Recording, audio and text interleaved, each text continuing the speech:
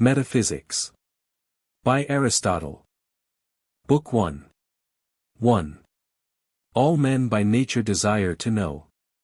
An indication of this is the delight we take in our senses, for even apart from their usefulness they are loved for themselves, and above all others the sense of sight. For not only with a view to action, but even when we are not going to do anything, we prefer seeing, one might say, to everything else. The reason is that this, most of all the senses, makes us know and brings to light many differences between things. By nature animals are born with the faculty of sensation, and from sensation memory is produced in some of them, though not in others. And therefore the former are more intelligent and apt at learning than those which cannot remember.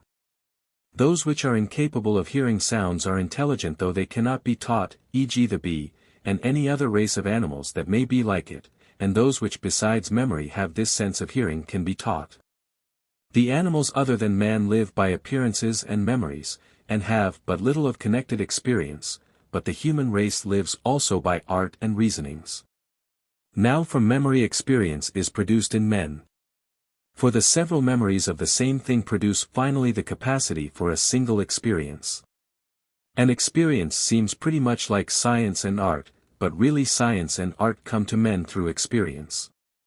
For experience made art, as Polus says, but inexperience luck.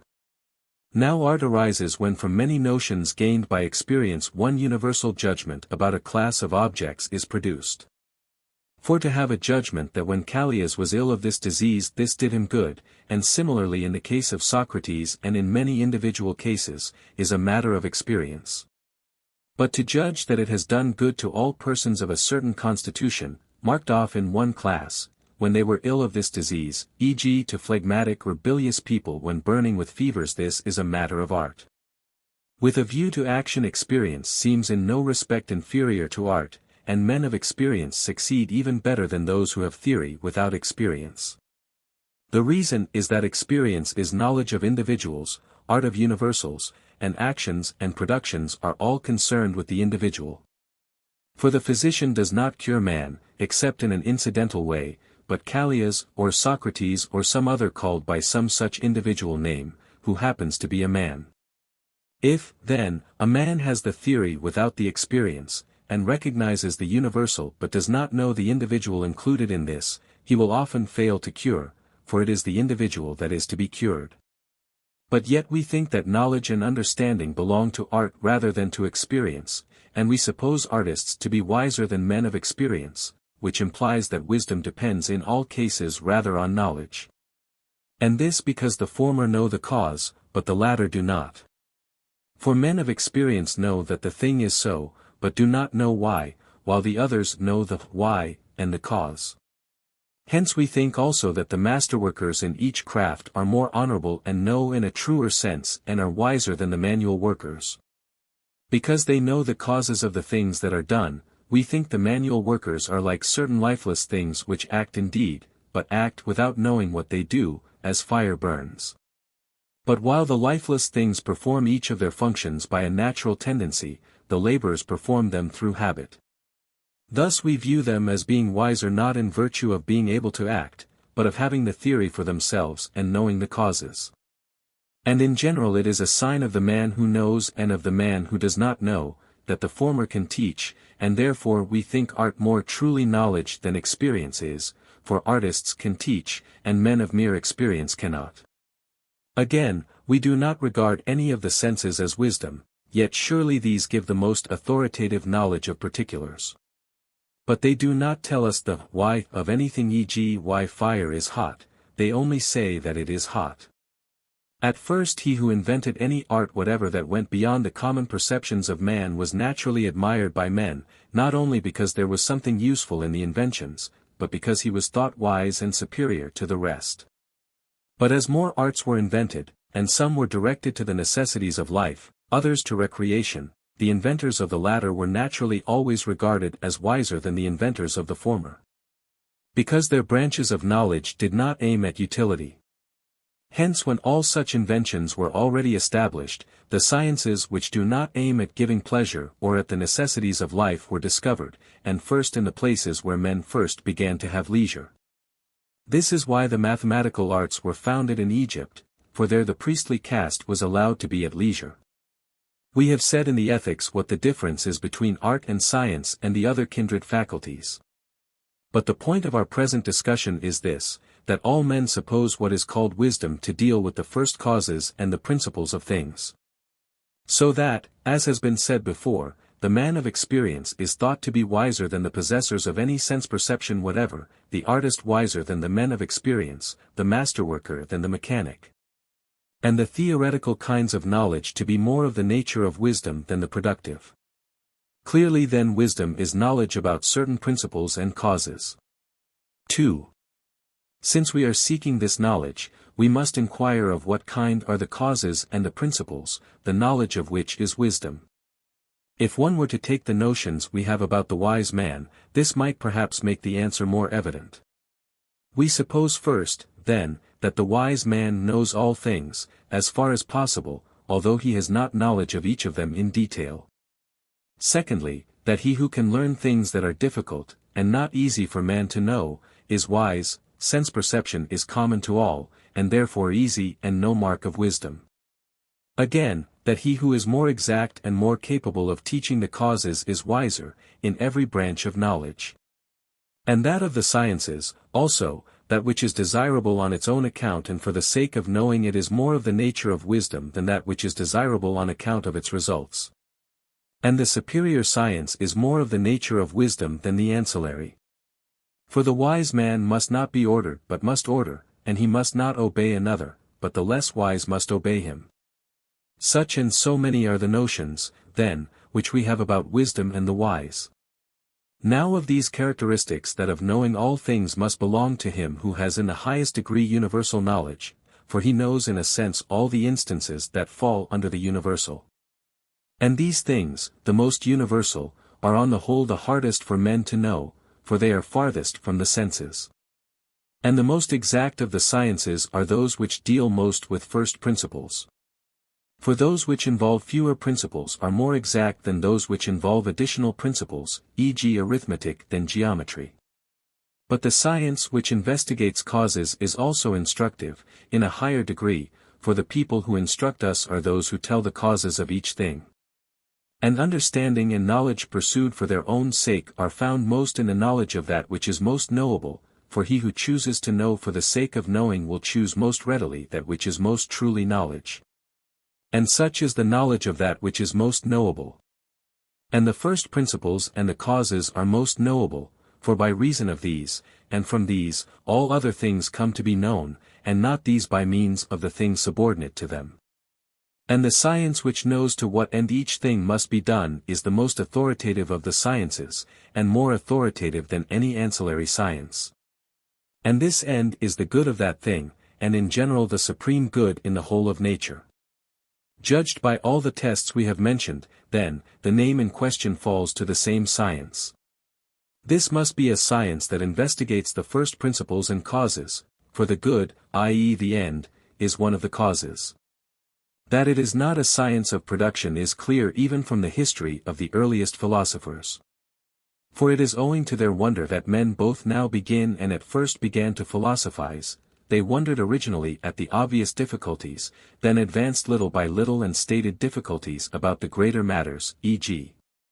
about the phenomena of the moon and those of the sun and of the stars, and about the genesis of the universe. And a man who is puzzled and wonders thinks himself ignorant, whence even the lover of myth is in a sense a lover of wisdom, for the myth is composed of wonders. Therefore since they philosophized order to escape from ignorance, evidently they were pursuing science in order to know, and not for any utilitarian end. And this is confirmed by the facts.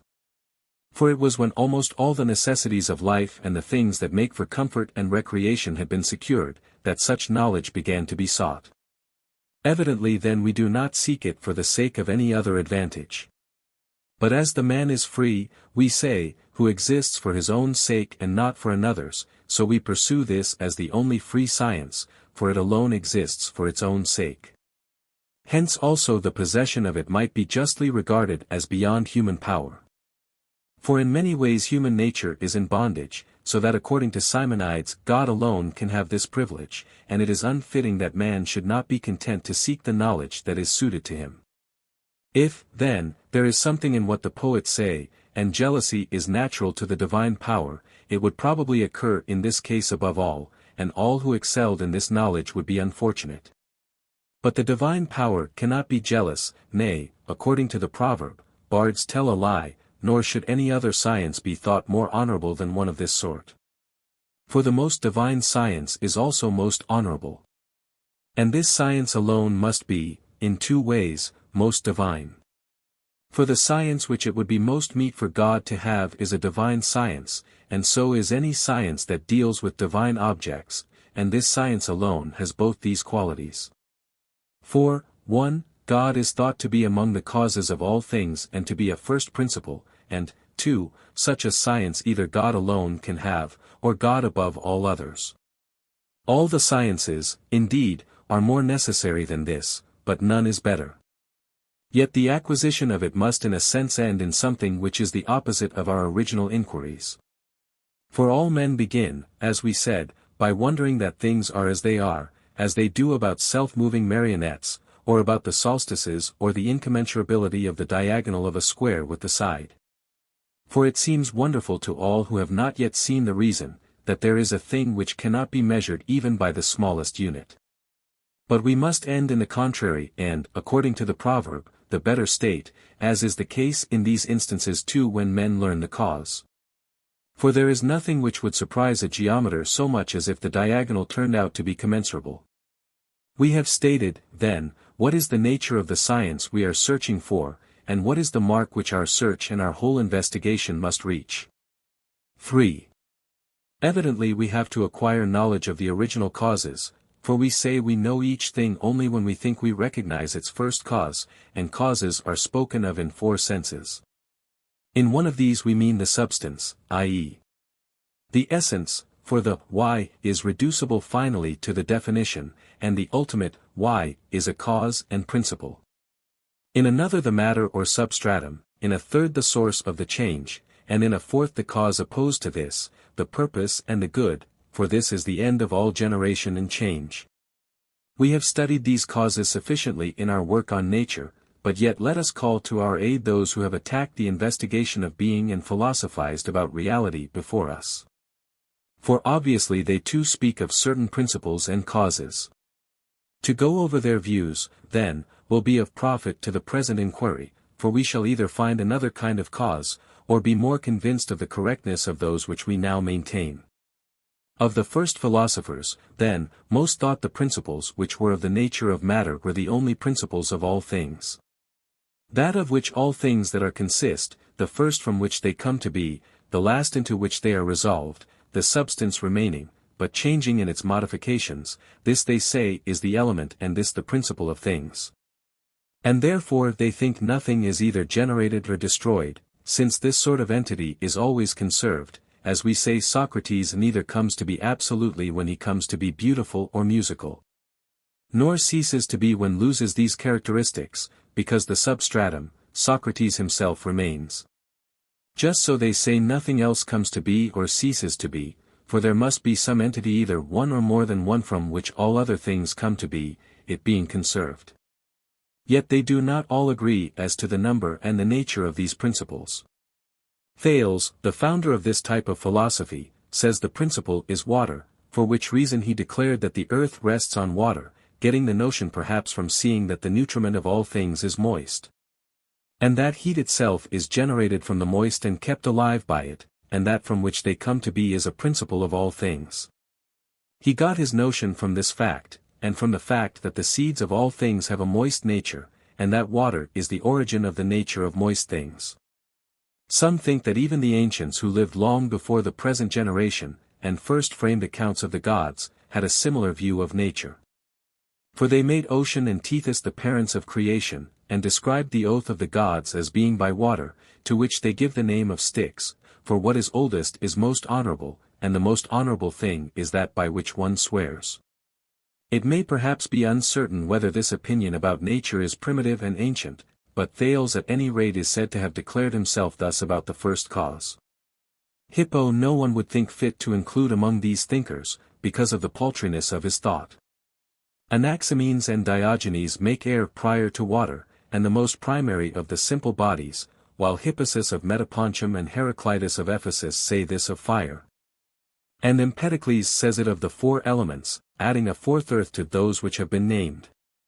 For these, he says, always remain and do not come to be, except that they come to be more or fewer, being aggregated into one and segregated out of one.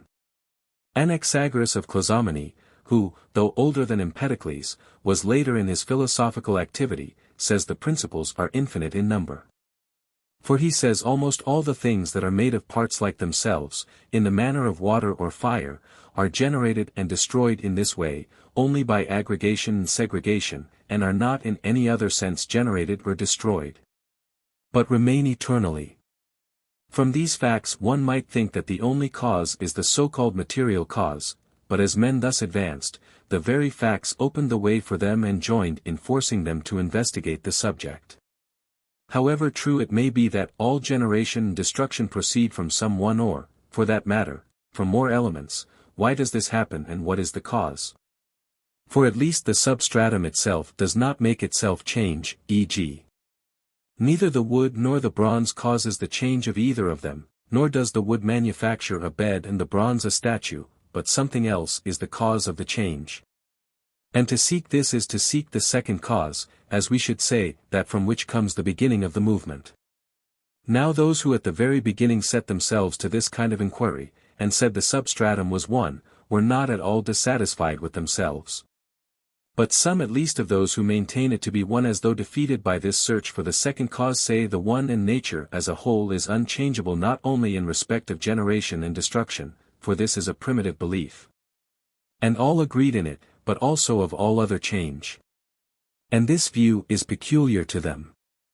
Of those who said the universe was one, then none succeeded in discovering a cause of this sort, except perhaps Parmenides, and he only inasmuch as he supposes that there is not only one but also in some sense two causes. But for those who make more elements it is more possible to state the second cause, e.g. for those who make hot and cold, or fire and earth, the elements.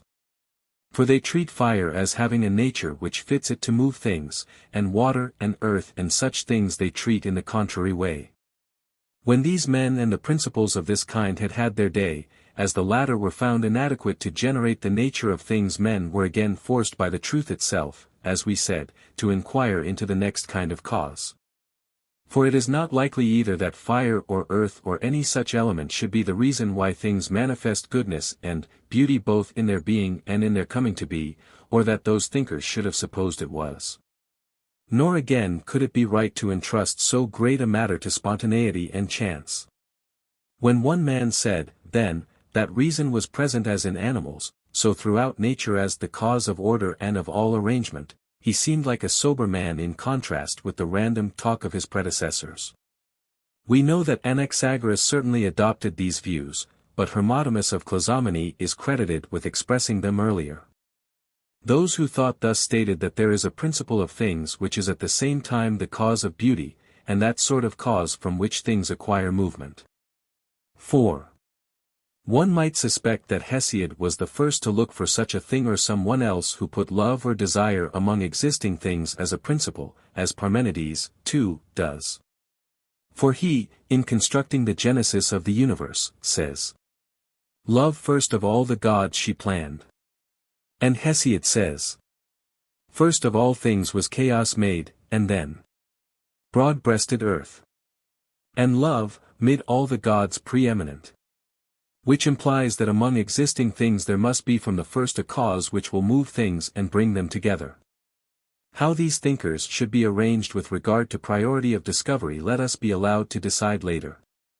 But since the contraries of the various forms of good were also perceived to be present in nature, not only order and the beautiful, but also disorder and the ugly, and bad things in greater number than good, and ignoble things than beautiful, therefore another thinker introduced friendship and strife, each of the two the cause of one of these two sets of qualities. For if we were to follow out the view of Empedocles, and interpret it according to its meaning and not to its lisping expression, we should find that friendship is the cause of good things, and strife of bad. Therefore, if we said that Empedocles in a sense both mentions, and is the first to mention, the bad and the good as principles, we should perhaps be right, since the cause of all goods is the good itself. These thinkers, as we say, evidently grasped, and to this extent, two of the causes which we distinguished in our work on nature, the matter and the source of the movement, vaguely, however, and with no clearness. But as untrained men behave in fights. For they go round their opponents and often strike fine blows, but they do not fight on scientific principles, and so too these thinkers do not seem to know what they say. For it is evident that, as a rule, they make no use of their causes except to a small extent.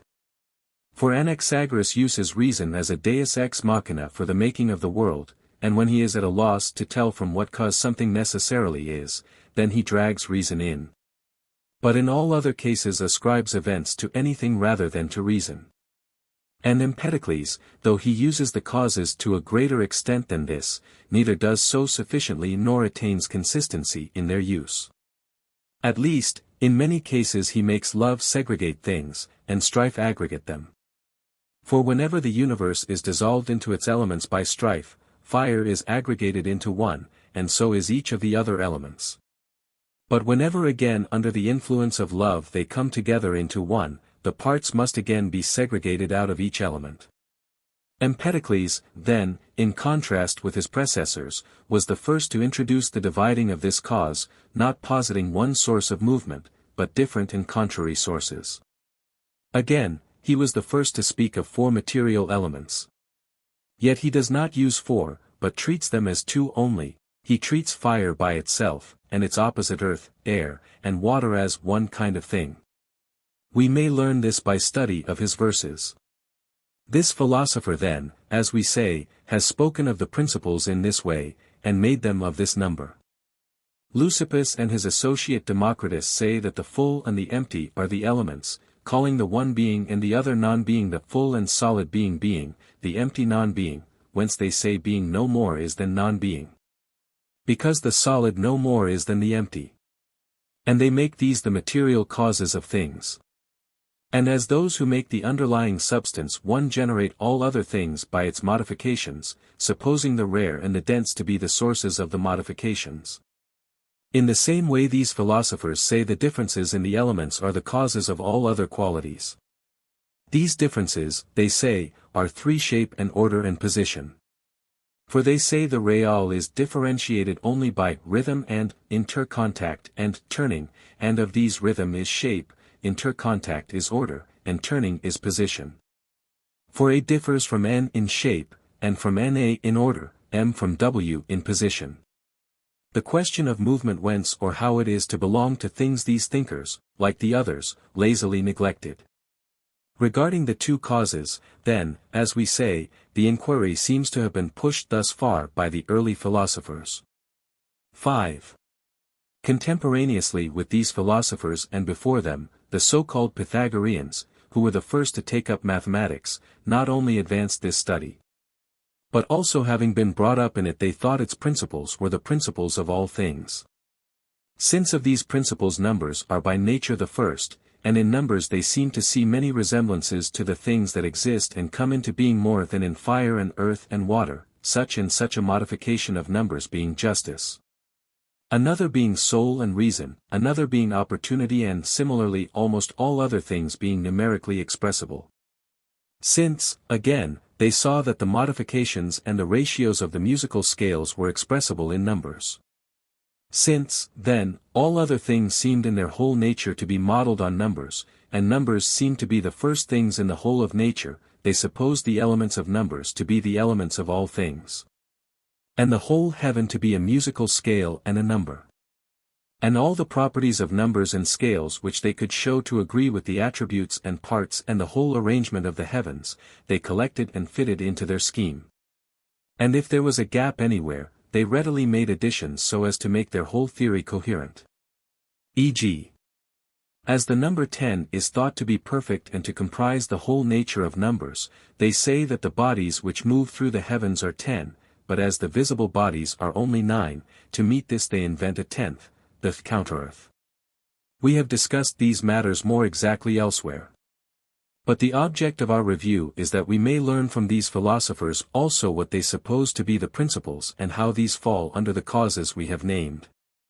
Evidently, then, these thinkers also consider that number is the principle both as matter for things and as forming both their modifications and their permanent states, and hold that the elements of number are the even and the odd. And that of these the latter is limited, and the former unlimited. And that the one proceeds from both of these, for it is both even and odd, and number from the one, and that the whole heaven, as has been said, is numbers.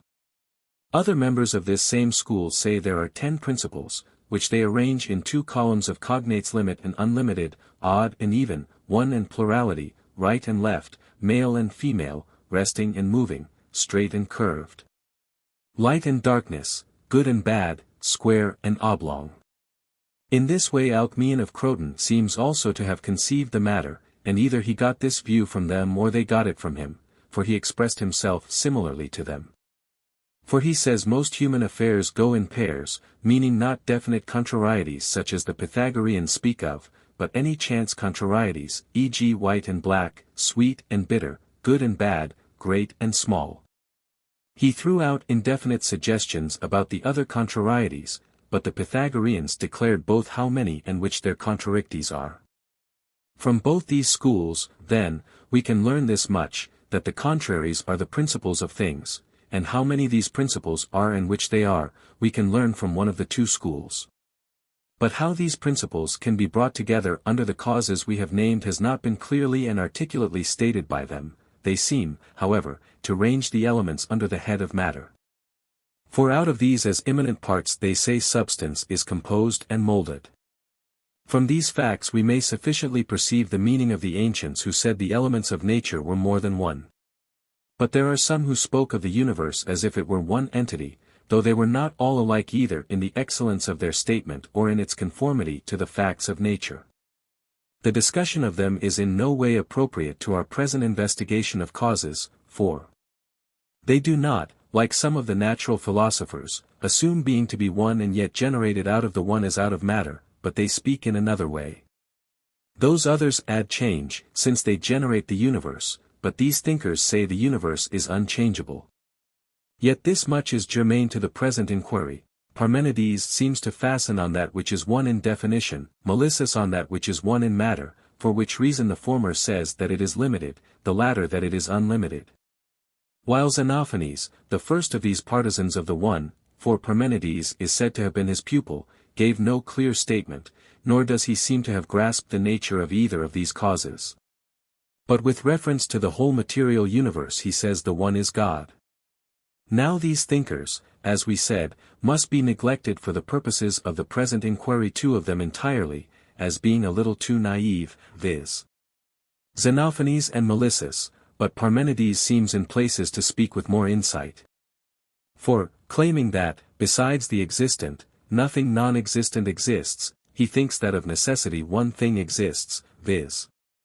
the existent and nothing else. On this we have spoken more clearly in our work on nature, but being forced to follow the observed facts, and supposing the existence of that which is one in definition, but more than one according to our sensations. He now posits 2 causes and 2 principles, calling them hot and cold, i.e. fire and earth, and of these he ranges the hot with the existent, and the other with the non-existent. From what has been said, then, and from the wise men who have now sat in council with us, we have got thus much on the one hand from the earliest philosophers, who regard the first principle as corporeal, for water and fire and such things are bodies, and of whom some suppose that there is one corporeal principle, others that there are more than one, but both put these under the head of matter. And on the other hand from some who posit both this cause and besides this the source of movement, which we have got from some as single and from others as twofold. Down to the Italian school, then, and apart from it, philosophers have treated these subjects rather obscurely, except that, as we said, they have in fact used 2 kinds of cause. And one of these the source of movement some treat as one and others as 2. But the Pythagoreans have said in the same way that there are 2 principles, but added this much, which is peculiar to them, that they thought that finitude and infinity were not attributes of certain other things, e.g. of fire or earth or anything else of this kind, but that infinity itself and unity itself were the substance of the things of which they are predicated. This is why number was the substance of all things. On this subject, then, they expressed themselves thus, and regarding the question of essence they began to make statements and definitions, but treated the matter too simply. For they both defined superficially and thought that the first subject of which a given definition was predicable was the substance of the thing defined, as if one supposed that double and two were the same. Because two is the first thing of which double is predicable. But surely to be double and to be two are not the same. If they are, one thing will be many a consequence which they actually drew. From the earlier philosophers, then, and from their successors we can learn thus much. 6. After the systems we have named came the philosophy of Plato, which in most respects followed these thinkers, but had peculiarities that distinguished it from the philosophy of the Italians. For, having in his youth first become familiar with Cratylus and with the Heraclitean doctrines, that all sensible things are ever in a state of flux and there is no knowledge about them, these views he held even in later years. Socrates, however, was busying himself about ethical matters and neglecting the world of nature as a whole but seeking the universal in these ethical matters, and fixed thought for the first time on definitions. Plato accepted his teaching, but held that the problem applied not to sensible things but to entities of another kind for this reason, that the common definition could not be a definition of any sensible thing, as they were always changing.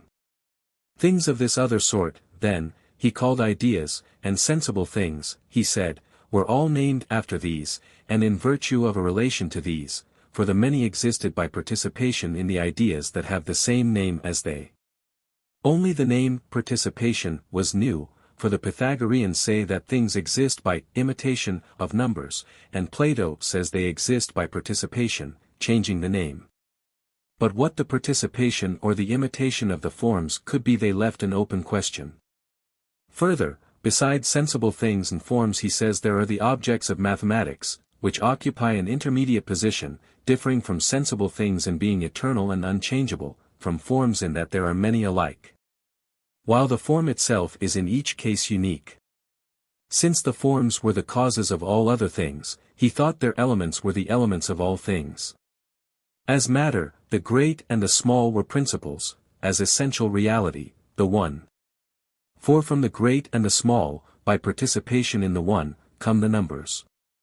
But he agreed with the Pythagoreans in saying that the one is substance and not a predicate of something else.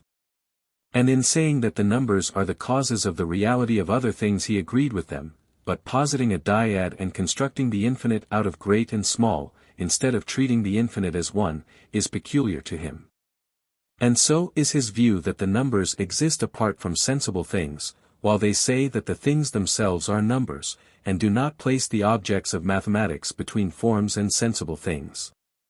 His divergence from the Pythagoreans in making the one and the numbers separate from things, and his introduction of the forms, were due to his inquiries in the region of definitions, for the earlier thinkers had no tincture of dialectic. And his making the other entity besides the one a dyad was due to the belief that the numbers, except those which were prime, could be neatly produced out of the dyad as out of some plastic material. Yet what happens is the contrary, the theory is not a reasonable one. For they make many things out of the matter, and the form generates only once, but what we observe is that one table is made from one matter, while the man who applies the form, though he is one, makes many tables. And the relation of the male to the female is similar, for the latter is impregnated by one copulation, but the male impregnates many females, yet these are analogues of those first principles. Plato, then, declared himself thus on the points in question.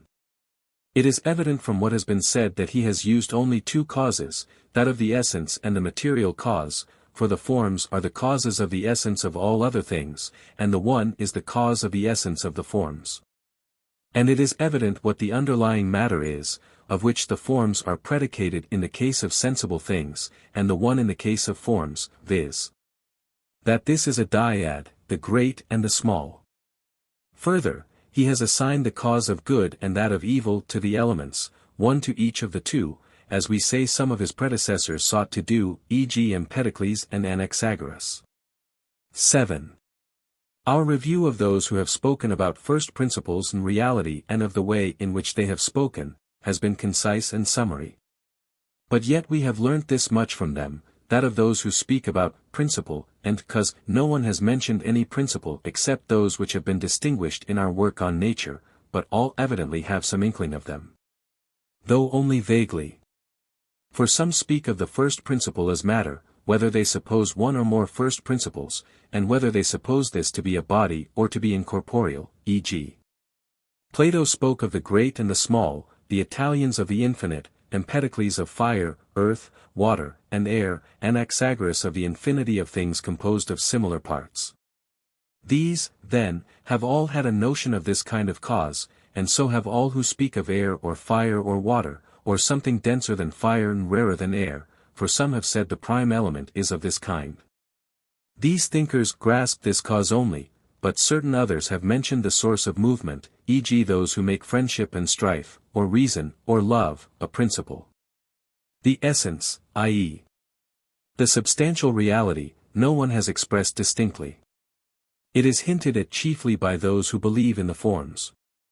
For they do not suppose either that the forms are the matter of sensible things, and the one the matter of the forms, or that they are the source of movement, for they say these are causes rather of immobility and of being at rest.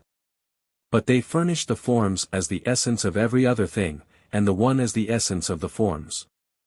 That for whose sake actions and changes and movements take place, they assert to be a cause in a way, but not in this way, i.e. not in the way in which it is its nature to be a cause. For those who speak of reason or friendship class these causes as goods, they do not speak, however, as if anything that exists either existed or came into being for the sake of these, but as if movement started from these. In the same way those who say the one or the existent is the good, say that it is the cause of substance, but not that substance either is or comes to be for the sake of this. Therefore it turns out that in a sense they both say and do not say the good is a cause, for they do not call it a cause qua good but only incidentally. All these thinkers then, as they cannot pitch on another cause, seem to testify that we have determined rightly both how many and of what sort the causes are. Besides this it is plain that when the causes are being looked for, either all four must be sought thus or they must be sought in one of these four ways. Let us next discuss the possible difficulties with regard to the way in which each of these thinkers has spoken, and with regard to his situation relatively to the first principles. 8. Those, then, who say the universe is one and posit one kind of thing as matter, and as corporeal matter which has spatial magnitude, evidently go astray in many ways.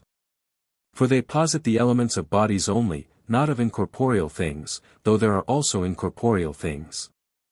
And in trying to state the causes of generation and destruction, and in giving a physical account of all things, they do away with the cause of movement. Further, they err in not positing the substance, i.e. the essence, as the cause of anything, and besides this in lightly calling any of the simple bodies except earth the first principle, without inquiring how they are produced out of one another, I mean fire, water, earth, and air.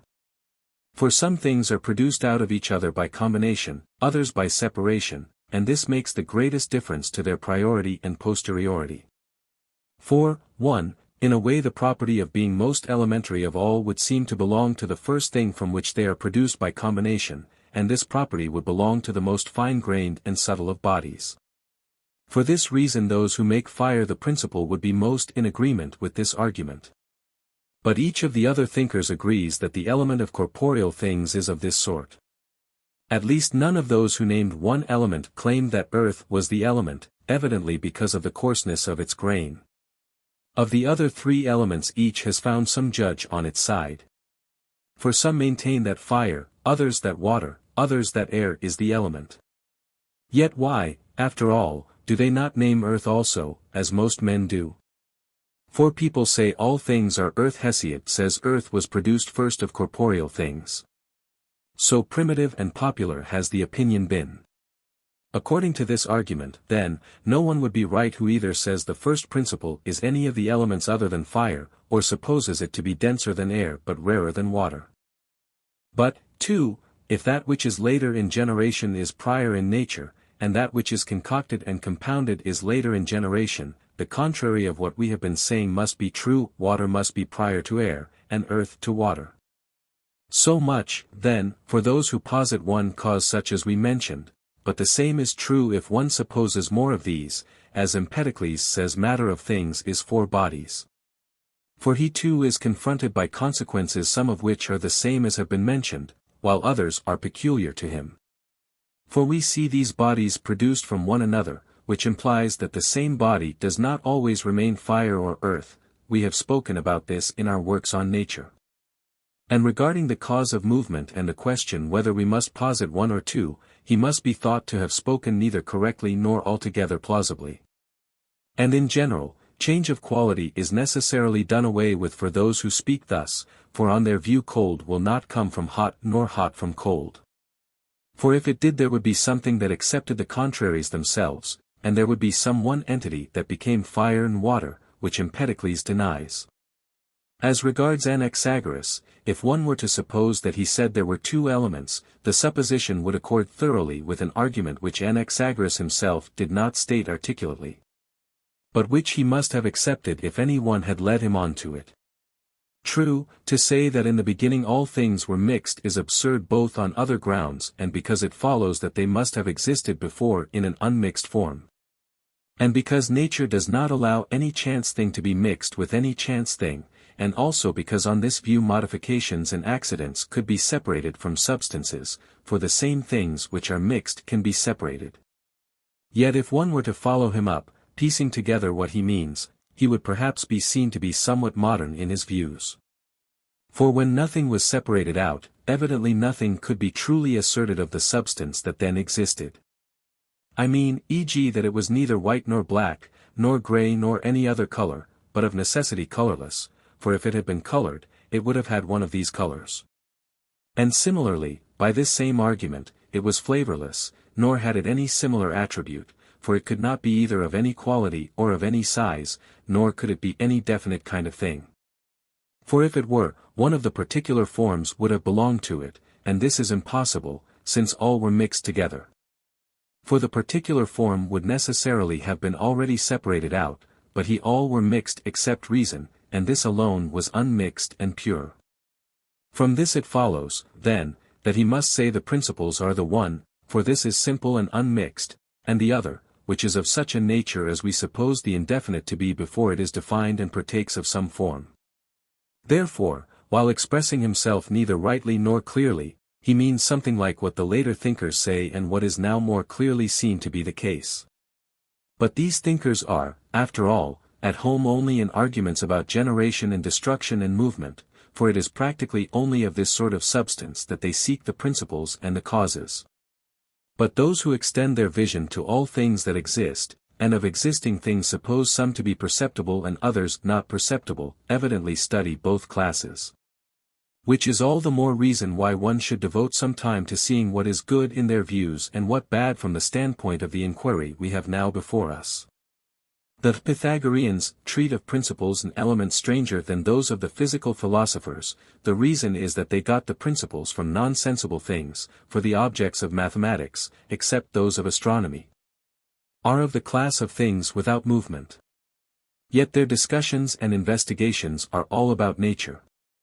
For they generate the heavens, and with regard to their parts and attributes and functions they observe the phenomena, and use up the principles and the causes in explaining these, which implies that they agree with the others. The physical philosophers, that the real is just all that which is perceptible and contained by the so-called heavens. But the causes and the principles which they mention are, as we said, sufficient to act as steps even up to the higher realms of reality, and are more suited to these than to theories about nature. They do not tell us at all, however, how there can be movement if limit and unlimited and odd and even are the only things assumed, or how without movement and change there can be generation and destruction. Or the bodies that move through the heavens can do what they do. Further, if one either granted them that spatial magnitude consists of these elements, or this were proved, still how would some bodies be light and others have weight? To judge from what they assume and maintain, they are speaking no more of mathematical bodies than of perceptible. Hence they have said nothing whatever about fire or earth or the other bodies of this sort, I suppose because they have nothing to say which applies peculiarly to perceptible things. Further, how are we to combine the beliefs that the attributes of number, and number itself, are causes of what exists and happens in the heavens both from the beginning and now? And that there is no other number than this number out of which the world is composed.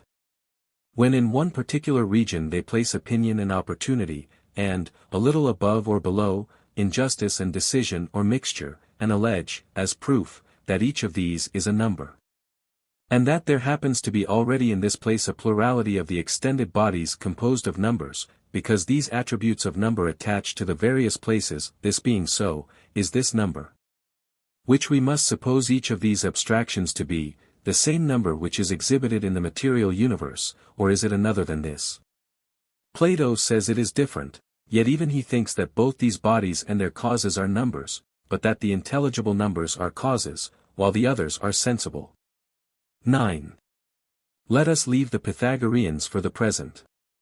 For it is enough to have touched on them as much as we have done.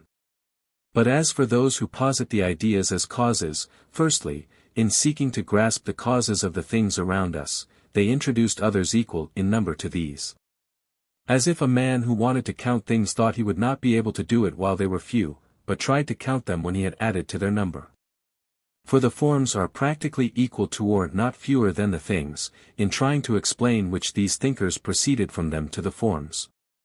For to each thing there answers an entity which has the same name and exists apart from the substances, and so also in the case of all other groups there is a one over many, whether the many are in this world or are eternal.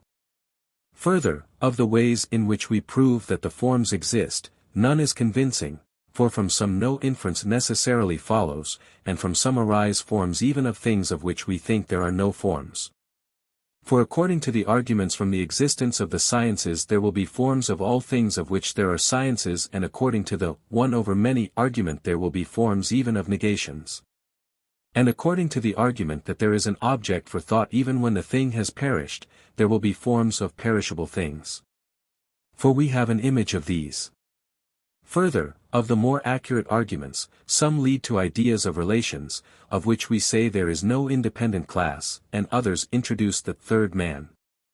And in general the arguments for the forms destroy the things for whose existence we are more zealous than for the existence of the ideas, for it follows that not the dyad but number is first, i.e.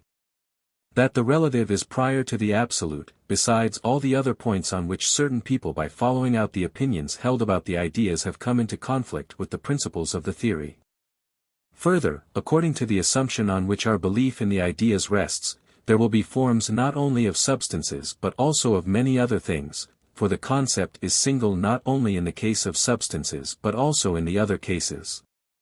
And there are sciences not only of substance but also of other things, and 1,000 other such difficulties confront them. But according to the necessities of the case and the opinions held about the forms, if forms can be shared in there must be ideas of substances only. For they are not shared in incidentally, but a thing must share in its form as in something not predicated of a subject, by being shared in incidentally, I mean that e.g. if a thing shares in double itself, it shares also in eternal, but incidentally, for if eternal happens to be predicable of the double. Therefore the forms will be substance. But the same terms indicate substance in this and in the ideal world, or what will be the meaning of saying that there is something apart from the particulars the one over many?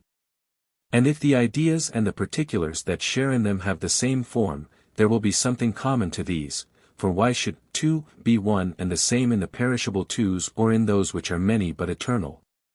And not the same in the two itself as in the particular two? But if they have not the same form, they must have only the name in common, and it is as if one were to call both Callias and a wooden image of man, without observing any community between them. Above all one might discuss the question what on earth the forms contribute to sensible things, either to those that are eternal or to those that come into being and cease to be. For they cause neither movement nor any change in them. But again they help in no wise either towards the knowledge of the other things, for they are not even the substance of these, else they would have been in them, or towards their being, if they are not in the particulars which share in them. Though if they were, they might be thought to be causes, as white causes whiteness in a white object by entering into its composition. But this argument, which first Anaxagoras and later Eudoxus and certain others used, is very easily upset. For it is not difficult to collect many insuperable objections to such a view. But, further, all other things cannot come from the forms in any of the usual senses of from. And to say that they are patterns and the other things share in them is to use empty words and poetical metaphors. For what is it that works, looking to the ideas? And anything can either be, or become, like another without being copied from it, so that whether Socrates or not a man Socrates like might come to be, and evidently this might be so even if Socrates were eternal. And there will be several patterns of the same thing, and therefore several forms, e.g. animal and two-footed, and also man himself, will be forms of man. Again, the forms are patterns not only sensible things, but of forms themselves also, i.e. the genus, as genus of various species, will be so, therefore the same thing will be pattern and copy. Again, it would seem impossible that the substance and that of which it is the substance should exist apart. How, therefore, could the ideas, being the substances of things, exist apart? In the Phaedo, the case is stated in this way that the forms are causes both of being and of becoming. Yet when the forms exist, still the things that share in them do not come into being, unless there is something to originate movement, and many other things come into being, e.g. a house or a ring, of which we say there are no forms. Clearly, therefore, even the other things can both be and come into being owing to such causes as produce the things just mentioned. Again, if the forms are numbers, how can they be causes? Is it because existing things are other numbers, e.g. one number is man, another is Socrates, another Callias? Why then are the one set of numbers causes of the other set? It will not make any difference even if the former are eternal and the latter are not. But if it is because things in this sensible world, e.g. harmony, are ratios of numbers, evidently the things between which they are ratios are some one class of things. If, then, this, the matter, is some definite thing, evidently the numbers themselves too will be ratios of something to something else. E.g. if Callias is a numerical ratio between fire and earth and water and air, his idea also will be a number of certain other underlying things. And man himself, whether it is a number in a sense or not, will still be a numerical ratio of certain things and not a number proper, nor will it be of number merely because it is a numerical ratio. Again, from many numbers one number is produced, but how can one form come from many forms? And if the number comes not from the many numbers themselves but from the units in them, e.g. in 10,000, how is it with the units? If they are specifically alike, numerous absurdities will follow, and also if they are not alike, neither the units in one number being themselves like one another or those in other numbers being all like to all. For in what will they differ, as they are without quality? This is not a plausible view, nor is it consistent with our thought on the matter. Further, they must set up a second kind of number, with which arithmetic deals, and all the objects which are called intermediate by some thinkers, and how do these exist or from what principles do they proceed? Or why must they be intermediate between the things in this sensible world and the things themselves? Further, the units in must each come from a prior but this is impossible. Further, why is a number, when taken all together, one? Again, besides what has been said, if the units are diverse the Platonists should have spoken like those who say there are 4, or 2, elements, for each of these thinkers gives the name of element not to that which is common, e.g. to body, but to fire and earth, whether there is something common to them, viz. body, or not. But in fact the Platonists speak as if the one were homogeneous like fire or water, and if this is so, the numbers will not be substances. Evidently, if there is a one itself and this is a first principle, one is being used in more than one sense, for otherwise the theory is impossible. When we wish to reduce substances to their principles, we state that lines come from the short and long, i.e. from a kind of small and great, and the plane from the broad and narrow, and body from the deep and shallow. Yet how then can either the plane contain a line, or the solid a line or a plane? For the broad and narrow is a different class from the deep and shallow. Therefore, just as number is not present in these, because the many and few are different from these, evidently no other of the higher classes will be present in the lower. But again the broad is not a genus which includes the deep, for then the solid would have been a species of plane. Further, from what principle will the presence of the points in the line be derived? Plato even used to object to this class of things as being a geometrical fiction. He gave the name of principle of the line, and this he often posited to the indivisible lines. Yet these must have a limit. Therefore the argument from which the existence of the line follows proves also the existence of the point. In general, though philosophy seeks the cause of perceptible things, we have given this up, for we say nothing of the cause from which change takes its start, but while we fancy we are stating the substance of perceptible things, we assert the existence of a second class of substances, while our account of the way in which they are the substances of perceptible things is empty talk. For sharing, as we said before, means nothing. Nor have the forms any connection with what we see to be the cause in the case of the arts, that for whose sake both all mind and the whole of nature are operative, with this cause which we assert to be one of the first principles. But mathematics has come to be identical with philosophy for modern thinkers, though they say that it should be studied for the sake of other things. Further, one might suppose that the substance which according to them underlies as matter is too mathematical, and is a predicate and differentia of the substance, i.e. of the matter, rather than matter itself, i.e. the great and the small are like the rare and the dense which the physical philosophers speak of, calling these the primary differentia of the substratum, for these are a kind of excess and defect. And regarding movement, if the great and the small are to he movement, evidently the forms will be moved, but if they are not to be movement, whence did movement come? The whole study of nature has been annihilated. And what is thought to be easy to show that all things are one is not done, for what is proved by the method of setting out instances is not that all things are one but that there is a one itself if we grant all the assumptions. And not even this follows, if we do not grant that the universal is a genus, and this in some cases it cannot be. Nor can it be explained either how the lines and planes and solids that come after the numbers exist or can exist, or what significance they have. For these can neither be forms, for they are not numbers, nor the intermediates, for those are the objects of mathematics, nor the perishable things. This is evidently a distinct fourth class. In general, if we search for the elements of existing things without distinguishing the many senses in which things are said to exist, we cannot find them. Especially if the search for the elements of which things are made is conducted in this manner. For it is surely impossible to discover what acting or being acted on, or the straight, is made of, but if elements can be discovered at all, it is only the elements of substances. Therefore either to seek the elements of all existing things or to think one has them is incorrect. And how could we learn the elements of all things? Evidently we cannot start by knowing anything before. For as he who is learning geometry, though he may know other things before, knows none of the things with which the science deals and about which he is to learn, so is it in all other cases. Therefore if there is a science of all things, such as some assert to exist, he who is learning this will know nothing before.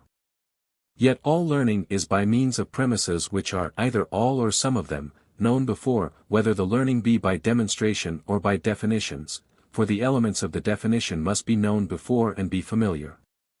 And learning by induction proceeds similarly.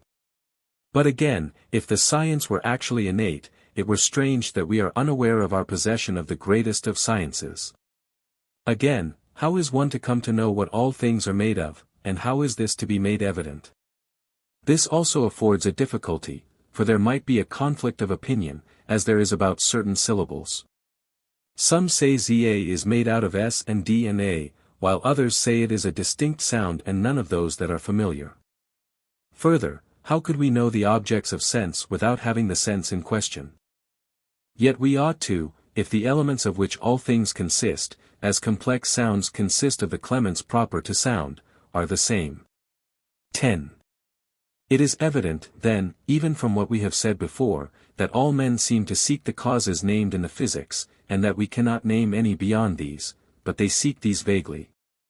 And though in a sense they have all been described before, in a sense they have not been described at all. For the earliest philosophy is, on all subjects, like one who lisps, since it is young and in its beginnings.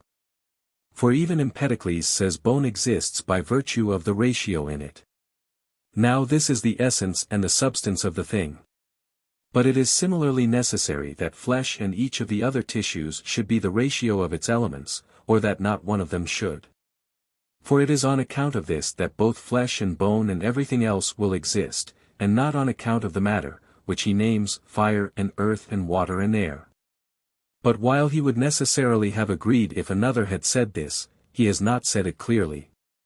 On these questions our views have been expressed before, but let us return to enumerate the difficulties that might be raised on these same points. For perhaps we may get from them some help towards our later difficulties. How do you find this book? Any thoughts about the book or the author? Any suggestion for improvement? Please take a moment to share your thoughts in a comment. If you like it, share it with your friends who might enjoy it as well. Subscribe to keep in touch. Visit CompleteAudiobooks.com for more quality content. Book 2. 1. The investigation of the truth is in one way hard, in another easy. An indication of this is found in the fact that no one is able to attain the truth adequately, while, on the other hand, we do not collectively fail, but everyone says something true about the nature of things. And while individually we contribute little or nothing to the truth, by the union of all a considerable amount is amassed.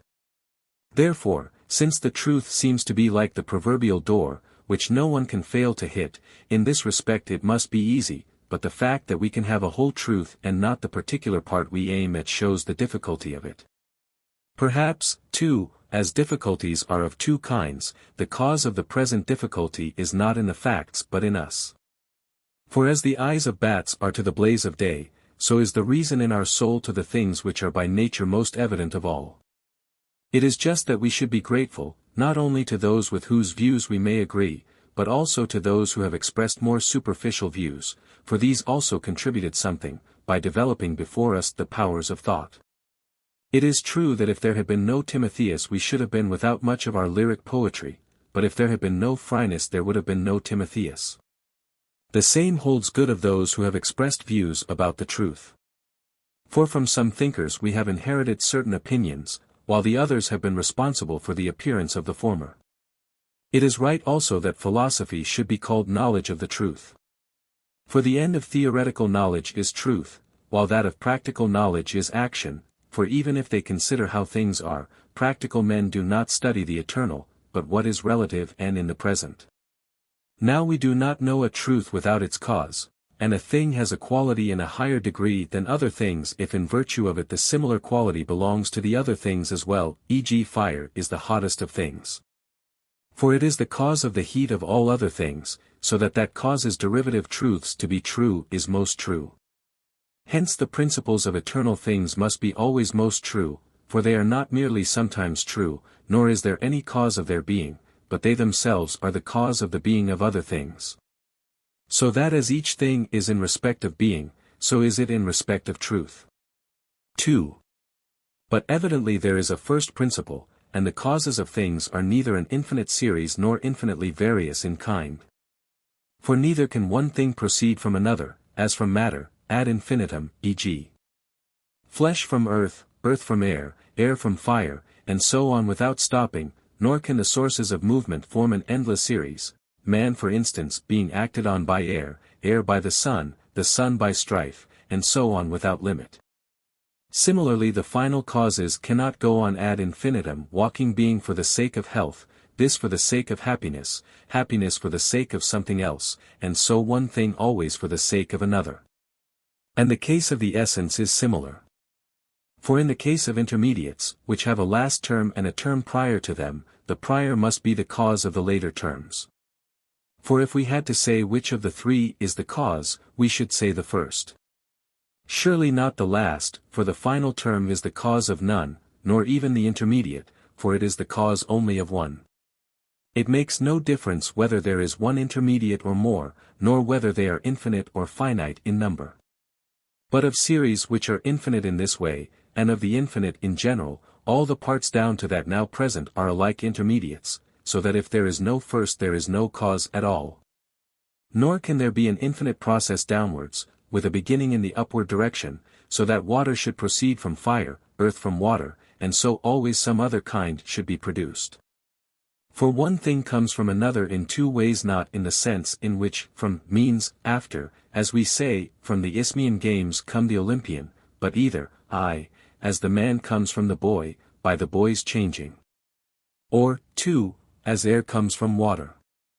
By, as the man comes from the boy, we mean, as that which has come to be from that which is coming to be, or, as that which is finished from that which is being achieved, for as becoming is between being and not being. So that which is becoming is always between that which is and that which is not.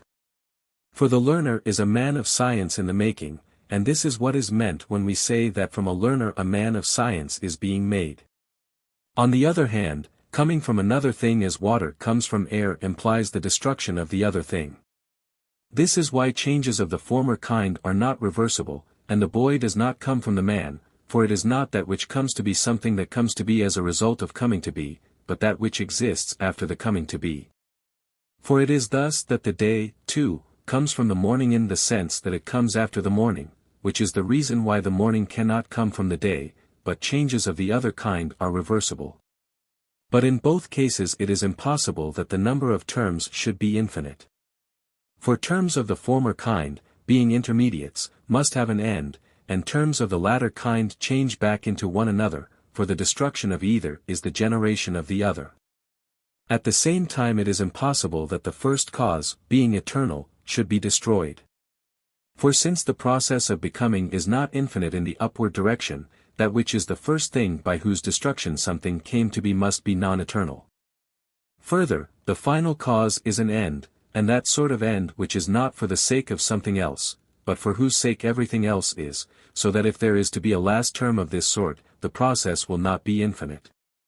But if there is no such term, there will be no final cause, but those who maintain the infinite series eliminate the good without knowing it, yet no one would try to do anything if he were not going to come to a limit.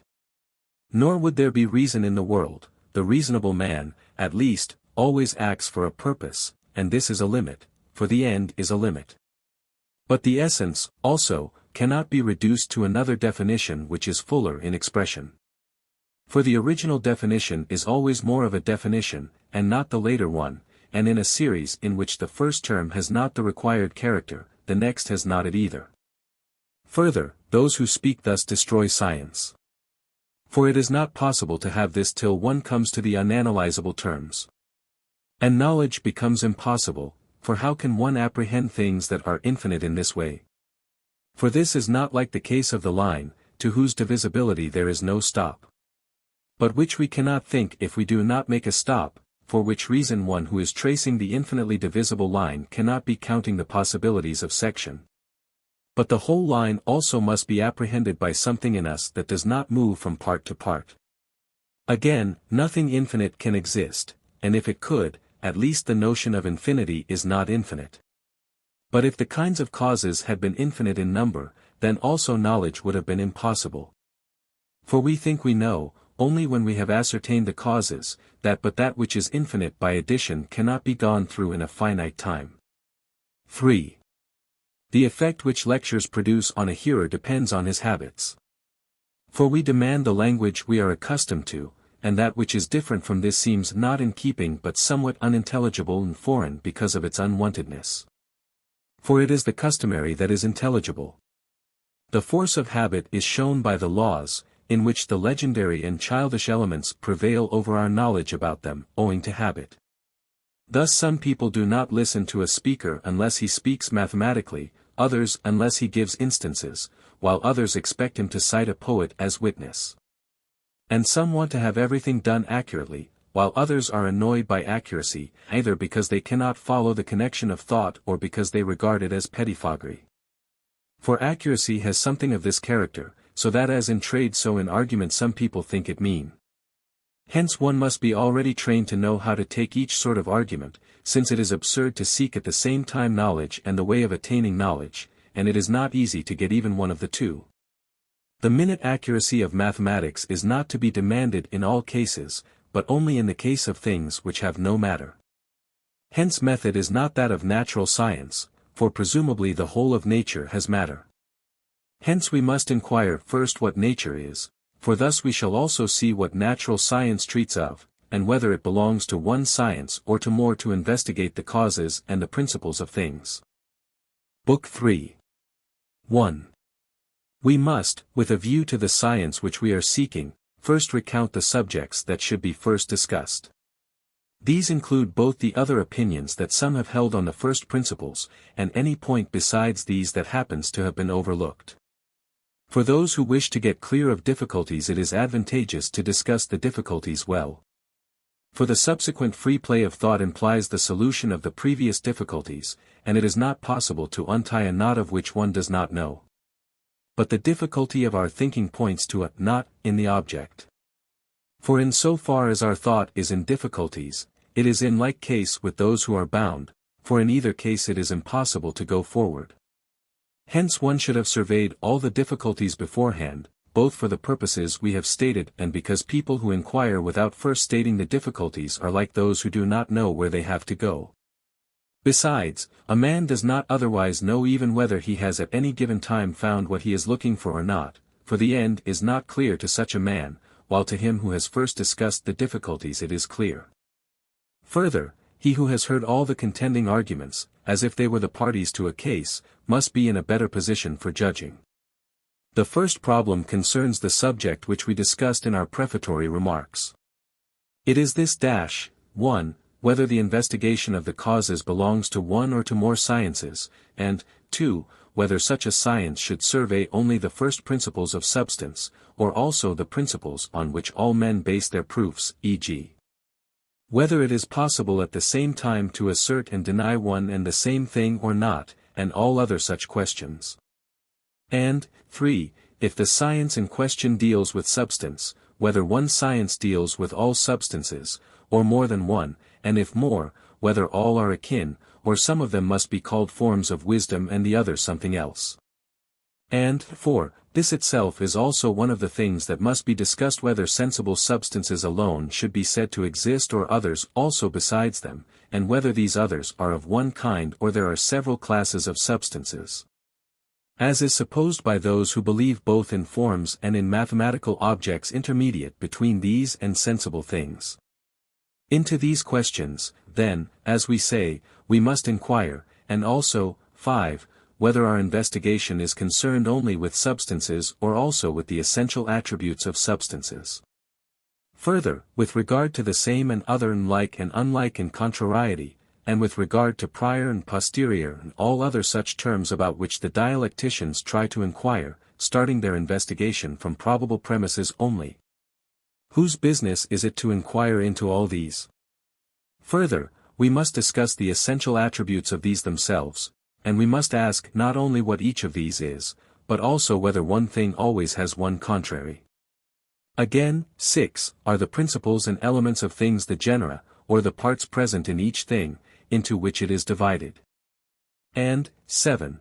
If they are the genera, are they the genera that are predicated proximately of the individuals, or the highest genera, e.g. is animal or man the first principle and the more independent of the individual instance? And 8. We must inquire and discuss especially whether there is, besides the matter, anything that is a cause in itself or not, and whether this can exist apart or not, and whether it is one or more in number.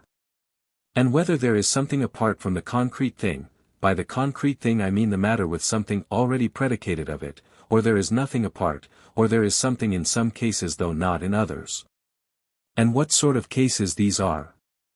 Again, 9. We ask whether the principles are limited in number or in kind, both those in the definitions and those in the substratum, and 10. Whether the principles of perishable and of imperishable things are the same or different. And whether they are all imperishable or those of perishable things are perishable. Further, 11. There is the question which is hardest of all and most perplexing, whether unity in being, as the Pythagoreans and Plato said, are not attributes of something else but the substance of existing things, or this is not the case. But the substratum is something else, as Empedocles says, love. As someone else says, fire, while another says water or air. Again, 12, we ask whether the principles are universal or like individual things, and, 13, whether they exist potentially or actually, and further, whether they are potential or actual in any other sense than in reference to movement. For these questions also would present much difficulty. Further, 14, are numbers and lines and figures and points a kind of substance or not, and if they are substances are they separate from sensible things or present in them? With regard to all these matters, not only is it hard to get possession of the truth, but it is not easy even to think out the difficulties well. 2. 1. First then, with regard to what we mentioned first, does it belong to one or to more sciences to investigate all the kinds of causes? How could it belong to one science to recognize the principles if these are not contrary? Further, there are many things to which not all the principles pertain. For how can a principle of change or the nature of the good exist for unchangeable things, since everything that in itself and by its own nature is good is an end, and a cause in the sense that for its sake the other things both come to be and are? And since an end or purpose is the end of some action, and all actions imply change, so in the case of unchangeable things this principle could not exist, nor could there be a good itself. This is why in mathematics nothing is proved by means of this kind of cause, nor is there any demonstration of this kind because it is better, or worse, indeed no one even mentions anything of the kind. And so for this reason some of the sophists, e.g. Aristippus, used to ridicule mathematics, for in the arts, he maintained, even in the industrial arts, e.g. in carpentry and cobbling, the reason always given is, because it is better, or worse, but the mathematical sciences take no account of goods and evils. But if there are several sciences of the causes, and a different science for each different principle, which of these sciences should be said to be that which we seek? Or which of the people who possess them has the most scientific knowledge of the object in question? The same thing may have all the kinds of causes, e.g. the moving cause of a house is the art or the builder, the final cause is the function it fulfills, the matter is earth and stones, and the form is the definition. To judge from our previous discussion of the question which of the sciences should be called wisdom, there is reason for applying the name to each of them. For inasmuch as it is most architectonic and authoritative and the other sciences, like slave women, may not even contradict it, the science of the end and of the good is of the nature of wisdom, for the other things are for the sake of the end. But inasmuch as it was described as dealing with the first causes and that which is in the highest sense object of knowledge, the science of substance must be of the nature of wisdom. For since men may know the same thing in many ways, we say that he who recognizes what a thing is by its being so and so knows more fully than he who recognizes it by its not being so and so.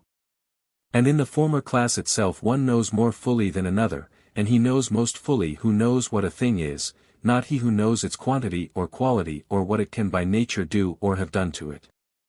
And further in all cases also we think that the knowledge of each even of the things of which demonstration is possible is present only when we know what the thing is, e.g. what squaring a rectangle is, viz. that it is the finding of a mean. And similarly in all other cases. And we know about becomings and actions and about every change when we know the source of the movement, and this is other than and opposed to the end. Therefore it would seem to belong to different sciences to investigate these causes severally. But, 2, taking the starting points of demonstration as well as the causes, it is a disputable question whether they are the object of one science or of more. By the starting points of demonstration I mean the common beliefs, on which all men base their proofs. E.g. that everything must be either affirmed or denied, and that a thing cannot at the same time be and not be, and all other such premises. The question is whether the same science deals with them as with substance, or a different science.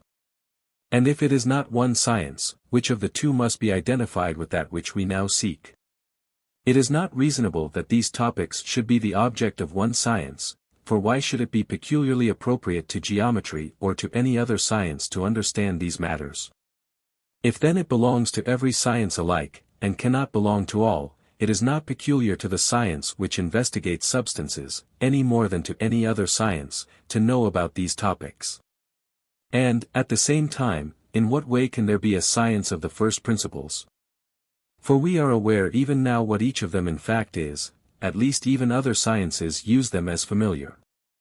But if there is a demonstrative science which deals with them, there will have to be an underlying kind.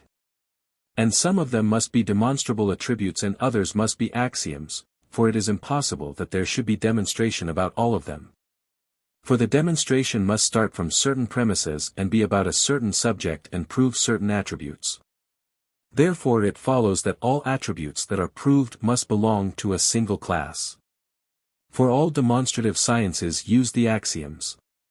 But if the science of substance and the science which deals with the axioms are different, which of them is by nature more authoritative and prior? The axioms are most universal and are principles of all things. And if it is not the business of the philosopher, to whom else will it belong to inquire what is true and what is untrue about them? 3. In general, do all substances fall under one science or under more than one? If the latter, to what sort of substance is the present science to be assigned? On the other hand, it is not reasonable that one science should deal with all. For then there would be one demonstrative science dealing with all attributes. For every demonstrative science investigates with regard to some subject its essential attributes, starting from the common beliefs. Therefore to investigate the essential attributes of one class of things, starting from one set of beliefs, is the business of one science. For the subject belongs to one science, and the premises belong to one, whether to the same or to another. So that the attributes do so too, whether they are investigated by these sciences or by one compounded out of them. 5. Further, does our investigation deal with substances alone or also with their attributes? I mean, for instance, if the solid is a substance and so are lines and planes. Is it the business of the same science to know these and to know the attributes of each of these classes, the attributes about which the mathematical sciences offer proofs, or of a different science? If of the same, the science of substance also must be a demonstrative science, but it is thought that there is no demonstration of the essence of things. And if of another, what will be the science that investigates the attributes of substance? This is a very difficult question.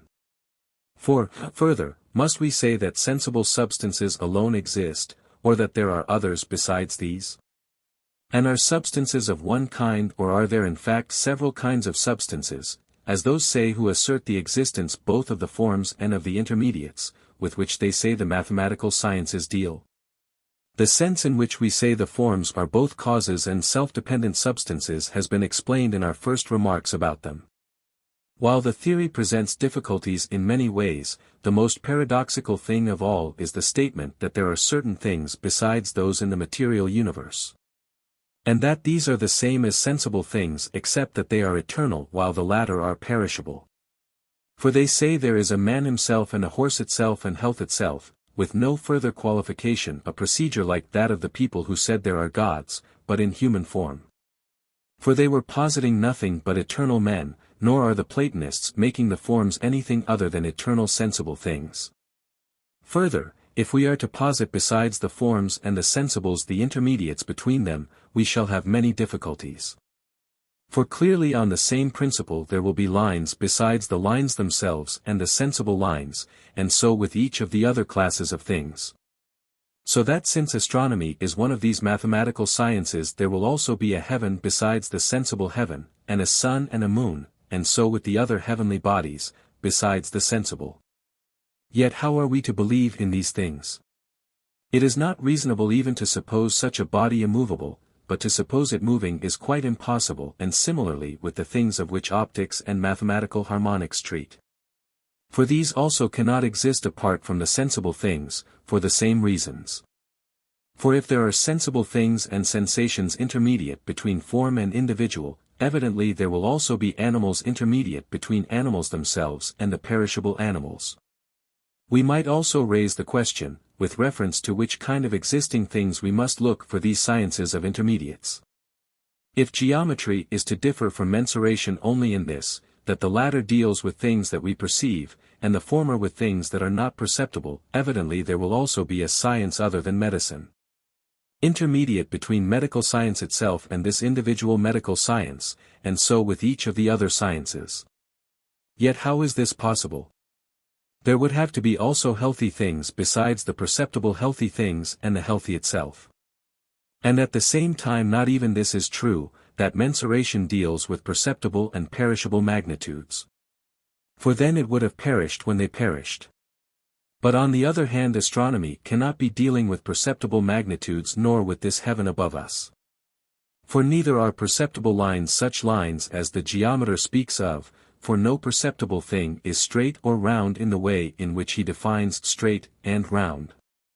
For a hoop touches a straight edge not at a point, but as Protagoras used to say it did, in his refutation of the geometers, nor are the movements and spiral orbits in the heavens like those of which astronomy treats. Nor have geometrical points the same nature as the actual stars. Now there are some who say that these so-called intermediates between the forms and the perceptible things exist, not apart from the perceptible things, however, but in these. The impossible results of this view would take too long to enumerate, but it is enough to consider even such points as the following. It is not reasonable that this should be so only in the case of these intermediates. But clearly the forms also might be in the perceptible things. For both statements are parts of the same theory. Further, it follows from this theory that there are two solids in the same place, and that the intermediates are not immovable, since they are in the moving perceptible things.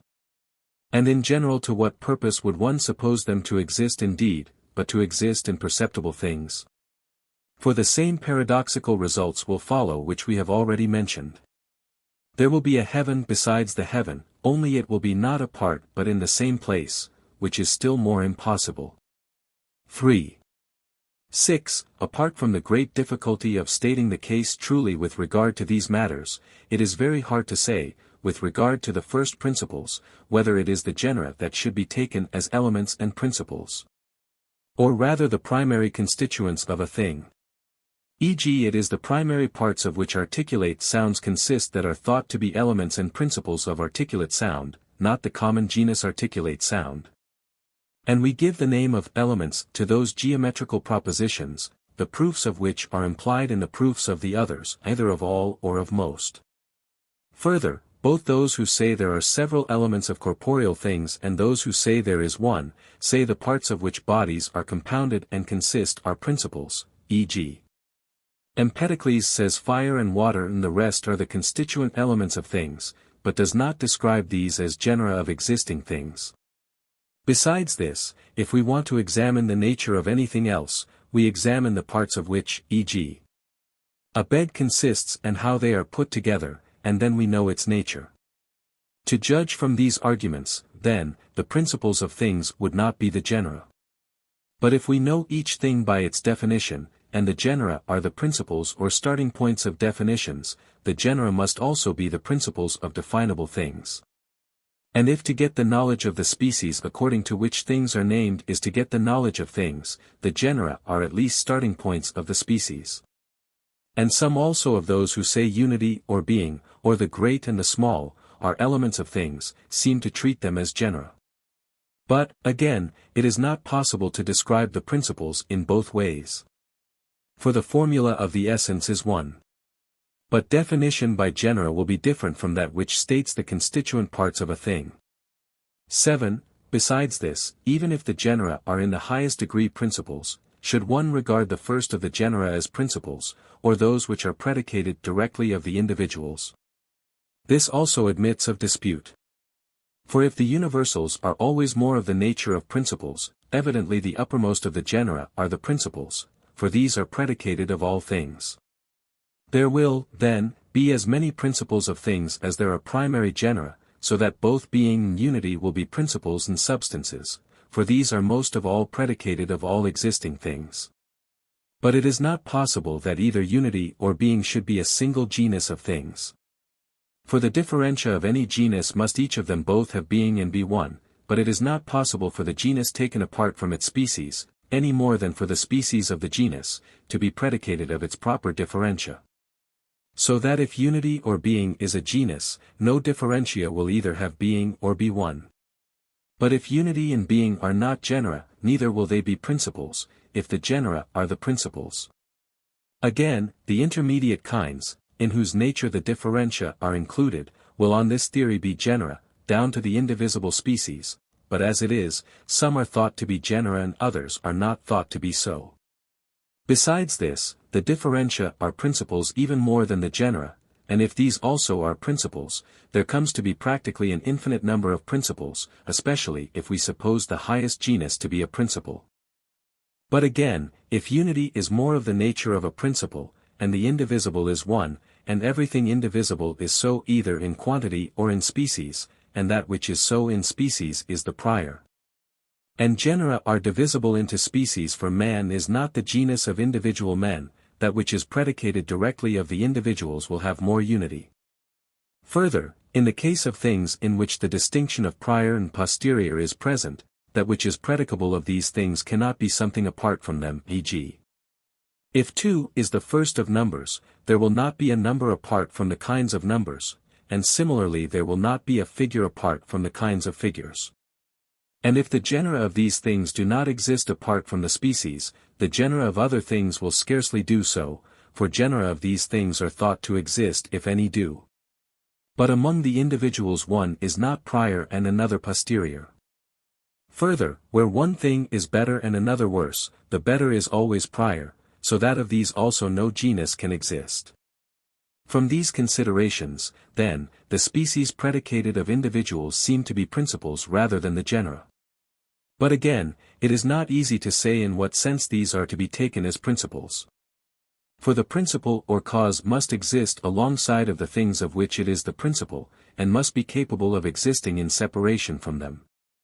But for what reason should we suppose any such thing to exist alongside of the individual, except that it is predicated universally and of all?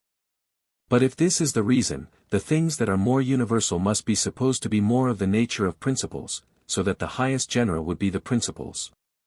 4. 8. There is a difficulty connected with these, the hardest of all and the most necessary to examine, and of this the discussion now awaits us. If, on the one hand, there is nothing apart from individual things, and the individuals are infinite in number, how then is it possible to get knowledge of the infinite individuals? For all things that we come to know in so far as they have some unity and identity, and in so far as some attribute belongs to them universally. But if this is necessary, and there must be something apart from the individuals, it will be necessary that the genera exist apart from the individuals, either the lowest or the highest genera. But we found by discussion just now that this is impossible. Further, if we admit in the fullest sense that something exists apart from the concrete thing, whenever something is predicated of the matter, must there, if there is something apart, be something apart from each set of individuals? Or from some and not from others, or from none? If there is nothing apart from individuals, there will be no object of thought, but all things will be objects of sense, and there will not be knowledge of anything, unless we say that sensation is knowledge. Further, nothing will be eternal or unmovable, for all perceptible things perish and are in movement. But if there is nothing eternal, neither can there be a process of coming to be, for there must be something that comes to be, i.e. from which something comes to be, and the ultimate term in this series cannot have come to be, since the series has a limit and since nothing can come to be out of that which is not. Further, if generation and movement exist there must also be a limit, for no movement is infinite, but every movement has an end, and that which is incapable of completing its coming to be cannot be in process of coming to be. And that which has completed its coming to be must he as soon as it has come to be. Further, since the matter exists, because it is ungenerated, it is a fortiori reasonable that the substance or essence, that which the matter is at any time coming to be, should exist. For if neither essence nor matter is to be, nothing will be at all, and since this is impossible there must be something besides the concrete thing, viz. the shape or form. But again, if we are to suppose this, it is hard to say in which cases we are to suppose it and in which not. For evidently it is not possible to suppose it in all cases. We could not suppose that there is a house besides the particular houses. Besides this, will the substance of all the individuals, e.g. of all men, be one? This is paradoxical, for all the things whose substance is one are one. But are the substances many and different? This also is unreasonable. At the same time, how does the matter become each of the individuals, and how is the concrete thing these two elements? 9. Again, one might ask the following question also about the first principles.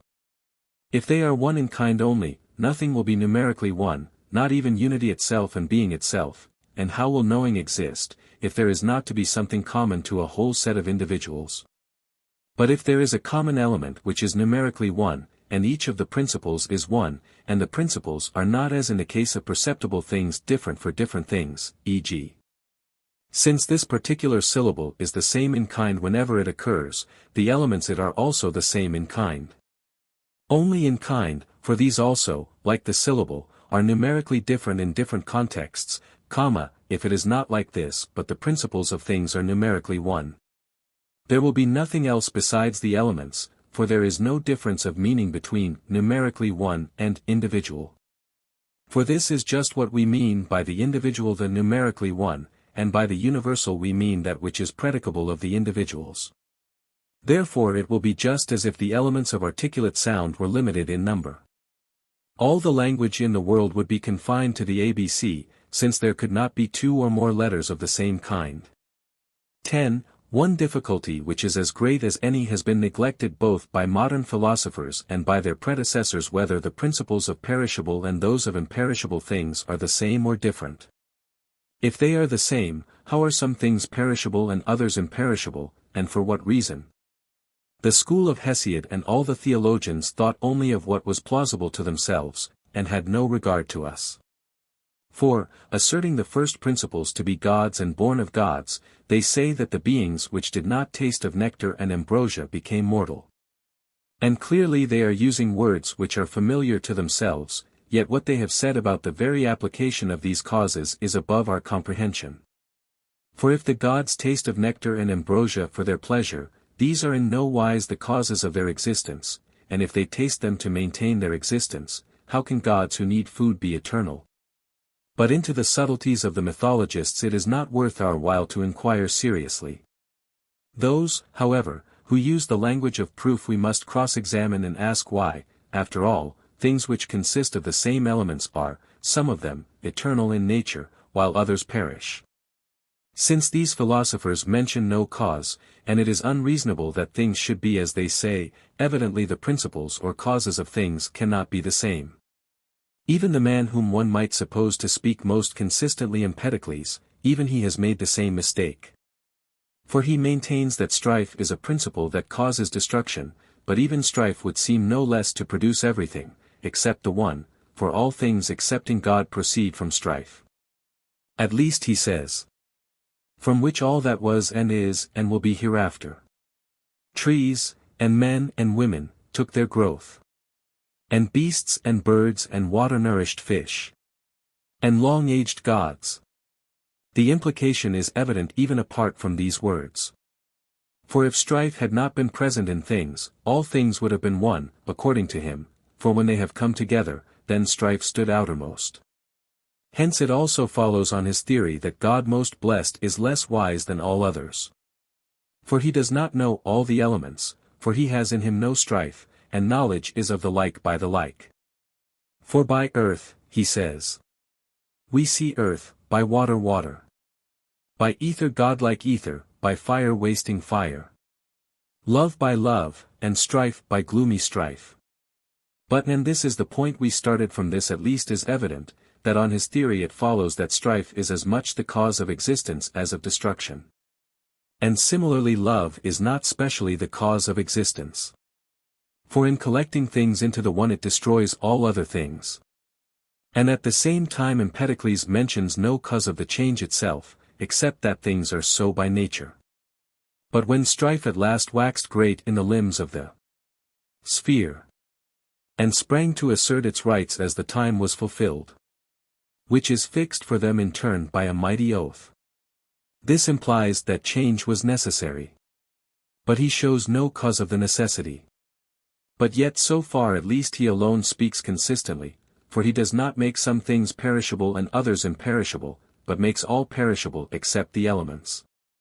The difficulty we are speaking of now is, why some things are perishable and others are not, if they consist of the same principles. Let this suffice as proof of the fact that the principles cannot be the same. But if there are different principles, one difficulty is whether these also will be imperishable or perishable. For if they are perishable, evidently these also must consist of certain elements, for all things that perish, perish by being resolved into the elements of which they consist. So that it follows that prior to the principles there are other principles. But this is impossible, whether the process has a limit or proceeds to infinity. Further, how will perishable things exist, if their principles are to be annulled? But if the principles are imperishable, why will things composed of some imperishable principles be perishable, while those composed of the others are imperishable? This is not probable, but is either impossible or needs much proof. Further, no one has even tried to maintain different principles, they maintain the same principles for all things. But they swallow the difficulty we stated first as if they took it to be something trifling. 11. The inquiry that is both the hardest of all and the most necessary for knowledge of the truth is whether being and unity are the substances of things, and whether each of them, without being anything else, is being or unity respectively. Or we must inquire what being and unity are, with the implication that they have some other underlying nature. For some people think they are of the former, others think they are of the latter character. Plato and the Pythagoreans thought being and unity were nothing else, but this was their nature, their essence being just unity and being. But the natural philosophers take a different line, e.g. Empedocles, as though reducing to something more intelligible, says what unity is, for he would seem to say it is love, at least, this is for all things the cause of their being one. Others say this unity in being, of which things consist and have been made, is fire, and others say it is air. A similar view is expressed by those who make the elements more than one. For these also must say that unity and being are precisely all the things which they say are principles. If we do not suppose unity and being to be substances, it follows that none of the other universals is a substance. For these are most universal of all, and if there is no unity itself or being itself, there will scarcely be in any other case anything apart from what are called the individuals. Further, if unity is not a substance, evidently number also will not exist as an entity separate from the individual things, for number is units, and the unit is precisely a certain kind of one. But, if there is a unity itself and a being itself, unity in being must be their substance, for it is not something else that is predicated universally of the things that are and are one, but just unity in being. But if there is to be a being itself and a unity itself, there is much difficulty in seeing how there will be anything else besides these, I mean, how things will be more than one in number.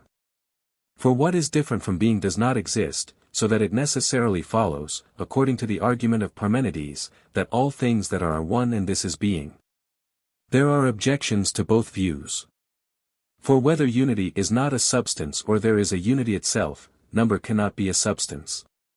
We have already said why this result follows if unity is not a substance, and if it is, the same difficulty arises as arose with regard to being. For whence is there to be another one besides unity itself? It must be not one, but all things are either one or many, and of the many each is one. Further, if unity itself is indivisible, according to Zeno's postulate it will be nothing. For that which neither when added makes a thing greater nor when subtracted makes it less, he asserts to have no being, evidently assuming that whatever has being is a spatial magnitude. And if it is a magnitude, it is corporeal. For the corporeal has being in every dimension, while the other objects of mathematics, e.g. a plane or a line, added in one way will increase what they are added to, but in another way will not do so, and a point or a unit does so in no way. But, since his theory is of a low order, and an indivisible thing can exist in such a way as to have a defense even against him, for the indivisible when added will make the number, though not the size, greater. Yet how can a magnitude proceed from one such indivisible or from many? It is like saying that the line is made out of points. But even if or supposes the case to be such that, as some say, number proceeds from unity itself and something else which is not one, nonetheless we must inquire why and how the product will be sometimes a number and sometimes a magnitude. If the not one was inequality and was the same principle in either case. For it is not evident how magnitudes could proceed either from the one and this principle, or from some number and this principle. 5. 14. A question connected with these is whether numbers and bodies and planes and points are substances of a kind, or not. If they are not, it baffles us to say what being is and what the substances of things are. For modifications and movements and relations and dispositions and ratios do not seem to indicate the substance of anything, for all are predicated of a subject, and none is of this. And as to the things which might seem most of all to indicate substance, water and earth and fire and air, of which composite bodies consist, heat and cold and the like are modifications of these, not substances. And the body which is thus modified alone persists as something real and as a substance. But, on the other hand, the body is surely less of a substance than the surface, and the surface than the line, and the line than the unit and the point. For the body is bounded by these. And they are thought to be capable of existing without body, but body incapable of existing without these. This is why, while most of the philosophers and the earlier among them thought that substance and being were identical with body, and that all other things were modifications of this. So that the first principles of the bodies were the first principles of being, the more recent and those who were held to be wiser thought numbers were the first principles. As we said, then, if these are not substance, there is no substance and no being at all, for the accidents of these it cannot be right to call beings. But if this is admitted, that lines and points are substance more than bodies, but we do not see to what sort of bodies these could belong, for they cannot be imperceptible bodies, there can be no substance. Further, these are all evidently divisions of body, one in breadth, another in depth, another in length. Besides this, no sort of shape is present in the solid more than any other. So that if the Hermes is not in the stone, neither is the half of the cube in the cube as something determinate, therefore the surface is not in it either. For if any sort of surface were in it, the surface which marks off the half of the cube would be in it too. And the same account applies to the line and to the point and the unit. Therefore, if on the one hand body is in the highest degree substance, and on the other hand these things are so more than body, but these are not even instances of substance, it baffles us to say what being is and what the substance of things is. For besides what has been said, the questions of generation and instruction confront us with further paradoxes.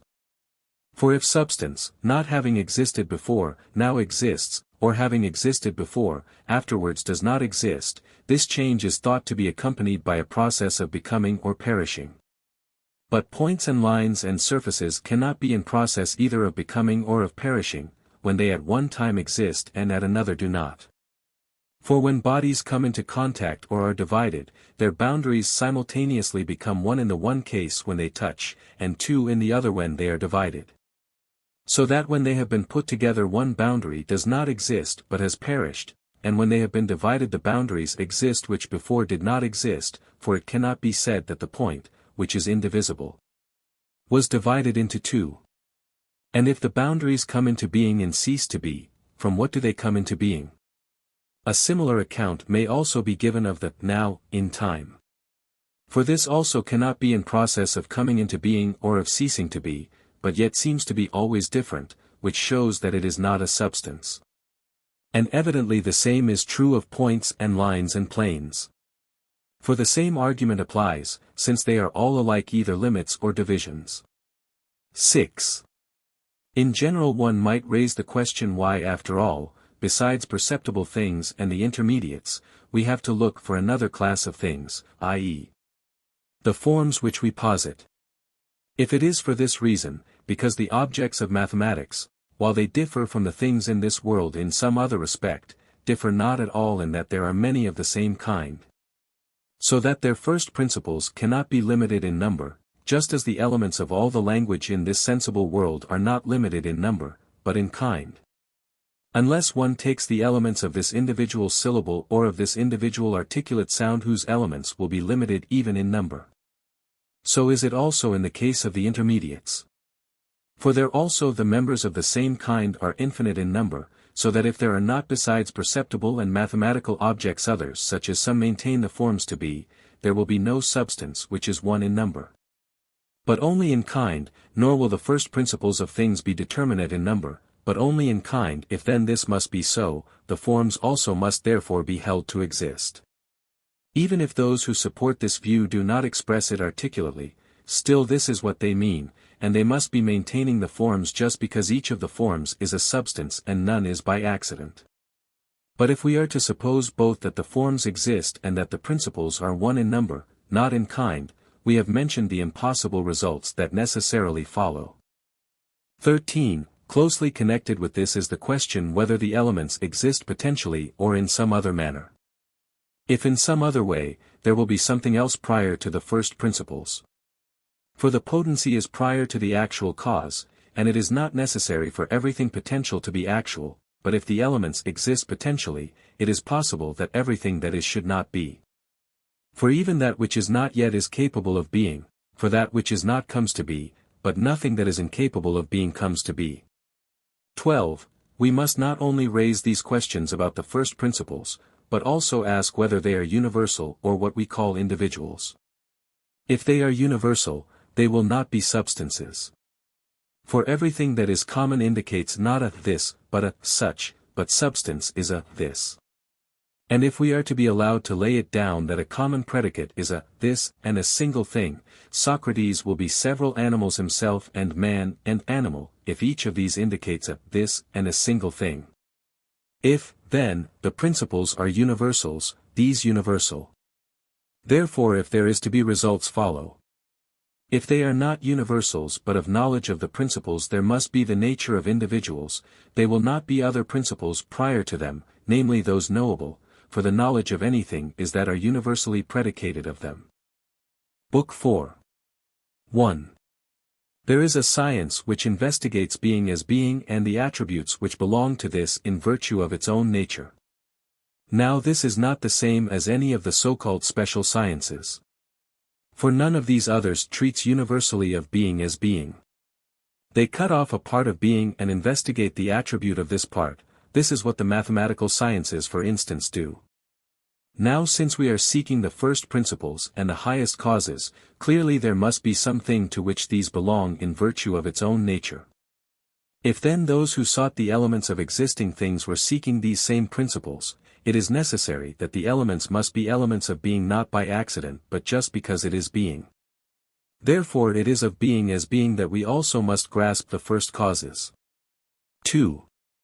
There are many senses in which a thing may be said to be, but all that is related to one central point, one definite kind of thing, and is not said to be by a mere ambiguity.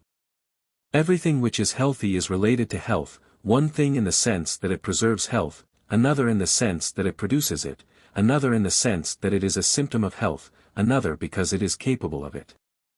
And that which is medical is relative to the medical art, one thing being called medical because it possesses it, another because it is naturally adapted to it, another because it is a function of the medical art. And we shall find other words used similarly to these. So, too, there are many senses in which a thing is said to be, but all refer to one starting point. Some things are said to be because they are substances, others because they are affections of substance, others because they are a process towards substance, or destructions or privations or qualities of substance. Or productive or generative of substance, or of things which are relative to substance, or negations of one of these things of substance itself. It is for this reason that we say even of non-being that it is non-being. As, then, there is one science which deals with all healthy things, the same applies in the other cases also. For not only in the case of things which have one common notion does the investigation belong to one science, but also in the case of things which are related to one common nature, for even these in a sense have one common notion.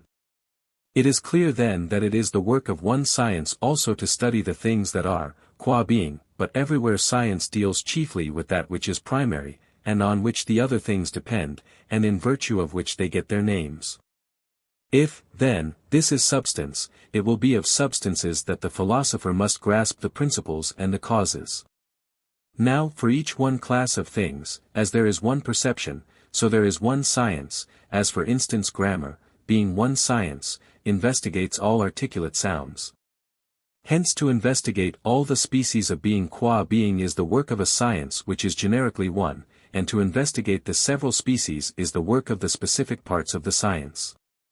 If, now, being and unity are the same and are one thing in the sense that they are implied in one another as principle and cause are, not in the sense that they are explained by the same definition, though it makes no difference even if we suppose them to be like that, in fact this would even strengthen our case. For one man and man are the same thing, and so are existent man and man. And the doubling of the words in one man and one existent man does not express anything different. It is clear that the two things are not separated either in coming to be or in ceasing to be. And similarly one existent man adds nothing to existent man, and that it is obvious that the addition in these cases means the same thing, and unity is nothing apart from being. And if, further, the substance of each thing is one in no merely accidental way, and similarly is from its very nature something that is, all this being so, there must be exactly as many species of being as of unity. And to investigate the essence of these is the work of a science which is generically one, I mean, for instance, the discussion of the same and the similar and the other concepts of this sort, and nearly all contraries may be referred to this origin. Let us take them as having been investigated in that a selection of contraries. And there are as many parts of philosophy as there are kinds of substance, so that there must necessarily be among them a first philosophy and one which follows this. For being falls immediately into genera, for which reason the sciences too will correspond to these genera. For the philosopher is like the mathematician, as that word is used. For mathematics also has parts, and there is a first and a second science and other successive ones within the sphere of mathematics. Now since it is the work of one science to investigate opposites, and plurality is opposed to unity, and it belongs to one science to investigate the negation and the privation, because in both cases we are really investigating the one thing of which the negation or the privation is a negation or privation, for we either say simply that that thing is not present, or that it is not present in some particular class. In the latter case difference is present over and above what is implied in negation. For negation means just the absence of the thing in question, while in privation there is also employed an underlying nature of which the privation is asserted, in view of all these facts, the contraries of the concepts we named above. The other and the dissimilar and the unequal, and everything else which is derived either from these or from plurality and unity, must fall within the province of the science above named. And contrariety is one of these concepts, for contrariety is a kind of difference, and difference is a kind of otherness. Therefore, since there are many senses in which a thing is said to be one, these terms also will have many senses, but yet it belongs to one science to know them all. For a term belongs to different sciences not if it has different senses, but if it has not one meaning and its definitions cannot be referred to one central meaning. And since all things are referred to that which is primary, as for instance all things which are called one are referred to the primary one, we must say that this holds good also of the same and the other and of contraries in general. So that after distinguishing the various senses of each, we must then explain by reference to what is primary in the case of each of the predicates in question, saying how they are related to it. For some will be called what they are called because they possess it, others because they produce it, and others in other such ways. It is evident, then, that it belongs to one science to be able to give an account of these concepts as well as of substance. This was one of the questions in our book of problems. And that it is the function of the philosopher to be able to investigate all things. For if it is not the function of the philosopher, who is it who will inquire whether Socrates and Socrates seated are the same thing, or whether one thing has one contrary, or what contrariety is, or how many meanings it has? And similarly with all other such questions. Since, then, these are essential modifications of unity qua unity and of being qua being, not qua numbers or lines or fire, it is clear that it belongs to this science to investigate both the essence of these concepts and their properties. And those who study these properties err not by leaving the sphere of philosophy, but by forgetting that substance, of which they have no correct idea, is prior to these other things. For number qua number has peculiar attributes, such as oddness and evenness, commensurability and equality, excess and defect, and these belong to numbers either in themselves or in relation to one another. And similarly the solid and the motionless and that which is in motion and the weightless and that which has weight have other peculiar properties. So too there are certain properties peculiar to being as such, and it is about these that the philosopher has to investigate the truth. An indication of this may be mentioned. Dialecticians and sophists assume the same guise as the philosopher, for sophistic is wisdom which exists only in semblance, and dialecticians embrace all things in their dialectic. And being is common to all things. But evidently their dialectic embraces these subjects because these are proper to philosophy. For sophistic and dialectic turn on the same class of things as philosophy, but this differs from dialectic in the nature of the faculty required and from sophistic in respect of the purpose of the philosophic life. Dialectic is merely critical where philosophy claims to know, and sophistic is what appears to be philosophy but is not. Again, in the list of contraries one of the two columns is privative, and all contraries are reducible to being and non-being, and to unity and plurality, as for instance rest belongs to unity and movement to plurality. And nearly all thinkers agree that being and substance are composed of contraries, at least all name contraries as their first principles. Some name odd and even, some hot and cold, some limit and the unlimited, some love and strife. And all the others as well are evidently reducible to unity and plurality. This reduction we must take for granted, and the principles stated by other thinkers fall entirely under these as their genera. It is obvious then from these considerations too that it belongs to one science to examine being qua being. For all things are either contraries or composed of contraries, and unity and plurality are the starting points of all contraries. And these belong to one science, whether they have or have not one single meaning. Probably the truth is that they have not. Yet even if one has several meanings, the other meanings will be related to the primary meaning, and similarly in the case of the contraries. Even if being or unity is not a universal and the same in every instance or is not separable from the particular instances, as in fact it probably is not. The unity is in some cases that of common reference, in some cases that of serial succession. And for this reason it does not belong to the geometer to inquire what is contrariety or completeness or unity or being or the same or the other, but only to presuppose these concepts and reason from this starting point. Obviously then it is the work of one science to examine being qua being, and the attributes which belong to it qua being, and the same science will examine not only substances but also their attributes. Both those above named and the concepts prior and posterior, genus and species, whole and part, and the others of this sort. 3. We must state whether it belongs to one or to different sciences to inquire into the truths which are in mathematics called axioms, and into substance. Evidently, the inquiry into these also belongs to one science, and that the science of the philosopher, for these truths hold good for everything that is, and not for some special genus apart from others. And all men use them, because they are true of being qua being in each genus has being. But men use them just so far as to satisfy their purposes, that is, as far as the genus to which their demonstrations refer extends. Therefore since these truths clearly hold good for all things qua being, for this is what is common to them, to him who studies being qua being belongs the inquiry into these as well. And for this reason no one who is conducting a special inquiry tries to say anything about their truth or falsity, neither the geometer or the arithmetician. Some natural philosophers indeed have done so, and their procedure was intelligible enough, for they thought that they alone were inquiring about the whole of nature and about being. But since there is one kind of thinker who is above even the natural philosopher, for nature is only one particular genus of being, the discussion of these truths also will belong to him whose inquiry is universal and deals with primary substance.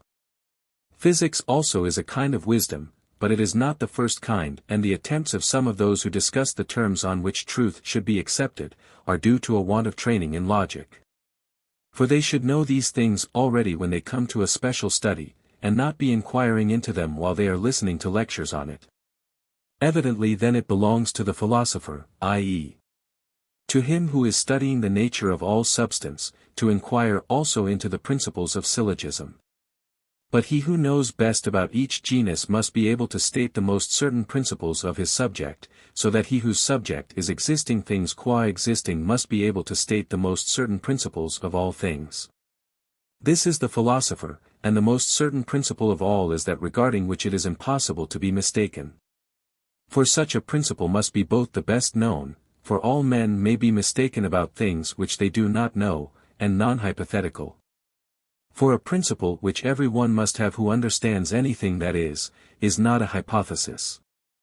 And that which every one must know who knows anything, he must already have when he comes to a special study. Evidently then such a principle is the most certain of all, which principle this is, let us proceed to say.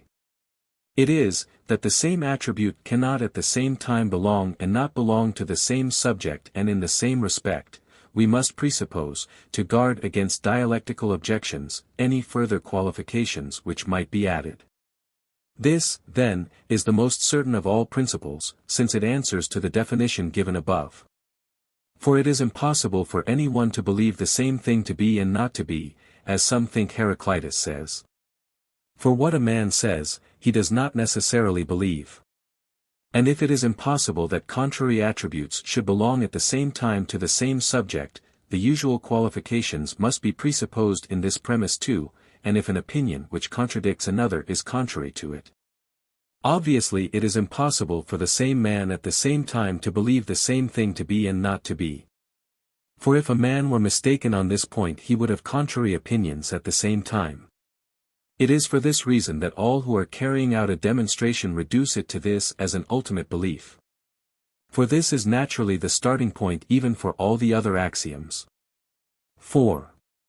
There are some who, as we said, both themselves assert that it is possible for the same thing to be and not to be, and say that people can judge this to be the case. And among others many writers about nature use this language.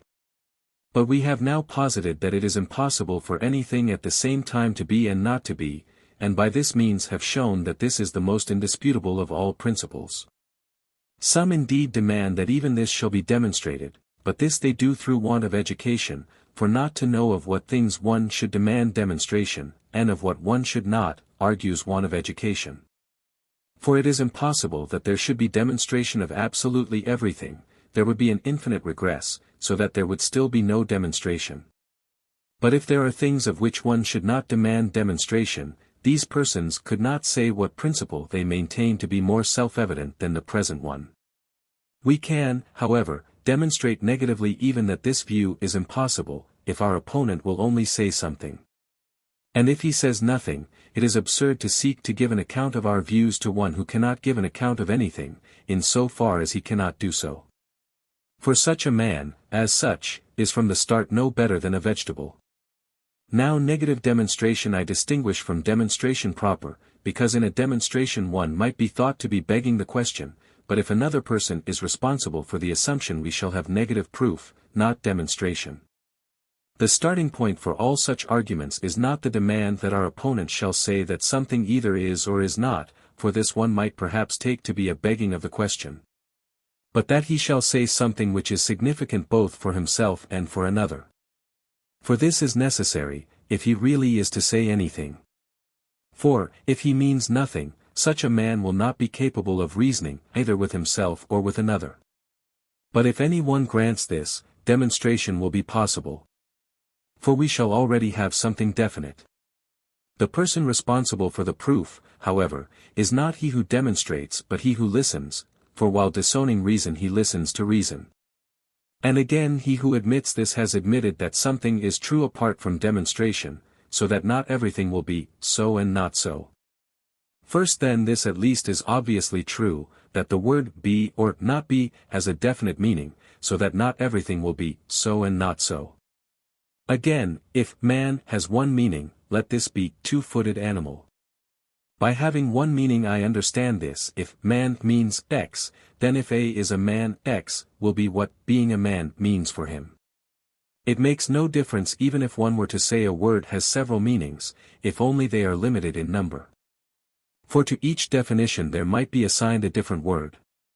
For instance, we might say that man has not one meaning but several, one of which would have one definition, viz. Two-footed animal, while there might be also several other definitions if only they were limited in number, for a peculiar name might be assigned to each of the definitions. If, however, they were not limited but one were to say that the word has an infinite number of meanings, obviously reasoning would be impossible. For not to have one meaning is to have no meaning, and if words have no meaning our reasoning with one another, and indeed with ourselves, has been annihilated, for it is impossible to think of anything if we do not think of one thing. But if this is possible, one name might be assigned to this thing. Let it be assumed then, as was said at the beginning, that the name has a meaning and has one meaning. It is impossible, then, that being a man should mean precisely not being a man. If man not only signifies something about one subject but also has one significance, for we do not identify having one significance with signifying something about one subject. Since on that assumption even musical and white and man would have had one significance, so that all things would have been one. For they would all have had the same significance. And it will not be possible to be and not to be the same thing, except in virtue of an ambiguity, just as if one whom we called man, others were to call not man. But the point in question is not this, whether the same thing can at the same time be and not be a man in name, but whether it can in fact. Now if man and not man mean nothing different, obviously, not being a man will mean nothing different from being a man, so that being a man will be not being a man, for they will be one. For being one means this being related as raiment and dress are, if their definition is one. And if being a man and being a not man are to be one, they must mean one thing. But it was shown earlier that they mean different things. Therefore, if it is true to say of anything that it is a man, it must be a two-footed animal, for this was what man meant, and if this is necessary, it is impossible that the same thing should not at that time be a two-footed animal. For this is what being necessary means, that it is impossible for the thing not to be. It is, then, impossible that it should be at the same time true to say the same thing is a man and is not a man. The same account holds good with regard to not being a man, for being a man and being a not man mean different things, since even being white and being a man are different. For the former terms are much more different, so that they must a fortiori mean different things. And if any one says that white means one and the same thing as man, again we shall say the same as what was said before, that it would follow that all things are one, and not only opposites. But if this is impossible, then what we have maintained will follow, if our opponent will only answer our question. And if, when one asks the question simply, he adds the contradictories, he is not answering the question. For there is nothing to prevent the same thing from being both a man and white and countless other things, but still, if one asks whether it is or is not true to say that this is a man, our opponent must give an answer which means one thing. And not add that it is also white and large. For, besides other reasons, it is impossible to enumerate its accidental attributes, which are infinite in number. Let him, then, enumerate either all or none. Similarly, therefore, even if the same thing is 1,000 times a man and not man, he must not, in answering the question whether this is a man, add that it is also at the same time a not man. Unless he is bound to add also all the other accidents, all that the subject is or is not. And if he does this, he is not observing the rules of argument. And in general those who say this do away with substance and essence. For they must say that all attributes are accidents, and that there is no such thing as being essentially a man or an animal. For if there is to be any such thing as being essentially a man, this will not be being a not man or not being a man, yet these are negations of it, for there was one thing which it meant, and this was the substance of something. And denoting the substance of a thing means that the essence of the thing is nothing else. But if its being essentially a man is to be the same as either being essentially a not man or essentially not being a man, then its essence will be something else. Therefore our opponents must say that there cannot be such a definition of anything, but that all attributes are accidental.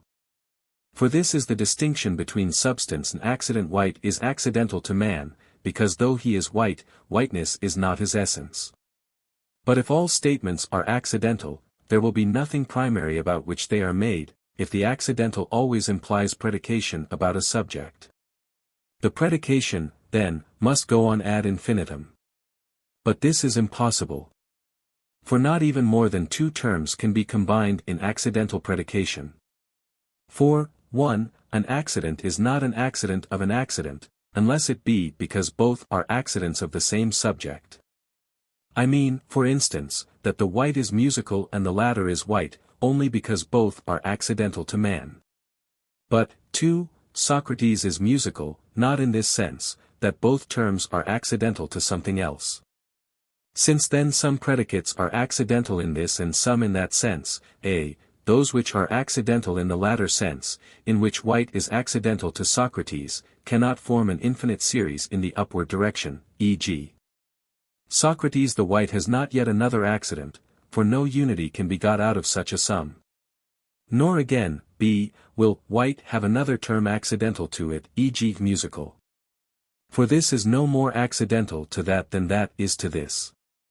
And at the same time we have drawn the distinction, that while some predicates are accidental in this sense, others are so in the sense in which musical is accidental to Socrates. And the accident is an accident of an accident not in cases of the latter kind, but only in cases of the other kind, so that not all terms will be accidental. There must, then, even so be something which denotes substance. And if this is so, it has been shown that contradictories cannot be predicated at the same time. Again, if all contradictory statements are true of the same subject at the same time, evidently all things will be one. For the same thing will be a trireme, a wall, and a man, if of everything it is possible either to affirm or to deny anything, and this premise must be accepted by those who share the views of Protagoras. For if any one thinks that the man is not a trireme, evidently he is not a trireme, so that he also is a trireme, if, as they say, contradictory statements are both true. And we thus get the doctrine of Anaxagoras, that all things are mixed together, so that nothing really exists. They seem, then, to be speaking of the indeterminate, and, while fancying themselves to be speaking of being, they are speaking about non-being, for it is that which exists potentially and not in complete reality that is indeterminate. But they must predicate of every subject the affirmation or the negation of every attribute. For it is absurd if of each subject its own negation is to be predicable, while the negation of something else which cannot be predicated of it is not to be predicable of it. For instance, if it is true to say of a man that he is not a man, evidently it is also true to say that he is either a trireme or not a trireme. If, then, the affirmative can be predicated, the negative must be predicable too. And if the affirmative is not predicable, the negative, at least, will be more predicable than the negative of the subject itself. If, then, even the latter negative is predicable, the negative of trireme will be also predicable. And, if this is predicable, the affirmative will be so too. Those, then, who maintain this view are driven to this conclusion, and to the further conclusion that it is not necessary either to assert or to deny. For if it is true that a thing is a man and not man, evidently also it will be neither a man nor a not man. For to the two assertions there answer two negations, and if the former is treated as a single proposition compounded out of two, the latter also is a single proposition opposite to the former. Again, either the theory is true in all cases, and a thing is both white and not white, and existent and non-existent, and all other assertions and negations are similarly compatible, or the theory is true of some statements and not of others. And if not of all, the exceptions will be contradictories of which admittedly only one is true. But if of all, again either the negation will be true wherever the assertion is, and the assertion true wherever the negation is, or the negation will be true where the assertion is, but the assertion not always true where the negation is. And, In the latter case there will be something which fixedly is not, and this will be an indisputable belief, and if non-being is something indisputable and knowable, the opposite assertion will be more knowable. But, b. If it is equally possible also to assert all that it is possible to deny, one must either be saying what is true when one separates the predicates, and says, for instance, that a thing is white and again that it is not white or not. And if, it is not true to apply the predicates separately, our opponent is not saying what he professes to say, and also nothing at all exists, but how could non-existent things speak or walk, as he does? Also all things would on this view be one, as has been already said, and man and God and trireme and their contradictories will be the same. For if contradictories can be predicated alike of each subject, one thing will in no wise differ from another, for if it differ, this difference will be something true and peculiar to it. And, 2, if one may with truth apply the predicates separately, the above-mentioned result follows none the less, and, further, it follows that all would then be right and all would be in error. And our opponent himself confesses himself to be in error. And at the same time our discussion with him is evidently about nothing at all, for he says nothing. For he says neither yes nor no, but yes and no, and again he denies both of these and says neither yes nor no. For otherwise there would already be something definite. Again, if when the assertion is true, the negation is false, and when this is true, the affirmation is false, it will not be possible to assert and deny the same thing truly at the same time. But perhaps they might say this was the very question at issue. Again, is he in error who judges either that the thing is so or that it is not so, and is he right who judges both? If he is right, what can they mean by saying that the nature of existing things is of this kind? And if he is not right, but more right than he who judges in the other way, being will already be of a definite nature, and this will be true, and not at the same time also not true.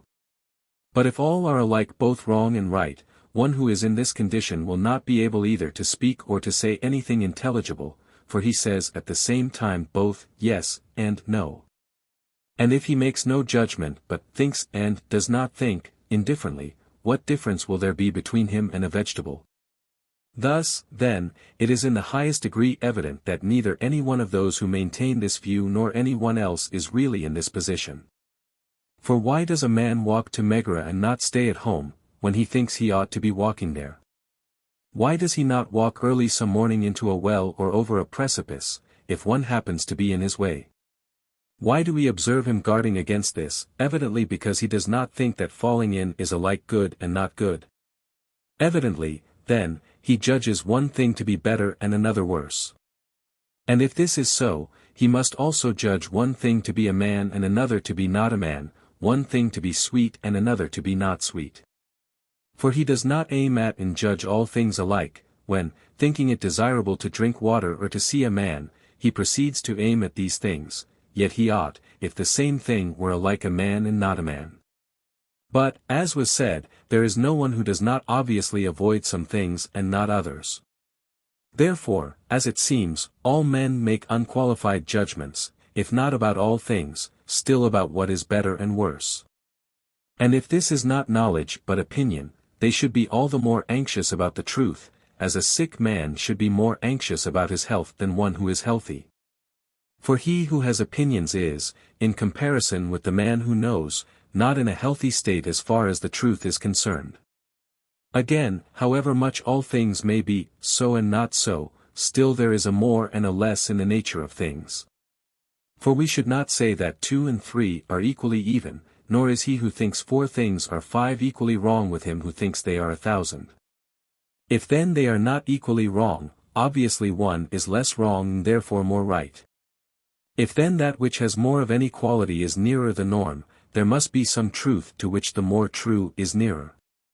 And even if there is not, still there is already something better founded and liker the truth, and we shall have got rid of the unqualified doctrine which would prevent us from determining anything in our thought. 5. From the same opinion proceeds the doctrine of Protagoras, and both doctrines must be alike true or alike untrue.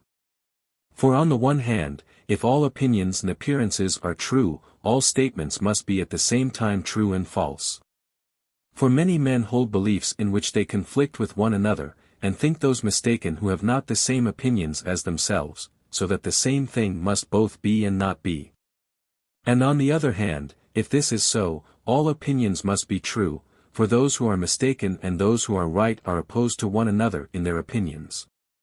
If, then, reality is such as the view in question supposes, all will be right in their beliefs. Evidently, then, both doctrines proceed from the same way of thinking. But the same method of discussion must not be used with all opponents. For some need persuasion, and others compulsion. Those who have been driven to this position by difficulties in their thinking can easily be cured of their ignorance, for it is not their expressed argument but their thought that one has to meet. But those who argue for the sake of argument can be cured only by refuting the argument as expressed in speech and in words. Those who really feel the difficulties have been led to this opinion by observation of the sensible world. 1. They think that contradictories or contraries are true at the same time, because they see contraries coming into existence out of the same thing. If, then, that which is not cannot come to be, the thing must have existed before as both contraries alike, as Anaxagoras says all is mixed in all, and Democritus too. For he says the void and the full exist alike in every part, and yet one of these is being, and the other non-being. To those, then, whose belief rests on these grounds, we shall say that in a sense they speak rightly and in a sense they err. For that which is has two meanings, so that in some sense a thing can come to be out of that which is not, while in some sense it cannot, and the same thing can at the same time be in being and not in being but not in the same respect. For the same thing can be potentially at the same time two contraries, but it cannot actually. And again we shall ask them to believe that among existing things there is also another kind of substance to which neither movement nor destruction nor generation at all belongs. And, 2, similarly some have inferred from observation of the sensible world the truth of appearances. For they think that the truth should not be determined by the large or small number of those who hold a belief, and that the same thing is thought sweet by some when they taste it, and bitter by others, so that if all were ill or all were mad, and only 2 or 3 were well or sane, these would be thought ill and mad, and not the others. And again, they say that many of the other animals receive impressions contrary to ours, and that even to the senses of each individual, things do not always seem the same. Which, then, of these impressions are true and which are false is not obvious, for the one set is no more true than the other, but both are alike. And this is why Democritus, at any rate, says that either there is no truth or to us at least it is not evident. And in general it is because these thinkers suppose knowledge to be sensation, and this to be a physical alteration, that they say that what appears to our senses must be true. For it is for these reasons that both Empedocles and Democritus and, one may almost say, all the others have fallen victims to opinions of this sort. For Empedocles says that when men change their condition they change their knowledge. For wisdom increases in men according to what is before them. And elsewhere he says that, so far as their nature changed, so far to them always came changed thoughts into mind. And Parmenides also expresses himself in the same way. For as at each time the much bent limbs are composed, so is the mind of men. For in each and all men, 'tis one thing thinks the substance of their limbs. For that of which there is more is thought. A saying of Anaxagoras to some of his friends is also related that things would be for them such as they supposed them to be. And they say that Homer also evidently had this opinion, because he made Hector, when he was unconscious from the blow, lie, thinking other thoughts, which implies that even those who are bereft of thought have thoughts, though not the same thoughts. Evidently, then, if both are forms of knowledge, the real things also are at the same time both so and not so. And it is in this direction that the consequences are most difficult. For if those who have seen most of such truth as is possible for us, and these are those who seek and love it most, if these have such opinions and express these views about the truth, is it not natural that beginners in philosophy should lose heart? For to seek the truth would be to follow flying game. But the reason why these thinkers held this opinion is that while they were inquiring into the truth of that which is, they thought, that which is was identical with the sensible world. In this, however, there is largely present the nature of the indeterminate of that which exists in the peculiar sense which we have explained. And therefore, while they speak plausibly, they do not say what is true, for it is fitting to put the matter so rather than as Epicharmus put it against Xenophanes.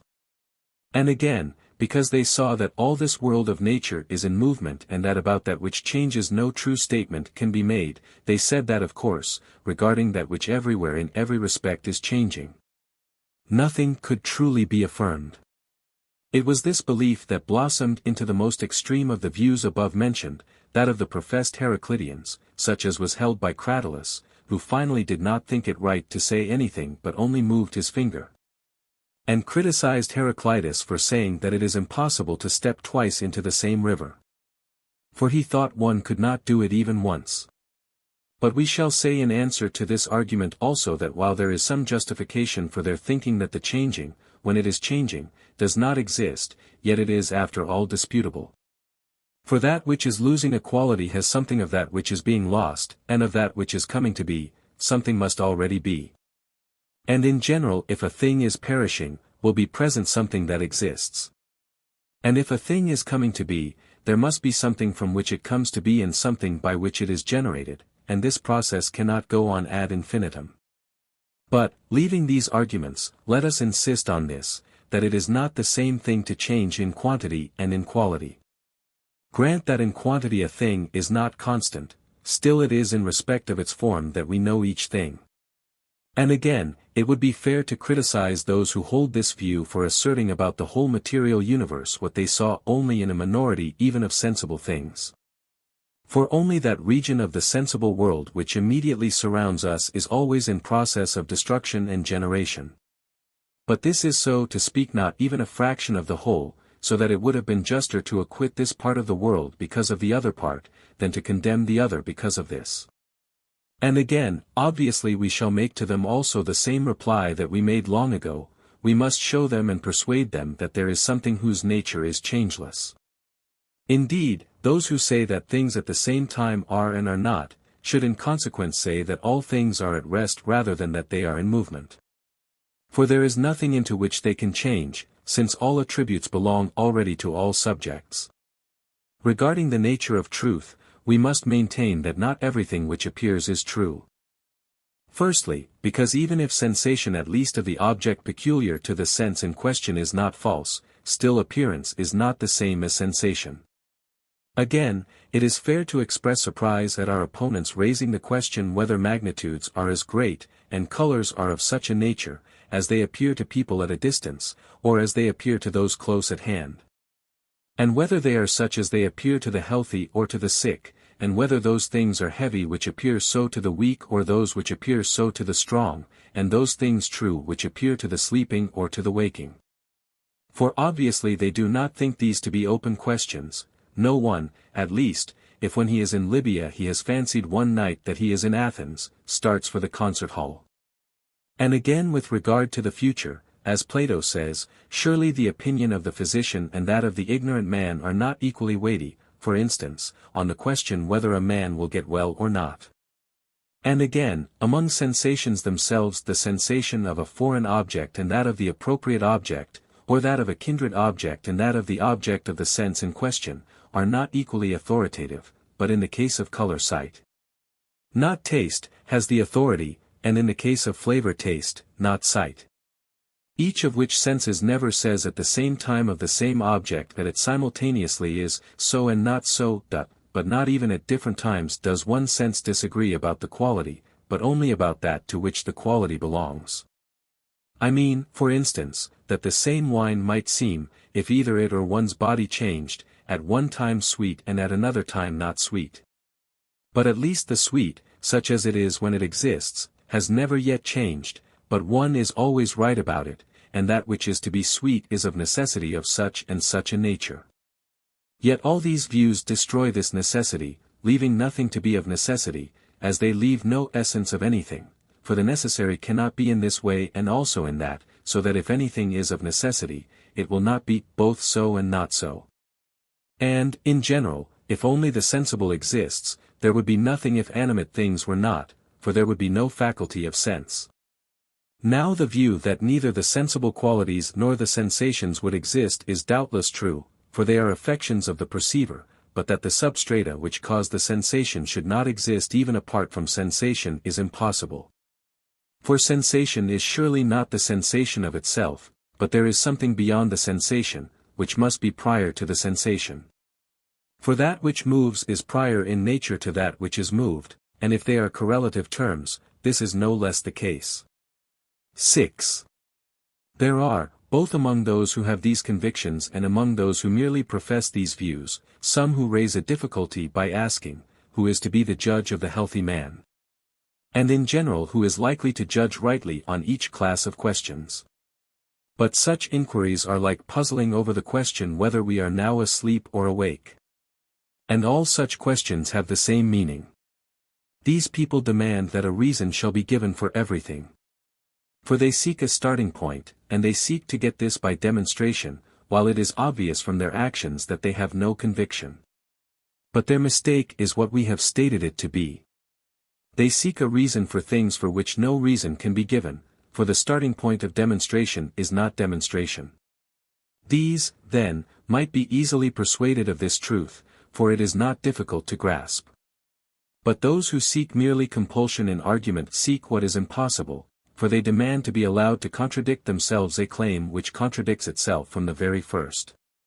But if not all things are relative, but some are self-existent, not everything that appears will be true, for that which appears is apparent to someone, so that he who says all things that appear are true, makes all things relative. And, therefore, those who ask for an irresistible argument, and at the same time demand to be called to account for their views, must guard themselves by saying that the truth is not that what appears exists, but that what appears exists for him to whom it appears, and when, and to the sense to which, and under the conditions under which it appears.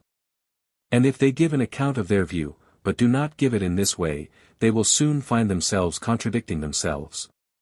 For it is possible that the same thing may appear to be honey to the sight, but not to the taste, and that, since we have two eyes, things may not appear the same to each, if their sight is unlike.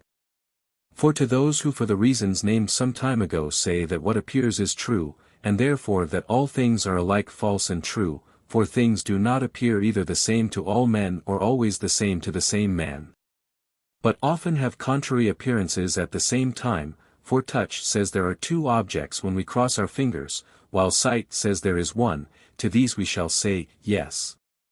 But not to the same sense and in the same part of it and under the same conditions and at the same time, so that what appears will be with these qualifications true. But perhaps for this reason those who argue thus not because they feel a difficulty but for the sake of argument, should say that this is not true, but true for this man.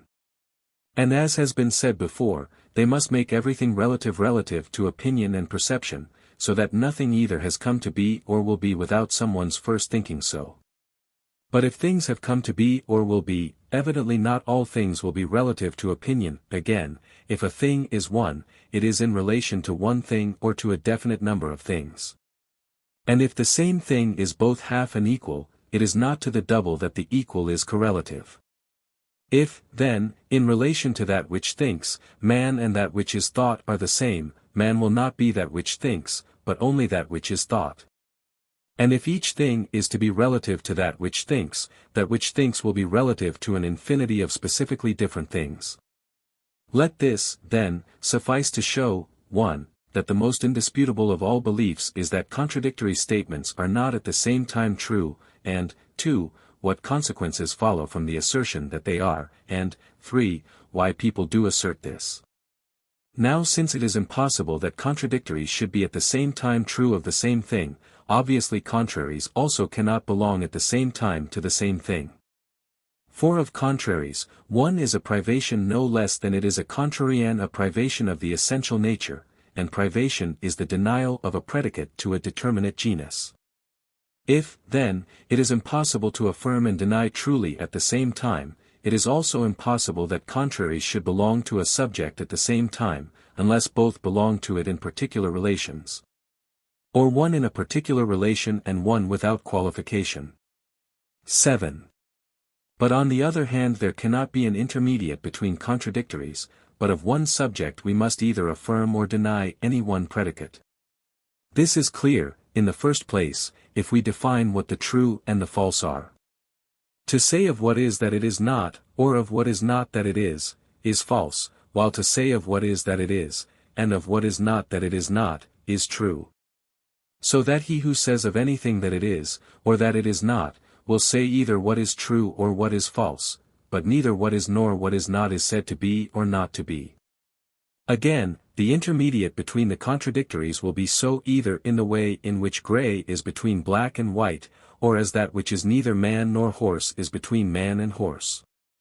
If it were of the latter kind, it could not change into the extremes, for change is from not good to good, or from good to not good, but as a matter of fact when there is an intermediate it is always observed to change into the extremes. For there is no change except to opposites and to their intermediates. But if it is really intermediate, in this way too there would have to be a change to white, which was not from not white, but as it is, this is never seen. Again, every object of understanding or reason the understanding either affirms or denies this is obvious from the definition whenever it says what is true or false.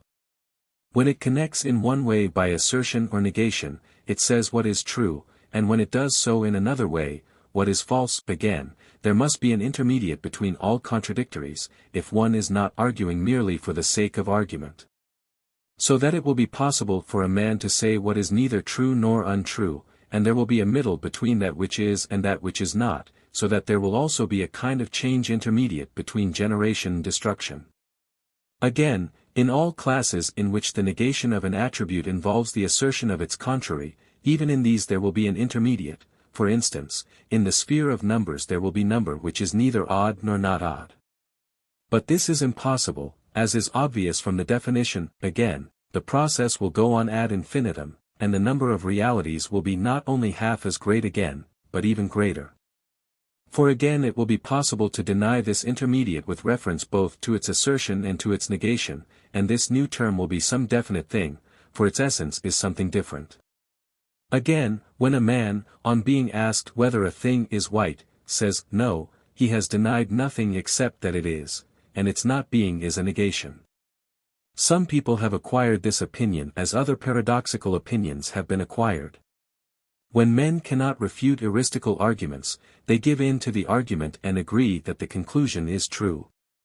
This, then, is why some express this view, others do so because they demand a reason for everything. And the starting point in dealing with all such people is definition. Now the definition rests on the necessity of their meaning something, for the form of words of which the word is a sign will be its definition. While the doctrine of Heraclitus, that all things are and are not, seems to make everything true, that of Anaxagoras, that there is an intermediate between the terms of a contradiction, seems to make everything false. For when things are mixed, the mixture is neither good nor not good, so that one cannot say anything that is true. 8.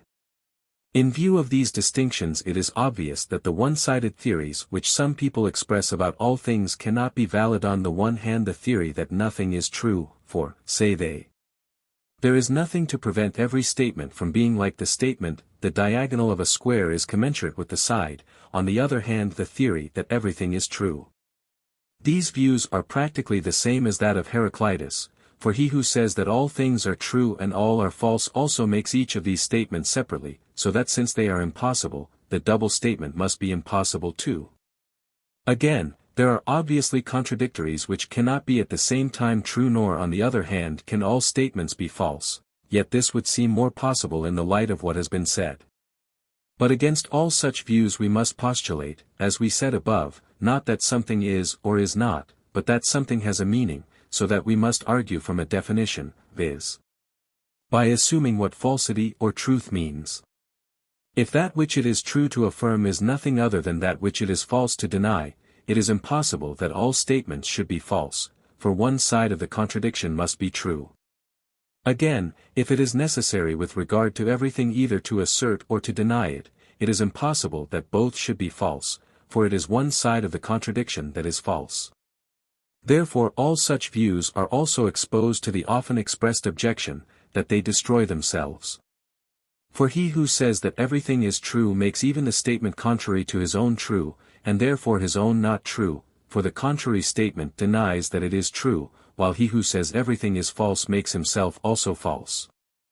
And if the former person accepts the contrary statement, saying it alone is not true, while the latter accepts his own as being not false, none the less they are driven to postulate the truth or falsity of an infinite number of statements. For that which says the true statement is true, and this process will go on to infinity. Evidently, again, those who say all things are at rest are not right, nor are those who say all things are in movement. For if all things are at rest, the same statements will always be true and the same always false, but this obviously changes, for he who makes a statement, himself at one time was not and again will not be. And if all things are in motion, nothing will be true, everything therefore will be false. But it has been shown that this is impossible. Again, it must be that which is that changes, for change is from something to something. But again it is not the case that all things are at rest or in motion sometimes, and nothing forever, for there is something which always moves the things that are in motion, and the first mover is itself unmoved. Book 5. 1. Beginning means, 1, that part of a thing from which one would start first, e.g. a line or a road has a beginning in either of the contrary directions. 2, that from which each thing would best be originated, e.g. even in learning we must sometimes begin not from the first point and the beginning of the subject, but from the point from which we should learn most easily. 3, that from which, as an immanent part, a thing first comes to be, e.g. as the keel of a ship and the foundation of a house, while in animals some suppose the heart, others the brain, others some other part, to be of this nature. 4, that from which, not as an immanent part, a thing first comes to be, and from which the movement or the change naturally first begins, as a child comes from its father and its mother, and a fight from abusive language. 5, that at whose will that which is moved and that which changes changes, e.g. the magistracies in cities, and oligarchies and monarchies and tyrannies, are called archai, and so are the arts, and of these especially the architectonic arts. 6, that from which a thing can first be known, this also is called the beginning of the thing, e.g. the hypotheses are the beginnings of demonstrations. Causes are spoken of in an equal number of senses, for all causes are beginnings. It is common, then, to all beginnings to be the first point from which a thing either is or comes to be or is known, but of these some are immanent in a thing and others are outside. Hence the nature of a thing is a beginning, and so is the element of a thing, and thought and will, and essence, and the final cause for the good and the beautiful are the beginning both of the knowledge and of the movement of many things. 2. Cause means, 1, that from which, as immanent material, a thing comes into being, e.g. the bronze is the cause of the statue and the silver of the saucer, and so are the classes which include these. 2, the form or pattern, i.e. the definition of the essence, and the classes which include this, e.g. the ratio 2:1 and number in general are causes of the octave, and the parts included in the definition. 3, that from which the change or the resting from change first begins. E.g. the advisor is a cause of the action, and the father a cause of the child, and in general the maker a cause of the thing made and the change producing of the changing. 4, the end, i.e. that for the sake of which a thing is, e.g. health is the cause of walking. For, why does one walk, we say, that one may be healthy, and in speaking thus we think we have given the cause. The same is true of all the means that intervene before the end, when something else has put the process in motion, as e.g. thinning or purging or drugs or instruments intervene before health is reached. For all these are for the sake of the end, though they differ from one another in that some are instruments and others are actions. These, then, are practically all the senses in which causes are spoken of, and as they are spoken of in several senses it follows both that there are several causes of the same thing, and in no accidental sense, e.g. both the art of sculpture and the bronze are causes of the statue not in respect of anything else but qua statue. Not, however, in the same way, but the one as matter and the other as source of the movement, and that things can be causes of one another, e.g. exercise of good condition, and the latter of exercise. Not, however, in the same way, but the one as end and the other as source of movement.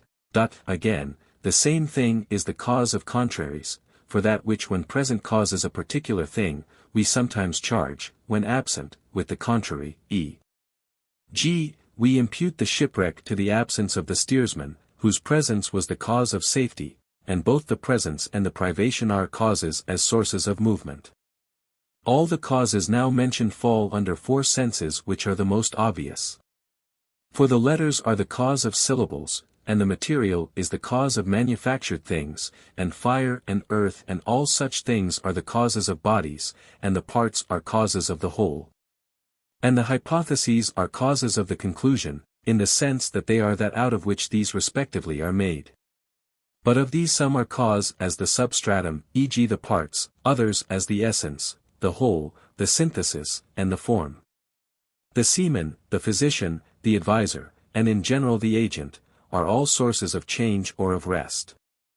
The remainder are causes as the end and the good of the other things, for that for the sake of which other things are tends to be the best and the end of the other things. Let us take it as making no difference whether we call it good or apparent good. These, then, are the causes, and this is the number of their kinds, but the varieties of causes are many in number, though when summarized these also are comparatively few. Causes are spoken of in many senses, and even of those which are of the same kind some are causes in a prior and others in a posterior sense, e.g. both the physician and the professional man are causes of health, and both the ratio 2:1 and number are causes of the octave, and the classes that include any particular cause are always causes of the particular effect. Again, there are accidental causes and the classes which include these, e.g. while in one sense the sculptor causes the statue, in another sense Polyclitus causes it, because the sculptor happens to be Polyclitus. And the classes that include the accidental cause are also causes, e.g. man or in general, animal is the cause of the statue, because Polyclitus is a man, and man is an animal. Of accidental causes also some are more remote or nearer than others, as, for instance, if the white and the musical were called causes of the statue, and not only Polyclitus or man.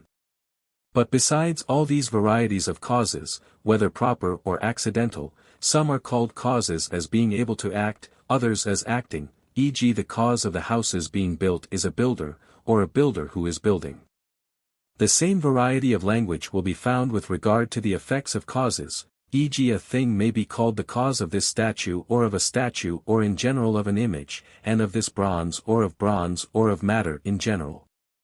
And similarly in the case of accidental effects. Again, both accidental and proper causes may be spoken of in combination, e.g. we may say not Polyclitus, nor the sculptor, but Polyclitus the sculptor.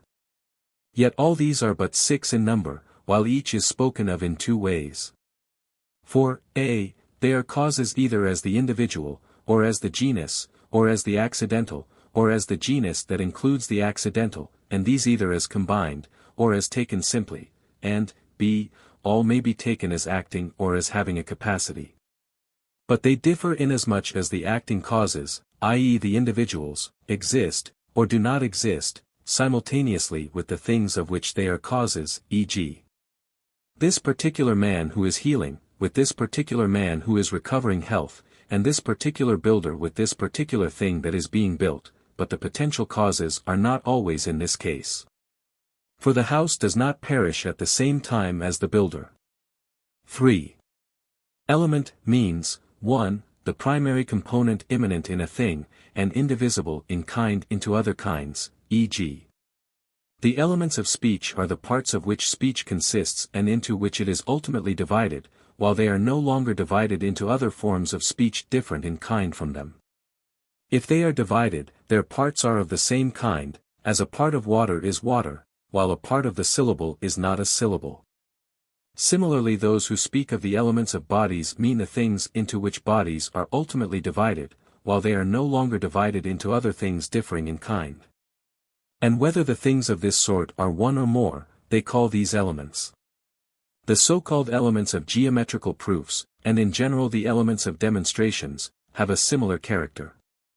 For the primary demonstrations, each of which is implied in many demonstrations, are called elements of demonstrations, and the primary syllogisms, which have three terms and proceed by means of one middle, are of this nature. 2. People also transfer the word element from this meaning and apply it to that which, being one and small, is useful for many purposes, for which reason what is small and simple and indivisible is called an element. Hence come the facts that the most universal things are elements, because each of them being one and simple is present in a plurality of things, either in all or in as many as possible. And that unity and the point are thought by some to be first principles.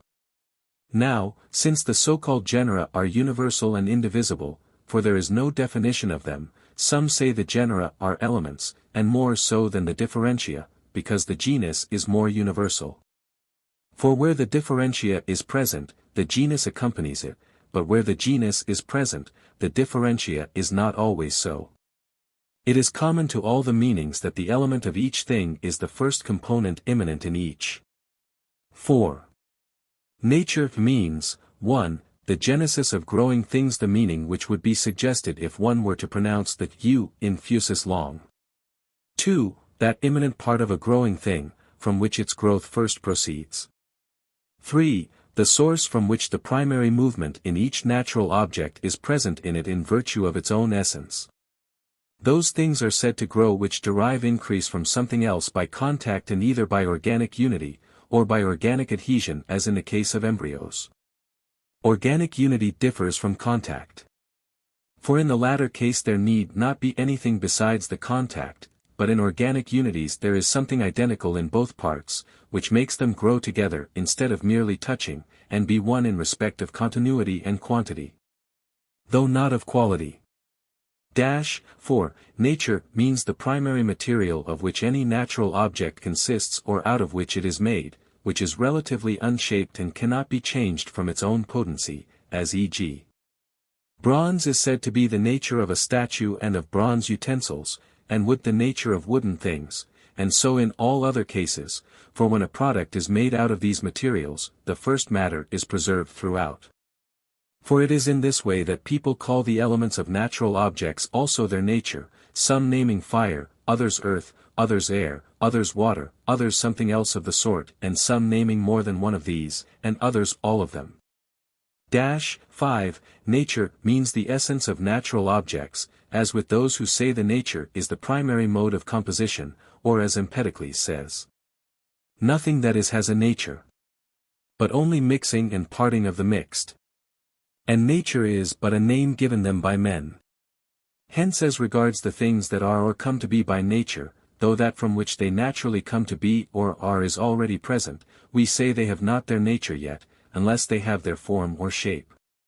That which comprises both of these exists by nature, e.g. the animals and their parts, and not only is the first matter nature, and this in two senses, either the first, counting from the thing, or the first in general, e.g. in the case of works in bronze, bronze is first with reference to them, but in general perhaps water is first, if all things that can be melted are water, but also the form or essence, which is the end of the process of becoming. 6. By an extension of meaning from this sense of nature, every essence in general has come to be called of nature, because the nature of a thing is one kind of essence. From what has been said, then, it is plain that nature in the primary and strict sense is the essence of things which have in themselves, as such, a source of movement. For the matter is called the nature because it is qualified to receive this, and processes of becoming and growing are called nature because they are movements proceeding from this. And nature in this sense is the source of the movement of natural objects, being present in them somehow, either potentially or in complete reality. 5. We call necessary, 1, a, that without which, as a condition, a thing cannot live, e.g. breathing and food are necessary for an animal, for it is incapable of existing without these, b, the conditions without which good cannot be or come to be, or without which we cannot get rid or be freed of evil, e.g. Drinking the medicine is necessary in order that we may be cured of disease, and a man sailing to Aegina is necessary in order that he may get his money. 2. The compulsory in compulsion, i.e. that which impedes and tends to hinder, contrary to impulse and purpose. For the compulsory is called necessary, whence the necessary is painful, as Ivinus says, for every necessary thing is ever irksome, and compulsion is a form of necessity, as Sophocles says, but force necessitates me to this act. And necessity is held to be something that cannot be persuaded and rightly, for it is contrary to the movement which accords with purpose and with reasoning. 3. We say that that which cannot be otherwise is necessarily as it is. And from this sense of necessary all the others are somehow derived. For a thing is said to do or suffer what is necessary in the sense of compulsory, only when it cannot act according to its impulse because of the compelling forces, which implies that necessity is that because of which a thing cannot be otherwise. And similarly as regards the conditions of life and of good, for when in the one case good, in the other life and being, are not possible without certain conditions, these are necessary, and this kind of cause is a sort of necessity. Again, demonstration is a necessary thing because the conclusion cannot be otherwise, if there has been demonstration in the unqualified sense, and the causes of this necessity are the first premises, i.e. the fact that the propositions from which the syllogism proceeds cannot be otherwise. Now some things owe their necessity to something other than themselves, others do not, but are themselves the source of necessity in other things. Therefore the necessary in the primary and strict sense is the simple, for this does not admit of more states than one, so that it cannot even be in one state and also in another, for if it did it would already be in more than one. If, then, there are any things that are eternal and unmovable, nothing compulsory or against their nature attaches to them. 6. 1 means, 1, that which is one by accident, 2, that which is one by its own nature. 1. Instances of the accidentally one are choriscus and what is musical, and musical choriscus, for it is the same thing to say choriscus and what is musical, and musical choriscus, and what is musical and what is just. And musical choriscus and just choriscus. For all of these are called one by virtue of an accident, what is just and what is musical, because they are accidents of one substance, what is musical and choriscus because the one is an accident of the other. And similarly in a sense musical choriscus is one with choriscus, because one of the parts of the phrase is an accident of the other, i.e. musical, is an accident of choriscus. And musical choriscus is one with just choriscus because one part of each is an accident of one and the same subject. The case is similar if the accident is predicated of a genus or of any universal name, e.g. if one says that man is the same as musical man, for this is either because musical is an accident of man, which is one substance, or because both are accidents of some individual, e.g. choriscus. Both, however, do not belong to him in the same way, but one presumably as genus and included in his substance, the other as a state or affection of the substance. The things, then, that are called one in virtue of an accident, are called so in this way. 2. Of things that are called one in virtue of their own nature some, a, are so called because they are continuous, e.g. a bundle is made one by a band, and pieces of wood are made one by glue, and a line, even if it is bent, is called one if it is continuous, as each part of the body is, e.g. the leg or the arm. Of these themselves, the continuous by nature are more one than the continuous by art. A thing is called continuous which has by its own nature one movement and cannot have any other. And the movement is one when it is indivisible, and it is indivisible in respect of time. Those things are continuous by their own nature which are one not merely by contact. For if you put pieces of wood touching one another, you will not say these are one piece of wood or one body or one continuum of any other sort.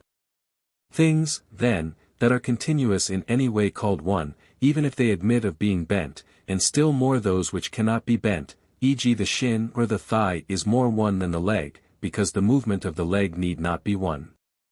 And the straight line is more one than the bent, but that which is bent and has an angle we call both one and not one, because its movement may be either simultaneous or not simultaneous.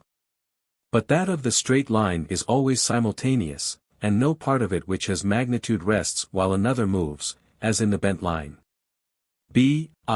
Things are called one in another sense because their substratum does not differ in kind. It does not differ in the case of things whose kind is indivisible to sense. The substratum meant is either the nearest to, or the farthest from, the final state. For, on the one hand, wine is said to be one and water is said to be one, qua indivisible in kind, and, on the other hand, all juices, e.g. oil and wine, are said to be one, and so are all things that can be melted, because the ultimate substratum of all is the same, for all of these are water or air. 2. Those things also are called one whose genus is one though distinguished by opposite differentia. These two are all called one because the genus which underlies the differentia is one, e.g. horse, man, and dog form a unity, because all are animals, and indeed in a way similar to that in which the matter is one. These are sometimes called one in this way, but sometimes it is the higher genus that is said to be the same, if they are infamy species of their genus, the genus above the proximate genera, e.g. the isosceles and the equilateral are one and the same figure because both are triangles, but they are not the same triangles. c.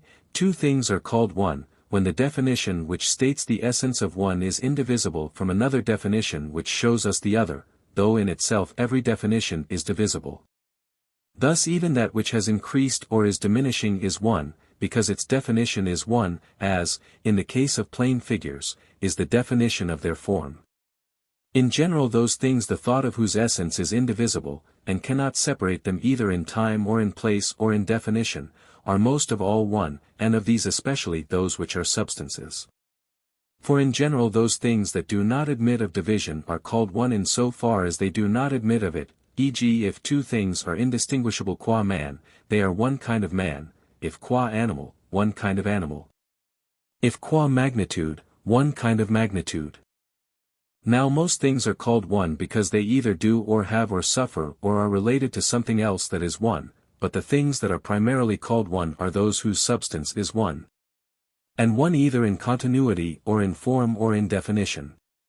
For we count as more than one either things that are not continuous, or those whose form is not one, or those whose definition is not one. While in a sense we call anything one if it is a quantity and continuous, in a sense we do not unless it is a whole, i.e. unless it has unity of form, e.g. if we saw the parts of a shoe put together anyhow we should not call them one all the same, unless because of their continuity, we do this only if they are put together so as to be a shoe and to have already a certain single form. This is why the circle is of all lines most truly one, because it is whole and complete. 3. The essence of what is one is to be some kind of beginning of number. For the first measure is the beginning, since that by which we first know each class is the first measure of the class, the one, then, is the beginning of the knowable regarding each class. But the one is not the same in all classes. For here it is a quarter tone, and there it is the vowel or the consonant, and there is another unit of weight and another of movement.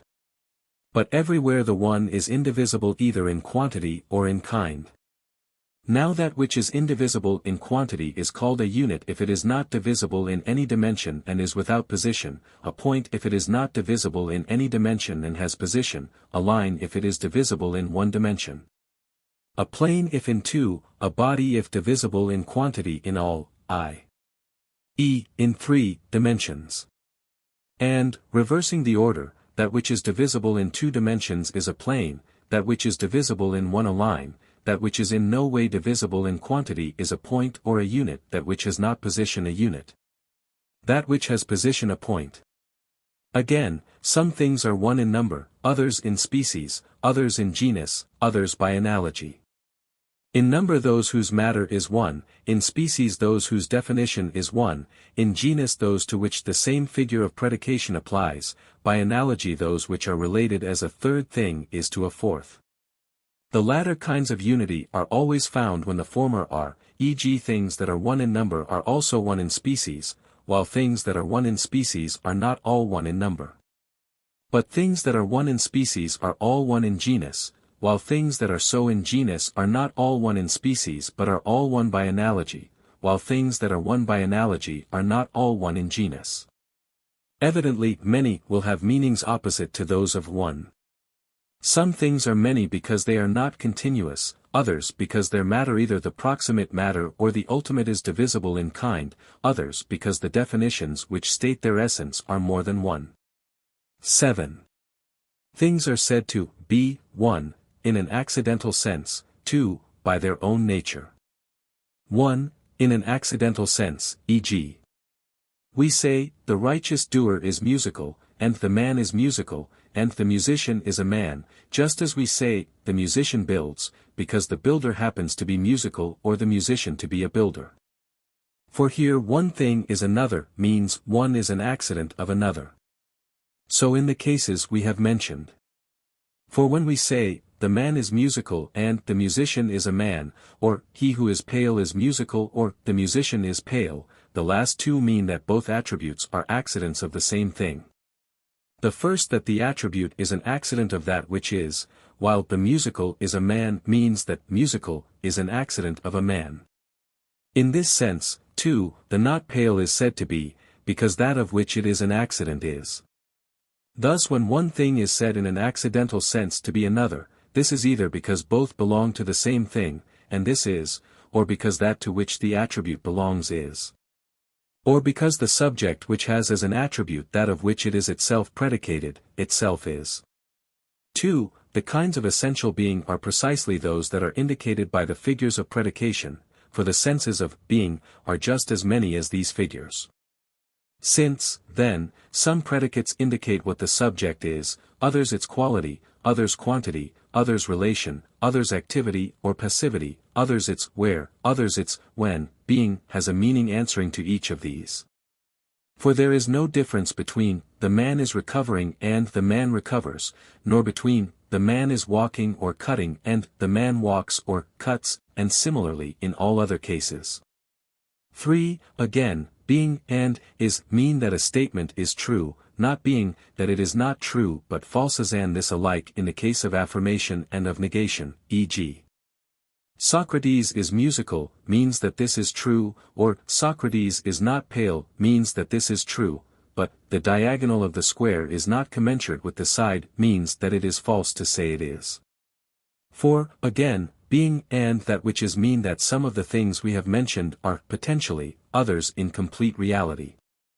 For we say both of that which sees potentially and of that which sees actually, that it is seeing, and both of that which can actualize its knowledge and of that which is actualizing it, that it knows. And both of that to which rest is already present and of that which can rest, that it rests. And similarly in the case of substances, we say the Hermes is in the stone, and the half of the line is in the line, and we say of that which is not yet ripe that it is corn. When a thing is potential and when it is not yet potential must be explained elsewhere. 8. We call substance, 1, the simple bodies, i.e.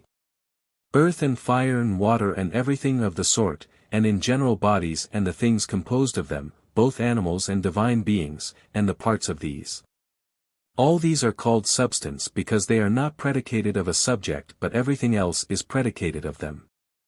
2. That which, being present in such things as are not predicated of a subject, is the cause of their being, as the soul is of the being of an animal. 3. The parts which are present in such things, limiting them and marking them as individuals, and by whose destruction the whole is destroyed, as the body is by the destruction of the plane, as some say. And the plane by the destruction of the line. And in general number is thought by some to be of this nature, for if it is destroyed, they say, nothing exists, and it limits all things. 4. The essence, the formula of which is a definition, is also called the substance of each thing. It follows, then, that substance has two senses, a, ultimate substratum, which is no longer predicated of anything else, and b, that which, being a this, is also separable and of this nature is the shape or form of each thing. 9. The same means, 1, that which is the same in an accidental sense, e.g. the pale, and the musical, are the same because they are accidents of the same thing, and a man and musical because the one is an accident of the other. And the musical is a man because it is an accident of the man. The complex entity is the same as either of the simple ones, and each of these is the same as it. For both the man and the musical are said to be the same as the musical man, and this the same as they. This is why all of these statements are made not universally. For it is not true to say that every man is the same as the musical, for universal attributes belong to things in virtue of their own nature, but accidents do not belong to them in virtue of their own nature. But of the individuals the statements are made without qualification. For Socrates and musical Socrates are thought to be the same. But Socrates is not predicable of more than one subject, and therefore we do not say every Socrates as we say every man. Some things are said to be the same in this sense, others, too, are the same by their own nature, in as many senses as that which is one by its own nature is so. For both the things whose matter is one either in kind or in number, and those whose essence is one, are said to be the same. Clearly, therefore, sameness is a unity of the being either of more than one thing or of one thing when it is treated as more than one, i.e. when we say a thing is the same as itself, for we treat it as two. Things are called other if either their kinds or their matters or the definitions of their essence are more than one, and in general other has meanings opposite to those of the same. Different is applied, 1, to those things which though other are the same in some respect, only not in number but either in species or in genus or by analogy. 2, to those whose genus is other, and to contraries, and to things that have their otherness in their essence. Those things are called like, which have the same attributes in every respect, and those which have more attributes the same than different, and those whose quality is one.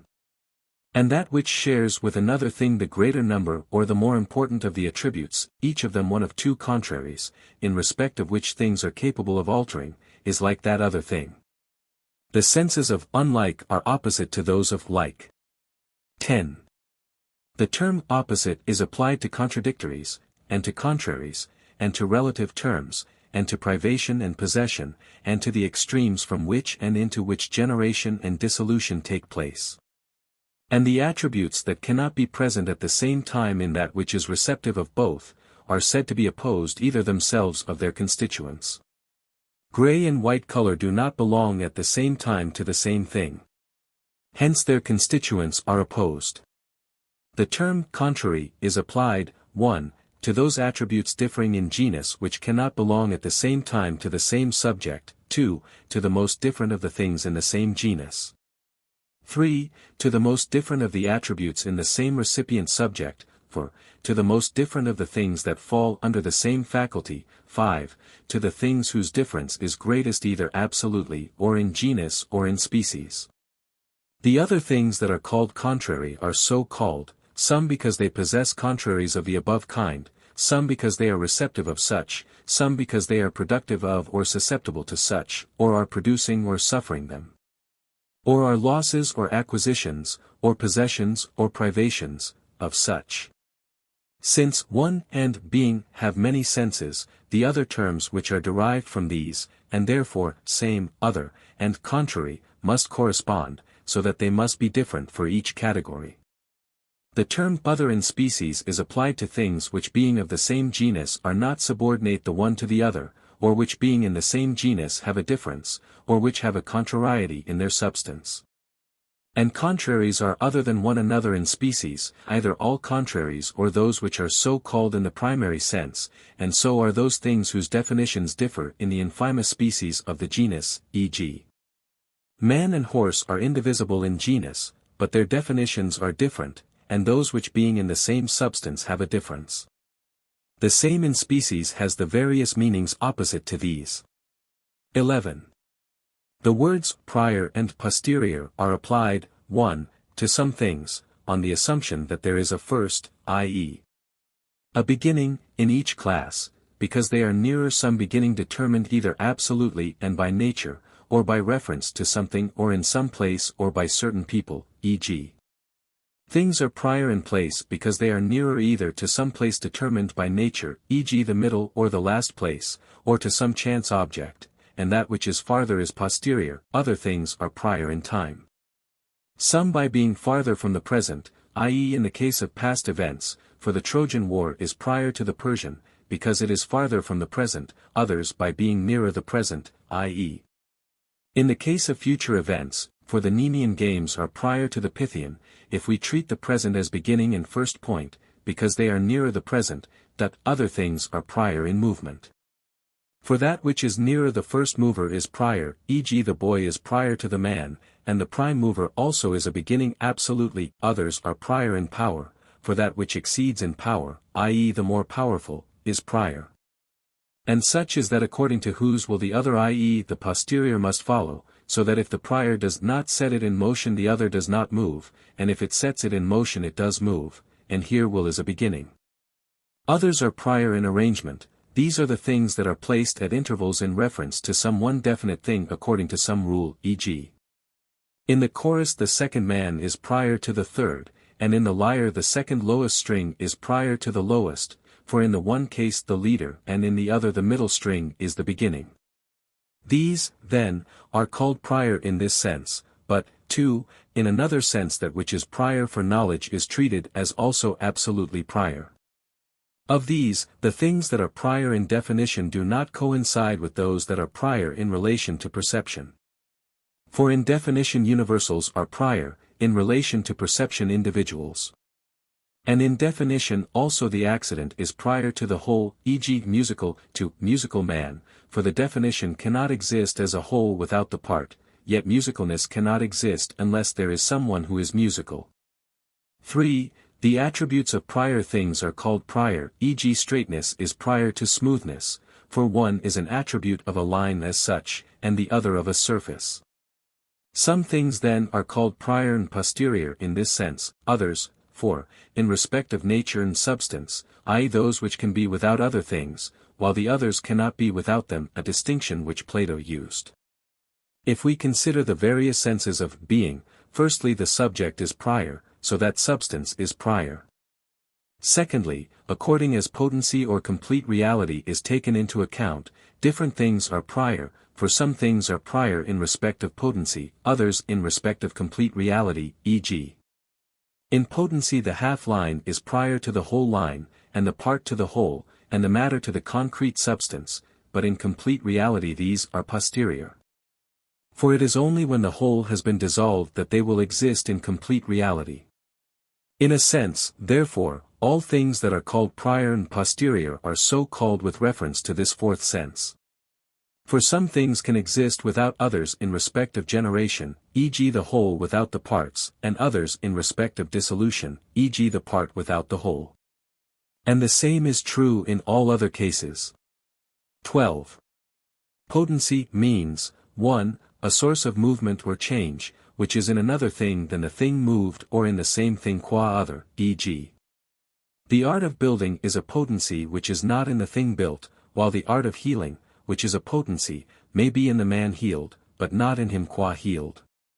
Potency, then means the source, in general, of change or movement in another thing or in the same thing qua other, and also, 2, the source of a thing's being moved by another thing or by itself qua other. For in virtue of that principle, in virtue of which a patient suffers anything, we call it capable of suffering.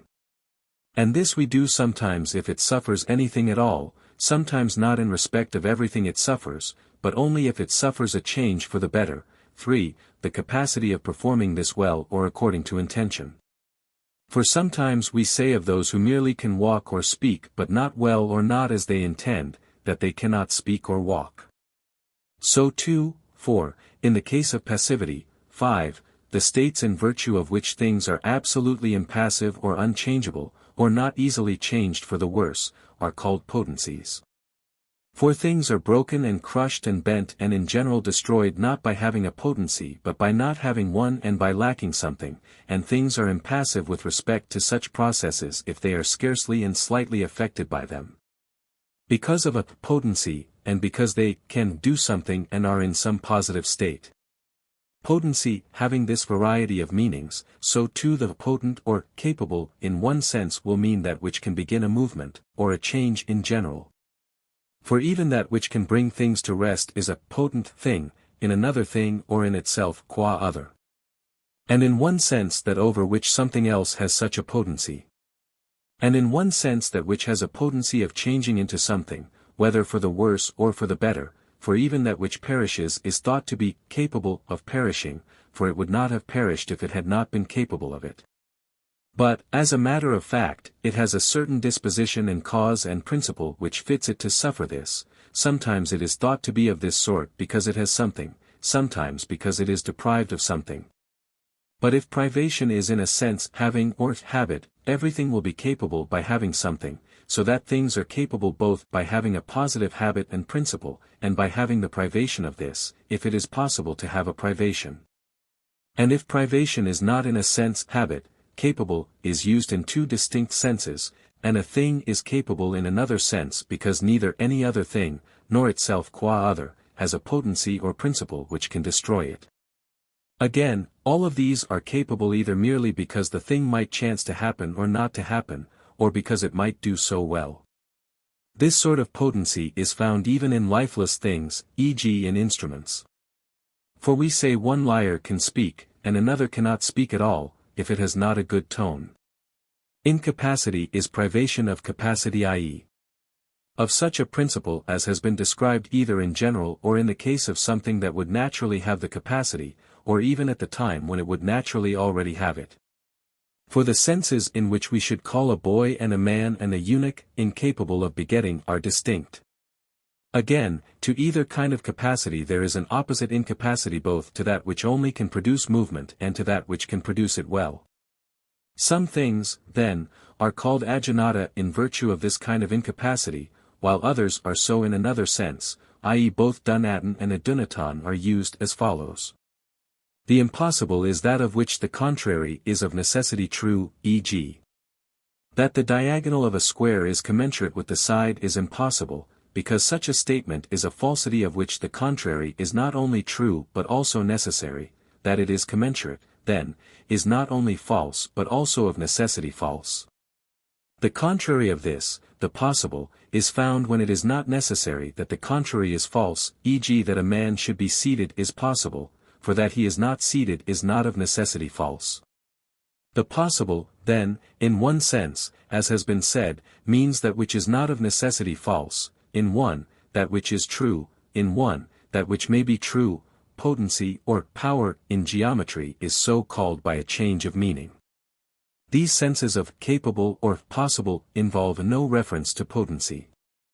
But the senses which involve a reference to potency all refer to the primary kind of potency.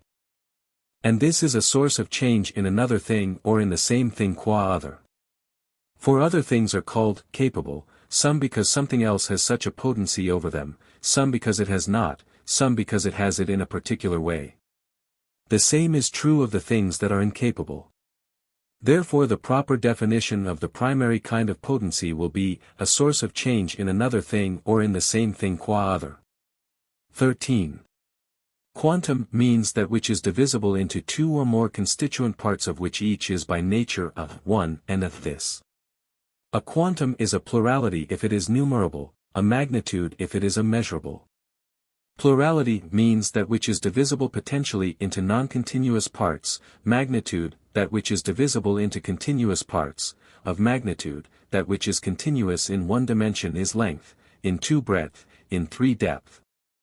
Of these, limited plurality is number, limited length is a line, breadth a surface, depth a solid. Again, some things are called quanta in virtue of their own nature, others incidentally, e.g. the line is a quantum by its own nature, the musical is one incidentally. Of the things that are quanta by their own nature some are so as substances, e.g. the line is a quantum, for a certain kind of quantum is present in the definition which states what it is, and others are modifications and states of this kind of substance, e.g. much and little, long and short, broad and narrow, deep and shallow, heavy and light, and all other such attributes. And also great and small, and greater and smaller, both in themselves and when taken relatively to each other, are by their own nature attributes of what is quantitative, but these names are transferred to other things also. Of things that are quanta incidentally, some are so called in the sense in which it was said that the musical and the white were quanta, viz. Because that to which musicalness and whiteness belong is a quantum, and some are quanta in the way in which movement and time are so. For these also are called quanta of a sort and continuous because the things of which these are attributes are divisible. I mean not that which is moved, but the space through which it is moved. For because that is a quantum movement also is a quantum, and because this is a quantum time is one. 14. Quality means, 1. The differentia of the essence, e.g. Man is an animal of a certain quality because he is two-footed, and the horse is so because it is four-footed, and a circle is a figure of particular quality because it is without angles, which shows that the essential differentia is a quality. This, then, is one meaning of quality, the differentia of the essence, but, 2, there is another sense in which it applies to the unmovable objects of mathematics, the sense in which the numbers have a certain quality, e.g. the composite numbers which are not in one dimension only, but of which the plane and the solid are copies, these are those which have 2 or 3 factors, and in general that which exists in the essence of numbers besides quantity is quality. For the essence of each is what it is once, e.g. that of is not what it is twice or thrice, but what it is once, for 6 is once 6. 3. All the modifications of substances that move, e.g. heat and cold, whiteness and blackness, heaviness and lightness, and the others of the sort, in virtue of which, when they change, bodies are said to alter. 4. Quality in respect of virtue and vice, and in general, of evil and good. Quality, then, seems to have practically 2 meanings, and one of these is the more proper. The primary quality is the differentia of the essence, and of this the quality in numbers is a part. For it is a differentia of essences, but either not of things that move or not of them qua moving. Secondly, there are the modifications of things that move, qua moving, and the differentia of movements. Virtue and vice fall among these modifications, for they indicate differentia of the movement or activity, according to which the things in motion act or are acted on well or badly. For that which can be moved or act in one way is good, and that which can do so in another, the contrary, way is vicious. Good and evil indicate quality especially in living things, and among these especially in those which have purpose. 15. Things are relative, 1, as double to half, and treble to a third, and in general that which contains something else many times to that which is contained many times in something else, and that which exceeds to that which is exceeded. 2, as that which can heat to that which can be heated, and that which can cut to that which can be cut, and in general the active to the passive. 3, as the measurable to the measure, and the knowable to knowledge, and the perceptible to perception. 1. Relative terms of the first kind are numerically related either indefinitely or definitely, to numbers themselves or to one. E.g. the double is in a definite numerical relation to 1, and that which is many times as great is in a numerical, but not a definite, relation to 1, i.e. not in this or in that numerical relation to it.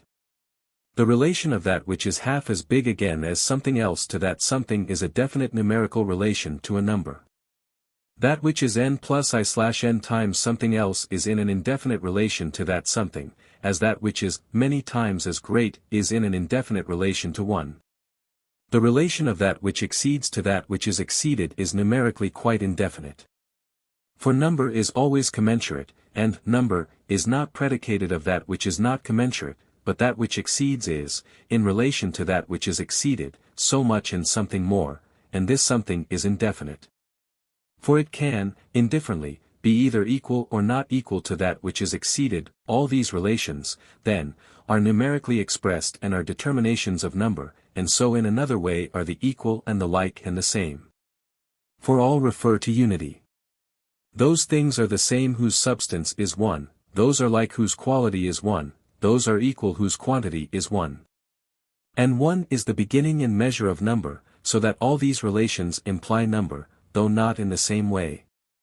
2. things that are active or passive imply an active or a passive potency and the actualizations of the potencies, e.g. that which is capable of heating is related to that which is capable of being heated, because it can heat it, and, again, that which heats is related to that which is heated and that which cuts to that which is cut. In the sense that they actually do these things. But numerical relations are not actualized except in the sense which has been elsewhere stated, actualizations in the sense of movement they have not. Of relations which imply potency some further imply particular periods of time, e.g. that which has made is relative to that which has been made, and that which will make to that which will be made. For it is in this way that a father is called the father of his son. For the one has acted and the other has been acted on in a certain way. Further, some relative terms imply privation of potency, i.e., incapable, and terms of this sort, e.g., invisible. Relative terms which imply number or potency, therefore, are all relative because their very essence includes in its nature a reference to something else, not because something else involves the reference to it. But, 3. That which is measurable or knowable or thinkable is called relative because something else involves the reference to it. For, that which is thinkable implies that the thought of it is possible, but the thought is not relative to that of which it is the thought, for we should then have said the same thing twice.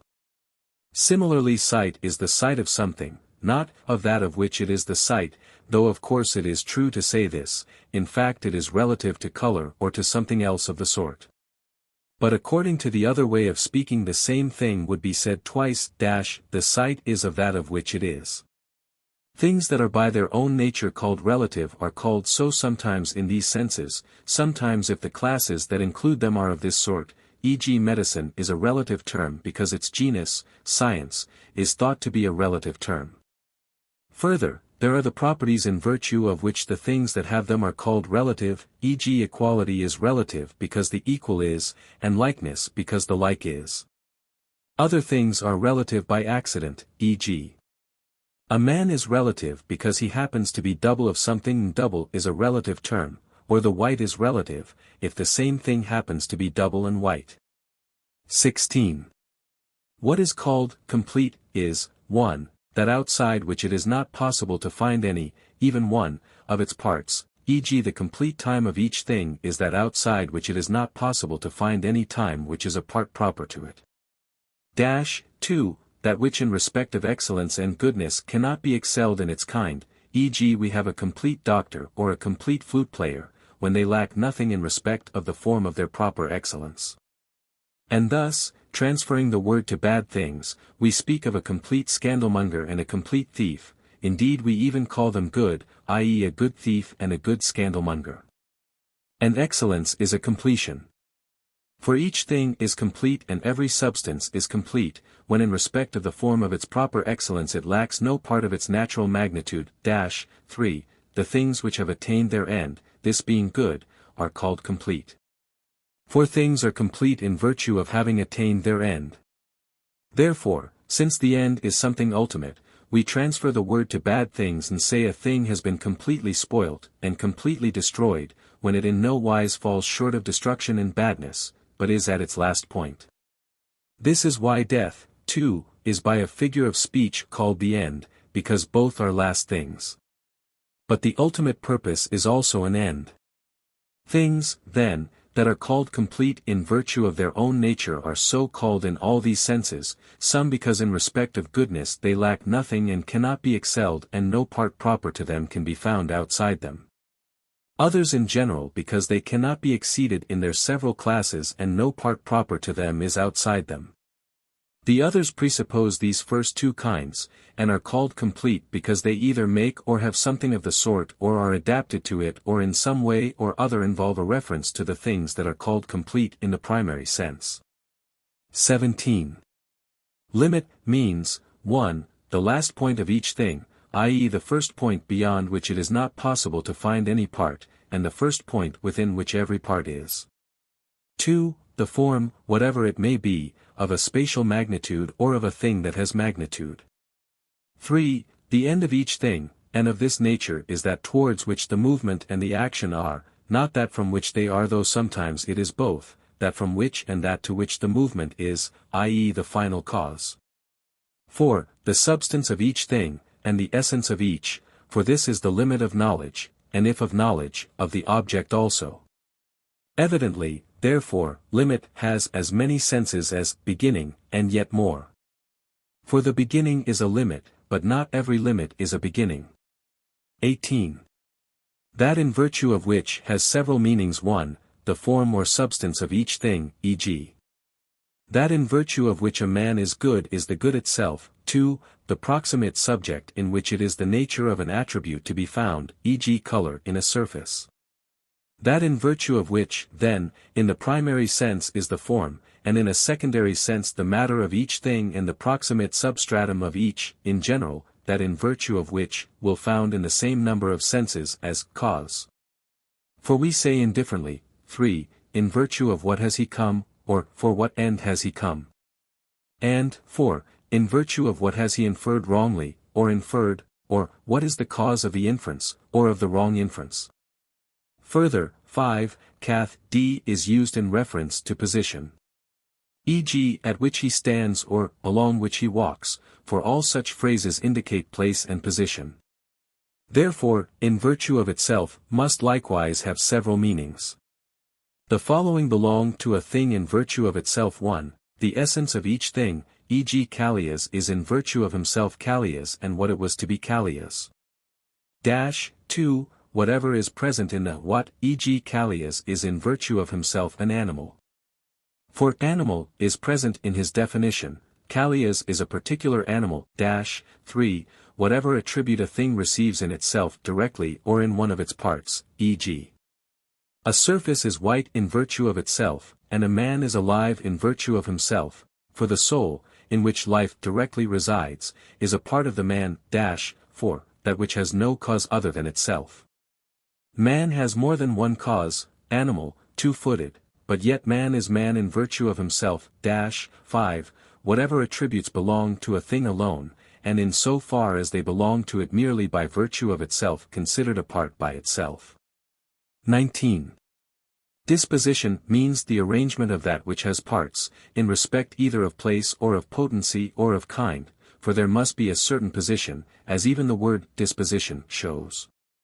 20. Having means, 1. A kind of activity of the haver and of what he has something like an action or movement. For when one thing makes and one is made, between them there is a making. So too between him who has a garment and the garment which he has there is a having. This sort of having, then, evidently we cannot have, for the process will go on to infinity, if it is to be possible to have the having of what we have. 2. Having, or habit, means a disposition according to which that which is disposed is either well or ill disposed, and either in itself or with reference to something else, e.g. health is a habit, for it is such a disposition.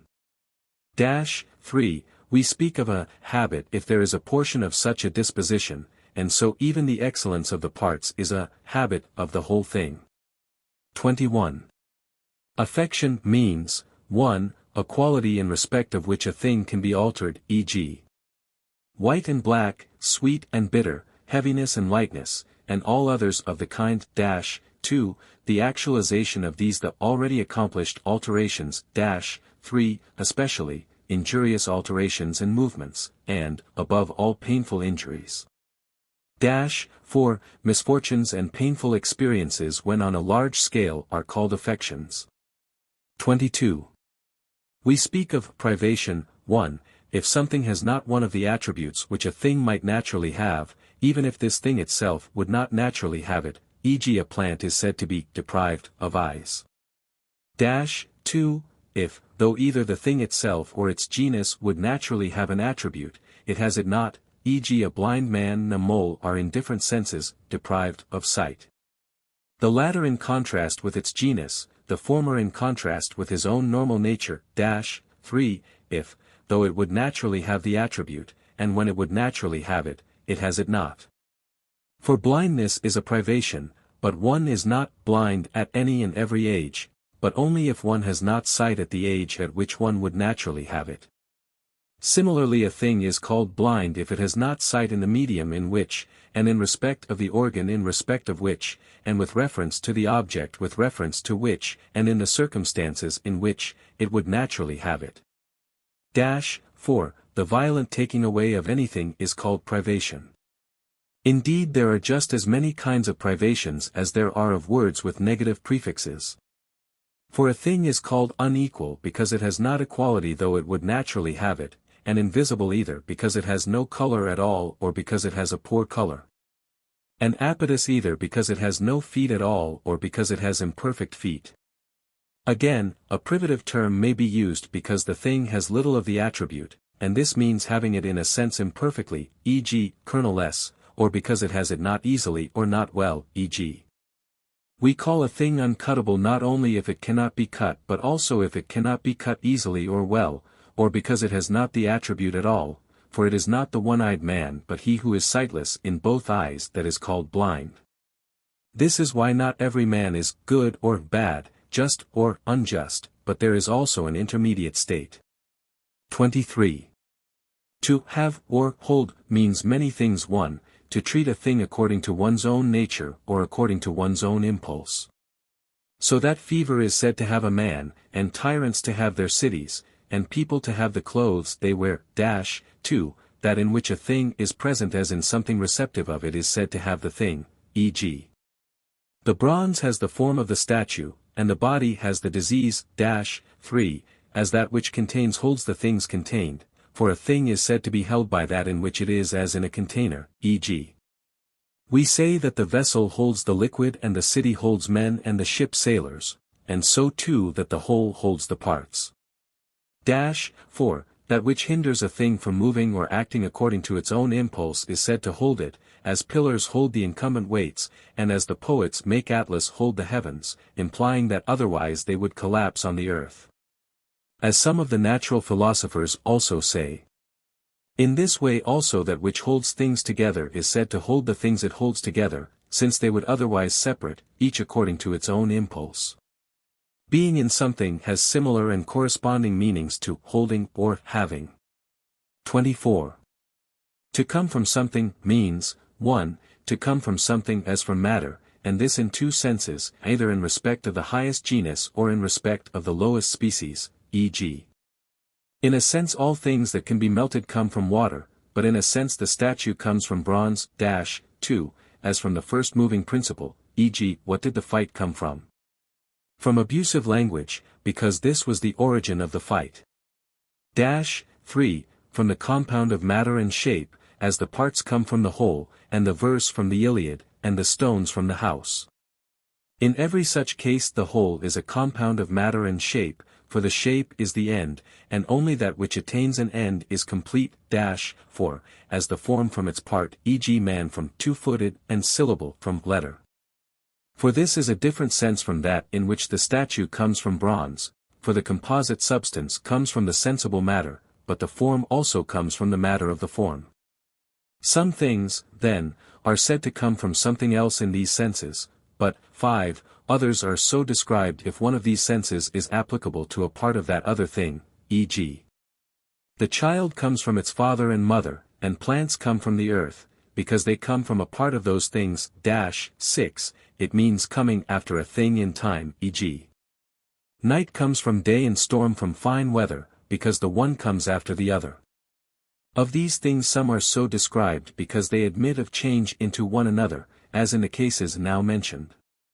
Some merely because they are successive in time, e.g. the voyage took place from the equinox, because it took place after the equinox, and the festival of the Thargelia comes from the Dionysia, because after the Dionysia. 25.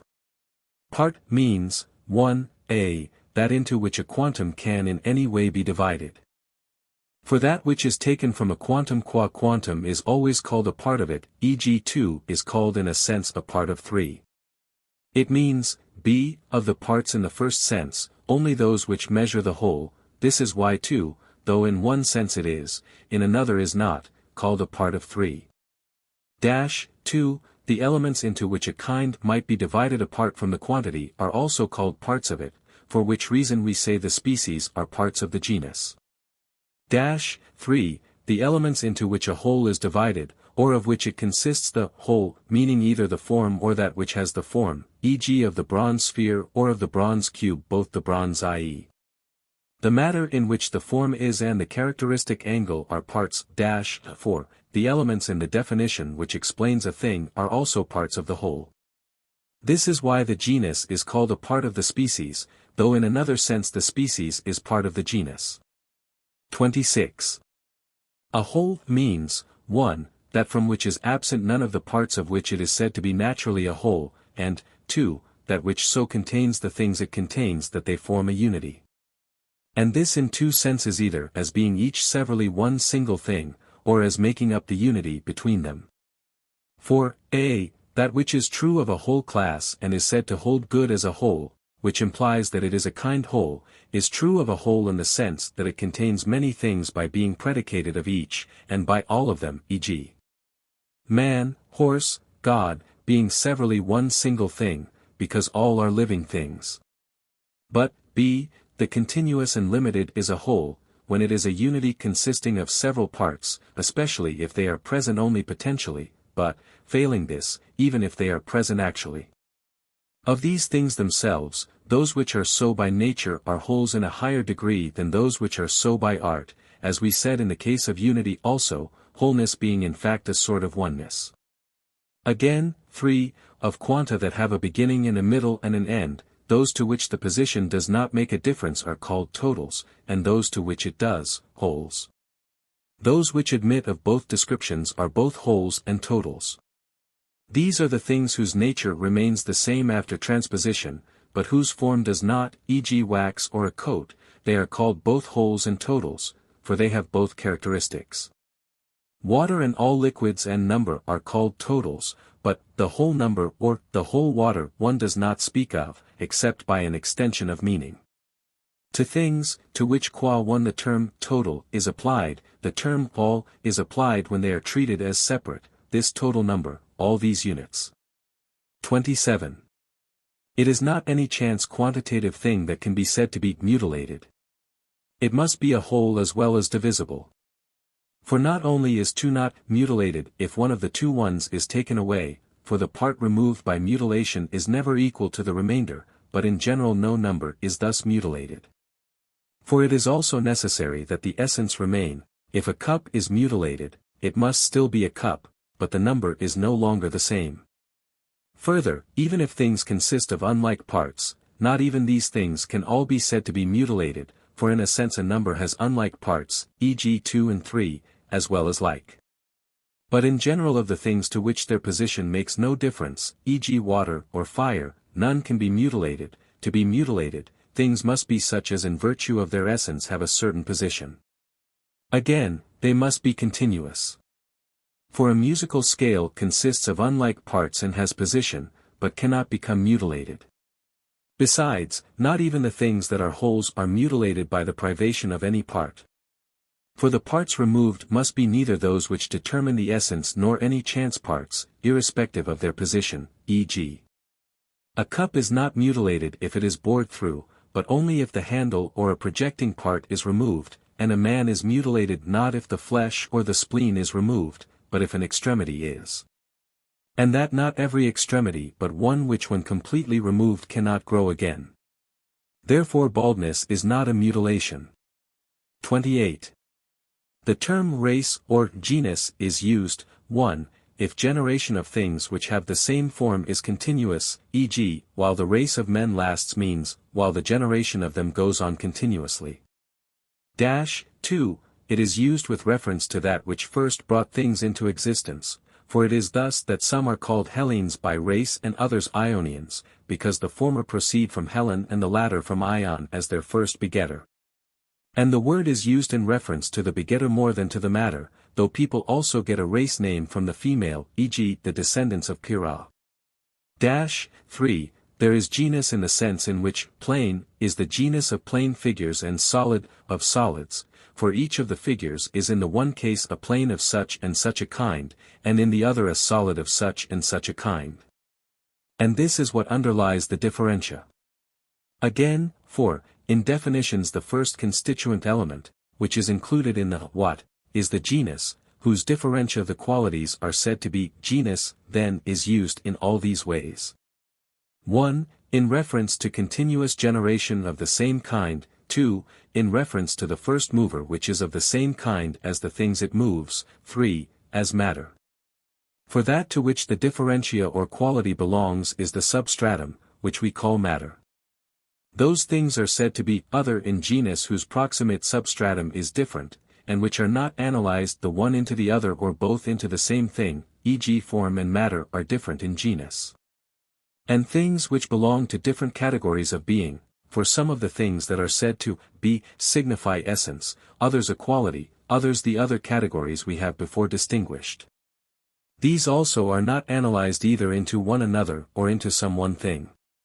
29. The false means, 1, that which is false as a thing, and that, a, because it is not put together or cannot be put together, e.g. that the diagonal of a square is commensurate with the side or that you are sitting, for one of these is false always, and the other sometimes, it is in these two senses that they are non-existent. b. There are things which exist, but whose nature it is to appear either not to be such as they are or to be things that do not exist, e.g. a sketch or a dream. For these are something, but are not the things the appearance of which they produce in us. We call things false in this way, then either because they themselves do not exist, or because the appearance which results from them is that of something that does not exist. 2. A false account is the account of non-existent objects, in so far as it is false. Hence every account is false when applied to something other than that of which it is true, e.g. the account of a circle is false when applied to a triangle.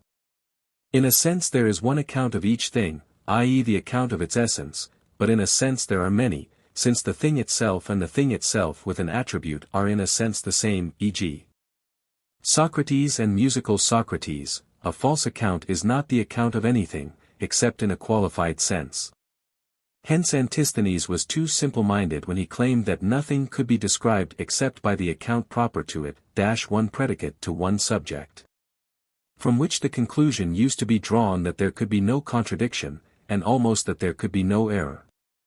But it is possible to describe each thing not only by the account of itself, but also by that of something else. This may be done altogether falsely indeed, but there is also a way in which it may be done truly, e.g. 8 may be described as a double number by the use of the definition of 2. These things, then, are called false in these senses, but, 3, a false man is one who is ready at and fond of such accounts, not for any other reason but for their own sake, and one who is good at impressing such accounts on other people. Just as we say things are which produce a false appearance. This is why the proof in the Hippias that the same man is false and true is misleading. For it assumes that he is false who can deceive, i.e. the man who knows and is wise, and further that he who is willingly bad is better. This is a false result of induction, for a man who limps willingly is better than one who does so unwillingly. By limping, Plato means mimicking a limp, for if the man were lame willingly, he would presumably be worse in this case as in the corresponding case of moral character. 30. Accident means, 1. That which attaches to something and can be truly asserted, but neither of necessity nor usually, e.g. if someone in digging a hole for a plant has found treasure. This the finding of treasure is for the man who dug the hole an accident, for neither does the one come of necessity from the other or after the other, nor, if a man plants, does he usually find treasure. And a musical man might be pale. But since this does not happen of necessity nor usually, we call it an accident. Therefore, since there are attributes and they attach to subjects, and some of them attach to these only in a particular place and at a particular time, whatever attaches to a subject, but not because it was this subject, or the time this time, or the place this place, will be an accident. Therefore, 2, there is no definite cause for an accident, but a chance cause, i.e. an indefinite one. Going to Aegina was an accident for a man, if he went not in order to get there, but because he was carried out of his way by a storm or captured by pirates. The accident has happened or exists not in virtue of the subject's nature, however, but of something else, for the storm was the cause of his coming to a place for which he was not sailing, and this was aegina. Accident has also, too, another meaning, i.e. all that attaches to each thing in virtue of itself but is not in its essence, as having its angles equal to two right angles attaches to the triangle. And accidents of this sort may be eternal, but no accident of the other sort is. This is explained elsewhere. Book 6. 1. We are seeking the principles and the causes of the things that are, and obviously of them qua being. For, while there is a cause of health and of good condition, and the objects of mathematics have first principles and elements and causes. And in general every science which is ratiocinative or at all involves reasoning deals with causes and principles, more or less precise. All these sciences mark off some particular being, some genus, and inquire into this. But not into being simply nor qua being, nor do they offer any discussion of the essence of the things of which they treat. But starting from the essence, some making it plain to the senses, others assuming it as a hypothesis, they then demonstrate, more or less cogently, the essential attributes of the genus with which they deal.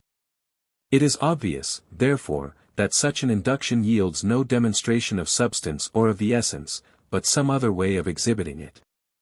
And similarly the sciences omit the question whether the genus with which they deal exists or does not exist, because it belongs to the same kind of thinking to show what it is and that it is. And since natural science, like other sciences, is in fact about one class of being, i.e. to that sort of substance which has the principle of its movement and rest present in itself, evidently it is neither practical nor productive. For in the case of things made the principle is in the maker, it is either reason or art or some faculty, while in the case of things done it is in the doer, viz. Will, for that which is done and that which is willed are the same. Therefore, if all thought is either practical or productive or theoretical, physics must be a theoretical science, but it will theorize about such being as admits of being moved. And about substance as defined for the most part only as not separable from matter. Now, we must not fail to notice the mode of being of the essence and of its definition, for, without this, inquiry is but idle. Of things defined, i.e. of what's, some are like snub, and some like concave. And these differ because snub is bound up with matter, for what is snub is a concave nose, while concavity is independent of perceptible matter. If then all natural things are analogous to the snub in their nature, e.g. nose, eye, face, flesh, bone, and, in general, animal. Leaf, root, bark, and, in general, plant, for none of these can be defined without reference to movement, they always have matter, it is clear how we must seek and define the what, in the case of natural objects. And also that it belongs to the student of nature to study even soul in a certain sense, i.e. so much of it as is not independent of matter. That physics, then, is a theoretical science, is plain from these considerations. Mathematics also, however, is theoretical. But whether its objects are immovable and separable from matter, is not at present clear. Still, it is clear that some mathematical theorems consider them qua immovable and qua separable from matter. But if there is something which is eternal and immovable and separable, clearly the knowledge of it belongs to a theoretical science, not, however, to physics, for physics deals with certain movable things, nor to mathematics, but to a science prior to both. For physics deals with things which exist separately but are not immovable, and some parts of mathematics deal with things which are immovable but presumably do not exist separately, but as embodied in matter. While the first science deals with things which both exist separately and are immovable. Now all causes must be eternal, but especially these, for they are the causes that operate on so much of the divine as appears to us. There must, then, be three theoretical philosophies, mathematics, physics, and what we may call theology, since it is obvious that if the divine is present anywhere, it is present in things of this sort. And the highest science must deal with the highest genus. Thus, while the theoretical sciences are more to be desired than the other sciences, this is more to be desired than the other theoretical sciences. For one might raise the question whether first philosophy is universal, or deals with one genus, i.e. some one kind of being. For not even the mathematical sciences are all alike in this respect. Geometry and astronomy deal with a certain particular kind of thing, while universal mathematics applies alike to all. We answer that if there is no substance other than those which are formed by nature, natural science will be the first science. But if there is an immovable substance, the science of this must be prior and must be first philosophy, and universal in this way, because it is first. And it will belong to this to consider being qua being both what it is and the attributes which belong to it qua being. 2. But since the unqualified term being has several meanings, of which one was seen to be the accidental, and another the true, non-being being the false, while besides these there are the figures of predication, e.g.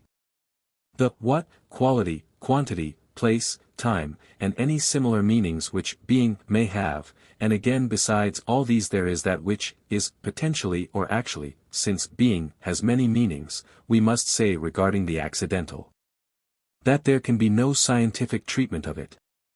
This is confirmed by the fact that no science practical, productive, or theoretical troubles itself about it. For on the one hand he who produces a house does not produce all the attributes that come into being along with the house. For these are innumerable. The house that has been made may quite well be pleasant for some people, hurtful for some, and useful to others, and different to put it shortly from all things that are. And the science of building does not aim at producing any of these attributes. And in the same way the geometer does not consider the attributes which attach thus to figures, nor whether triangle is different from triangle whose angles are equal to two right angles, and this happens naturally enough. For the accidental is practically a mere name. And so Plato was in a sense not wrong in ranking sophistic as dealing with that which is not. For the arguments of the sophists deal, we may say, above all with the accidental, e.g. the question whether musical and lettered are different or the same, and whether musical choriscus and choriscus are the same, and whether everything which is, but is not eternal, has come to be.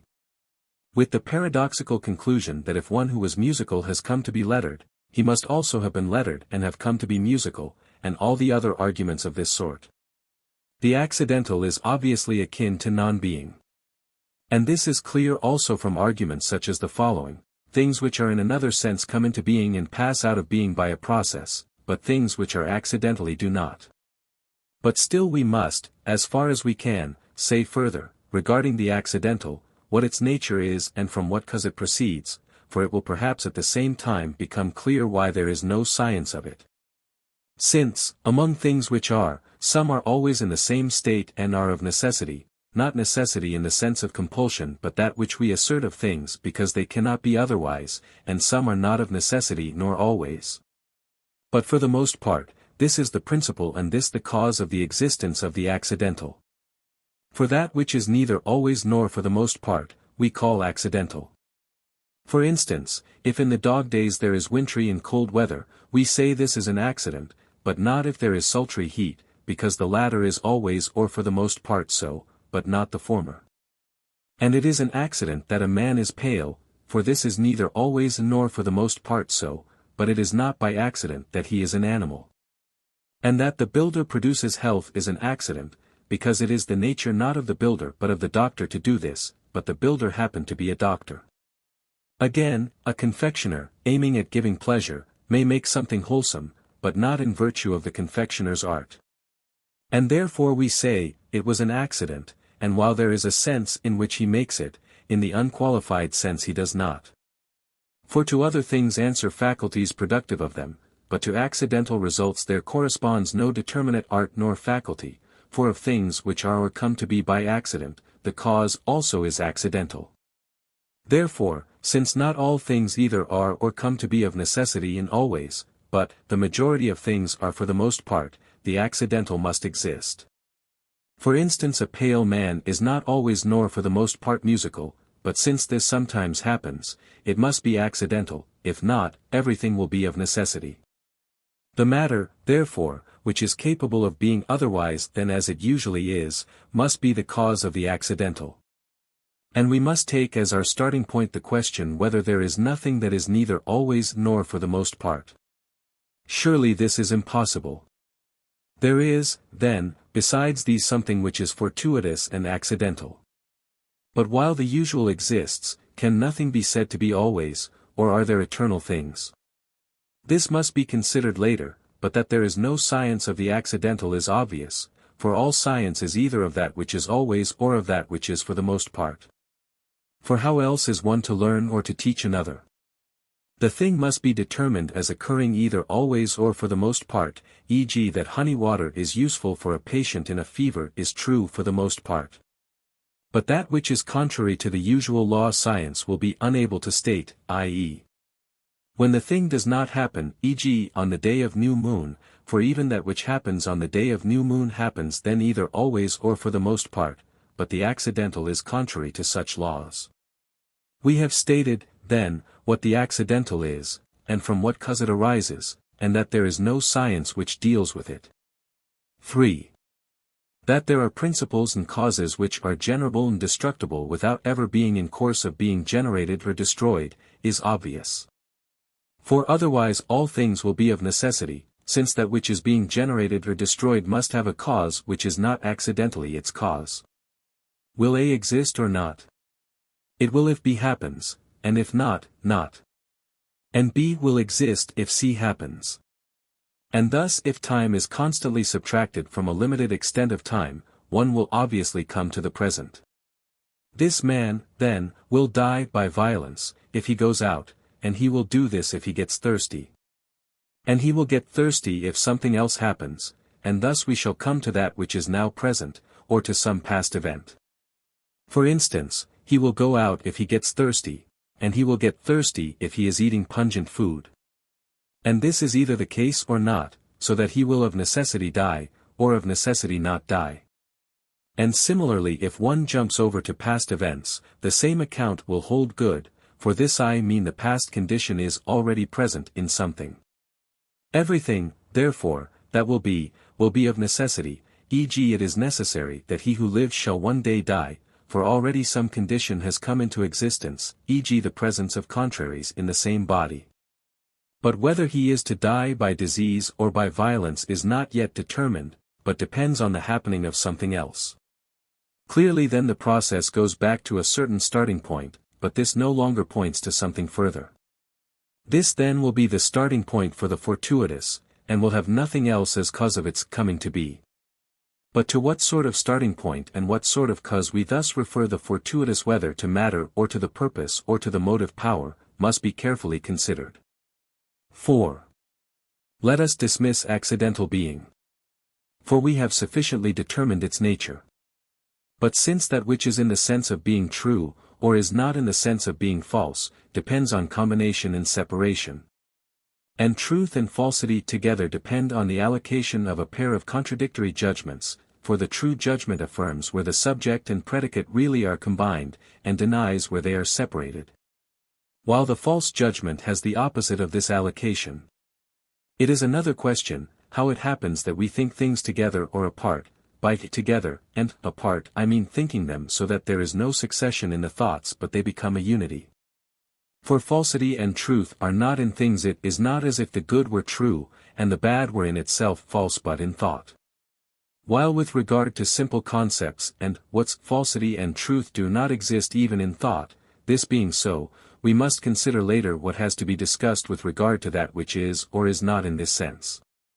But since the combination and the separation are in thought and not in the things, and that which is in this sense is a different sort of being from the things that are in the full sense, for the thought attaches or removes either the subjects, what, or its having a certain quality or quantity or something else. That which is accidentally and that which is in the sense of being true must be dismissed. For the cause of the former is indeterminate, and that of the latter is some affection of the thought, and both are related to the remaining genus of being, and do not indicate the existence of any separate class of being. Therefore let these be dismissed, and let us consider the causes and the principles of being itself, qua being. It was clear in our discussion of the various meanings of terms, that being has several meanings. Book 7. 1. There are several senses in which a thing may be said to be, as we pointed out previously in our book on the various senses of words.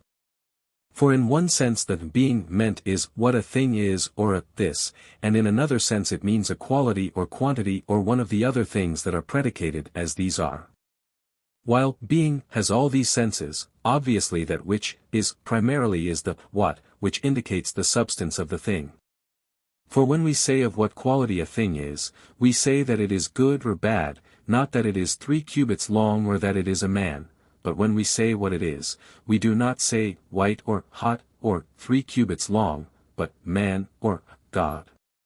And all other things are said to be because they are, some of them, quantities of that which is in this primary sense, others qualities of it, others affections of it, and others some other determination of it.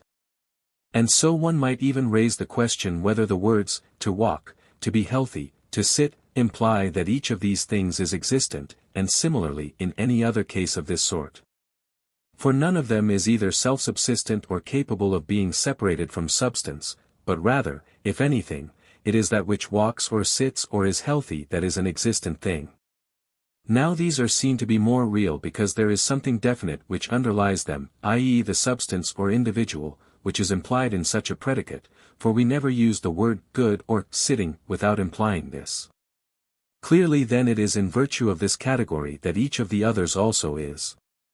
Therefore that which is primarily, i.e. not in a qualified sense but without qualification, must be substance.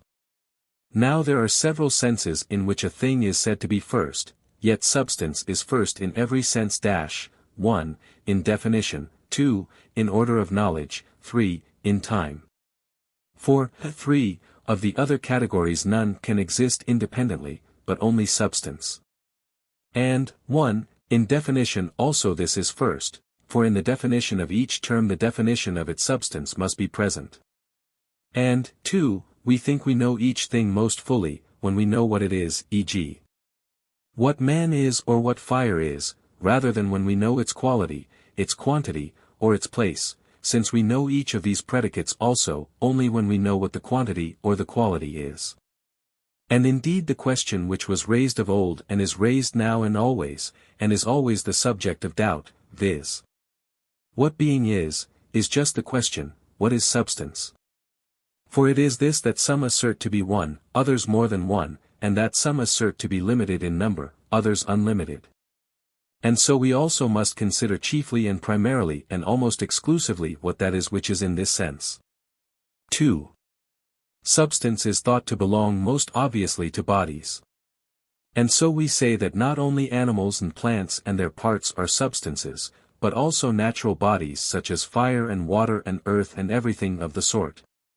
And all things that are either parts of these or composed of these, either of parts or of the whole bodies, e.g. the physical universe and its parts, stars and moon and sun. But whether these alone are substances, or there are also others, or only some of these, or others as well, or none of these but only some other things, are substances, must be considered. Some think the limits of body, i.e. surface, line, point, and unit, are substances, and more so than body or the solid. Further, some do not think there is anything substantial besides sensible things, but others think there are eternal substances which are more in number and more real, e.g. Plato posited 2 kinds of substance, the forms and objects of mathematics, as well as a third kind, viz. the substance of sensible bodies. And Speusippus made still more kinds of substance, beginning with the one, and assuming principles for each kind of substance, one for numbers, another for spatial magnitudes, and then another for the soul. And by going on in this way he multiplies the kinds of substance. And some say forms and numbers have the same nature, and the other things come after them, lines and planes, until we come to the substance of the material universe and to sensible bodies. Regarding these matters, then, we must inquire which of the common statements are right and which are not right, and what substances there are, and whether there are or are not any besides sensible substances, and how sensible substances exist. And whether there is a substance capable of separate existence, and if so why and how, or no such substance, apart from sensible substances. And we must first sketch the nature of substance. 3. The word substance is applied, if not in more senses, still at least to four main objects. For both the essence and the universal and the genus, are thought to be the substance of each thing, and fourthly the substratum. Now the substratum is that of which everything else is predicated, while it is itself not predicated of anything else. And so we must first determine the nature of this, for that which underlies a thing primarily is thought to be in the truest sense its substance. And in one sense matter is said to be of the nature of substratum, in another, shape, and in a third, the compound of these. By the matter I mean, for instance, the bronze, by the shape the pattern of its form, and by the compound of these the statue, the concrete whole. Therefore if the form is prior to the matter and more real, it will be prior also to the compound of both, for the same reason. We have now outlined the nature of substance, showing that it is that which is not predicated of a stratum, but of which all else is predicated. But we must not merely state the matter thus, for this is not enough. The statement itself is obscure, and further, on this view, matter becomes substance. For if this is not substance, it baffles us to say what else is. When all else is stripped off evidently nothing but matter remains. For while the rest are affections, products, and potencies of bodies, length, breadth, and depth are quantities and not substances, for a quantity is not a substance, but the substance is rather that to which these belong primarily. But when length and breadth and depth are taken away we see nothing left unless there is something that is bounded by these, so that to those who consider the question thus matter alone must seem to be substance. By matter I mean that which in itself is neither a particular thing nor of a certain quantity nor assigned to any other of the categories by which being is determined. For there is something of which each of these is predicated, whose being is different from that of each of the predicates, for the predicates other than substance are predicated of substance, while substance is predicated of matter. Therefore the ultimate substratum is of itself neither a particular thing nor of a particular quantity nor otherwise positively characterized, nor yet is it the negations of these, for negations also will belong to it only by accident. If we adopt this point of view, then, it follows that matter is substance. But this is impossible, for both separability and thisness are thought to belong chiefly to substance. And so form and the compound of form and matter would be thought to be substance, rather than matter. The substance compounded of both, i.e. of matter and shape, may be dismissed, for it is posterior and its nature is obvious. And matter also is in a sense manifest. But we must inquire into the third kind of substance, for this is the most perplexing. Some of the sensible substances are generally admitted to be substances, so that we must look first among these. For it is an advantage to advance to that which is more knowable. For learning proceeds for all in this way through that which is less knowable by nature to that which is more knowable. And just as in conduct our task is to start from what is good for each and make what is without qualification good for each. So it is our task to start from what is more knowable to oneself and make what is knowable by nature knowable to oneself. Now what is knowable and primary for particular sets of people is often knowable to a very small extent, and has little or nothing of reality. But yet one must start from that which is barely knowable but knowable to oneself, and try to know what is knowable without qualification, passing, as has been said, by way of those very things which one does know. 4. Since at the start we distinguished the various marks by which we determine substance, and one of these was thought to be the essence, we must investigate this. And first let us make some linguistic remarks about it. The essence of each thing is what it is said to be propterus e. For being you is not being musical, since you are not by your very nature musical. What, then, you are by your very nature is your essence. Nor yet is the whole of this the essence of a thing, not that which is propterus e as white is to a surface, because being a surface is not identical with being white. But again the combination of both being a white surface is not the essence of surface, because surface itself is added. The formula, therefore, in which the term itself is not present but its meaning is expressed, this is the formula of the essence of each thing. Therefore if to be a white surface is to be a smooth surface, to be white and to be smooth are one and the same. But since there are also compounds answering to the other categories, for there is a substratum for each category, e.g. for quality, quantity, time, place, and motion, we must inquire whether there is a formula of the essence of each of them, i.e. whether to these compounds also there belongs an essence, e.g. white man. Let the compound be denoted by cloak. What is the essence of cloak? But, it may be said, this also is not a propter se expression. We reply that there are just two ways in which a predicate may fail to be true of a subject propter se, and one of these results from the addition, and the other from the omission, of a determinant. One kind of predicate is not propter se because the term that is being defined is combined with another determinant, e.g. if in defining the essence of white one were to state the formula of white man. The other because in the subject another determinant is combined with that which is expressed in the formula, e.g. if cloak meant white man, and one were to define cloak as white man is white indeed, but its essence is not to be white. But is being a cloak an essence at all? Probably not. For the essence is precisely what something is, but when an attribute is asserted of a subject other than itself, the complex is not precisely what this is, e.g. white man is not precisely what this is, since thisness belongs only to substances. Therefore there is an essence only of those things whose formula is a definition. But we have a definition not where we have a word and a formula identical in meaning, for in that case all formulae or sets of words would be definitions.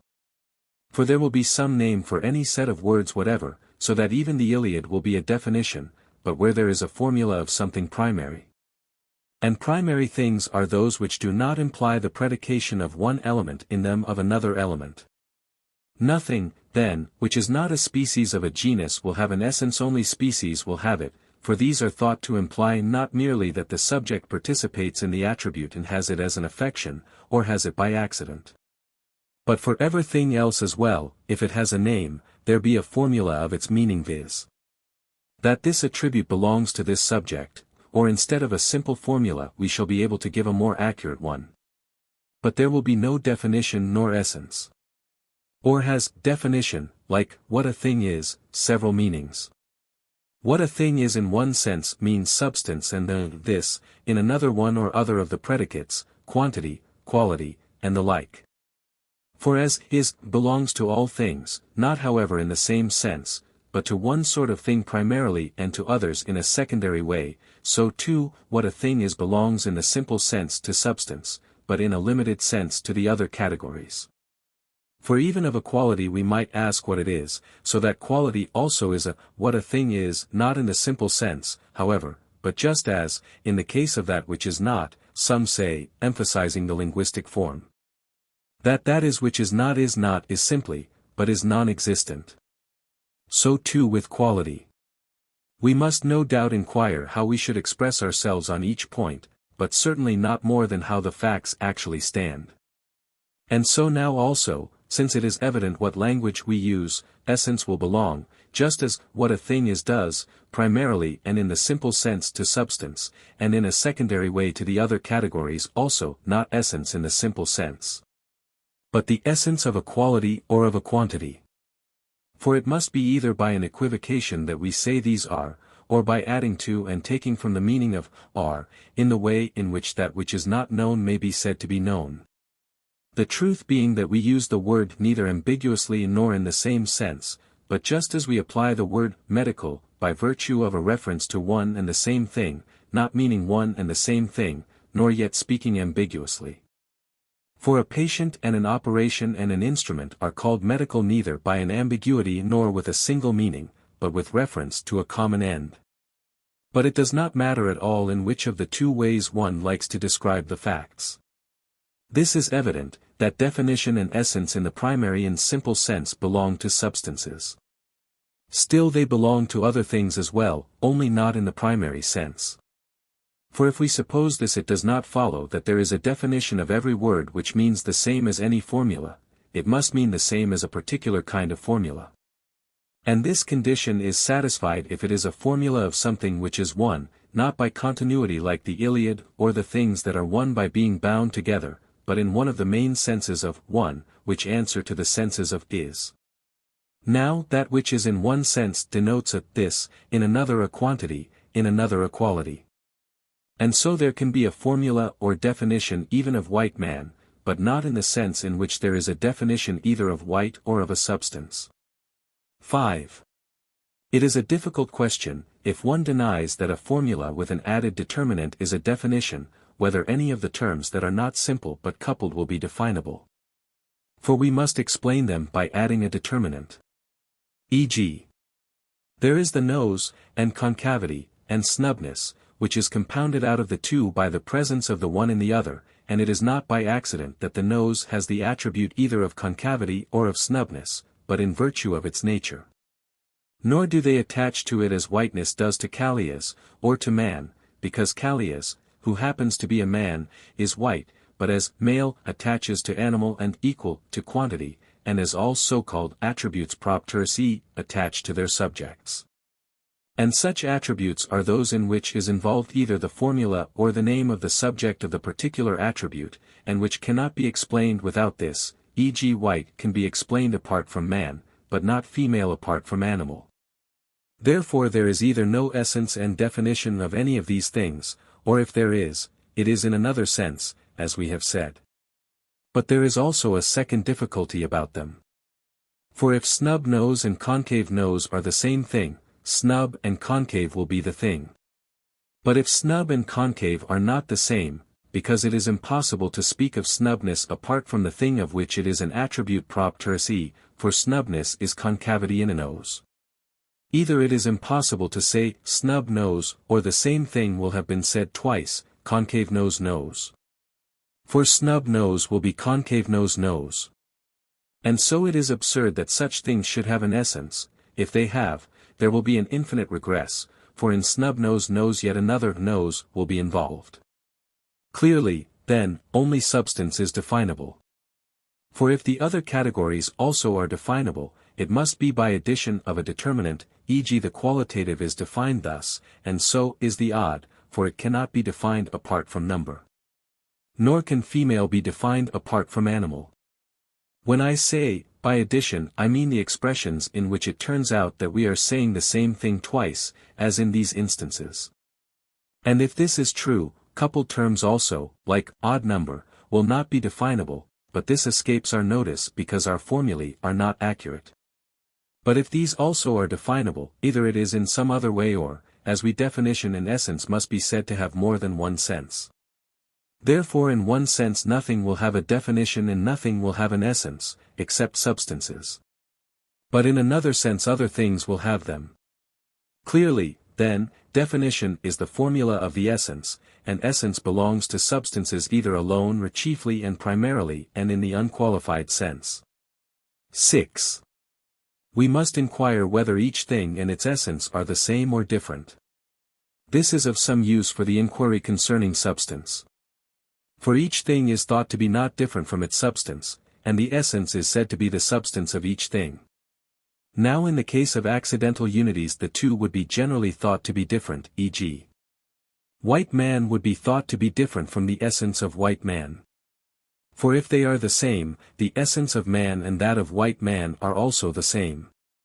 For a man and a white man are the same thing, as people say, so that the essence of white man and that of man would be also the same.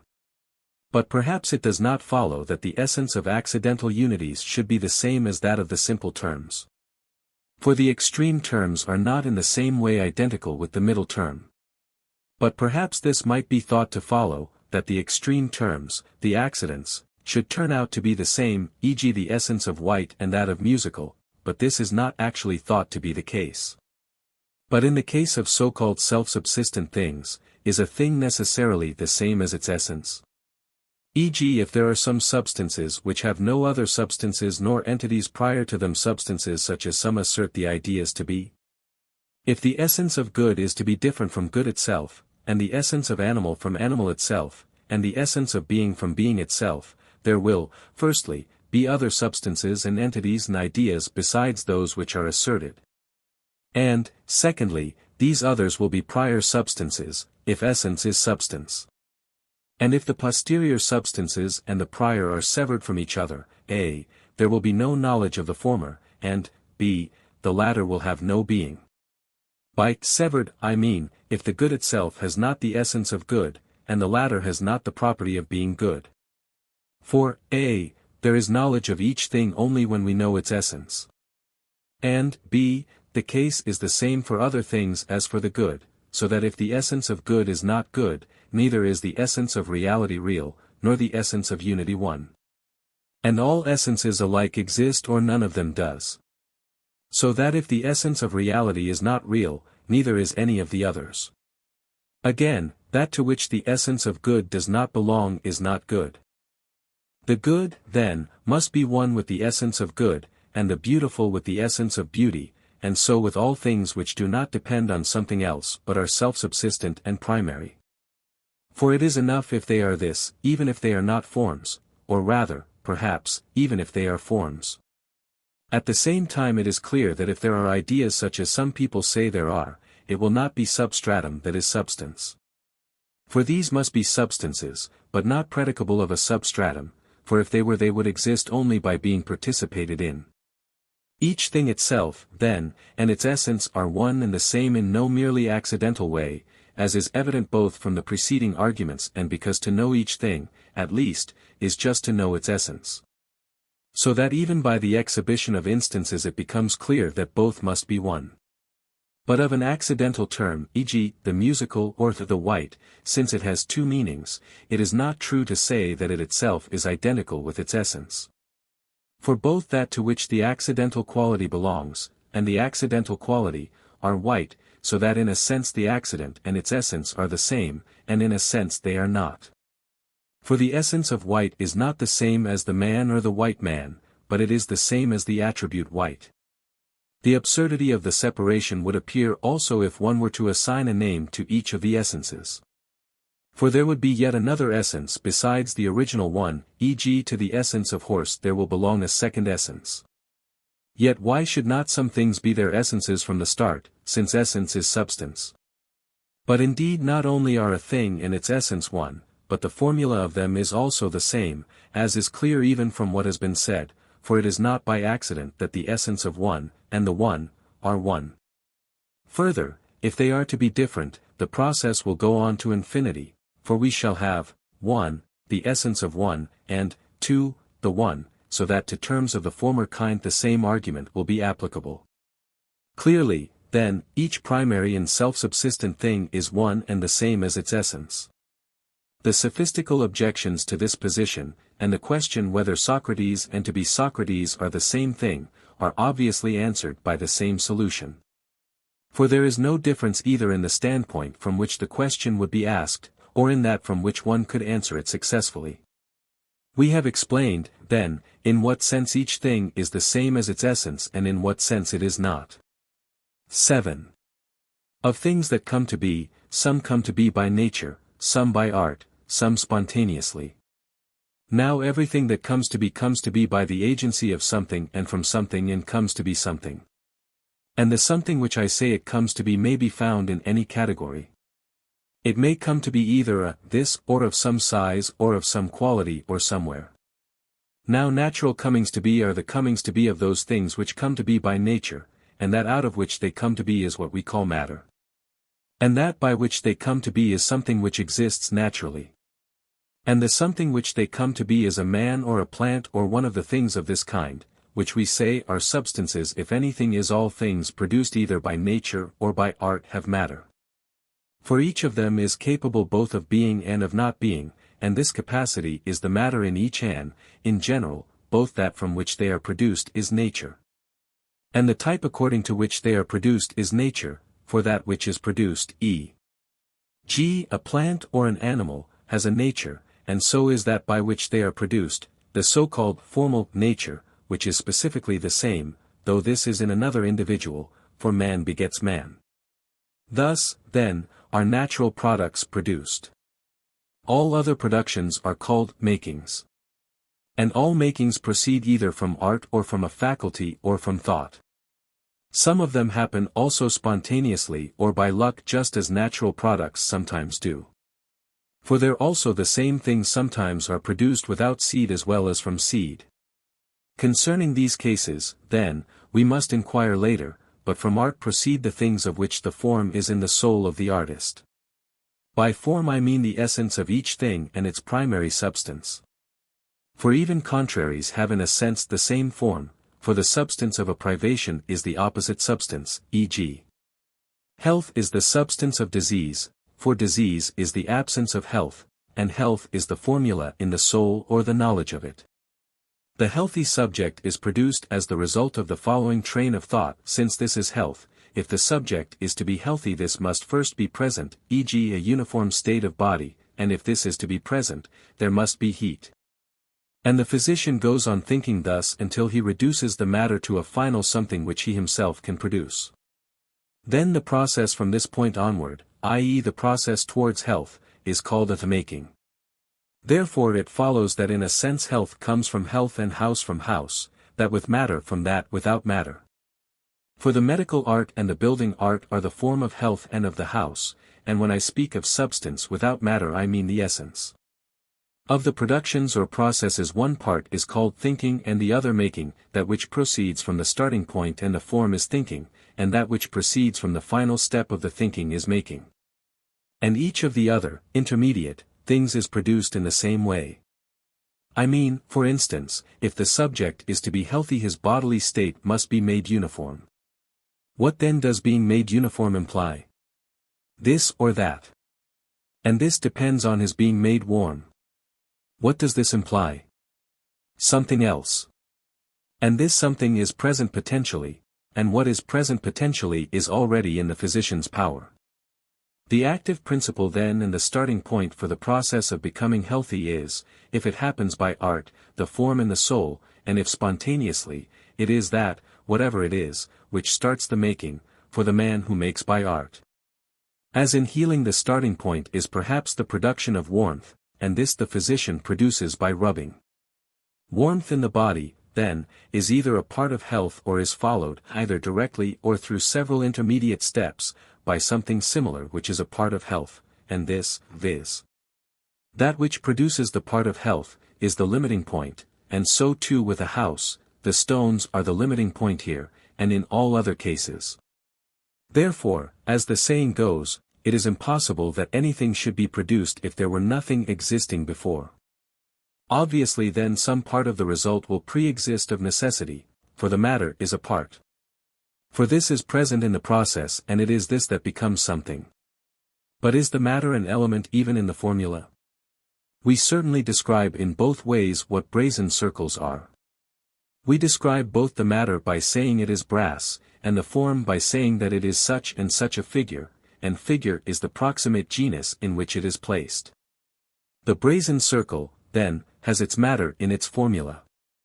As for that out of which as matter they are produced, some things are said, when they have been produced, to be not that but the 10, e.g. the statue is not gold but golden. And a healthy man is not said to be that from which he has come. The reason is that though a thing comes both from its privation and from its substratum, which we call its matter, e.g. what becomes healthy is both a man and an invalid, it is said to come rather from its privation, e.g. it is from an invalid rather than from a man that a healthy subject is produced. And so the healthy subject is not said to be an invalid, but to be a man, and the man is said to be healthy. But as for the things whose privation is obscure and nameless, e.g. in brass the privation of a particular shape or in bricks and timber the privation of arrangement as a house, the thing is thought to be produced from these materials, as in the former case the healthy man is produced from an invalid. And so, as there also a thing is not said to be that from which it comes, here the statue is not said to be wood but is said by a verbal change to be wooden, not brass but brazen, not gold but golden. And the house is said to be not bricks but bricken, though we should not say without qualification, if we looked at the matter carefully, even that a statue is produced from wood or a house from bricks.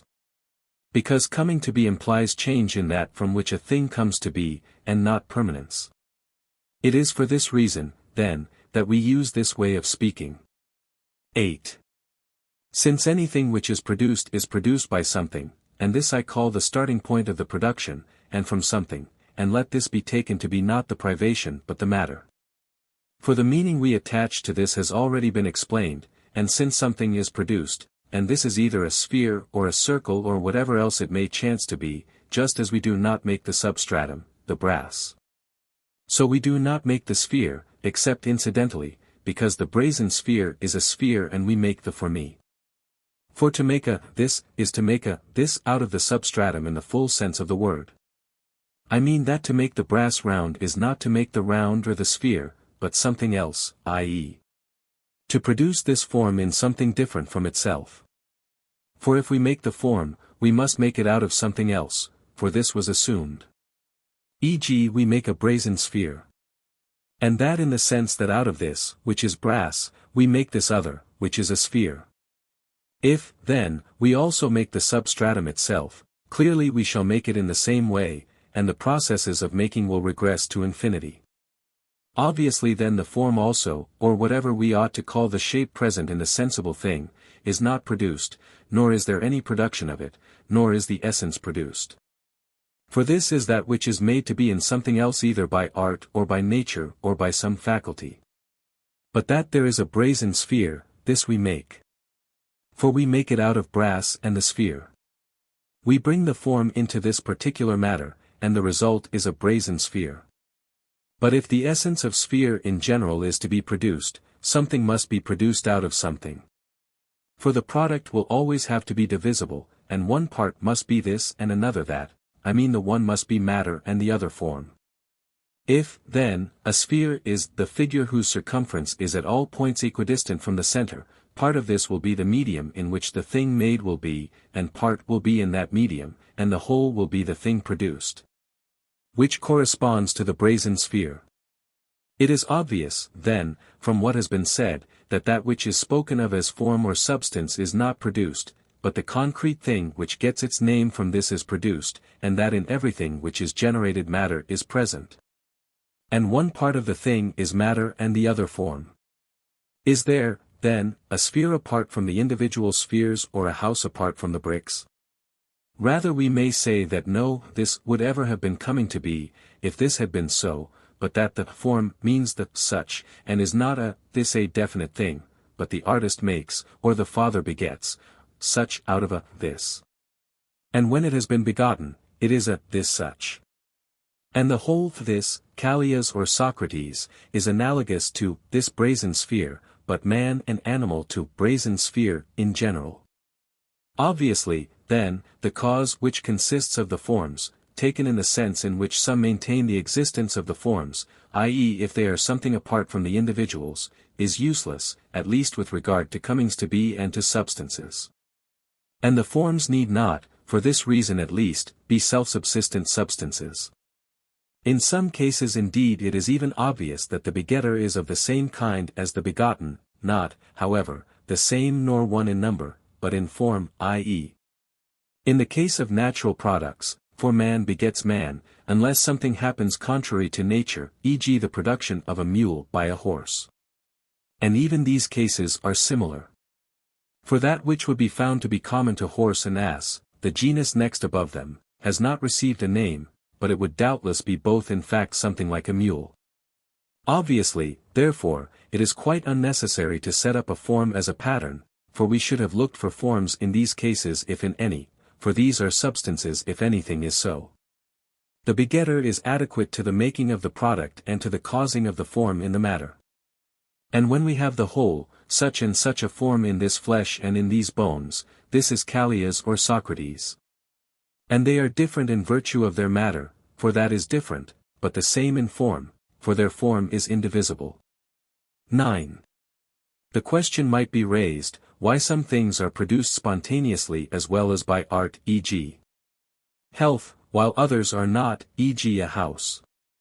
The reason is that in some cases the matter which governs the production in the making and producing of any work of art, and in which a part of the product is present. Some matter is such as to be set in motion by itself and some is not of this nature, and of the former kind some can move itself in the particular way required, while other matter is incapable of this. For many things can be set in motion by themselves but not in some particular way, e.g. that of dancing. The things, then, whose matter is of this sort, e.g. stones, cannot be moved in the particular way required, except by something else, but in another way they can move themselves, and so it is with fire. Therefore some things will not exist apart from someone who has the art of making them, while others will. For motion will be started by these things which have not the art but can themselves be moved by other things which have not the art, or with a motion starting from a part of the product. And it is clear also from what has been said that in a sense every product of art is produced from a thing which shares its name, as natural products are produced, or from a part of itself which shares its name, e.g. the house is produced from a house, qua produced by reason, for the art of building is the form of the house, or from something which contains a art of it if we exclude things produced by accident. For the cause of the things producing the product directly per se is a part of the product. The heat in the movement caused heat in the body, and this is either health, or a part of health, or is followed by a part of health or by health itself. And so it is said to cause health, because it causes that to which health attaches as a consequence. Therefore, as in syllogisms, substance is the starting point of everything. It is from what a thing is that syllogisms start. And from it also we now find processes of production to start. Things which are formed by nature are in the same case as these products of art. For the seed is productive in the same way as the things that work by art. For it has the form potentially, and that from which the seed comes has in a sense the same name as the offspring, only in a sense, for we must not expect parent and offspring always to have exactly the same name. As in the production of human being from human, for a woman also can be produced by a man unless the offspring be an imperfect form. Which is the reason why the parent of a mule is not a mule. The natural things which, like the artificial objects previously considered, can be produced spontaneously are those whose matter can be moved even by itself in the way in which the seed usually moves it.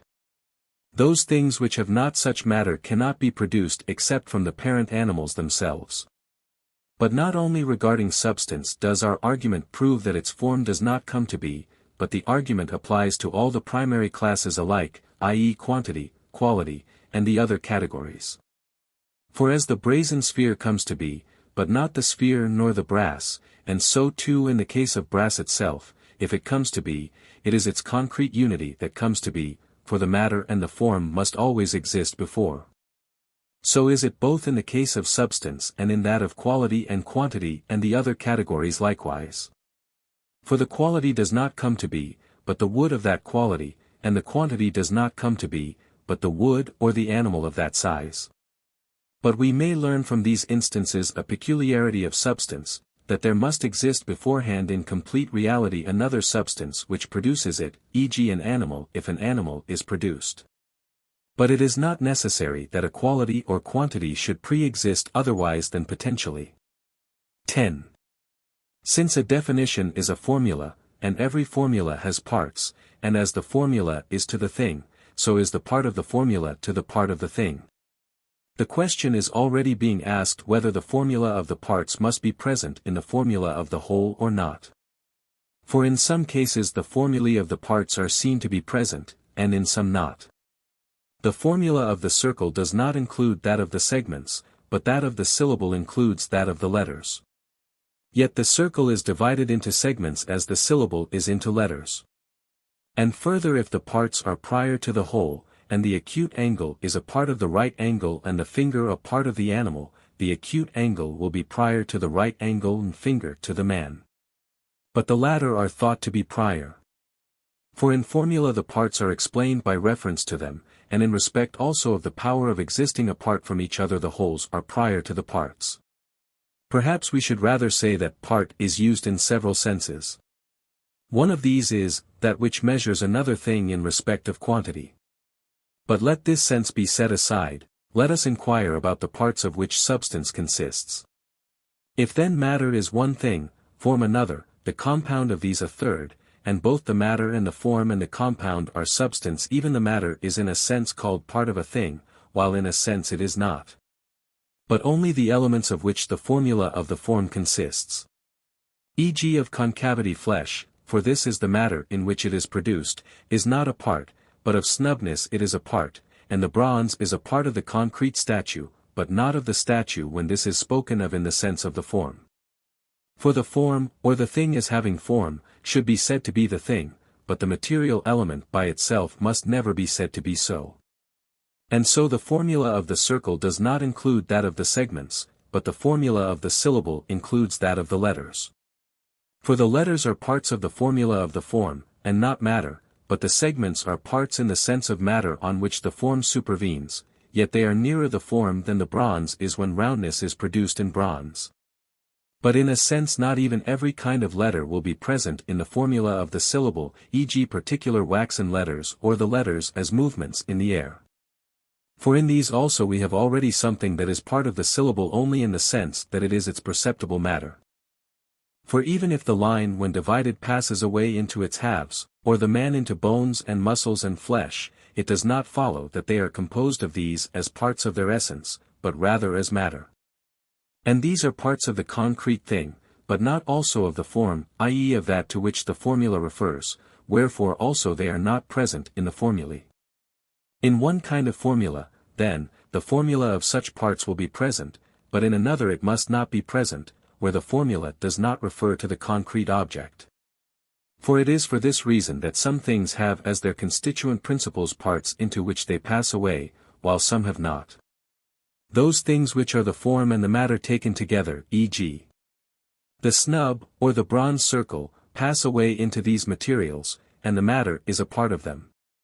But those things which do not involve matter but are without matter, and whose formulae are formulae of the form only, do not pass away either not at all or at any rate not in this way.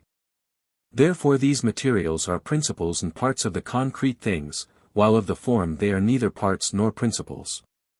And therefore the clay statue is resolved into clay and the ball into bronze and callias into flesh and bones, and again the circle into its segments, for there is a sense of circle, in which involves matter.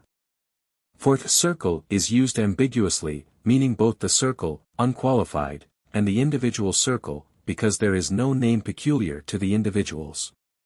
The truth has indeed now been stated, but still let us state it yet more clearly, taking up the question again. The parts of the formula, into which the formula is divided, are prior to it, either all or some of them. The formula of the right angle, however, does not include the formula of the acute, but the formula of the acute includes that of the right angle, for he who defines the acute uses the right angle, for the acute is less than a right angle. The circle and the semicircle also are in a like relation, for the semicircle is defined by the circle, and so is the finger by the whole body, for a finger is such and such a part of a man. Therefore the parts which are of the nature of matter, and into which as its matter a thing is divided, are posterior. But those which are of the nature of parts of the formula, and of the substance according to its formula, are prior, either all or some of them. And since the soul of animals, for this is the substance of a living being, is their substance according to the formula, i.e. the form and the essence of a body of a certain kind, at least we shall define each part, if we define it well, not without reference to its function, and this cannot belong to it without perception, so that the parts of soul are prior, either all or some of them, to the concrete animal, and so too with each individual animal. And the body and parts are posterior to this, the essential substance, and it is not the substance but the concrete thing that is divided into these parts as its matter, this being so, to the concrete thing these are in a sense prior. But in a sense they are not. For they cannot even exist if severed from the whole, for it is not a finger in any and every state that is the finger of a living thing, but a dead finger is a finger only in name. Some parts are neither prior nor posterior to the whole, i.e. those which are dominant and in which the formula, i.e. the essential substance, is immediately present, e.g. perhaps the heart or the brain, for it does not matter in the least which of the two has this quality. But man and horse and terms which are thus applied to individuals, but universally, are not substance but something composed of this particular formula and this particular matter treated as universal. And as regards the individual, Socrates already includes in him ultimate individual matter, and similarly in all other cases. A part may be a part either of the form, i.e. of the essence, or of the compound of the form and the matter, or of the matter itself. But only the parts of the form are parts of the formula, and the formula is of the universal. For, being a circle is the same as the circle, and, being a soul, the same as the soul. But when we come to the concrete thing, e.g. this circle, i.e. one of the individual circles, whether perceptible or intelligible, I mean by intelligible circles the mathematical, and by perceptible circles those of bronze and of wood, of these there is no definition. But they are known by the aid of intuitive thinking or of perception. And when they pass out of this complete realization it is not clear whether they exist or not, but they are always stated and recognized by means of the universal formula. But matter is unknowable in itself. And some matter is perceptible and some intelligible, perceptible matter being for instance bronze and wood and all matter that is changeable, and intelligible matter being that which is present in perceptible things not qua perceptible, i.e. the objects of mathematics. We have stated, then, how matters stand with regard to whole and part, and their priority and posteriority. But when anyone asks whether the right angle and the circle and the animal are prior, or the things into which they are divided and of which they consist, i.e. the parts, we must meet the inquiry by saying that the question cannot be answered simply.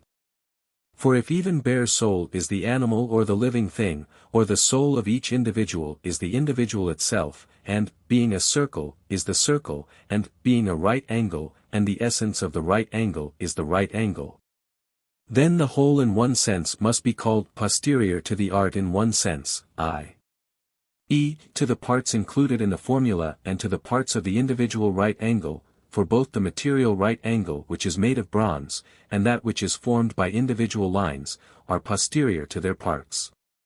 While the immaterial right angle is posterior to the parts included in the formula, but prior to those included in the particular instance, and the question must not be answered simply. If, however, the soul is something different and is not identical with the animal, even so some parts must, as we have maintained, be called prior and others must not. 11. Another question is naturally raised, viz. What sort of parts belong to the form and what sort not to the form, but to the concrete thing? Yet if this is not plain it is not possible to define anything, for definition is of the universal and of the form. If then it is not evident what sort of parts are of the nature of matter and what sort are not, neither will the formula of the thing be evident. In the case of things which are found to occur in specifically different materials, as a circle may exist in bronze or stone or wood, it seems plain that these, the bronze or the stone, are no part of the essence of the circle, since it is found apart from them. Of things which are not seen to exist apart, there is no reason why the same may not be true, just as if all circles that had ever been seen were of bronze, for none the less the bronze would be no part of the form. But it is hard to eliminate it in thought. E.g. the form of man is always found in flesh and bones and parts of this kind, are these then also parts of the form and the formula? No, they are matter. But because man is not found also in other matters we are unable to perform the abstraction.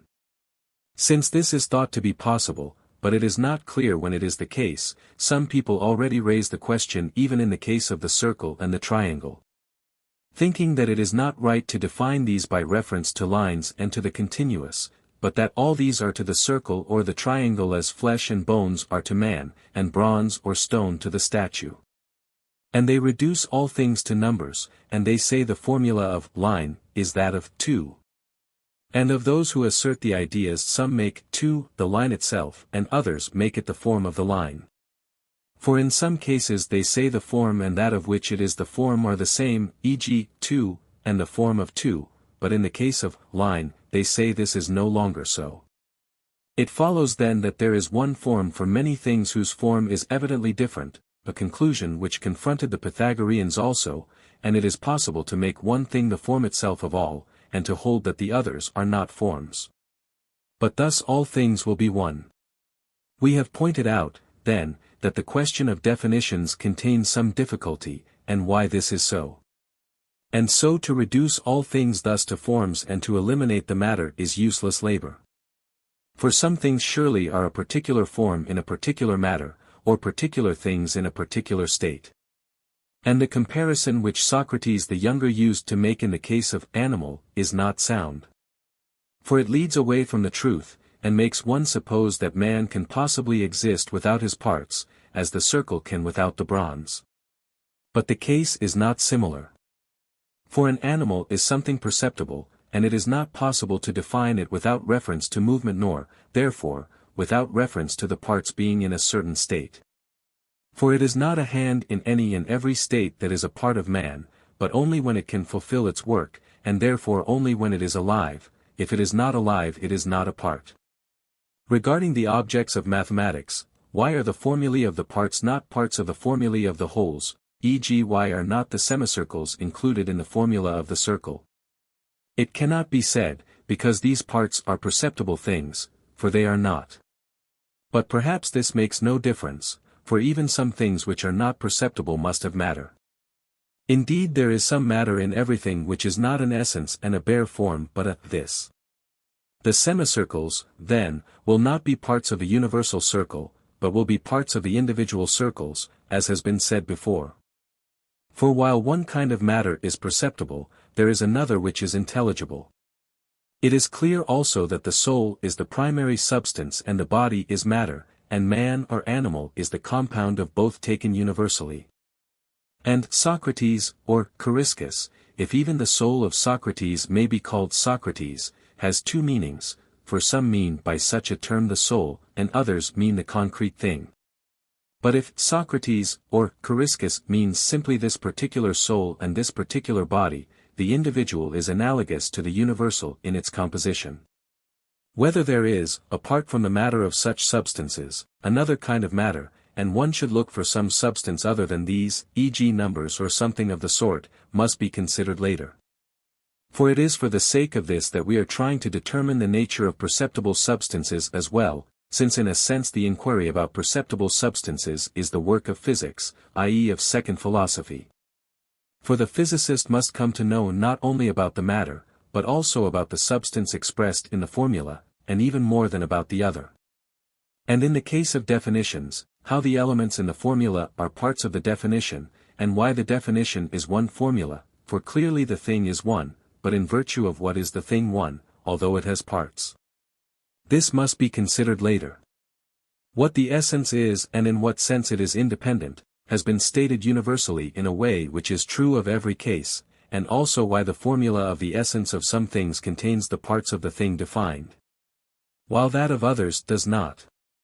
And we have stated that in the formula of the substance the material parts will not be present, for they are not even parts of the substance in that sense, but of the concrete substance. But of this there is in a sense a formula, and in a sense there is not, for there is no formula of it with its matter, for this is indefinite, but there is a formula of it with reference to its primary substance, e.g. in the case of man the formula of the soul for the substance is the indwelling form, from which and the matter the so-called concrete substance is derived, e.g. concavity is a form of this sort, for from this and the nose arise snub nose, and snubness, but in the concrete substance, e.g. a snub nose or callias, the matter also will be present. And we have stated that the essence and the thing itself are in some cases the same, i.e. in the case of primary substances, e.g. curvature and the essence of curvature if this is primary. By a primary substance I mean one which does not imply the presence of something in something else, i.e. in something that underlies it which acts as matter. But things which are of the nature of matter, or of wholes that include matter, are not the same as their essences, nor are accidental unities like that of Socrates and musical, for these are the same only by accident. 12. Now let us treat first of definition, in so far as we have not treated of it in the analytics, for the problem stated in them is useful for our inquiries concerning substance. I mean this problem, wherein can consist the unity of that, the formula of which we call a definition, as for instance, in the case of man, two-footed animal, for let this be the formula of man. Why, then, is this one, and not many, viz. animal and two-footed? For in the case of a man and pale, there is a plurality when one term does not belong to the other, but a unity when it does belong in the subject, man, has a certain attribute. For then a unity is produced and we have the pale man. In the present case, on the other hand, one does not share in the other, the genus is not thought to share in its differentia, for then the same thing would share in contraries. For the differentia by which the genus is divided are contrary.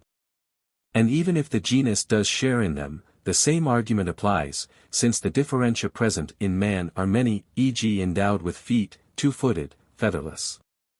Why are these one and not many? Not because they are present in one thing, for on this principle a unity can be made out of all the attributes of a thing. But surely all the attributes in the definition must be one. For the definition is a single formula and a formula of substance, so that it must be a formula of some one thing, for substance means a one and a this, as we maintain. We must first inquire about definitions reached by the method of divisions. There is nothing in the definition except the first named and the differentia. The other genera are the first genus and along with this the differentia that are taken with it, e.g. the first may be animal, the next animal which is two-footed, and again animal which is two-footed and featherless, and similarly if the definition includes more terms. And in general it makes no difference whether it includes many or few terms, nor, therefore, whether it includes few or simply two, and of the two the one is differentia and the other genus, e.g. in two-footed animal, animal is genus, and the other is differentia. If then the genus absolutely does not exist apart from the species of a genus, or if it exists but exists as matter, for the voice is genus and matter, but its differentia make the species, i.e. the letters, out of it, clearly the definition is the formula which comprises the differentia. But it is also necessary that the division be by the differentia of the differentia, e.g., endowed with feet, is a differentia of animal. Again the differentia of animal endowed with feet must be of it qua endowed with feet. Therefore we must not say, if we are to speak rightly, that of that which is endowed with feet one part has feathers and one is featherless. If we do this we do it through incapacity, we must divide it only into cloven-footed and not cloven. For these are differentia in the foot, cloven-footedness is a form of footedness. And the process wants always to go on so till it reaches the species that contain no differences. And then there will be as many kinds of foot as there are differentia, and the kinds of animals endowed with feet will be equal in number to the differentia. If then this is so, clearly the last differentia will be the substance of the thing and its definition, since it is not right to state the same things more than once in our definitions, for it is superfluous. And this does happen. For when we say, animal endowed with feet and two-footed, we have said nothing other than animal having feet, having 2 feet. And if we divide this by the proper division, we shall be saying the same thing more than once as many times as there are differentia. If then a differentia of a differentia be taken at each step, one differentia the last will be the form and the substance, but if we divide according to accidental qualities, e.g. if we were to divide that which is endowed with feet into the white and the black, there will be as many differentia as there are cuts. Therefore it is plain that the definition is the formula which contains the differentia, or, according to the right method, the last of these. This would be evident, if we were to change the order of such definitions, e.g. of that of man, saying animal which is two-footed and endowed with feet, for, endowed with feet, is superfluous when two-footed has been said. But there is no order in the substance. For how are we to think the one element posterior and the other prior? Regarding the definitions, then, which are reached by the method of divisions, let this suffice as our first attempt at stating their nature. 13. Let us return to the subject of our inquiry, which is substance. As the substratum and the essence and the compound of these are called substance, so also is the universal. About 2 of these we have spoken.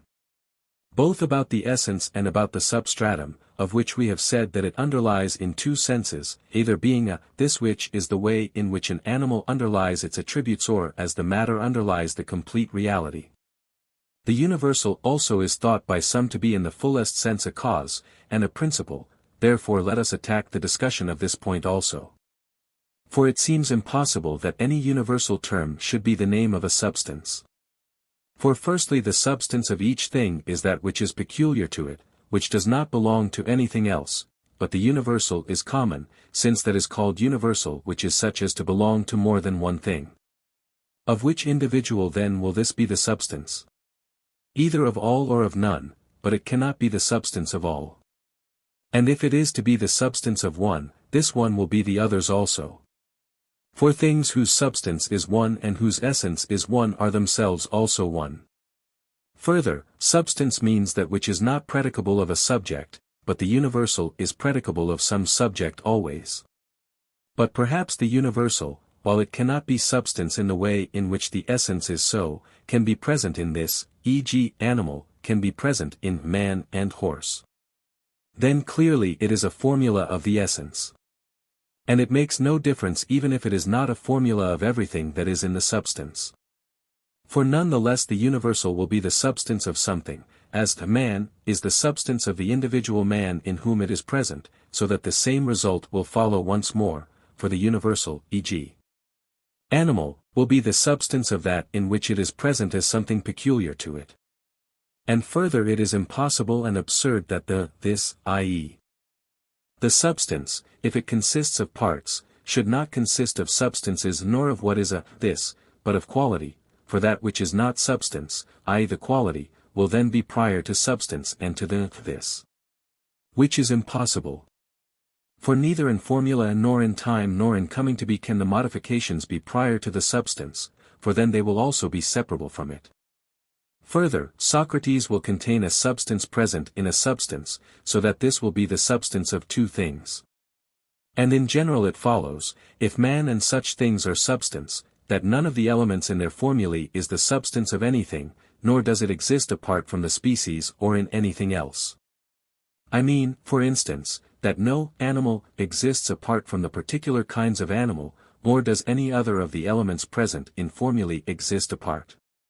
If, then, we view the matter from these standpoints, it is plain that no universal attribute is a substance, and this is plain also from the fact that no common predicate indicates a this, but rather a such. If not, many difficulties follow and especially the third man. The conclusion is evident also from the following consideration. A substance cannot consist of substances present in it in complete reality. For things that are thus in complete reality two are never in complete reality one, though if they are potentially two, they can be one, e.g. the double line consists of two halves potentially. For the complete realization of the halves divides them from one another, therefore if the substance is one, it will not consist of substances present in it and present in this way, which Democritus describes rightly. He says one thing cannot be made out of two nor two out of one, for he identifies substances with his indivisible magnitudes. It is clear therefore that the same will hold good of number, if number is a synthesis of units, as is said by some. For two is either not one, or there is no unit present in it in complete reality. But our result involves a difficulty. If no substance can consist of universals because a universal indicates a such, not a this, and if no substance can be composed of substances existing in complete reality, every substance would be in composite. So that there would not even be a formula of any substance. But it is thought by all and was stated long ago that it is either only, or primarily, substance that can define, yet now it seems that not even substance can. There cannot, then, be a definition of anything. Or in a sense there can be, and in a sense there cannot. And what we are saying will be plainer from what follows. 14. It is clear also from these very facts what consequence confronts those who say the ideas are substances capable of separate existence, and at the same time make the form consist of the genus and the differentia. For if the forms exist and animal is present in man and horse, it is either one and the same in number, or different. In formula it is clearly one, for he who states the formula will go through the formula in either case. If then there is a man in himself who is a this, and exists apart, the parts also of which he consists, e.g. animal and two-footed, must indicate this, and be capable of separate existence, and substances. Therefore animal, as well as man, must be of this sort. Now, 1, If the animal in the horse and in man is one and the same, as you are with yourself, A, how will the one in things that exist apart be one, and how will this animal escape being divided even from itself? Further, B, if it is to share in two-footed and many-footed, an impossible conclusion follows, for contrary attributes will belong at the same time to it although it is one and of this.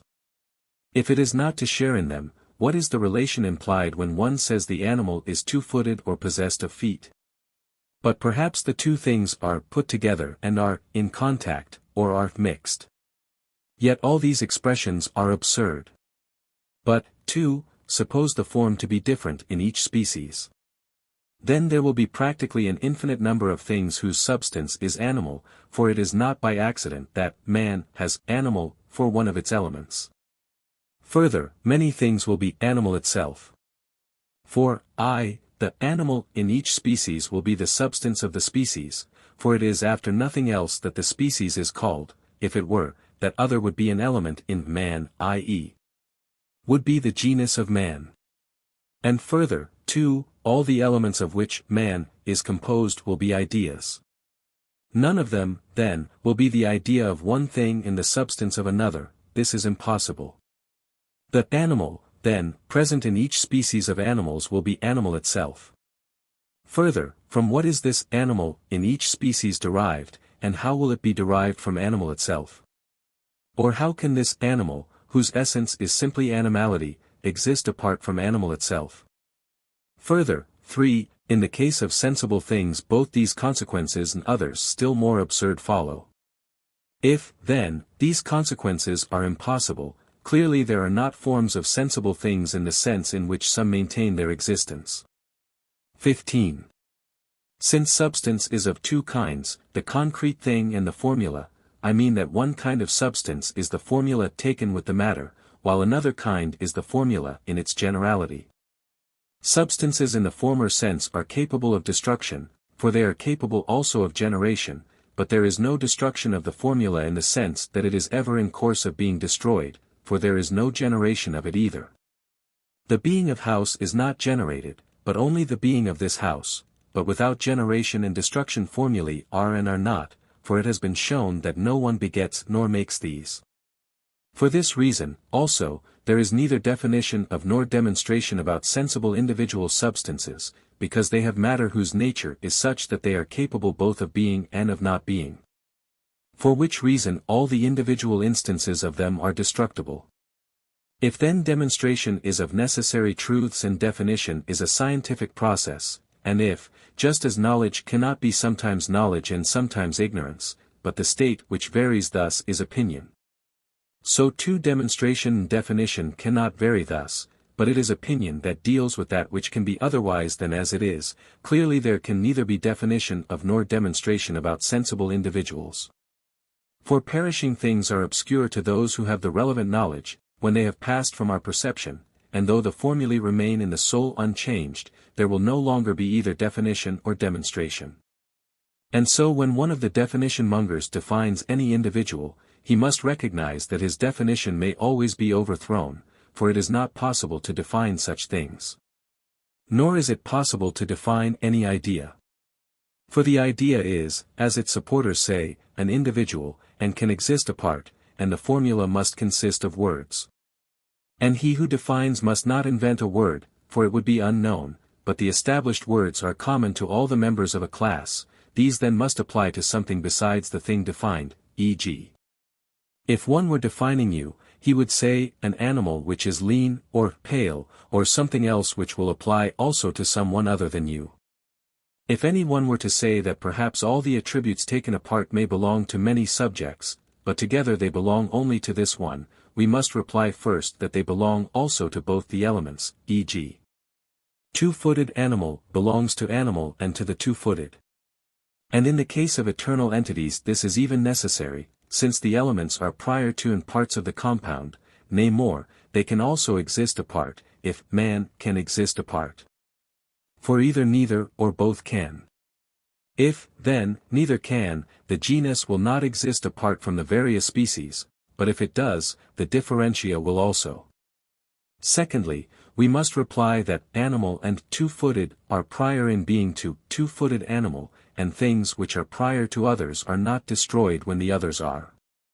Again, if the ideas consist of ideas, as they must, since elements are simpler than the compound, it will be further necessary that the elements also of which the idea consists, e.g., animal and two-footed, should be predicated of many subjects.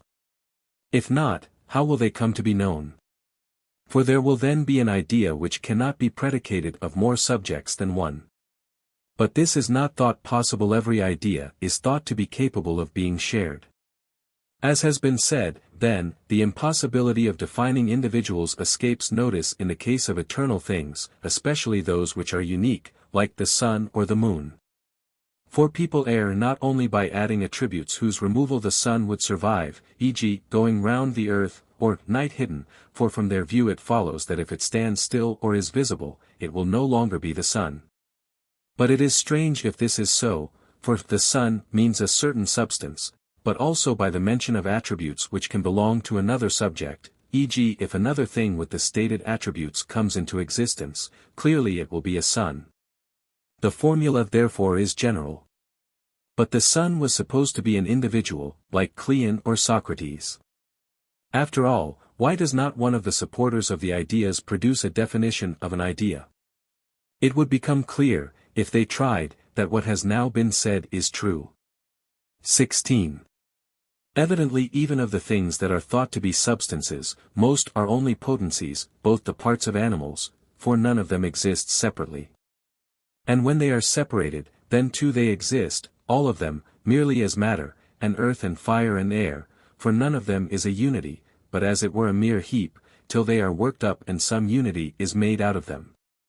One might most readily suppose the parts of living things and the parts of the soul nearly related to them to turn out to be both, i.e., existent in complete reality as well as in potency, because they have sources of movement in something in their joints, for which reason some animals live when divided. Yet all the parts must exist only potentially, when they are one and continuous by nature, not by force or by growing into one, for such a phenomenon is an abnormality. Since the term unity is used like the term being, and the substance of that which is one, and things whose substance is numerically one are numerically one, evidently neither unity nor being can be the substance of things. Just as being an element or a principle cannot be the substance, but we ask what, then, the principle is, that we may reduce the thing to something more knowable. Now of these concepts being and unity are more substantial than principle, or element or cause, but not even the former are substance, since in general nothing that is common is substance. For substance does not belong to anything but to itself and to that which has it, of which it is the substance. Further, that which is one cannot be in many places at the same time, but that which is common is present in many places at the same time, so that clearly no universal exists apart from its individuals. But those who say the forms exist, in one respect are right, in giving the forms separate existence, if they are substances, but in another respect they are not right, because they say the one over many is a form. The reason for their doing this is that they cannot declare what are the substances of this sort, the imperishable substances which exist apart from the individual and sensible substances. They make them, then, the same in kind as the perishable things, for this kind of substance we know, man himself and horse itself, adding to the sensible things the word itself. Yet even if we had not seen the stars, none the less, I suppose, would they have been eternal substances apart from those which we knew. So that now also if we do not know what non-sensible substances there are, yet it is doubtless necessary that there should be some, clearly, then, no universal term is the name of a substance, and no substance is composed of substances. 17. Let us state what, i.e. what kind of thing, substance should be said to be, taking once more another starting point, for perhaps from this we shall get a clear view also of that substance which exists apart from sensible substances. Since, then, substance is a principle and a cause, let us pursue it from this starting point. The why is always sought in this form, why does one thing attach to some other? For to inquire why the musical man is a musical man, is either to inquire, as we have said why the man is musical, or it is something else. Now, why a thing is itself is a meaningless inquiry, for, to give meaning to the question why, the fact or the existence of the thing must already be evident, e.g. that the moon is eclipsed, but the fact that a thing is itself is the single reason and the single cause to be given in answer to all such questions as why the man is man, or the musician musical. Unless one were to answer because each thing is inseparable from itself, and its being one just meant this. This, however, is common to all things and is a short and easy way with the question. But we can inquire why man is an animal of such and such a nature. This, then, is plain, that we are not inquiring why he who is a man is a man. We are inquiring, then, why something is predicable of something. That it is predicable must be clear, for if not, the inquiry is an inquiry into nothing. E.g., why does it thunder? This is the same as, why is sound produced in the clouds?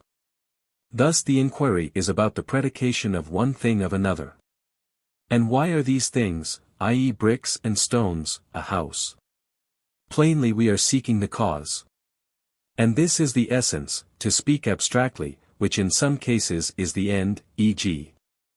perhaps in the case of a house or a bed, and in some cases is the first mover, for this also is a cause. But while the efficient cause is sought in the case of genesis and destruction, the final cause is sought in the case of being also.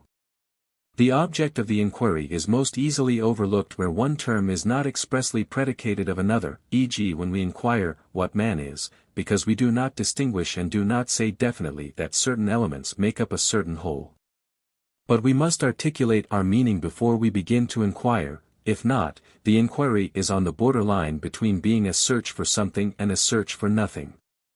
Since we must have the existence of the thing as something given, clearly the question is why the matter is some definite thing, e.g. why are these materials a house?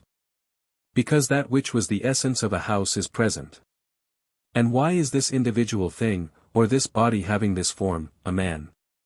Therefore what we seek is the cause, i.e. the form, by reason of which the matter is some definite thing, and this is the substance of the thing. Evidently, then, in the case of simple terms no inquiry nor teaching is possible, our attitude toward such things is other than that of inquiry. Since that which is compounded out of something so that the whole is one, not like a heap but like a syllable, now the syllable is not its elements, ba is not the same as b and a, nor is flesh fire and earth, for when these are separated the wholes, i.e. the flesh and the syllable, no longer exist, but the elements of the syllable exist, and so do fire and earth. The syllable, then, is something not only its elements, the vowel and the consonant, but also something else, and the flesh is not only fire and earth or the hot and the cold, but also something else, if, then, that something must itself be either an element or composed of elements. 1. If it is an element the same argument will again apply. For flesh will consist of this and fire and earth and something still further, so that the process will go on to infinity. But, 2. If it is a compound, clearly it will be a compound not of one but of more than one, or else that one will be the thing itself, so that again in this case we can use the same argument as in the case of flesh or of the syllable. But it would seem that this other is something, and not an element, and that it is the cause which makes this thing flesh and that a syllable. And similarly in all other cases. And this is the substance of each thing, for this is the primary cause of its being. And since, while some things are not substances, as many as are substances are formed in accordance with a nature of their own and by a process of nature, their substance would seem to be this kind of nature, which is not an element but a principle. An element, on the other hand, is that into which a thing is divided and which is present in it as matter, e.g. A and B are the elements of the syllable. Book 8. 1.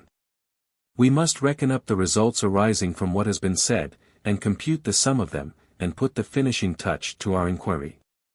We have said that the causes, principles, and elements of substances are the object of our search. And some substances are recognized by every one, but some have been advocated by particular schools.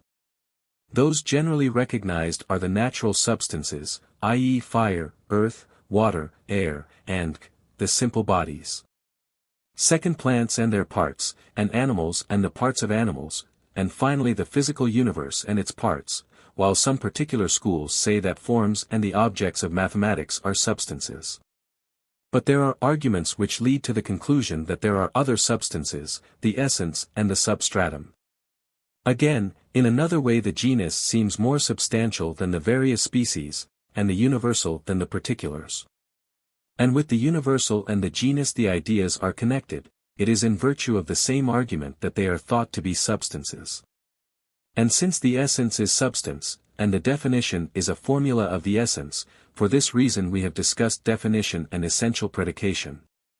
Since the definition is a formula, and a formula has parts, we had to consider also with respect to the notion of part, what are parts of the substance and what are not, and whether the parts of the substance are also parts of the definition. Further, too, neither the universal or the genus is a substance. We must inquire later into the ideas and the objects of mathematics, for some say these are substances as well as the sensible substances. But now let us resume the discussion of the generally recognized substances. These are the sensible substances, and sensible substances all have matter. The substratum is substance, and this is in one sense the matter, and by matter I mean that which, not being a this actually, is potentially a this. And in another sense the formula or shape, that which being a this can be separately formulated, and thirdly the complex of these two, which alone is generated and destroyed, and is, without qualification, capable of separate existence. For of substances completely expressible in a formula some are separable and some are not. But clearly matter also is substance, for in all the opposite changes that occur there is something which underlies the changes, e.g. in respect of place that which is now here and again elsewhere, and in respect of increase that which is now of one size and again less or greater, and in respect of alteration that which is now healthy and again diseased. And similarly in respect of substance there is something that is now being generated and again being destroyed, and now underlies the process as a this, and again underlies it in respect of a privation of positive character. And in this change the others are involved.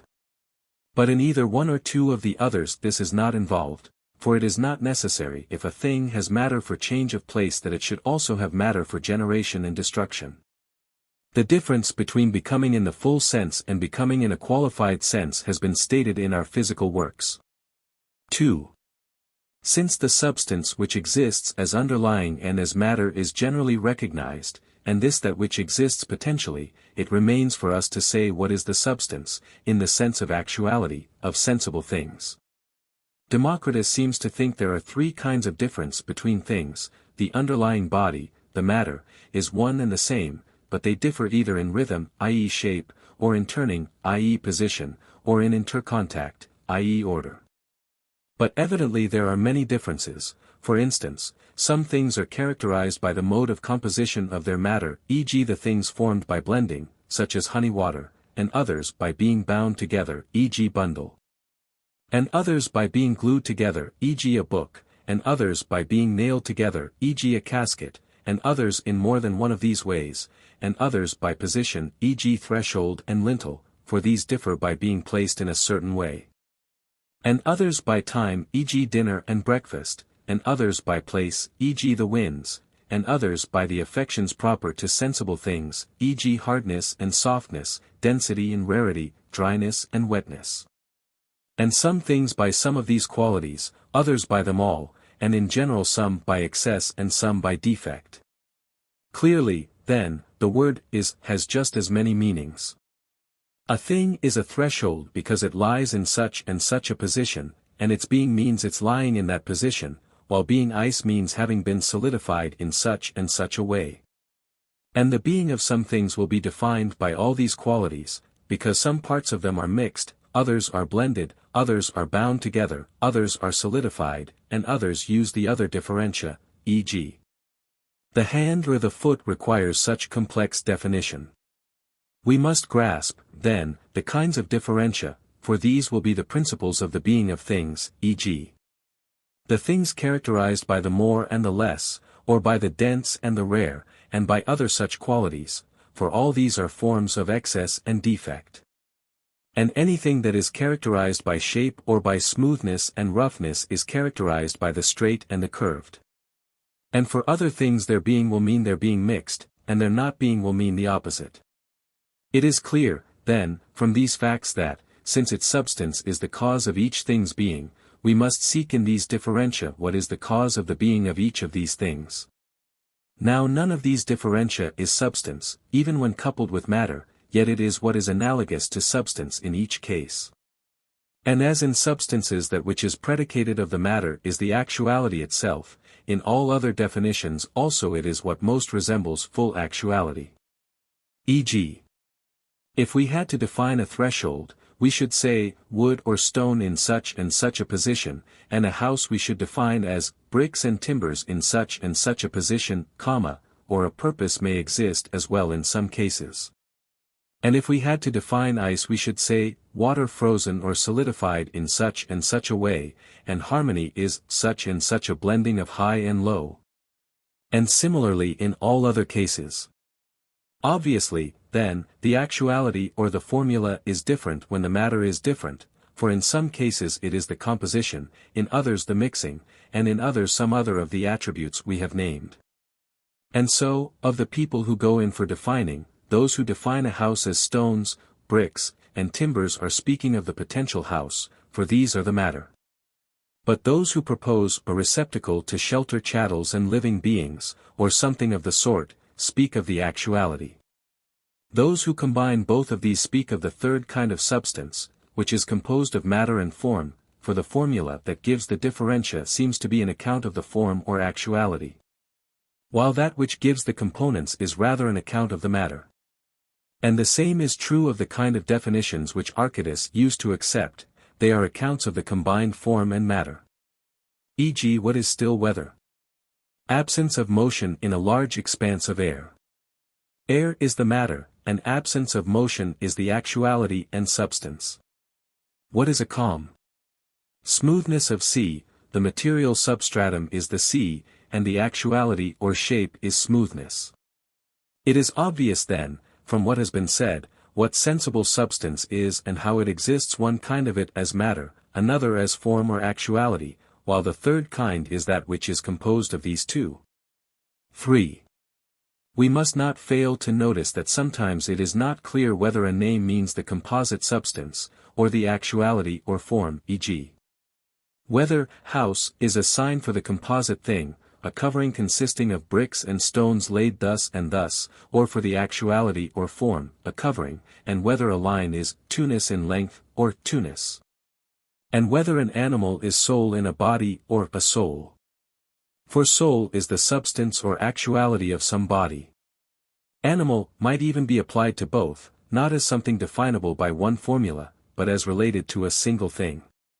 But this question, while important for another purpose, is of no importance for the inquiry into sensible substance, for the essence certainly attaches to the form and the actuality. For soul and to be soul are the same, but to be man and man are not the same, unless even the bare soul is to be called man, and thus on one interpretation the thing is the same as its essence, and on another it is not.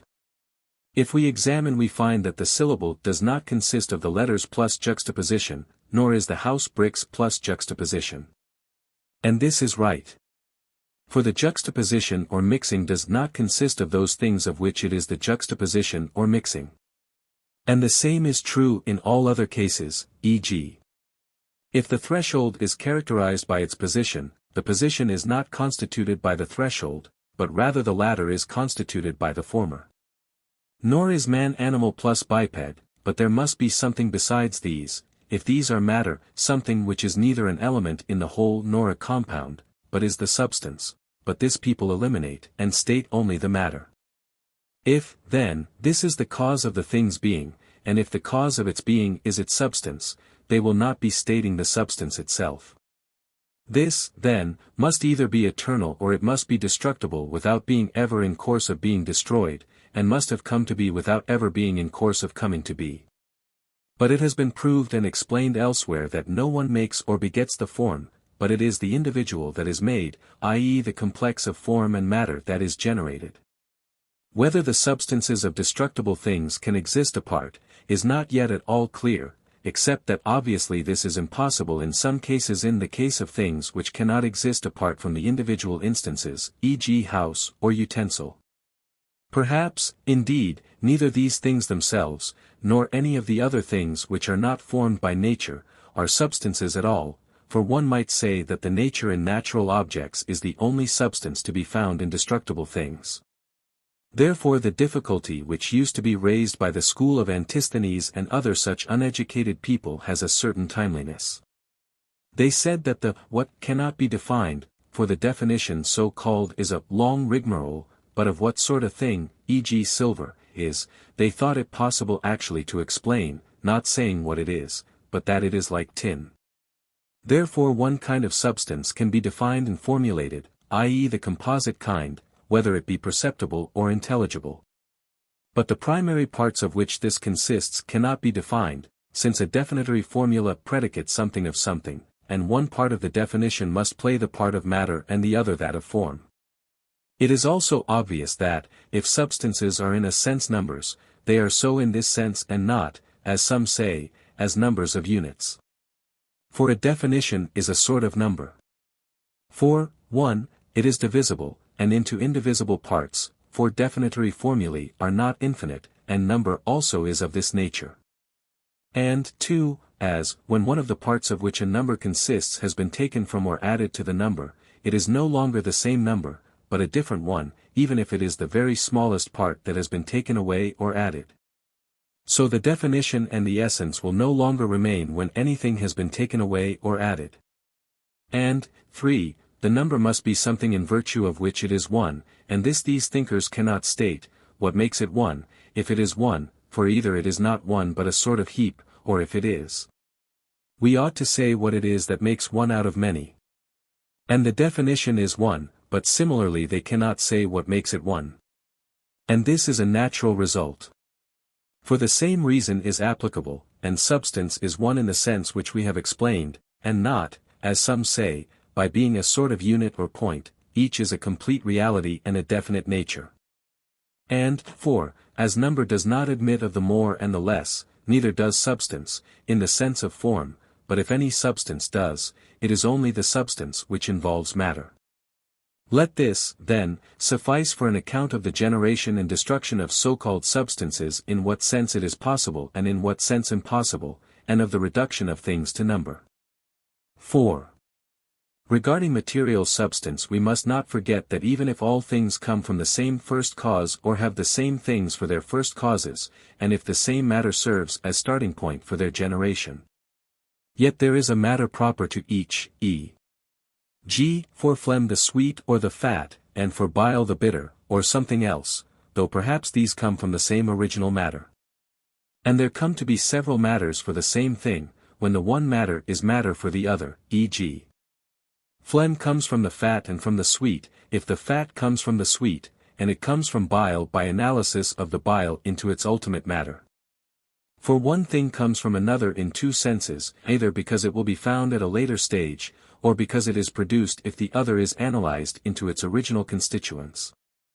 When the matter is one, different things may be produced owing to difference in the moving cause, e.g. from wood may be made both a chest and a bed. But some different things must have their matter different, e.g. a saw could not be made of wood, nor is this in the power of the moving cause, for it could not make a saw of wool or of wood. But if, as a matter of fact, the same thing can be made of different material, clearly the art, i.e. the moving principle, is the same, for if both the matter and the moving cause were different, the product would be so too. When one inquires into the cause of something, one should, since causes are spoken of in several senses, state all the possible causes. What is the material cause of man? Shall we say, the menstrual fluid? What is moving cause? Shall we say, the seed? The formal cause? His essence. The final cause? His end. But perhaps the latter two are the same, it is the proximate causes we must state. What is the material cause? We must name not fire or earth, but the matter peculiar to the thing. Regarding the substances that are natural and generable, if the causes are really these and of this number and we have to learn the causes, we must inquire thus, if we are to inquire rightly. But in the case of natural but eternal substances another account must be given. For perhaps some have no matter, or not matter of this sort but only such as can be moved in respect of place. Nor does matter belong to those things which exist by nature but are not substances, their substratum is the substance. E.g., what is the cause of eclipse? What is its matter? There is none, the moon is that which suffers eclipse. What is the moving cause which extinguished the light? The earth. The final cause perhaps does not exist. The formal principle is the definitory formula, but this is obscure if it does not include the cause. E.g., what is eclipse? Deprivation of light. But if we add, by the earth's coming in between, this is the formula which includes the cause. In the case of sleep it is not clear what it is that proximately has this affection. Shall we say that it is the animal? Yes, but the animal in virtue of what, i.e., what is the proximate subject? The heart or some other part? Next, by what is it produced? Next, what is the affection that of the proximate subject, not of the whole animal? Shall we say that it is immobility of such and such a kind? Yes, but to what process in the proximate subject is this due? 5. Since some things are and are not, without coming to be and ceasing to be, e.g. points, if they can be said to be, and in general forms, for it is not, white, comes to be, but the wood comes to be white, if everything that comes to be comes from something and comes to be something, not all contraries can come from one another. But it is in different senses that a pale man comes from a dark man, and pale comes from dark. Nor has everything matter, but only those things which come to be and change into one another. Those things which, without ever being in course of changing, are or are not, have no matter. There is difficulty in the question how the matter of each thing is related to its contrary states. E.g., if the body is potentially healthy, and disease is contrary to health, is it potentially both healthy and diseased? And is water potentially wine and vinegar? We answer that it is the matter of one in virtue of its positive state and its form, and of the other in virtue of the privation of its positive state and the corruption of it contrary to its nature. It is also hard to say why wine is not said to be the matter of vinegar nor potentially vinegar, though vinegar is produced from it, and why a living man is not said to be potentially dead. In fact they are not, but the corruptions in question are accidental, and it is the matter of the animal that is itself in virtue of its corruption the potency and matter of a corpse, and it is water that is the matter of vinegar. For the corpse comes from the animal, and vinegar from wine, as night from day. And all the things which change thus into one another must go back to their matter, e.g. if from a corpse is produced an animal, the corpse first goes back to its matter, and only then becomes an animal, and vinegar first goes back to water, and only then becomes wine. 6. To return to the difficulty which has been stated with respect both to definitions and to numbers, what is the cause of their unity? In the case of all things which have several parts and in which the totality is not, as it were, a mere heap, but the whole is something beside the parts, there is a cause. For even in bodies contact is the cause of unity in some cases, and in others viscosity or some other such quality. And a definition is a set of words which is one not by being connected together, like the Iliad, but by dealing with one object. What then, is it that makes man one? Why is he one and not many, e.g. animal plus biped, especially if there are, as some say, an animal itself and a biped itself? Why are not those forms themselves the man, so that men would exist by participation not in man, nor in one form, but in two, animal and biped, and in general man would be not one but more than one thing, animal and biped? Clearly, then, if people proceed thus in their usual manner of definition and speech, they cannot explain and solve the difficulty. But if, as we say, one element is matter and another is form, and one is potentially and the other actually, the question will no longer be thought a difficulty. For this difficulty is the same as would arise if, round bronze, were the definition of cloak, for this word would be a sign of the definitory formula, so that the question is, what is the cause of the unity of round and bronze? The difficulty disappears, because the one is matter, the other form. What, then, causes this that which was potentially to be actually except, in the case of things which are generated, the agent? For there is no other cause of the potential spheres becoming actually a sphere, but this was the essence of either. Of matter some is intelligible, some perceptible, and in a formula there is always an element of matter as well as one of actuality, e.g. the circle is a plane figure. But of the things which have no matter, either intelligible or perceptible, each is by its nature essentially a kind of unity, as it is essentially a kind of being individual substance, quality, or quantity, and so neither existent nor one is present in their definitions, and the essence of each of them is by its very nature a kind of unity as it is a kind of being, and so none of these has any reason outside itself, for being one, nor for being a kind of being. For each is by its nature a kind of being and a kind of unity, not as being in the genus being or one, nor in the sense that being and unity can exist apart from particulars. Owing to the difficulty about unity some speak of participation, and raise the question, what is the cause of participation and what is it to participate? And others speak of communion, as Lycophron says knowledge is a communion of knowing with the soul, and others say life is a composition or connection of soul with body. Yet the same account applies to all cases. For being healthy, too, will on this showing be either a communion, or a connection, or a composition of soul and health, and the fact that the bronze is a triangle will be a composition of bronze and triangle. And the fact that a thing is white will be a composition of surface and whiteness. The reason is that people look for a unifying formula, and a difference, between potency and complete reality. But, as has been said, the proximate matter and the form are one and the same thing, the one potentially, and the other actually.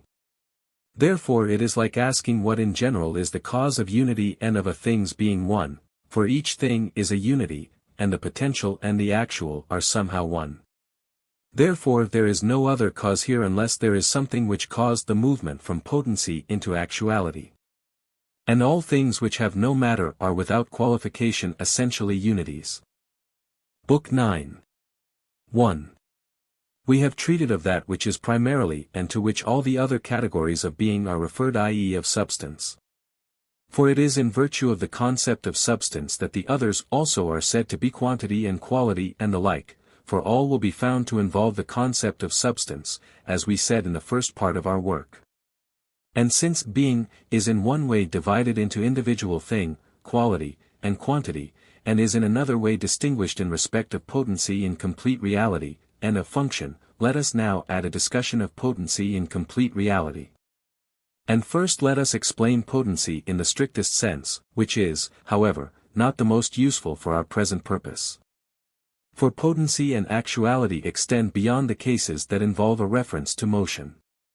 But when we have spoken of this first kind, we shall in our discussions of actuality explain the other kinds of potency as well. We have pointed out elsewhere that potency and the word can have several senses. Of these we may neglect all the potencies that are so called by an equivocation. For some are called so by analogy, as in geometry we say one thing is or is not a power of another by virtue of the presence or absence of some relation between them. But all potencies that conform to the same type are originative sources of some kind, and are called potencies in reference to one primary kind of potency, which is an originative source of change in another thing or in the thing itself qua other. For one kind is a potency of being acted on, i.e. the originative source, in the very thing acted on, of its being passively changed by another thing or by itself qua other.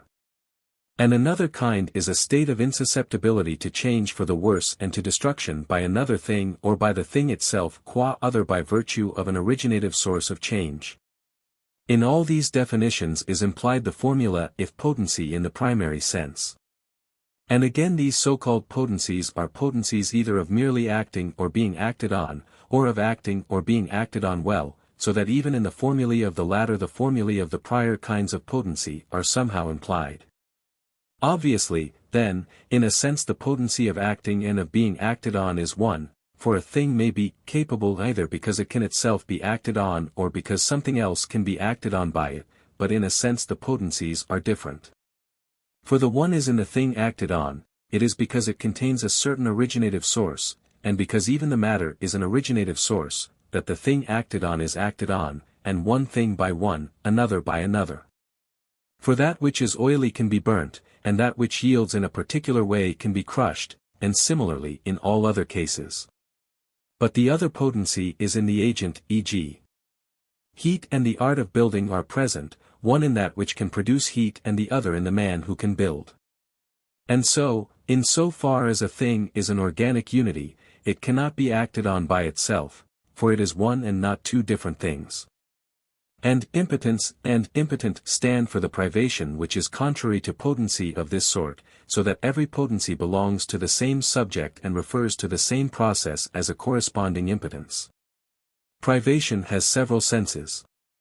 For it means, 1, that which has not a certain quality and, 2, that which might naturally have it but has not it either, a, in general or, b, when it might naturally have it and either, a, in some particular way, e.g. when it has not it completely, or, b, when it has not it at all. And in certain cases if things which naturally have a quality lose it by violence, we say they have suffered privation. 2. Since some such originative sources are present in soulless things, and others in things possessed of soul, and in soul, and in the rational part of the soul, clearly some potencies will be non-rational and some will be non-rational and some will be accompanied by a rational formula. This is why all arts, i.e. all productive forms of knowledge, are potencies, they are originative sources of change in another thing or in the artist himself considered as other. And each of those which are accompanied by a rational formula is alike capable of contrary effects, but one non-rational power produces one effect, e.g. the hot is capable only of heating, but the medical art can produce both disease and health. The reason is that science is a rational formula, and the same rational formula explains a thing and its privation, only not in the same way, and in a sense it applies to both, but in a sense it applies rather to the positive fact. Therefore such sciences must deal with contraries, but with one in virtue of their own nature and with the other not in virtue of their nature. For the rational formula applies to one object in virtue of that object's nature, and to the other, in a sense, accidentally. For it is by denial and removal that it exhibits the contrary. For the contrary is the primary privation, and this is the removal of the positive term. Now since contraries do not occur in the same thing, but science is a potency which depends on the possession of a rational formula, and the soul possesses an originative source of movement.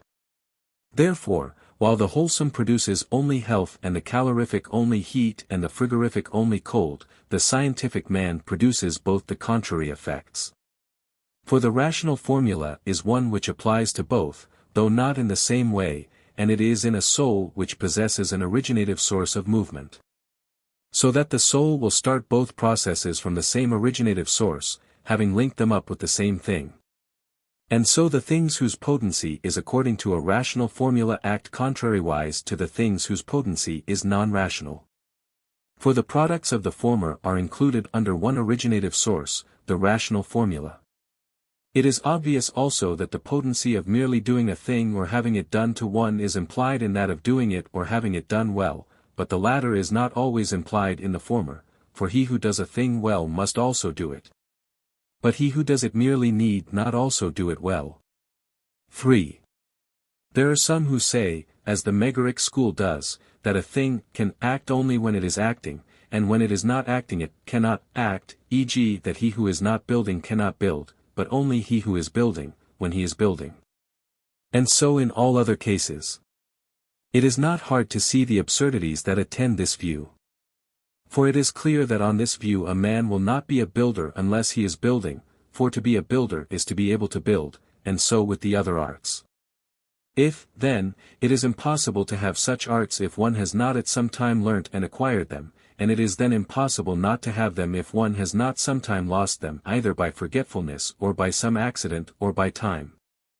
For it cannot be by the destruction of the object, for that lasts forever. A man will not have the art when he has ceased to use it, and yet he may immediately build again. How then will he have got the art?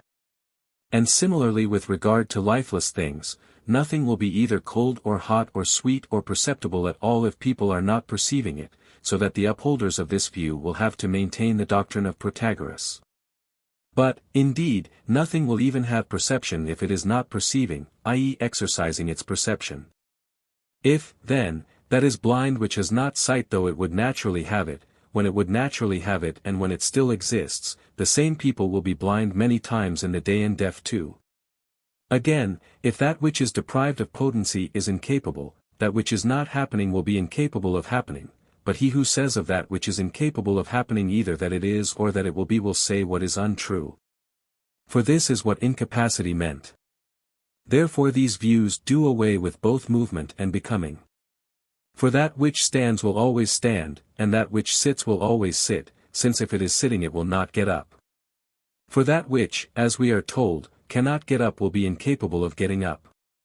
But we cannot say this, so that evidently potency and actuality are different, but these views make potency and actuality the same, and so it is no small thing they are seeking to annihilate. So that it is possible that a thing may be capable of being and not he, and capable of not being and yet he, and similarly with the other kinds of predicate. It may be capable of walking and yet not walk, or capable of not walking and yet walk. And a thing is capable of doing something if there will be nothing impossible in its having the actuality of that of which it is said to have the capacity. I mean, for instance, if a thing is capable of sitting and it is open to it to sit, there will be nothing impossible in its actually sitting. And similarly if it is capable of being moved or moving, or of standing or making to stand, or of being or coming to be, or of not being or not coming to be. The word actuality, which we connect with complete reality, has, in the main, been extended from movements to other things, for actuality in the strict sense is thought to be identical with movement. And so people do not assign movement to non-existent things, though they do assign some other predicates.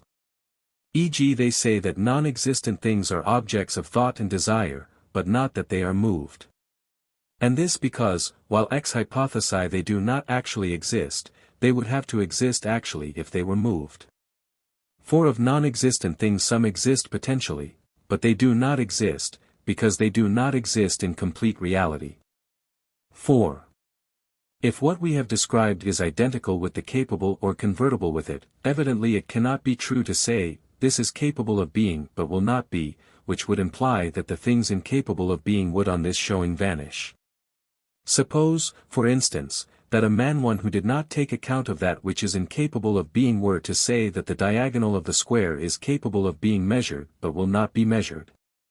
Because a thing may well be capable of being or coming to be, and yet not be or be about to be. But from the premises this necessarily follows, that if we actually suppose that which is not, but is capable of being, to be or to have come to be, there will be nothing impossible in this. But the result will be impossible, for the measuring of the diagonal is impossible. For the false and the impossible are not the same, that you are standing now is false, but that you should be standing is not impossible. At the same time it is clear that if, when A is real, B must be real, then, when A is possible, B also must be possible. For if B need not be possible, there is nothing to prevent its not being possible. Now let A be supposed possible. Then, when A was possible, we agreed that nothing impossible followed if A were supposed to be real, and then B must of course be real. But we supposed B to be impossible. Let it be impossible then. If, then, B is impossible, A also must be so. But the first was supposed impossible, therefore the second also is impossible. If, then, A is possible, B also will be possible, if they were so related that if A is real, B must be real. If, then, A and B being thus related, B is not possible on this condition, and B will not be related as was supposed. And if when A is possible, B must be possible, then if A is real, B also must be real. For to say that B must be possible, if A is possible, means this, that if A is real both at the time when and in the way in which it was supposed capable of being real, B also must then and in that way be real. 5. As all potencies are either innate, like the senses, or come by practice, like the power of playing the flute, or by learning, like artistic power. Those which come by practice or by rational formula we must acquire by previous exercise, but this is not necessary with those which are not of this nature and which imply passivity. Since that which is capable of something and at some time in some way, with all the other qualifications which must be present in the definition. And since some things can produce change according to a rational formula and their potencies involve such a formula, while other things are non-rational and their potencies are non-rational, and the former potencies must be in a living thing, while the latter can be both in the living and in the lifeless. As regards potencies of the latter kind, when the agent and the patient meet in the way appropriate to the potency in question, the one must act and the other be acted on, but with the former kind of potency this is not necessary. For the non-rational potencies are all productive of one effect each, but the rational produce contrary effects, so that if they produced their effects necessarily they would produce contrary effects at the same time, but this is impossible. There must, then, be something else that decides, I mean by this, desire or will. For whichever of two things the animal desires decisively, it will do, when it is present, and meets the passive object, in the way appropriate to the potency in question. Therefore everything which has a rational potency, when it desires that for which it has a potency and in the circumstances in which it has the potency, must do this. And it has the potency in question when the passive object is present and is in a certain state, if not it will not be able to act. To add the qualification, if nothing external prevents it, is not further necessary. For it has the potency on the terms on which this is a potency of acting, and it is this not in all circumstances but on certain conditions, among which will be the exclusion of external hindrances. For these are barred by some of the positive qualifications. And so even if one has a rational wish, or an appetite, to do two things or contrary things at the same time, one will not do them. For it is not on these terms that one has the potency for them, nor is it a potency of doing both at the same time, since one will do the things which it is a potency of doing, on the terms on which one has the potency. 6. Since we have treated of the kind of potency which is related to movement, let us discuss actuality and what kind of thing, actuality is. For in the course of our analysis it will also become clear, with regard to the potential, that we not only ascribe potency to that whose nature it is to move something else, or to be moved by something else, either without qualification or in some particular way, but also use the word in another sense, which is the reason of the inquiry in the course of which we have discussed these previous senses also. Actuality, then, is the existence of a thing not in the way which we express by potentially. We say that potentially, for instance, a statue of Hermes is in the block of wood and the half-line is in the hole, because it might be separated out, and we call even the man who is not studying a man of science, if he is capable of studying. The thing that stands in contrast to each of these exists actually. Our meaning can be seen in the particular cases by induction, and we must not seek a definition of everything but be content to grasp the analogy, that it is as that which is building is to that which is capable of building. And the waking to the sleeping, and that which is seeing to that which has its eyes shut but has sight, and that which has been shaped out of the matter to the matter, and that which has been wrought up to the unwrought. Let actuality be defined by one member of this antithesis, and the potential by the other. But all things are not said in the same sense to exist actually, but only by analogy as A is in B or to B, C is in D or to D. For some are as movement to potency, and the others as substance to some sort of matter. But also the infinite and the void and all similar things are said to exist potentially and actually in a different sense from that which applies to many other things, e.g. to that which sees or walks or is seen. For of the latter class these predicates can at some time be also truly asserted without qualification, for the seen is so called sometimes because it is being seen, sometimes because it is capable of being seen. But the infinite does not exist potentially in the sense that it will ever actually have separate existence, it exists potentially only for knowledge. For the fact that the process of dividing never comes to an end ensures that this activity exists potentially, but not that the infinite exists separately.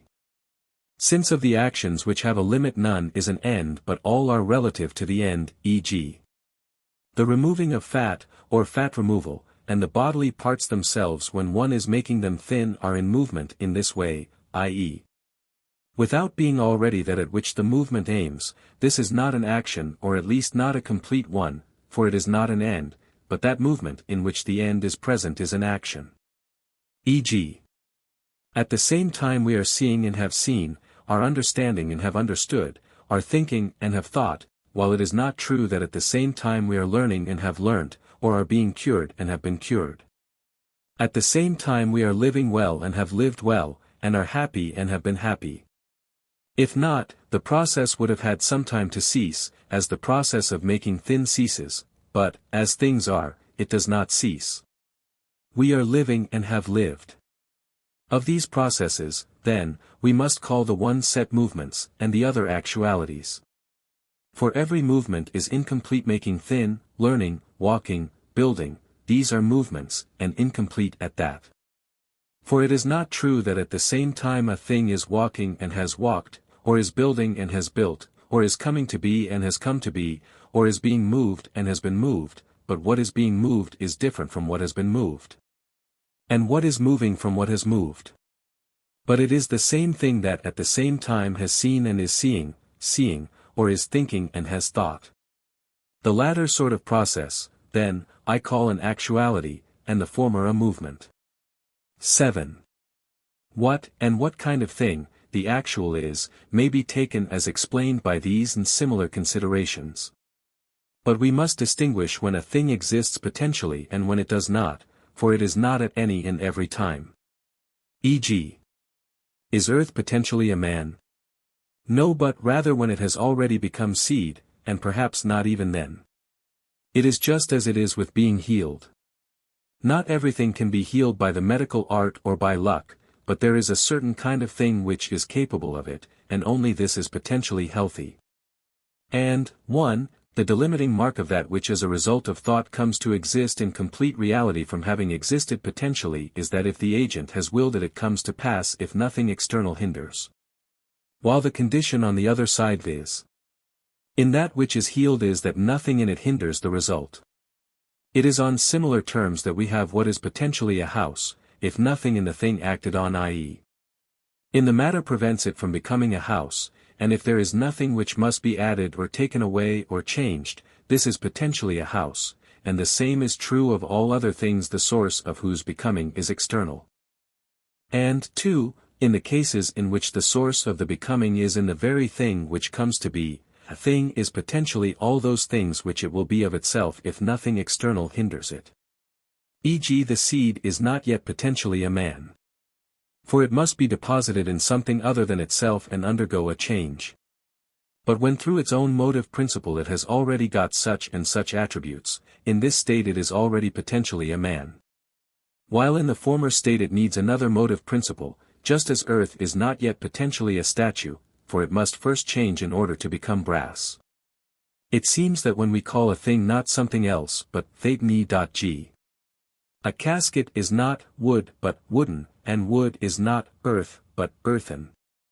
And again earth will illustrate our point if it is similarly not something else but thetan that other thing is always potentially, in the full sense of that word, the thing which comes after it in this series.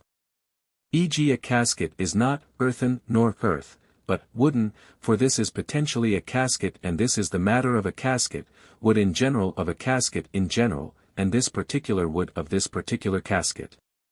And if there is a first thing, which is no longer, in reference to something else, called the ten, this is prime matter, e.g. if earth is airy and air is not fire but fiery, fire is prime matter, which is not a this. For the subject or substratum is differentiated by being a this or not being one, i.e. the substratum of modifications is, e.g. a man, i.e. a body and a soul, while the modification is musical or pale. The subject is called, when music comes to be present in it, not music but musical, and the man is not paleness, but pale, and not ambulation or movement, but walking or moving, which is akin to the tenth dot. Wherever this is so, then, the ultimate subject is a substance, but when this is not so but the predicate is a form and this, the ultimate subject is matter and material substance. And it is only right that the ten should be used with reference both to the matter and to the accidents, for both are indeterminates. We have stated, then, when a thing is to be said to exist potentially and when it is not. 8. From our discussion of the various senses of prior, it is clear that actuality is prior to potency. And I mean by potency not only that definite kind which is said to be a principle of change in another thing or in the thing itself regarded as other, but in general every principle of movement or of rest. For nature also is in the same genus as potency, for it is a principle of movement not, however, in something else but in the thing itself qua itself. To all such potency, then, actuality is prior both in formula and in substantiality. And in time it is prior in one sense, and in another not. 1. Clearly it is prior in formula, for that which is in the primary sense potential is potential because it is possible for it to become active, e.g. I mean by capable of building that which can build, and by capable of seeing that which can see, and by visible that which can be seen. And the same account applies to all other cases, so that the formula and the knowledge of the one must precede the knowledge of the other. 2. In time it is prior in this sense, the actual which is identical in species though not in number with a potentially existing thing is to it. I mean that to this particular man who now exists actually and to the corn and to the seeing subject the matter and the seed and that which is capable of seeing, which are potentially a man and corn and seeing, but not yet actually so, are prior in time. But prior in time to these are other actually existing things, from which they were produced. For from the potentially existing the actually existing is always produced by an actually existing thing, e.g. man from man, musician by musician. There is always a first mover, and the mover already exists actually. We have said in our account of substance that everything that is produced is something produced from something and by something, and that the same in species as it.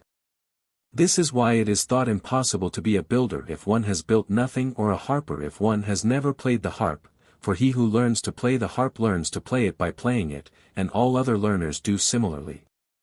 And thence arose the sophistical quibble, that one who does not possess a science will be doing that which is the object of the science, for he who is learning it does not possess it. But since, of that which is coming to be, some part must have come to be, and, of that which, in general, is changing, some part must have changed, this is shown in the treatise on movement, he who is learning must, it would seem, possess some part of the science. But here too, then, it is clear that actuality is in this sense also, viz. in order of generation and of time, prior to potency. But, 3, it is also prior in substantiality. Firstly, a. Because the things that are posterior in becoming are prior in form and in substantiality, e.g. man is prior to boy and human being to seed. For the one already has its form, and the other has not, and because everything that comes to be moves towards a principle, i.e. an end, for the sake of which a thing is its principle, and the becoming is for the sake of the end, and the actuality is the end, and it is for the sake of this that the potency is acquired. For animals do not see in order that they may have sight, but they have sight that they may see. And similarly men have the art of building that they may build, and theoretical science that they may theorize. But they do not theorize that they may have theoretical science, except those who are learning by practice, and these do not theorize except in a limited sense, or because they have no need to theorize. Further, matter exists in a potential state, just because it may come to its form, and when it exists actually, then it is in its form. And the same holds good in all cases, even those in which the end is a movement. And so, as teachers think they have achieved their end when they have exhibited the pupil at work, nature does likewise. For if this is not the case, we shall have Pauson's Hermes over again, since it will be hard to say about the knowledge, as about the figure in the picture, whether it is within or without. For the action is the end, and the actuality is the action. And so even the word actuality is derived from action, and points to the complete reality. And while in some cases the exercise is the ultimate thing, e.g. in sight the ultimate thing is seeing, and no other product besides this results from sight, but from some things a product follows, e.g. from the art of building there results a house as well as the act of building, yet none the less the act is in the former case the end and in the latter more of an end than the potency is. For the act of building is realized in the thing that is being built, and comes to be, and is, at the same time as the house. Where, then, the result is something apart from the exercise, the actuality is in the thing that is being made, e.g. the act of building is in the thing that is being built and that of weaving in the thing that is being woven, and similarly in all other cases, and in general the movement is in the thing that is being moved. But where there is no product apart from the actuality is present in the agents, e.g. the act of seeing is in the seeing subject and that of theorizing in the theorizing subject and the life is in the soul, and therefore well-being also, for it is a certain kind of life. Obviously, therefore, the substance or form is actuality. According to this argument, then, it is obvious that actuality is prior in substantial being to potency, and as we have said, one actuality always precedes another in time right back to the actuality of the eternal prime mover. But, b. actuality is prior in a stricter sense also, for eternal things are prior in substance to perishable things, and no eternal thing exists potentially. The reason is this. Every potency is at one and the same time a potency of the opposite. For, while that which is not capable of being present in a subject cannot be present, everything that is capable of being may possibly not be actual. That, then, which is capable of being may either be or not be. The same thing, then, is capable both of being and of not being. And that which is capable of not being may possibly not be. And that which may possibly not be is perishable, either in the full sense, or in the precise sense in which it is said that it possibly may not be, i.e. in respect either of place or of quantity or quality. In the full sense, means, in respect of substance. Nothing, then, which is in the full sense imperishable is in the full sense potentially existent, though there is nothing to prevent its being so in some respect, e.g. potentially of a certain quality or in a certain place. All imperishable things, then, exist actually. Nor can anything which is of necessity exist potentially, yet these things are primary, for if these did not exist, nothing would exist. Nor does eternal movement, if there be such, exist potentially. And, if there is an eternal mobile, it is not in motion in virtue of a potentiality, except in respect of whence and whither.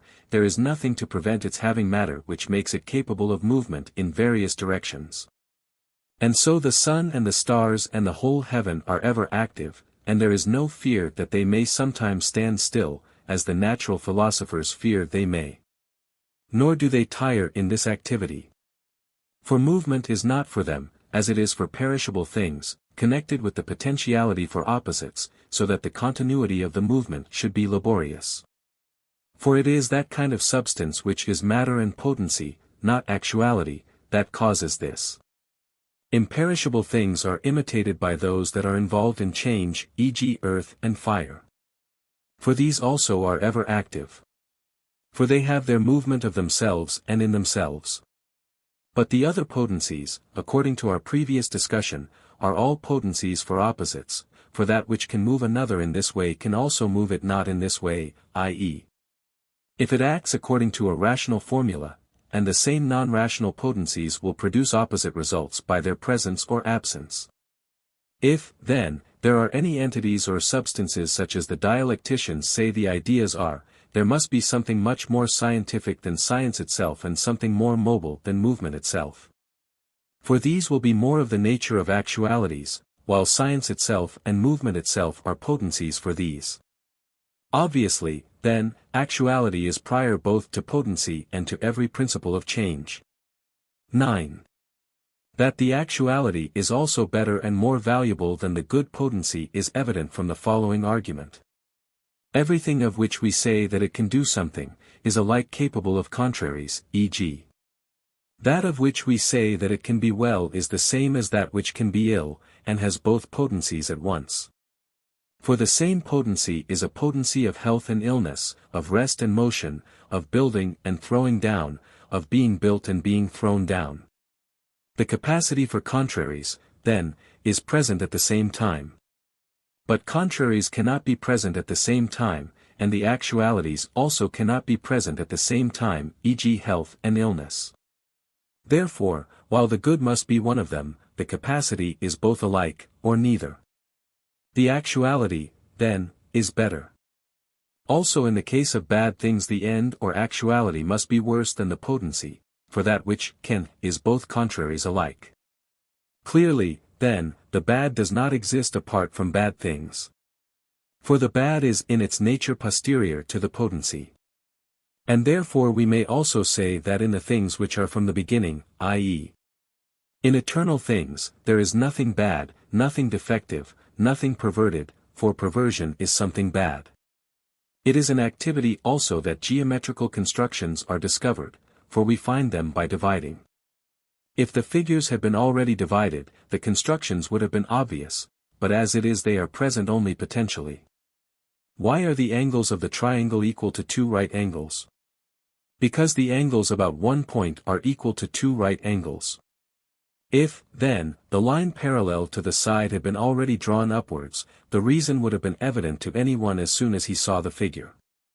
Why is the angle in a semicircle in all cases a right angle? If 3 lines are equal the 2 which form the base, and the perpendicular from the center, the conclusion is evident at a glance to one who knows the former proposition. Obviously, therefore, the potentially existing constructions are discovered by being brought to actuality. The reason is that the geometer's thinking is an actuality, so that the potency proceeds from an actuality. And therefore it is by making constructions that people come to know them, though the single actuality is later in generation than the corresponding potency. See diagram. 10. The terms being and non-being are employed firstly with reference to the categories, and secondly with reference to the potency or actuality of these or their non-potency or non-actuality, and thirdly in the sense of true and false. This depends, on the side of the objects, on their being combined or separated, so that he who thinks the separated to be separated and the combined to be combined has the truth, while he whose thought is in a state contrary to that of the objects is in error.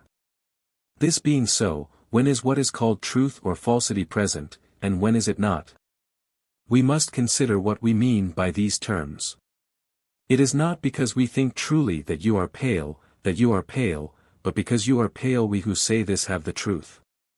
If, then, some things are always combined and cannot be separated, and others are always separated and cannot be combined, while others are capable either of combination or of separation, being is being combined and one. And not being is being not combined but more than one. Regarding contingent facts, then, the same opinion or the same statement comes to be false and true, and it is possible for it to be at one time correct and at another erroneous. But regarding things that cannot be otherwise, opinions are not at one time true and at another false, but the same opinions are always true or always false. But with regard to incomposites, what is being or not being, and truth or falsity? A thing of this sort is not composite, so as to be, when it is compounded, and not to be, if it is separated, like that the wood is white or that the diagonal is incommensurable. Nor will truth and falsity be still present in the same way as in the previous cases. In fact, as truth is not the same in these cases, so also being is not the same. But, a, truth or falsity is as follows: contact and assertion are truth, assertion not being the same as affirmation, and ignorance is non-contact. For it is not possible to be in error regarding the question what a thing is, save in an accidental sense, and the same holds good regarding non-composite substances, for it is not possible to be in error about them. And they all exist actually, not potentially, for otherwise they would have come to be and ceased to be, but, as it is, being itself does not come to be, nor cease to be, for if it had done so it would have had to come out of something. About the things, then, which are essences and actualities, it is not possible to be in error, but only to know them or not to know them. But we do inquire what they are, viz. whether they are of such and such a nature or not. b. As regards the being that answers to truth and the non-being that answers to falsity, in one case there is truth if the subject and the attribute are really combined, and falsity if they are not combined. In the other case, if the object is existent it exists in a particular way, and if it does not exist in this way does not exist at all. And truth means knowing these objects, and falsity does not exist, nor error, but only ignorance and not an ignorance which is like blindness, for blindness is akin to a total absence of the faculty of thinking. It is evident also that about unchangeable things there can be no error in respect of time, if we assume them to be unchangeable. E.g., if we suppose that the triangle does not change, we shall not suppose that at one time its angles are equal to two right angles while at another time they are not, for that would imply change. It is possible, however, to suppose that one member of such a class has a certain attribute and another has not, e.g. while we may suppose that no even number is prime, we may suppose that some are and some are not. But regarding a numerically single number not even this form of error is possible. For we cannot in this case suppose that one instance has an attribute and another has not, but whether our judgment be true or false, it is implied that the fact is eternal. Book 10. 1.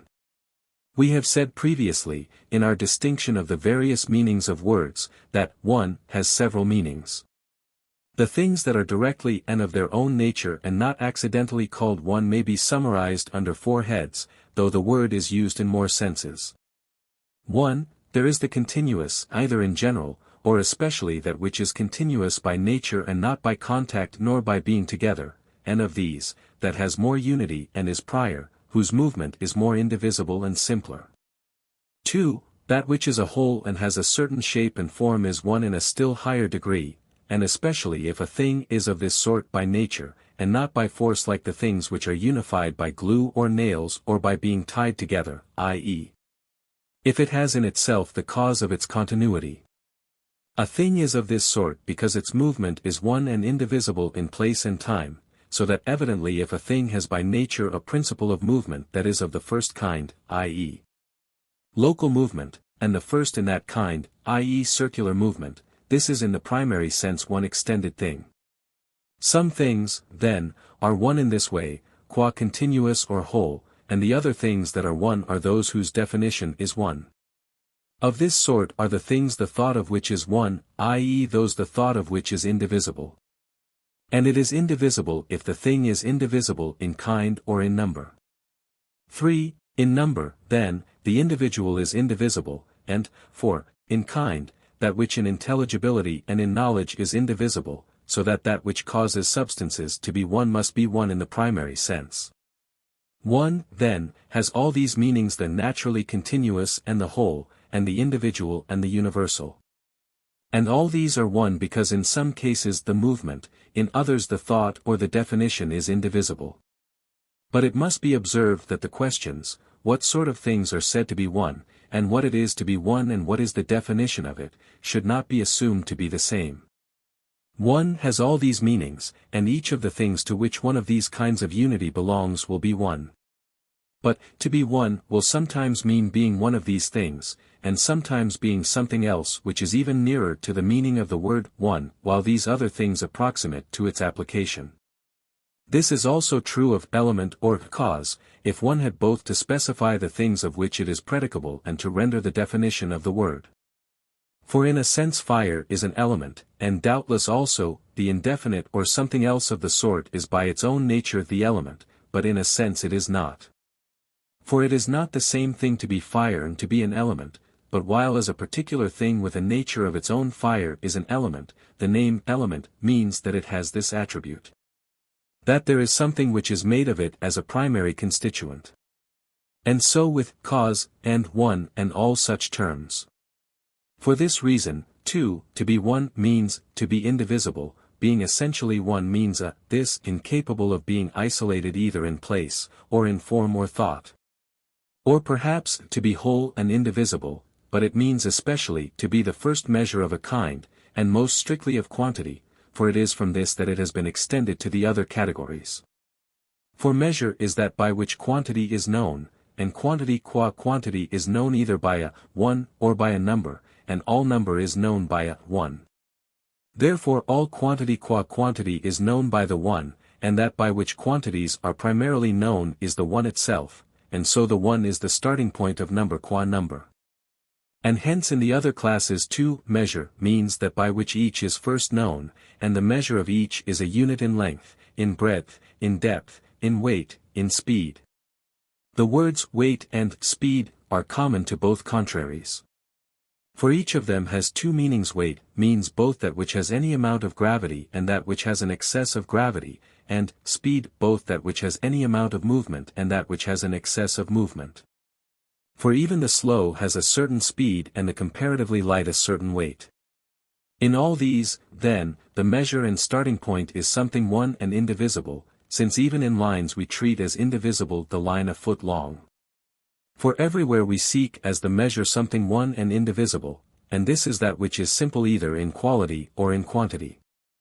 Now where it is thought impossible to take away or to add, there the measure is exact, hence that of number is most exact, for we posit the unit as indivisible in every respect, but in all other cases we imitate this sort of measure. For in the case of a furlong or a talent or of anything comparatively large any addition or subtraction might more easily escape our notice than in the case of something smaller. So that the first thing from which, as far as our perception goes, nothing can be subtracted, all men make the measure, whether of liquids or of solids, whether of weight or of size. And they think they know the quantity when they know it by means of this measure. And indeed they know movement too by the simple movement and the quickest, for this occupies least time. And so in astronomy one of this sort is the starting point and measure, for they assume the movement of the heavens to be uniform and the quickest, and judge the others by reference to it. And in music the quarter tone, because it is the least interval, and in speech the letter. And all these are ones in this sense, not that one is something predicable in the same sense of all of these, but in the sense we have mentioned. But the measure is not always one in number, sometimes there are several, e.g. the quarter tones, not to the ear, but as determined by the ratios, are two, and the articulate sounds by which we measure are more than one, and the diagonal of the square and its side are measured by two quantities. And all spatial magnitudes reveal similar varieties of unit. Thus, then, the one is the measure of all things, because we come to know the elements in the substance by dividing the things either in respect of quantity or in respect of kind. And the one is indivisible just because the first of each class of things is indivisible. But it is not in the same way that every one is indivisible, e.g. a foot and a unit. The latter is indivisible in every respect, while the former must be placed among things which are undivided to perception, as has been said already only to perception, for doubtless every continuous thing is divisible. The measure is always homogeneous with the thing measured. The measure of spatial magnitudes is a spatial magnitude, and in particular that of length is a length, that of breadth a breadth, that of articulate sound an articulate sound, that of weight a weight, that of units a unit. For we must state the matter so, and not say that the measure of numbers is a number. We ought indeed to say this if we were to use the corresponding form of words, but the claim does not really correspond. It is as if one claimed that the measure of units is units and not a unit, number is a plurality of units. Knowledge, also, and perception, we call the measure of things for the same reason, because we come to know something by them while as a matter of fact they are measured rather than measure other things. But it is with us as if someone else measured us and we came to know how big we are by seeing that he applied the cubit measure to such and such a fraction of us. But Protagoras says, man is the measure of all things, as if he had said, the man who knows or the man who perceives, and these because they have respectively knowledge and perception, which we say are the measures of objects. Such thinkers are saying nothing, then, while they appear to be saying something remarkable. Evidently, then, unity in the strictest sense, if we define it according to the meaning of the word, is a measure, and most properly of quantity, and secondly of quality. And some things will be one if they are indivisible in quantity, and others if they are indivisible in quality, and so that which is one is indivisible, either absolutely or qua one. 2. With regard to the substance and nature of the one, we must ask in which of two ways it exists. This is the very question that we reviewed in our discussion of problems, viz. What the one is and how we must conceive of it, whether we must take the one itself as being a substance, as both the Pythagoreans say in earlier and Plato in later times, or there is, rather, an underlying nature, and the one should be described more intelligibly and more in the manner of the physical philosophers, of whom one says the one is love, another says it is air, and another the indefinite. If, then, no universal can be a substance, as has been said, our discussion of substance and being, and if being itself cannot be a substance in the sense of a one apart from the many, for it is common to the many, but is only a predicate. Clearly unity also cannot be a substance. For being and unity are the most universal of all predicates.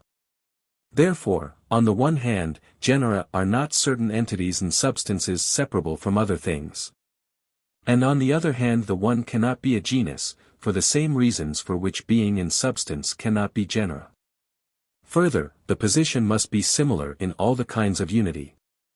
Now, unity has just as many meanings as being.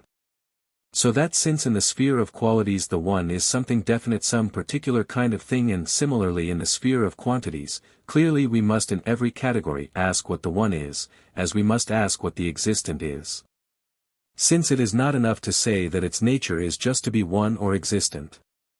But in colors the one is a color, e.g. white, and then the other colors are observed to be produced out of this, and black is the privation of white, as darkness of light. Therefore if all existent things were colors, existent things would have been a number, indeed, but of what? Clearly of colors, and the one would have been a particular one, i.e. white. And similarly if all existing things were tunes, they would have been a number, but a number of quarter tones, and their essence would not have been number. And the one would have been something whose substance was not to be one but to be the quarter tone. And similarly if all existent things had been articulate sounds, they would have been a number of letters, and the one would have been a vowel. And if all existent things were rectilinear figures, they would have been a number of figures, and the one would have been the triangle. And the same argument applies to all other classes. Since, therefore, while there are numbers and a one both in affections and in qualities and in quantities and in movement, in all cases the number is a number of particular things and the one is one something. And its substance is not just to be one, the same must be true of substances also. For it is true of all cases alike. That the one, then, in every class is a definite thing, and in no case is its nature just this, unity, is evident. But as in colors the one itself which we must seek is one color, so too in substance the one itself is one substance. That in a sense unity means the same as being is clear from the facts that its meanings correspond to the categories one to one, and it is not comprised within any category, e.g. it is comprised neither in what a thing is nor in quality, but is related to them just as being is, that in one man nothing more is predicated than in man, just as being is nothing apart from substance or quality or quantity. And that to be one is just to be a particular thing. 3. The one and the many are opposed in several ways, of which one is the opposition of the one and plurality as indivisible and divisible. For that which is either divided or divisible is called a plurality, and that which is indivisible or not divided is called one. Now since opposition is of four kinds, and one of these two terms is privative in meaning, they must be contraries, and neither contradictory nor correlative in meaning. And the one derives its name and its explanation from its contrary, the indivisible from the divisible, because plurality in the divisible is more perceptible than the indivisible, so that in definition plurality is prior to the indivisible. Because of the conditions of perception. To the one belong, as we indicated graphically in our distinction of the contraries, the same and the like and the equal, and to plurality belong the other and the unlike and the unequal. The same has several meanings. 1. We sometimes mean the same numerically, again. 2. We call a thing the same if it is one both in definition and in number, e.g. you are one with yourself both in form and in matter. And again, 3, if the definition of its primary essence is 1, e.g. equal straight lines are the same, and so are equal and equal-angled quadrilaterals, there are many such, but in these equality constitutes unity.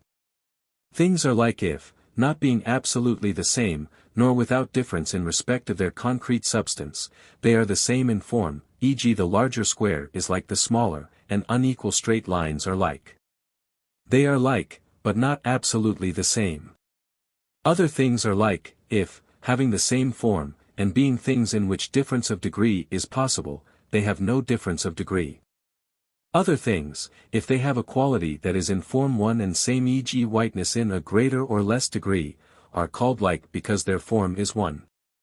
Other things are called like if the qualities they have in common are more numerous than those in which they differ, either the qualities in general or the prominent qualities, e.g. tin is like silver, qua white, and gold is like fire, qua yellow and red. Evidently, then, other and unlike also have several meanings. And the other in one sense is the opposite of the same, so that everything is either the same as or other than everything else. In another sense things are other unless both their matter and their definition are one, so that you are other than your neighbor. The other in the third sense is exemplified in the objects of mathematics. Other or the same can therefore be predicated of everything with regard to everything else, but only if the things are one and existent, for other is not the contradictory of the same.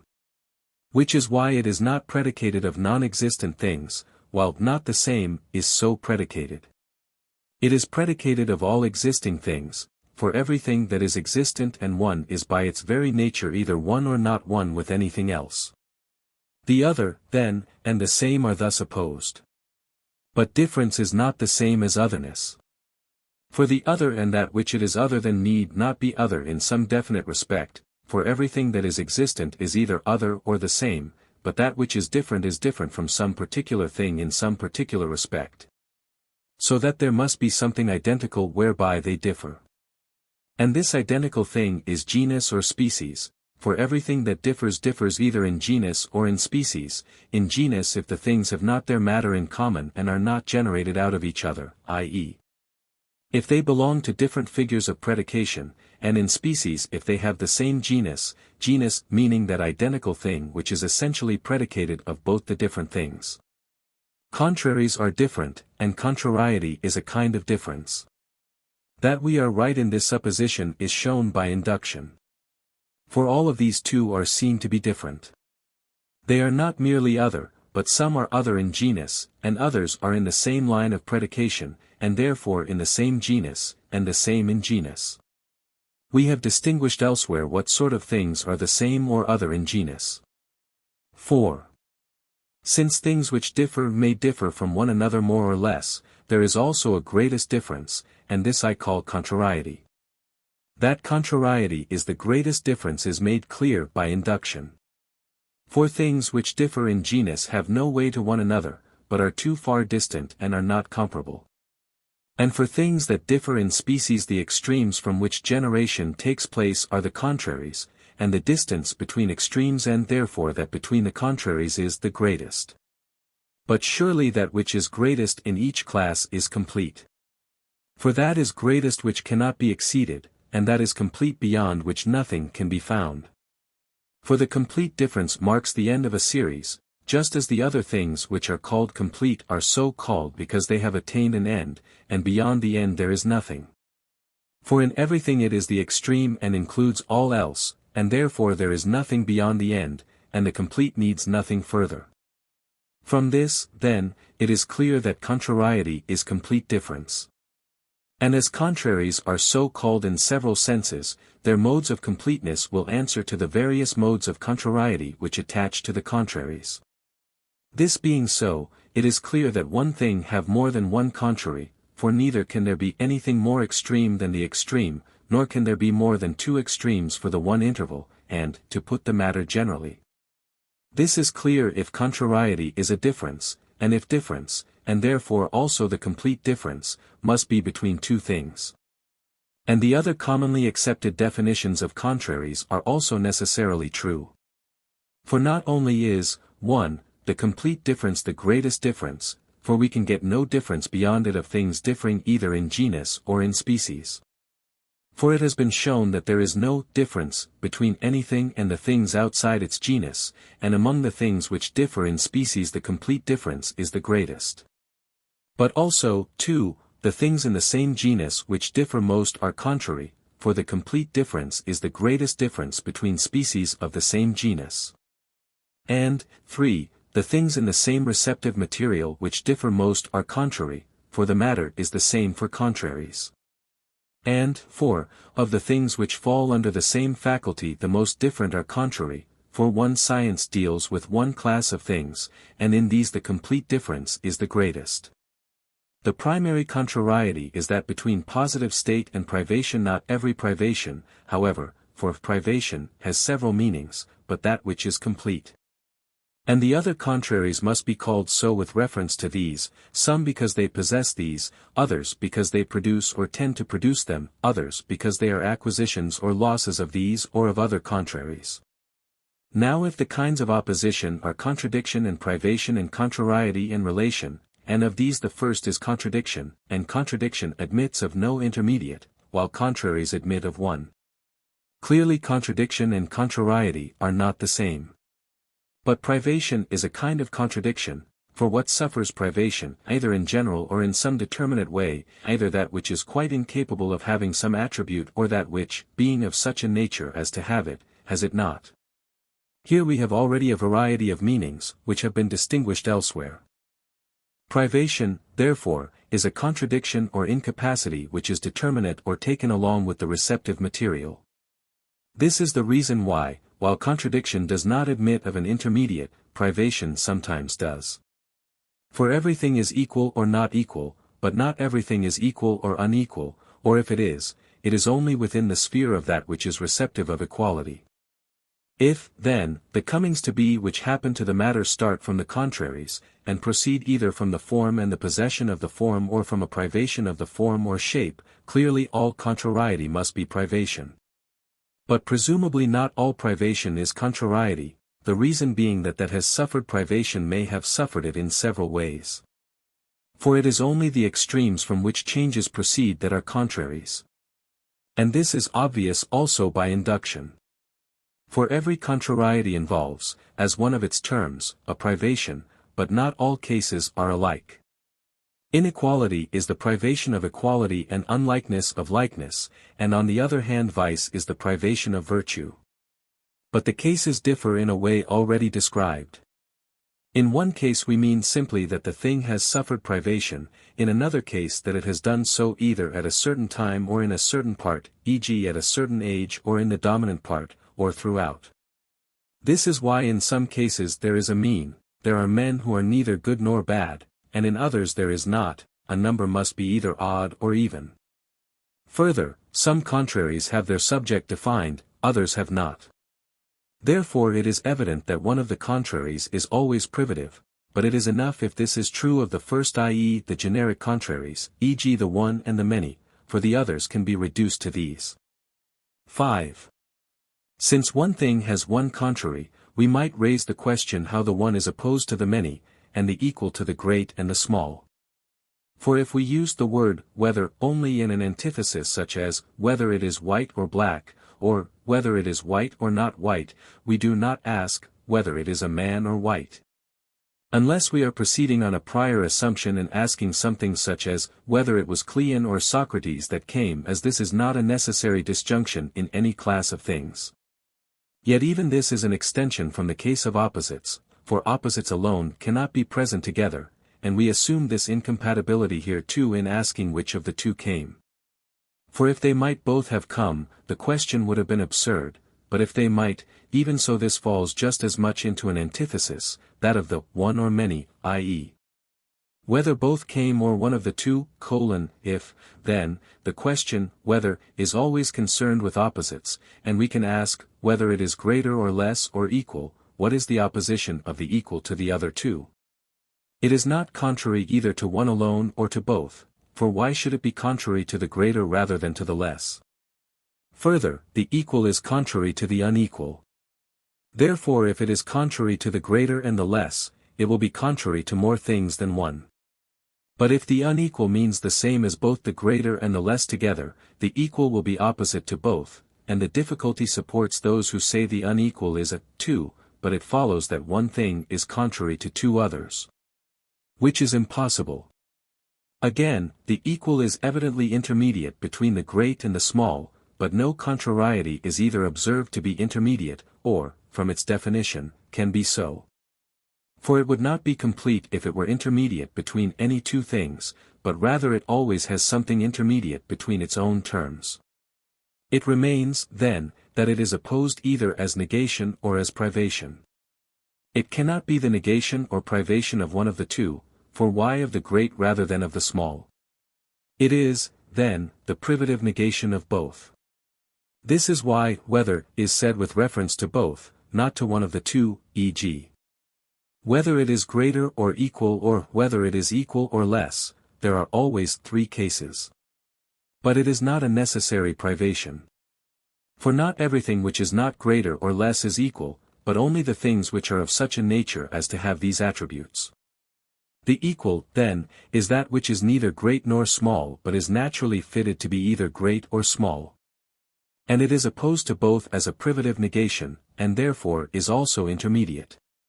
And that which is neither good nor bad is opposed to both, but has no name, for each of these has several meanings and the recipient subject is not one. But that which is neither white nor black has more claim to unity. Yet even this has not one name, though the colors of which this negation is privatively predicated are in a way limited. For they must be either gray or yellow or something else of the kind. Therefore it is an incorrect criticism that is passed by those who think that all such phrases are used in the same way, so that that which is neither a shoe nor a hand would be intermediate between a shoe and a hand. Since that which is neither good nor bad is intermediate between the good and the bad, as if there must be an intermediate in all cases. But this does not necessarily follow. For the one phrase is a joint denial of opposites between which there is an intermediate and a certain natural interval, but between the other two there is no difference. For the things, the denials of which are combined, belong to different classes, so that the substratum is not one. 6. We might raise similar questions about the one and the many. For if the many are absolutely opposed to the one, certain impossible results follow. One will then be few, whether few be treated here as singular or plural, for the many are opposed also to the few. Further, two will be many, since the double is multiple and double derives its meaning from two, therefore one will be few, for what is that in comparison with which two are many, except one, which must therefore be few? For there is nothing fewer. Further, if the much and the little are in plurality what the long and the short are in length, and whatever is much is also many, and the many are much, unless, indeed, there is a difference in the case of an easily bounded continuum. The little, or few, will be a plurality. Therefore one is a plurality if it is few, and this it must be, if two are many. But perhaps, while the many are in a sense said to be also much, it is with a difference, e.g. water is much but not many. But many is applied to the things that are divisible. In the one sense it means a plurality which is excessive either absolutely or relatively, while few is similarly a plurality which is deficient, and in another sense it means number, in which sense alone it is opposed to the one. For we say one or many, just as if one were to say one and ones or white thing and white things, or to compare the things that have been measured with the measure. It is in this sense also that multiples are so called. For each number is said to be many because it consists of ones and because each number is measurable by one, and it is many as that which is opposed to one, not to the few. In this sense, then, even two is many not, however, in the sense of a plurality which is excessive either relatively or absolutely, it is the first plurality. But without qualification two is few. For it is first plurality which is deficient, for this reason Anaxagoras was not right in leaving the subject with the statement that all things were together boundless both in plurality and in smallness, wherefore, and in smallness he should have said, and in fewness. For they could not have been boundless in fewness, since it is not one, as some say, but two, that make a few. The one is opposed then to the many in numbers as measure to thing measurable. And these are opposed as are the relatives which are not from their very nature relatives.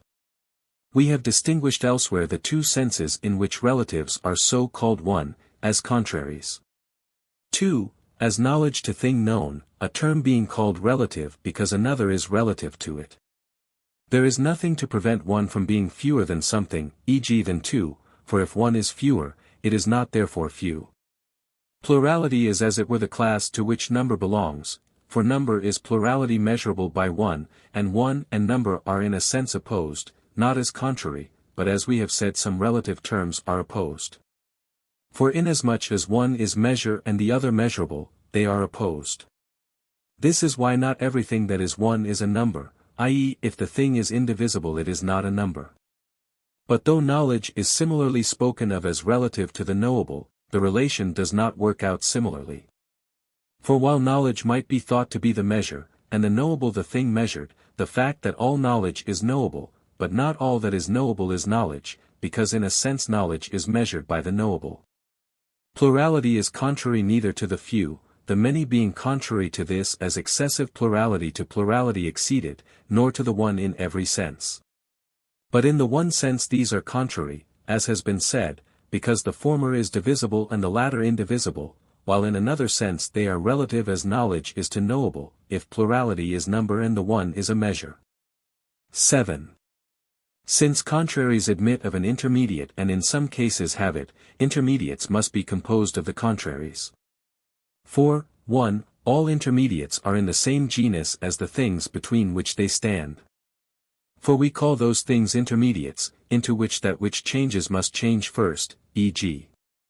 if we were to pass from the highest string to the lowest by the smallest intervals, we should come sooner to the intermediate notes, and in colors if we were to pass from white to black, we should come sooner to crimson and gray than to black. And similarly in all other cases. But to change from one genus to another genus is not possible except in an incidental way, as from color to figure. Intermediates, then, must be in the same genus both as one another and as the things they stand between. But, 2, all intermediates stand between opposites of some kind. For only between these can change take place in virtue of their own nature, so that an intermediate is impossible between things which are not opposite, for then there would be change which was not from one opposite towards the other.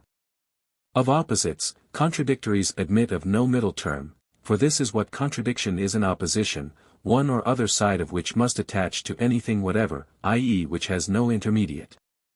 Of other opposites, some are relative, others privative, others contrary. Of relative terms, those which are not contrary have no intermediate, the reason is that they are not in the same genus. For what intermediate could there be between knowledge and knowable? But between great and small there is one. 3. If intermediates are in the same genus, as has been shown, and stand between contraries, they must be composed of these contraries. For either there will be a genus including the contraries or there will be none. And if, a, there is to be a genus in such a way that it is something prior to the contraries, the differentia which constituted the contrary species of a genus will be contraries prior to the species. For species are composed of the genus and the differentia. E.g. if white and black are contraries, and one is a piercing color and the other a compressing color, these differentia piercing and compressing are prior. So that these are prior contraries of one another. But, again, the species which differ contrariwise are the more truly contrary species. And the other species, i.e. the intermediates, must be composed of their genus and their differentia. E.g. all colors which are between white and black must be said to be composed of the genus, i.e. color, and certain differentia. But these differentia will not be the primary contraries, otherwise every color would be either white or black. They are different, then, from the primary contraries, and therefore they will be between the primary contraries. The primary differentia are piercing and compressing. Therefore it is, b, with regard to these contraries which do not fall within a genus that we must first ask of what their intermediates are composed. For things which are in the same genus must be composed of terms in which the genus is not an element, or else be themselves incomposite. Now contraries do not involve one another in their composition, and are therefore first principles.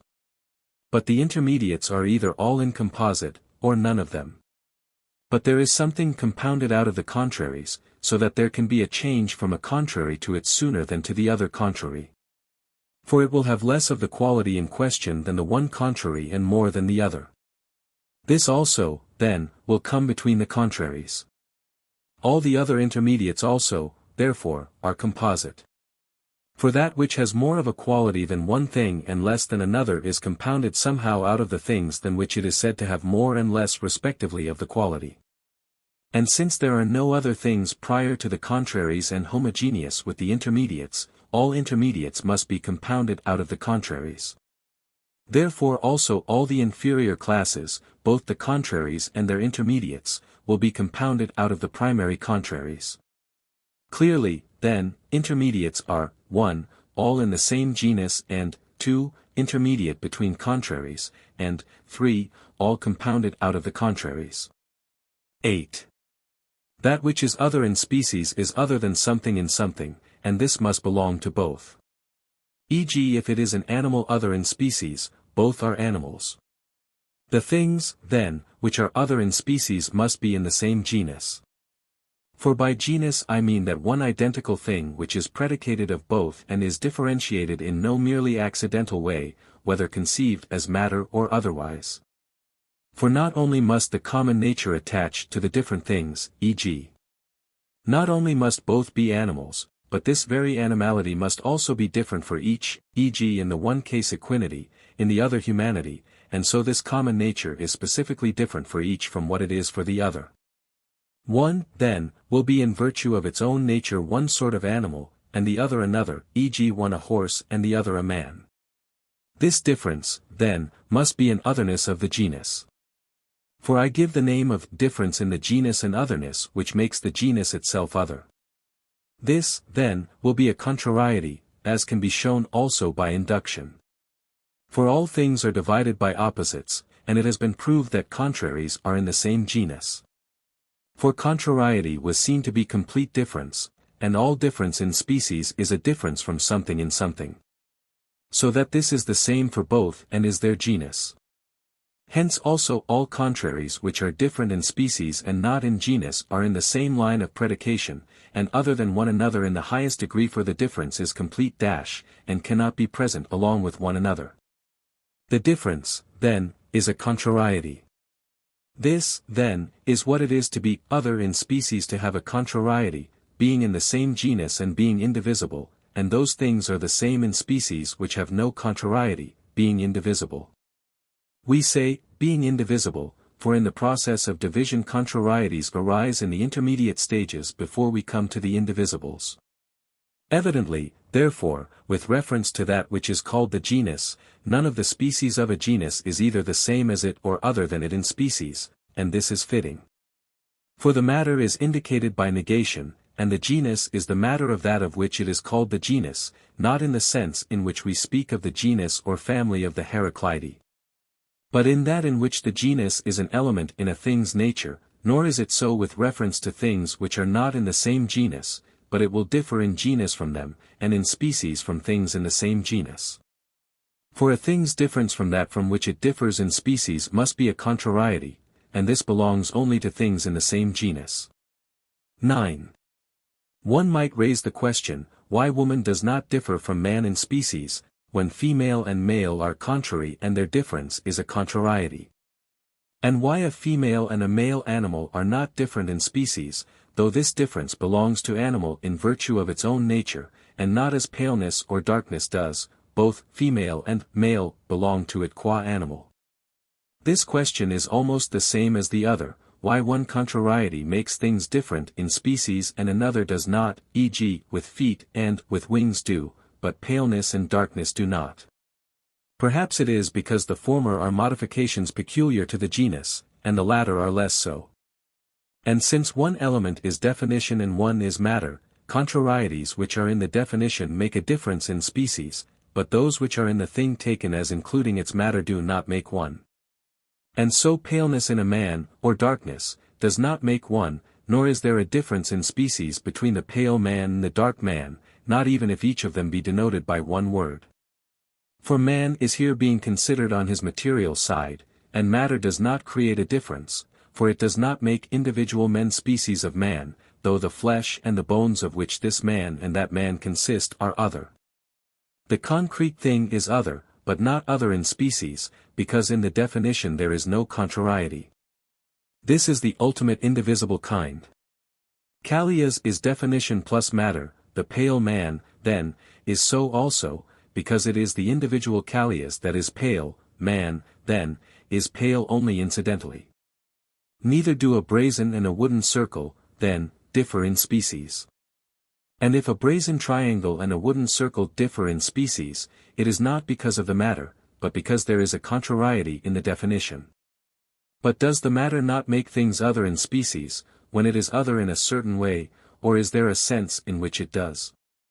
For why is this horse other than this man in species, although their matter is included with their definitions? Doubtless because there is a contrariety in the definition. For while there is a contrariety also between pale man and dark horse, and it is a contrariety in species, it does not depend on the paleness of the one and the darkness of the other, since even if both had been pale, yet they would have been other in species. But male and female, while they are modifications peculiar to animal, are so not in virtue of its essence but in the matter, i.e. the body. This is why the same seed becomes female or male by being acted on in a certain way. We have stated, then, what it is to be other in species, and why some things differ in species and others do not. 10. Since contraries are other in form, and the perishable and the imperishable are contraries, for privation is a determinate incapacity, the perishable and the imperishable must be different in kind. Now so far we have spoken of the general terms themselves, so that it might be thought not to be necessary that every imperishable thing should be different from every perishable thing in form. Just as not every pale thing is different in form from every dark thing. For the same thing can be both, and even at the same time if it is a universal, e.g. man can be both pale and dark, and if it is an individual it can still be both, for the same man can be, though not at the same time, pale and dark. Yet pale is contrary to dark. But while some contraries belong to certain things by accident, e.g. both those now mentioned and many others, others cannot, and among these are perishable and imperishable. For nothing is by accident perishable. For what is accidental is capable of not being present, but perishableness is one of the attributes that belong of necessity to the things to which they belong. Or else one and the same thing may be perishable and imperishable, if perishableness is capable of not belonging to it. Perishableness then must either be the essence or be present in the essence of each perishable thing.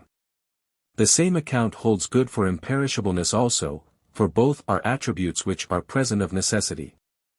The characteristics, then, in respect of which and in direct consequence of which one thing is perishable and another imperishable, are opposite, so that the things must be different in kind. Evidently, then, there cannot be forms such as some maintain, for then one man would be perishable and another imperishable. Yet the forms are said to be the same in form with the individuals and not merely to have the same name. But things which differ in kind are farther apart than those which differ in form. Book 11. 1. That wisdom is a science of first principles is evident from the introductory chapters, in which we have raised objections to the statements of others about the first principles. But one might ask the question whether wisdom is to be conceived as one science or as several. If as one, it may be objected that one science always deals with contraries, but the first principles are not contrary. If it is not one, what sort of sciences are those with which it is to be identified? Further, is it the business of one science, or of more than one, to examine the first principles of demonstration? If of one, why of this rather than of any other? If of more, what sort of sciences must these be said to be? Further, does wisdom investigate all substances or not? If not all, it is hard to say which. But if, being one, it investigates them all, it is doubtful how the same science can embrace several subject matters. Further, does it deal with substances only or also with their attributes? If in the case of attributes demonstration is possible, in that of substances it is not. But if the two sciences are different, what is each of them and which is wisdom? If we think of it as demonstrative, the science of the attributes is wisdom, but if as dealing with what is primary, the science of substances claims the tide. But again the science we are looking for must not be supposed to deal with the causes which have been mentioned in the physics. For, a, it does not deal with the final cause, for that is the nature of the good, and this is found in the field of action and movement. And it is the first mover for that is the nature of the end, but in the case of things unmovable there is nothing that moved them first. And, b, in general it is hard to say whether perchance the science we are now looking for deals with perceptible substances or not with them, but with certain others. If with others, it must deal either with the forms or with the objects of mathematics. Now, a, evidently the forms do not exist. But it is hard to say, even if one suppose them to exist, why in the world the same is not true of the other things of which there are forms, as of the objects of mathematics. I mean that these thinkers place the objects of mathematics between the forms and perceptible things, as a kind of third set of things apart both from the forms and from the things in this world. But there is not a third man or horse besides the ideal and the individuals. If on the other hand it is not as they say, with what sort of things must the mathematician be supposed to deal? Certainly not with the things in this world. For none of these is the sort of thing which the mathematical sciences demand. Nor, b, does the science which we are now seeking treat of the objects of mathematics, for none of them can exist separately. But again it does not deal with perceptible substances, for they are perishable.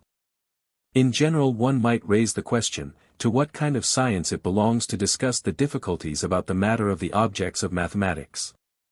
Neither to physics, because the whole inquiry of the physicist is about the things that have in themselves a principle of movement and rest, nor yet to the science which inquires into demonstration and science. For this is just the subject which it investigates. It remains then that it is the philosophy which we have set before ourselves that treats of those subjects. One might discuss the question whether the science we are seeking should be said to deal with the principles which are by some called elements. All men suppose these to be present in composite things. But it might be thought that the science we seek should treat rather of universals, for every definition and every science is of universals and not of infamy species, so that as far as this goes it would deal with the highest genera. These would turn out to be being in unity, for these might most of all be supposed to contain all things that are, and to be most like principles, because they are by nature, for if they perish all other things are destroyed with them. For everything is and is one. But inasmuch as, if one is to suppose them to be genera, they must be predicable of their differentia, and no genus is predicable of any of its differentia, in this way it would seem that we should not make them genera nor principles. Further, if the simpler is more of a principle than the less simple, and the ultimate members of the genus are simpler than the genera, for they are indivisible, but the genera are divided into many and differing species. The species might seem to be the principles, rather than the genera. But inasmuch as the species are involved in the destruction of the genera are more like principles, for that which involves another in its destruction is a principle of it. These and others of the kind are the subjects that involve difficulties. 2. Further, must we suppose something apart from individual things, or is it these that the science we are seeking treats of? But these are infinite in number. Yet the things that are apart from the individuals are genera or species, but the science we now seek treats of neither of these. The reason why this is impossible has been stated. Indeed, it is in general hard to say whether one must assume that there is a separable substance besides the sensible substances, i.e. the substances in this world, or that these are the real things and wisdom is concerned with them. For we seem to seek another kind of substance, and this is our problem, i.e. to see if there is something which can exist apart by itself and belongs to no sensible thing. Further, if there is another substance apart from and corresponding to sensible substances, which kinds of sensible substance must be supposed to have this corresponding to them? Why should one suppose men or horses to have it, more than either the other animals or even all lifeless things? On the other hand, to set up other and eternal substances equal in number to the sensible and perishable substances would seem to fall beyond the bounds of probability. But if the principle we now seek is not separable from corporeal things, what has a better claim to the name matter? This, however, does not exist in actuality, but exists in potency.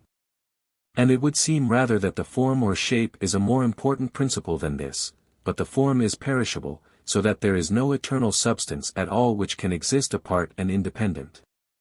But this is paradoxical. For such a principle and substance seems to exist and is sought by nearly all the most refined thinkers as something that exists, for how is there to be order unless there is something eternal and independent and permanent?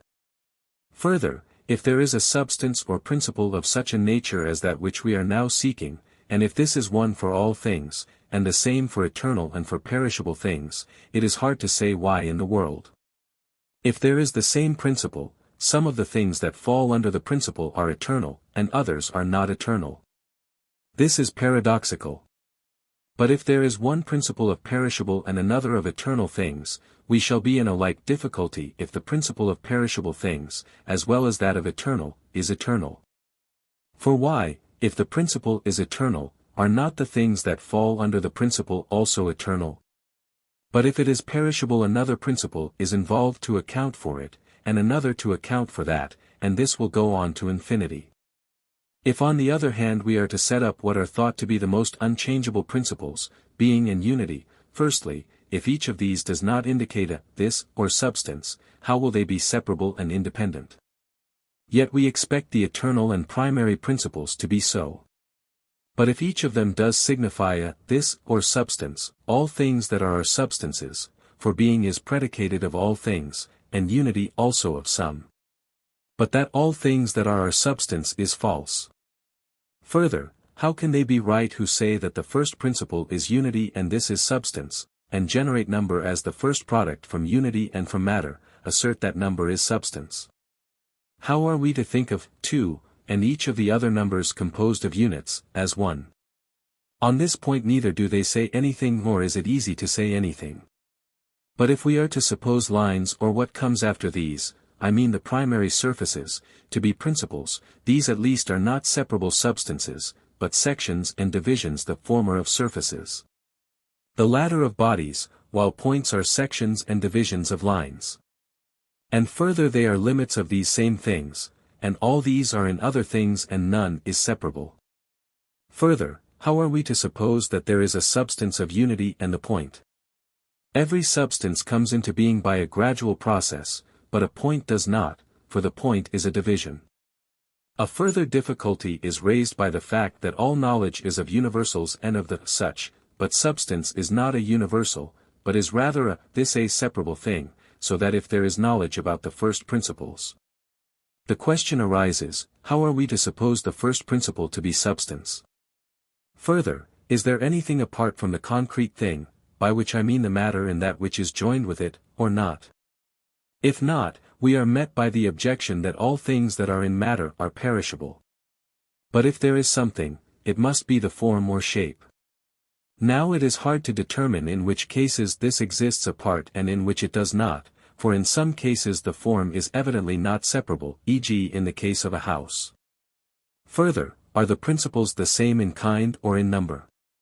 If they are one in number, all things will be the same. 3. Since the science of the philosopher treats of being qua being universally and not in respect of a part of it, and being has many senses and is not used in one only, it follows that if the word is used equivocally and in virtue of nothing common to its various uses, being does not fall under one science, for the meanings of an equivocal term do not form one genus. But if the word is used in virtue of something common, being will fall under one science. The term seems to be used in the way we have mentioned, like medical and healthy. For each of these also we use in many senses. Terms are used in this way by virtue of some kind of reference, in the one case to medical science, in the other to health, in others to something else, but in each case to one identical concept. For a discussion and a knife are called medical because the former proceeds from medical science, and the latter is useful to it. And a thing is called healthy in a similar way. One thing because it is indicative of health, another because it is productive of it. And the same is true in the other cases. Everything that is, then, is said to be in this same way. Each thing that is said to be, because it is a modification of being qua being or a permanent or a transient state or a movement of it, or something else of the sort. And since everything that is may be referred to something single and common, each of the contrarieties also may be referred to the first differences and contrarieties of being, whether the first differences of being are plurality in unity, or likeness and unlikeness, or some other differences. Let these be taken as already discussed. It makes no difference whether that which is be referred to being or to unity. For even if they are not the same but different, at least they are convertible. For that which is one is also somehow being, and that which is being is one. But since every pair of contraries falls to be examined by one and the same science, and in each pair one term is the privative of the other, though one might regarding some contraries raise the question, how they can be privately related, viz. Those which have an intermediate, e.g. unjust and just, in all such cases one must maintain that the privation is not of the whole definition, but of the infima species. If the just man is, by virtue of some permanent disposition obedient to the laws, the unjust man will not in every case have the whole definition denied of him, but may be merely, in some respect deficient in obedience to the laws. And in this respect the privation will attach to him. And similarly in all other cases. As the mathematician investigates abstractions, for before beginning his investigation he strips off all the sensible qualities, e.g. weight and lightness, hardness and its contrary, and also heat and cold and the other sensible contrarieties, and leaves only the quantitative and continuous, sometimes in one, sometimes in two, sometimes in three dimensions. And the attributes of these qua quantitative and continuous, and does not consider them in any other respect, and examines the relative positions of some and the attributes of these, and the commensurabilities and incommensurabilities of others, and the ratios of others. But yet we posit one and the same science of all these things, geometry, the same is true with regard to being. For the attributes of this in so far as it is being, and the contrarieties in it qua being, it is the business of no other science than philosophy to investigate. For to physics one would assign the study of things not qua being, but rather qua sharing in movement. While dialectic and sophistic deal with the attributes of things that are, but not of things qua being, and not with being itself in so far as it is being. Therefore it remains that it is the philosopher who studies the things we have named, in so far as they are being. Since all that is to be in virtue of something single and common, though the term has many meanings, and contraries are in the same case, for they are referred to the first contrarieties and differences of being. And things of this sort can fall under one science. The difficulty we stated at the beginning appears to be solved, I mean the question how there can be a single science of things which are many and different in genus. 4. Since even the mathematician uses the common axioms only in a special application, it must be the business of first philosophy to examine the principles of mathematics also. That when equals are taken from equals the remainders are equal, is common to all quantities, but mathematics studies a part of its proper matter which it has detached, e.g. lines or angles or numbers or some other kind of quantity not, however, qua being but in so far as each of them is continuous in one or two or three dimensions. But philosophy does not inquire about particular subjects in so far as each of them has some attribute or other, but speculates about being, in so far as each particular thing is. Physics is in the same position as mathematics. For physics studies the attributes and the principles of the things that are, qua moving and not qua being, whereas the primary science, we have said, deals with these, only in so far as the underlying subjects are existent, and not in virtue of any other character. And so both physics and mathematics must be classed as parts of wisdom. 5. There is a principle in things, about which we cannot be deceived, but must always, on the contrary recognize the truth, viz. that the same thing cannot at one and the same time be and not be, or admit any other similar pair of opposites. About such matters there is no proof in the full sense, though there is proof ad hominem. For it is not possible to infer this truth itself from a more certain principle, yet this is necessary if there is to be completed proof of it in the full sense. But he who wants to prove to the asserter of opposites that he is wrong must get from him an admission which shall be identical with the principle that the same thing cannot be and not be at one and the same time, but shall not seem to be identical. For thus alone can his thesis be demonstrated to the man who asserts that opposite statements can be truly made about the same subject. Those, then, who are to join in argument with one another must to some extent understand one another. For if this does not happen, how are they to join in argument with one another? Therefore every word must be intelligible and indicate something, and not many things but only one. And if it signifies more than one thing, it must be made plain to which of these the word is being applied. He, then, who says, this is and is not, denies what he affirms, so that what the word signifies, he says it does not signify. And this is impossible. Therefore if this is signifies something, one cannot truly assert its contradictory. Further, if the word signifies something and this is asserted truly, this connection must be necessary. And it is not possible that that which necessarily is should ever not be. It is not possible therefore to make the opposed affirmations and negations truly of the same subject. Further, if the affirmation is no more true than the negation, he who says, man, will be no more right than he who says, not man. It would seem also that in saying the man is not a horse one would be either more or not less right than in saying he is not a man, so that one will also be right in saying that the same person is a horse. For it was assumed to be possible to make opposite statements equally truly. It follows then that the same person is a man, a horse, or any other animal. While, then, there is no proof of these things in the full sense, there is a proof which may suffice against one who will make these suppositions. And perhaps if one had questioned Heraclitus himself in this way one might have forced him to confess that opposite statements can never be true of the same subjects. But, as it is, he adopted this opinion without understanding what his statement involves. But in any case if what is said by him is true, not even this itself will be true, viz. that the same thing can at one and the same time both be and not be. For as, when the statements are separated, the affirmation is no more true than the negation. In the same way that combined and complex statement being like a single affirmation, the whole taken as an affirmation will be no more true than the negation. Further, if it is not possible to affirm anything truly, this itself will be false, the assertion that there is no true affirmation. But if a true affirmation exists, this appears to refute what is said by those who raise such objections and utterly destroy rational discourse. 6. The saying of Protagoras is like the views we have mentioned. He said that man is the measure of all things, meaning simply that that which seems to each man also assuredly is. If this is so, it follows that the same thing both is and is not, and is bad and good, and that the contents of all other opposite statements are true. Because often a particular thing appears beautiful to some and the contrary of beautiful to others, and that which appears to each man is the measure. This difficulty may be solved by considering the source of this opinion.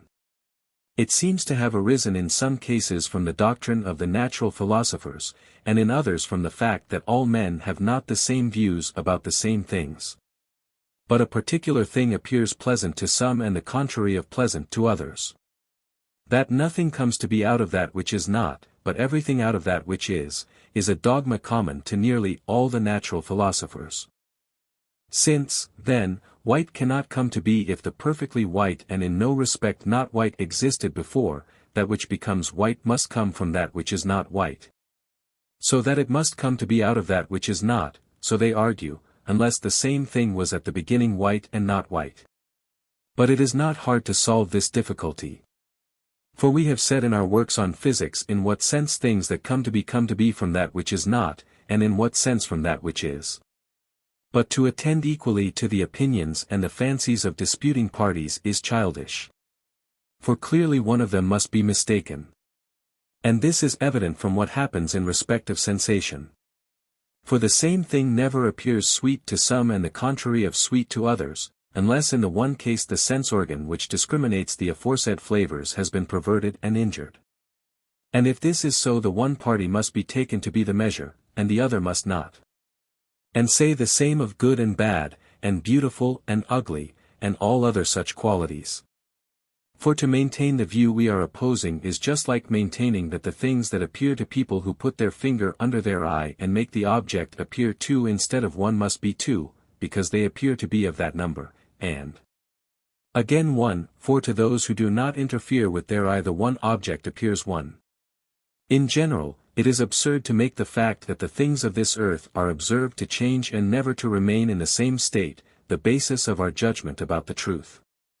For in pursuing the truth one must start from the things that are always in the same state and suffer no change.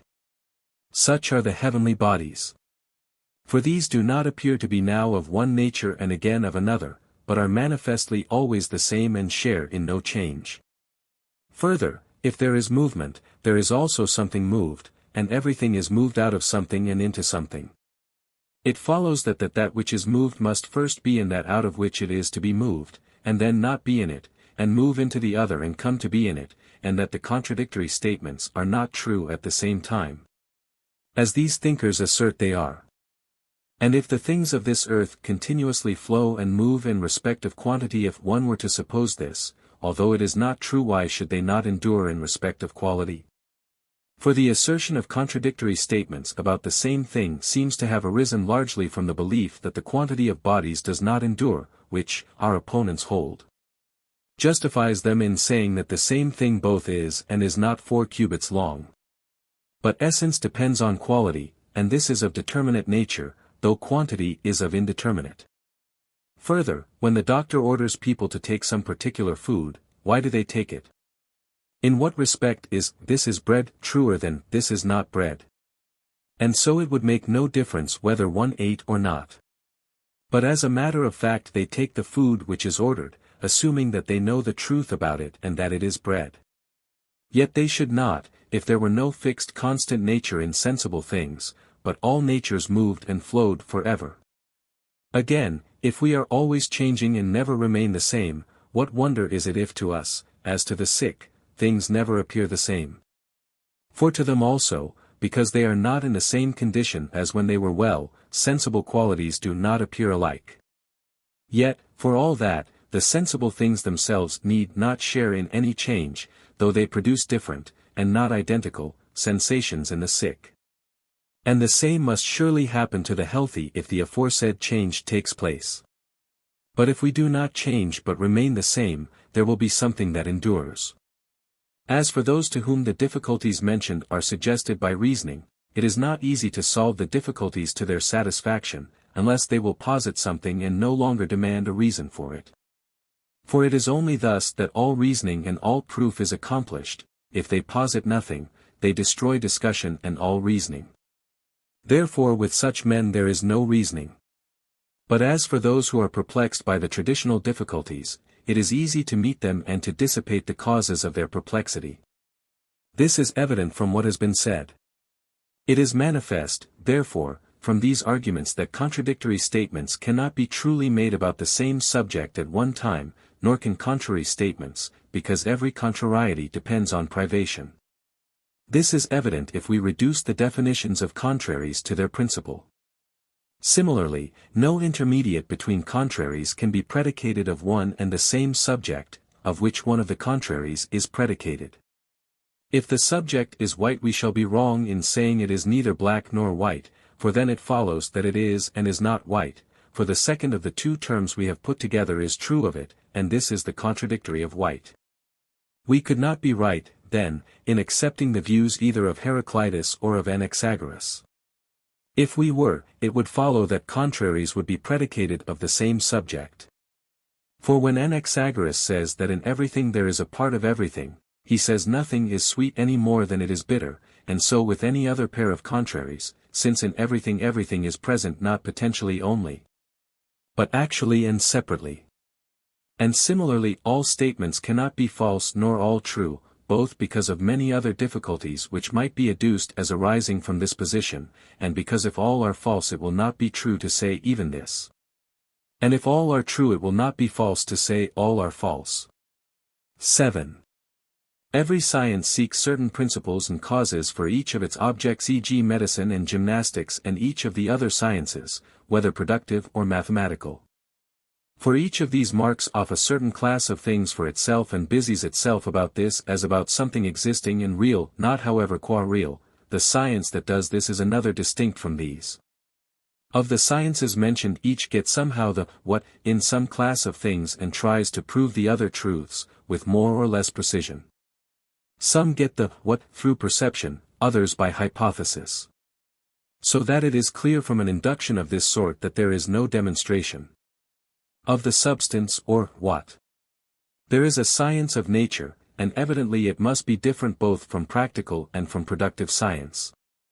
For in the case of productive science the principle of movement is in the producer and not in the product, and is either an art or some other faculty.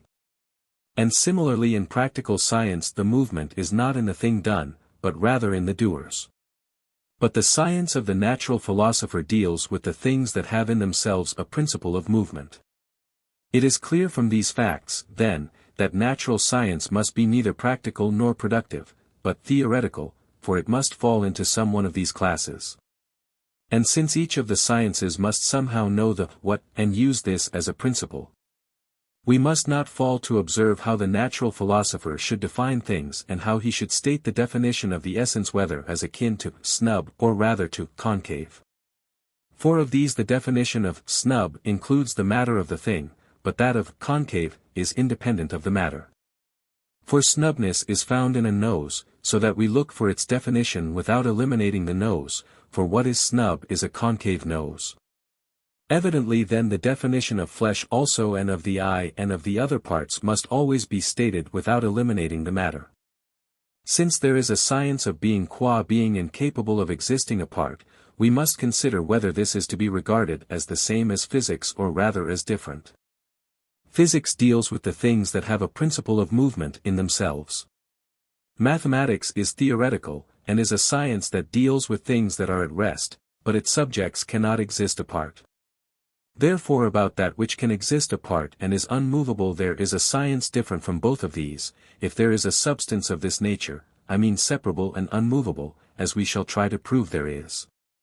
And if there is such a kind of thing in the world, here must surely be the divine, and this must be the first and most dominant principle. Evidently, then, there are three kinds of theoretical sciences: physics, mathematics, theology. The class of theoretical sciences is the best, and of these themselves the last named is best, for it deals with the highest of existing things, and each science is called better or worse in virtue of its proper object. One might raise the question whether the science of being qua being is to be regarded as universal or not.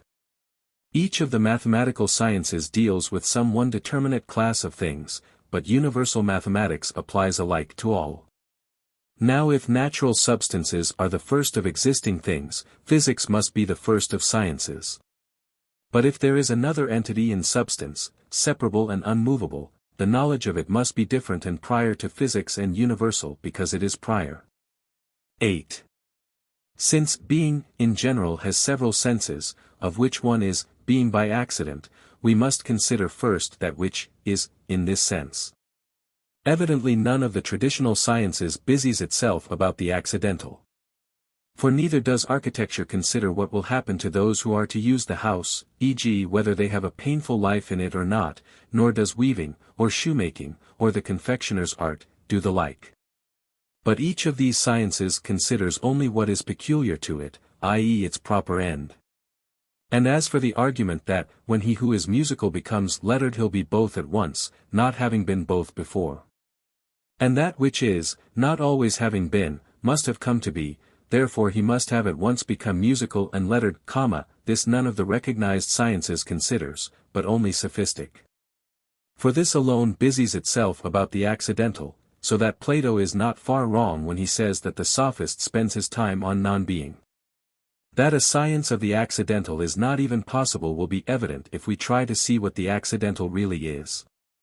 We say that everything either is always and of necessity, necessity not in the sense of violence, but that which we appeal to in demonstrations, or is for the most part, or is neither for the most part, nor always and of necessity, but merely as it chances.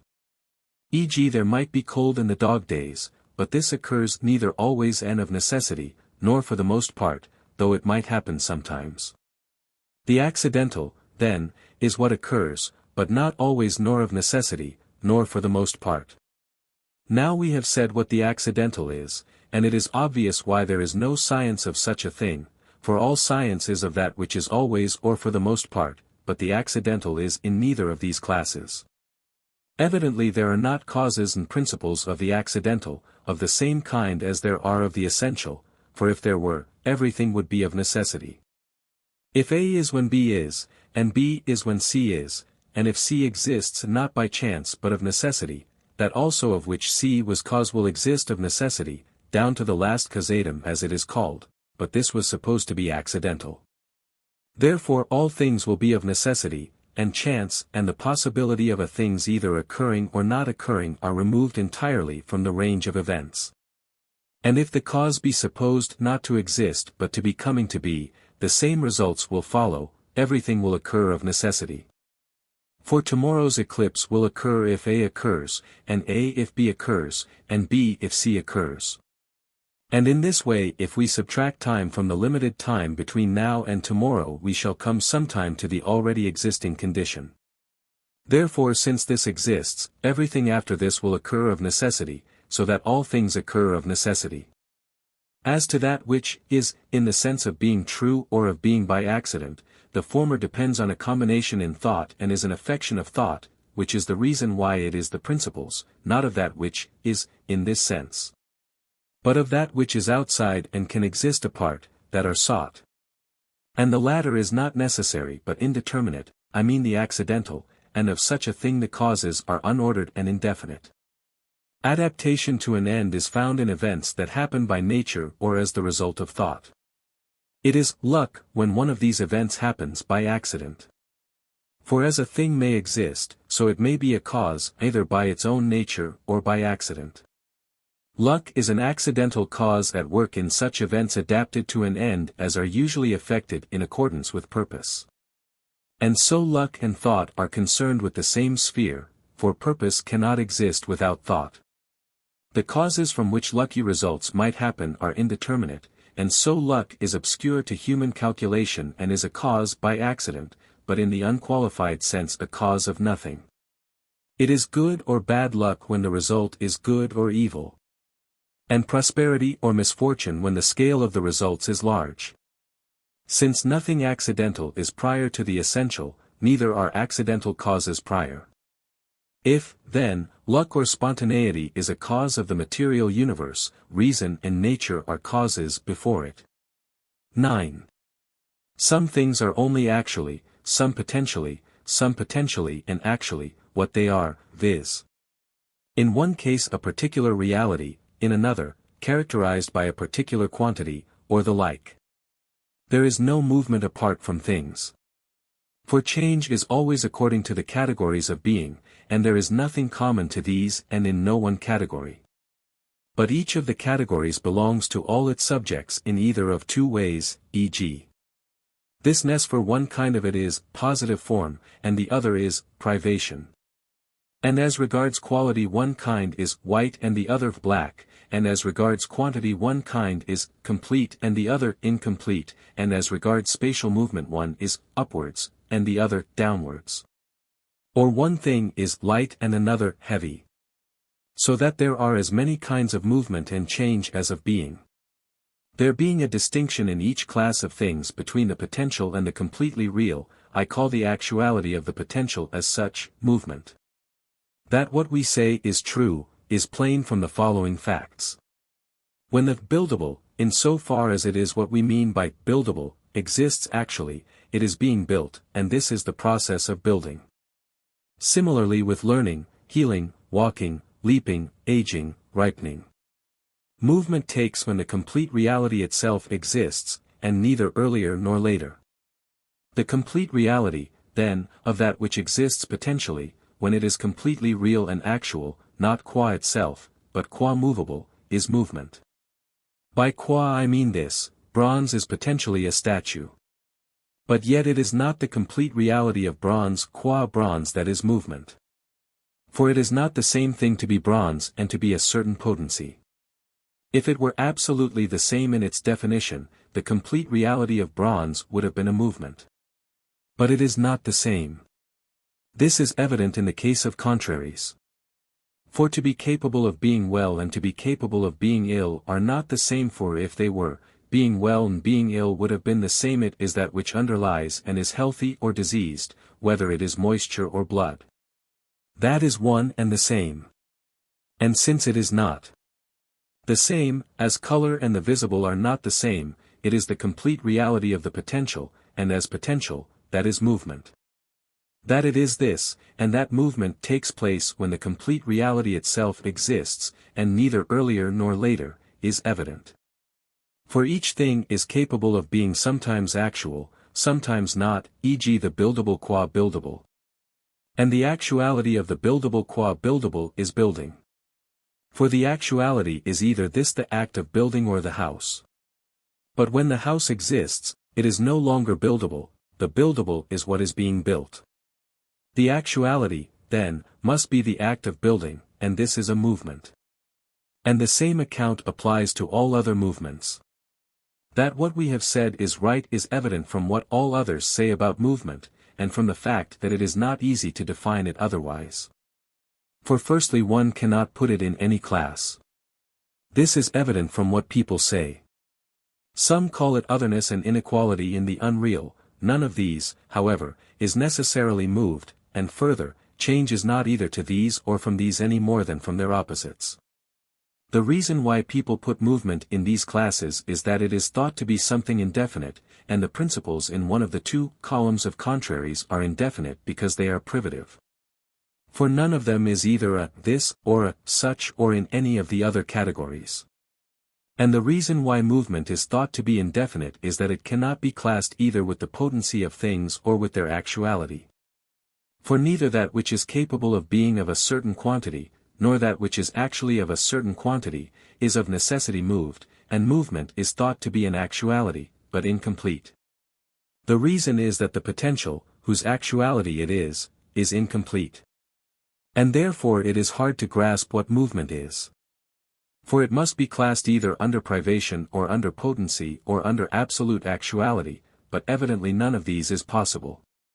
Therefore what remains is that it must be what we said, both actuality and the actuality we have described, which is hard to detect but capable of existing. And evidently movement is in the movable. For it is the complete realization of this by that which is capable of causing movement. And the actuality of that which is capable of causing movement is no other than that of the movable. For it must be the complete reality of both. For while a thing is capable of causing movement because it can do this, it is a mover because it is active. But it is on the movable that it is capable of acting, so that the actuality of both is one, just as there is the same interval from 1 to 2 as from 2 to 1, and as the steep ascent and the steep descent are one. But the being of them is not one. The case of the mover and the moved is similar. 10. The infinite is either that which is incapable of being traversed because it is not its nature to be traversed, this corresponds to the sense in which the voice is invisible.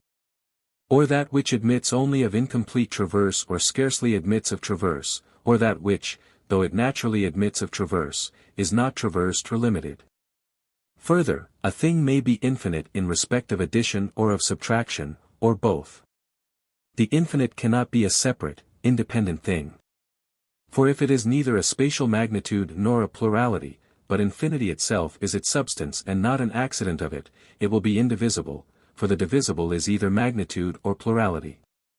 But if indivisible, it is not infinite, except as the voice is invisible, but people do not mean this, nor are we examining this sort of infinite, but the infinite as untraversable. Further, how can an infinite exist by itself, unless number and magnitude also exist by themselves, since infinity is an attribute of these? Further, If the infinite is an accident of something else, it cannot be qua infinite an element in things, as the invisible is not an element in speech, though the voice is invisible. And evidently the infinite cannot exist actually.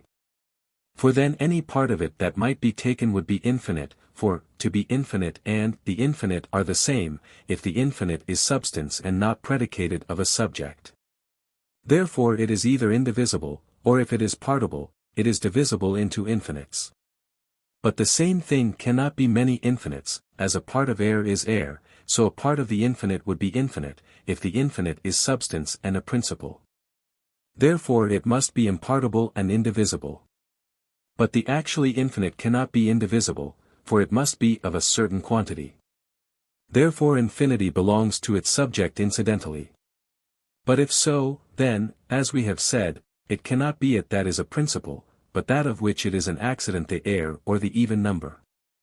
This inquiry is universal. But that the infinite is not among sensible things, is evident from the following argument. If the definition of a body is that which is bounded by planes, there cannot be an infinite body either sensible or intelligible. Nor a separate and infinite number, for number or that which has a number is numerable. Concretely, the truth is evident from the following argument. The infinite can neither be composite nor simple. For, a, it cannot be a composite body, since the elements are limited in multitude. For the contraries must be equal and no one of them must be infinite. For if one of the two bodies falls at all short of the other in potency, the finite will be destroyed by the infinite. And that each should be infinite is impossible. For body is that which has extension in all directions, and the infinite is the boundlessly extended, so that if the infinite is a body it will be infinite in every direction. Nor, b, can the infinite body be one and simple neither, as some say, something apart from the elements, from which they generate these, for there is no such body apart from the elements. For everything can be resolved into that of which it consists, but no such product of analysis is observed except the simple bodies, nor fire nor any other of the elements. For apart from the question how any of them could be infinite, the all, even if it is finite, cannot either be or become any one of them, as Heraclitus says all things sometime become fire. The same argument applies to this as to the one which the natural philosophers posit besides the elements. For everything changes from contrary to contrary, e.g. from hot to cold. Further, a sensible body is somewhere, and whole and part have the same proper place, e.g. the whole earth and part of the earth. Therefore if, a, the infinite body is homogeneous, it will be unmovable or it will be always moving. But this is impossible, for why should it rather rest, or move, down, up, or anywhere, rather than anywhere else? E.g. if there were a clod which were part of an infinite body, where will this move or rest? The proper place of the body which is homogeneous with it is infinite. Will the clod occupy the whole place, then? And how? This is impossible. What then is its rest or its movement? It will either rest everywhere, and then it cannot move. Or it will move everywhere, and then it cannot be still. But, b, if the all has unlike parts, the proper places of the parts are unlike also, and, firstly, the body of the all is not one except by contact, and, secondly, the parts will be either finite or infinite in variety of kind. Finite they cannot be, for then those of one kind will be infinite in quantity and those of another will not. If the all is infinite, e.g. fire or water would be infinite, but such an infinite element would be destruction to the contrary elements. But if the parts are infinite and simple, their places also are infinite and there will be an infinite number of elements, and if this is impossible, and the places are finite, the all also must be limited. In general, there cannot be an infinite body and also a proper place for bodies, if every sensible body has either weight or lightness. For it must move either towards the middle or upwards, and the infinite either the whole or the half of it cannot do either, for how will you divide it? Or how will part of the infinite be down and part up, or part extreme and part middle? Further, every sensible body is in a place, and there are 6 kinds of place, but these cannot exist in an infinite body. In general, if there cannot be an infinite place, there cannot be an infinite body. And there cannot be an infinite place, for that which is in a place is somewhere, and this means either up or down or in one of the other directions, and each of these is a limit. The infinite is not the same in the sense that it is a single thing whether exhibited in distance or in movement or in time, but the posterior among these is called infinite in virtue of its relation to the prior, i.e. a movement is called infinite in virtue of the distance covered by the spatial movement or alteration or growth, and a time is called infinite because of the movement which occupies it. 11. Of things which change, some change in an accidental sense, like that in which the musical may be said to walk, and others are said, without qualification, to change, because something in them changes, i.e. the things that change in parts. The body becomes healthy, because the eye does. But there is something which is by its own nature moved directly, and this is the essentially movable. The same distinction is found in the case of the mover. For it causes movement either in an accidental sense or in respect of a part of itself or essentially. There is something that directly causes movement. And there is something that is moved, also the time in which it is moved, and that from which and that into which it is moved.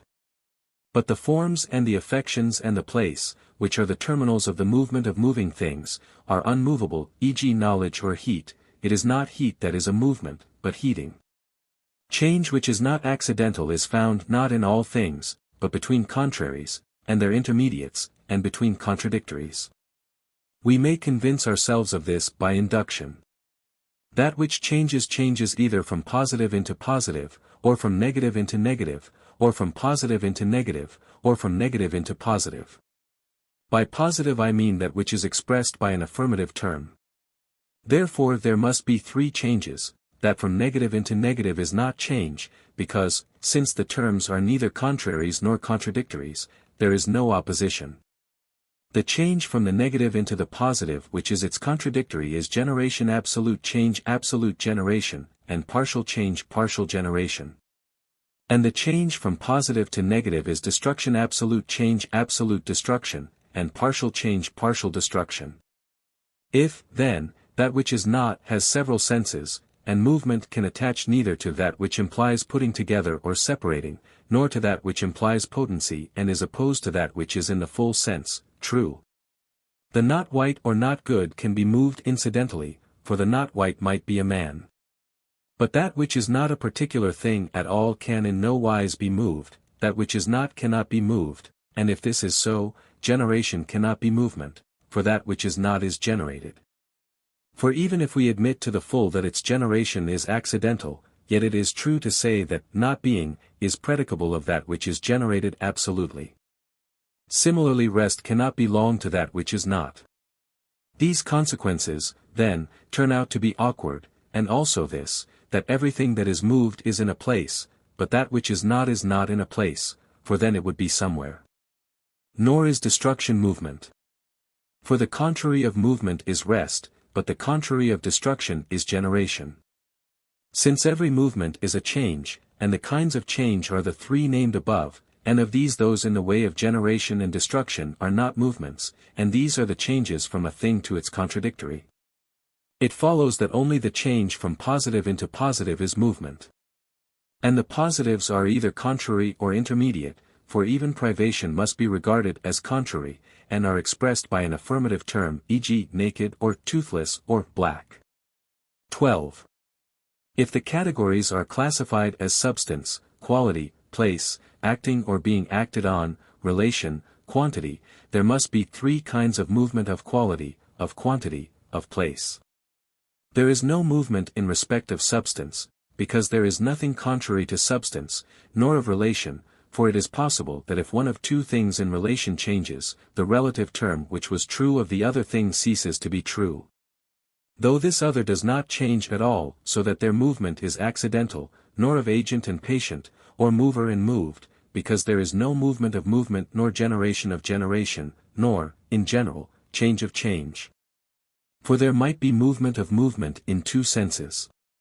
1. Movement might be the subject moved, as a man is moved because he changes from pale to dark, so that on this showing movement, 2, may be either heated or cooled or change its place or increase. But this is impossible. For change is not a subject. Or, 2, some other subject might change from change into some other form of existence, e.g. a man from disease into health. But this also is not possible except incidentally. For every movement is change from something into something. And so are generation and destruction, only, these are changes into things opposed in certain ways while the other, movement, is into things opposed in another way. A thing changes, then, at the same time from health into illness, and from this change itself into another. Clearly, then, if it has become ill, it will have changed into whatever may be the other change concerned, though it may be at rest, and, further, into a determinate change each time. And that new change will be from something definite into some other definite thing, therefore it will be the opposite change, that of growing well. We answer that this happens only incidentally, e.g. there is a change from the process of recollection to that of forgetting, only because that to which the process attaches is changing, now into a state of knowledge, now into one of ignorance. Further, the process will go on to infinity, if there is to be change of change and coming to be of coming to be. What is true of the later, then, must be true of the earlier, e.g. if the simple coming to be was once coming to be, that which comes to be something was also once coming to be. Therefore that which simply comes to be something was not yet in existence, but something which was coming to be something was already in existence. And this was once coming to be, so that at that time it was not yet coming to be something else. Now since of an infinite number of terms there is not a first, the first in this series will not exist, and therefore no following term exist. Nothing, then, can either come term y to be or move or change. Further, that which is capable of a movement is also capable of the contrary movement and rest, and that which comes to be also ceases to be. Therefore that which is coming to be is ceasing to be when it has come to be coming to be, for it cannot cease to be as soon as it is coming to be, nor after it has come to be, for that which is ceasing to be must be. Further, there must be a matter underlying that which comes to be and changes. What will this be, then? What is it that becomes movement or becoming, as body or soul is that which suffers alteration? And, again, what is it that they move into? For it must be the movement or becoming of something from something into something. How, then, can this condition be fulfilled? There can be no learning of learning, and therefore no becoming of becoming. Since there is not movement either of substance or of relation or of activity and passivity, it remains that movement is in respect of quality and quantity and place, for each of these admits of contrariety. By quality I mean not that which is in the substance, for even the differentia is a quality, but the passive quality, in virtue of which a thing is said to be acted on or to be incapable of being acted on. The immobile is either that which is wholly incapable of being moved, or that which is moved with difficulty in a long time or begins slowly. Or that which is of a nature to be moved and can be moved but is not moved when and where and as it would naturally be moved. This alone among immobiles I describe as being at rest, for rest is contrary to movement, so that it must be a privation in that which is receptive of movement. Things which are in one proximate place are together in place, and things which are in different places are apart, things whose extremes are together touch, that at which a changing thing, if it changes continuously according to its nature, naturally arrives before it arrives at the extreme into which it is changing, is between. That which is most distant in a straight line is contrary in place. That is successive which is after the beginning, the order being determined by position or form or in some other way, and has nothing of the same class between it and that which it succeeds, e.g. lines in the case of a line, units in that of a unit, or a house in that of a house. There is nothing to prevent a thing of some other class from being between. For the successive succeeds something and is something later. 1 does not succeed 2, nor the first day of the month the second. That which, being successive, touches, is contiguous. Since all change is between opposites, and these are either contraries or contradictories, and there is no middle term for contradictories, clearly that which is between contraries. The continuous is a species of the contiguous. I call two things continuous when the limits of each, with which they touch and by which they are kept together, become one and the same. So that plainly the continuous is found in the things out of which a unity naturally arises in virtue of their contact. And plainly the successive is the first of these concepts, for the successive does not necessarily touch, but that which touches is successive, and if a thing is continuous, it touches, but if it touches, it is not necessarily continuous. And in things in which there is no touching, there is no organic unity, therefore a point is not the same as a unit, for contact belongs to points, but not to units, which have only succession. And there is something between two of the former, but not between two of the latter. Book 12. 1. The subject of our inquiry is substance, for the principles and the causes we are seeking are those of substances. For if the universe is of the nature of a whole, substance is its first part. And if it coheres merely by virtue of serial succession, on this view also substance is first, and is succeeded by quality, and then by quantity. At the same time these latter are not even being in the full sense, but are qualities and movements of it, or else even the not white and the not straight would be being, at least we say even these are, e.g., there is a not white. Further, none of the categories other than substance can exist apart. And the early philosophers also in practice testify to the primacy of substance, for it was of substance that they sought the principles and elements and causes. The thinkers of the present day tend to rank universals as substances, for genera are universals, and these they tend to describe as principles and substances, owing to the abstract nature of their inquiry. But the thinkers of old ranked particular things as substances, e.g. fire and earth, not what is common to both, body. There are three kinds of substance: one that is sensible, of which one subdivision is eternal and another is perishable. The latter is recognized by all men, and includes e.g. plants and animals, of which we must grasp the elements, whether one or many. And another that is immovable, and this certain thinkers assert to be capable of existing apart, some dividing it into two, others identifying the forms and the objects of mathematics, and others positing, of these two, only the objects of mathematics. The former two kinds of substance are the subject of physics, for they imply movement, but the third kind belongs to another science, if there is no principle common to it and to the other kinds. 2. Sensible substance is changeable. Now if change proceeds from opposites or from intermediates, and not from all opposites, for the voice is not white, but it does not therefore change to white, but from the contrary. There must be something underlying which changes into the contrary state. For the contraries do not change. Further, something persists, but the contrary does not persist. There is, then, some third thing besides the contraries, viz. the matter. Now since changes are of four kinds, either in respect of the what, or of the quality, or of the quantity, or of the place, and change in respect of thisness is simple generation and destruction, and change in quantity is increase and diminution. And change in respect of an affection is alteration, and change of place is motion. Changes will be from given states into those contrary to them in these several respects. The matter, then, which changes must be capable of both states.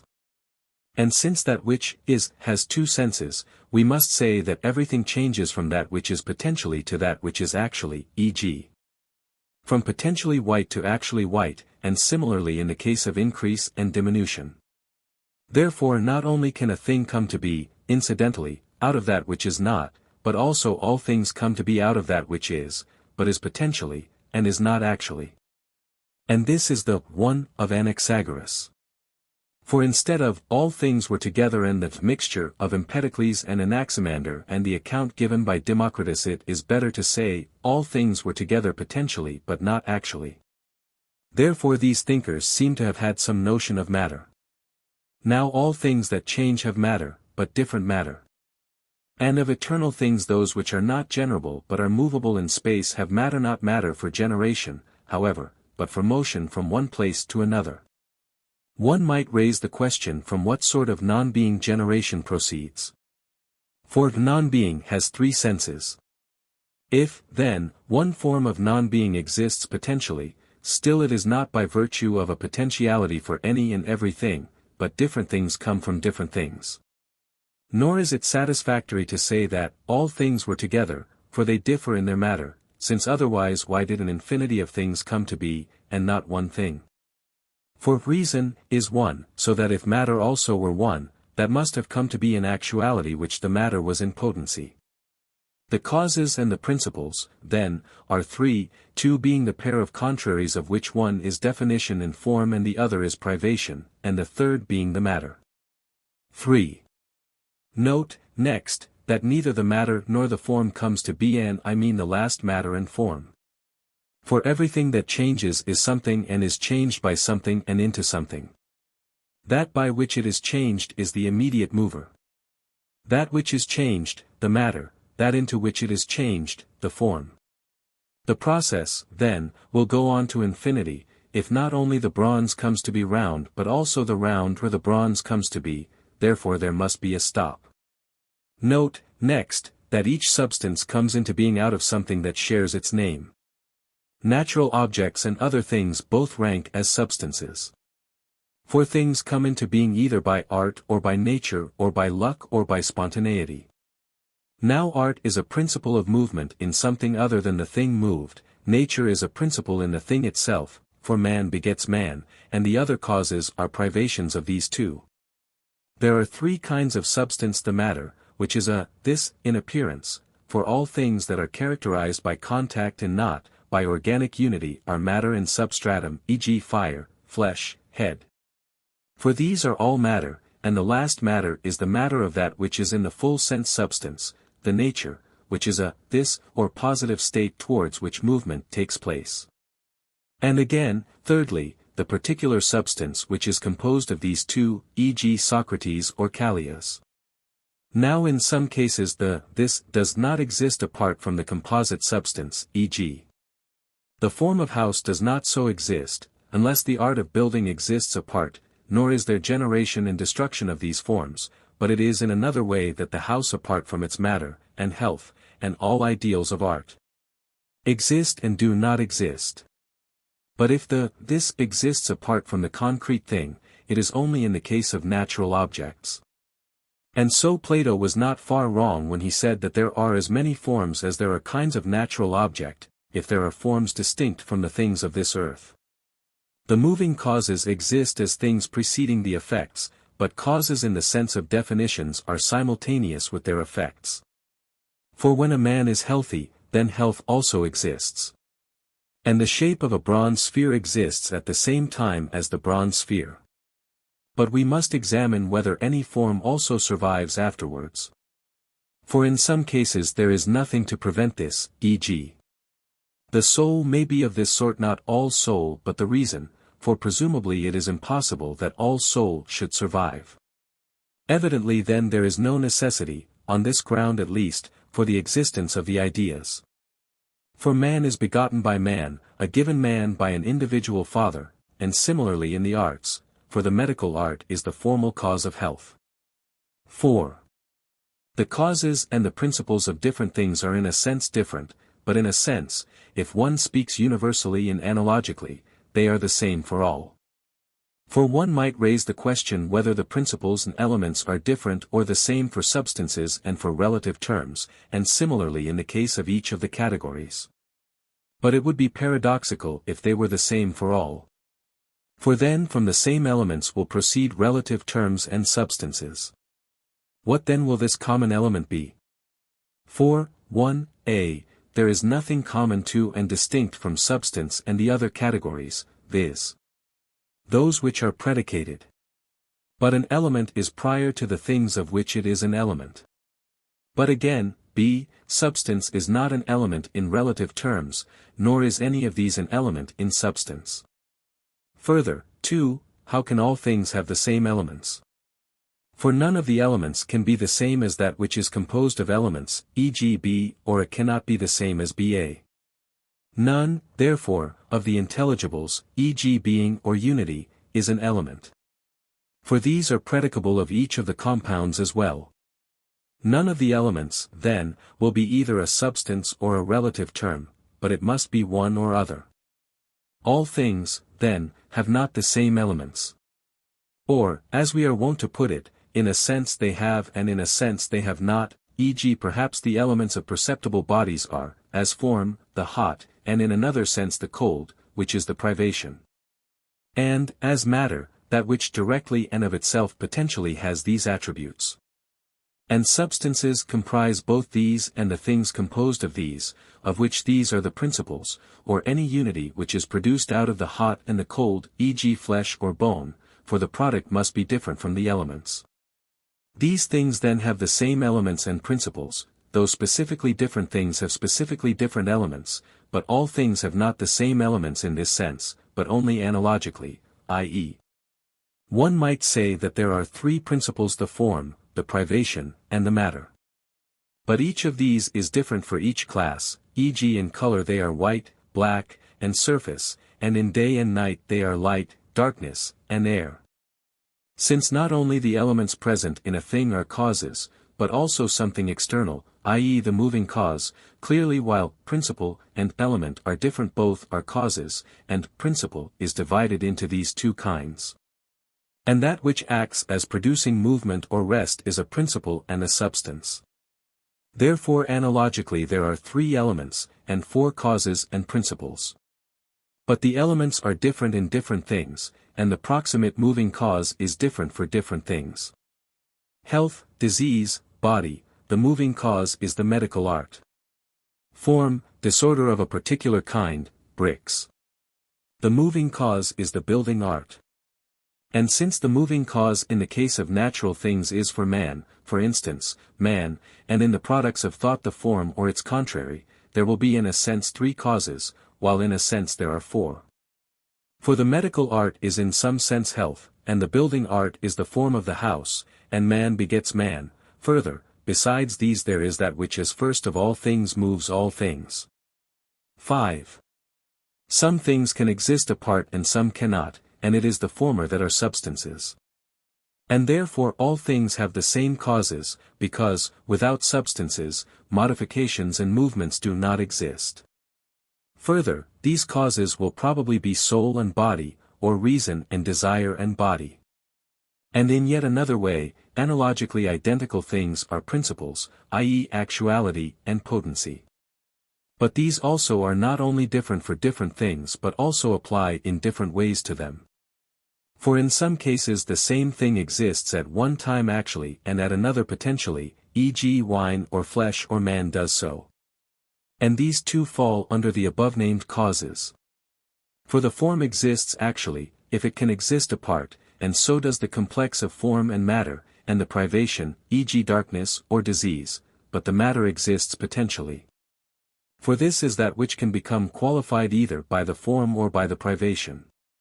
But the distinction of actuality and potentiality applies in another way to cases where the matter of cause and of effect is not the same, in some of which cases the form is not the same but different, e.g. the cause of man is, 1, the elements in man, viz.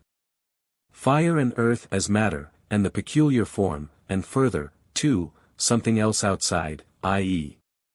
the Father, and, 3, besides these the Sun and its oblique course, which are neither matter nor form nor privation of man nor of the same species with him, but moving causes. Further, one must observe that some causes can be expressed in universal terms, and some cannot. The proximate principles of all things are this which is proximate in actuality, and another which is proximate in potentiality. The universal causes, then, of which we spoke do not exist. For it is the individual that is the originative principle of the individuals. For while man is the originative principle of man universally, there is no universal man, but Peleus is the originative principle of Achilles, and your father of you, and this particular B of this particular BA. Though B in general is the originative principle of BA taken without qualification. Further, if the causes of substances are the causes of all things, yet different things have different causes and elements, as was said, the causes of things that are not in the same class, e.g. of colors and sounds, of substances and quantities, are different except in an analogical sense. And those of things in the same species are different, not in species, but in the sense that the causes of different individuals are different. your matter and form and moving cause being different from mine, while in their universal definition they are the same. And if we inquire what are the principles or elements of substances and relations and qualities, whether they are the same or different, clearly when the names of the causes are used in several senses the causes of each are the same. But when the senses are distinguished the causes are not the same but different, except that in the following senses the causes of all are the same. They are, 1, the same or analogous in this sense, that matter, form, privation, and the moving cause are common to all things. And, 2, the causes of substances may be treated as causes of all things in this sense, that when substances are removed all things are removed. Further, 3, that which is first in respect of complete reality is the cause of all things.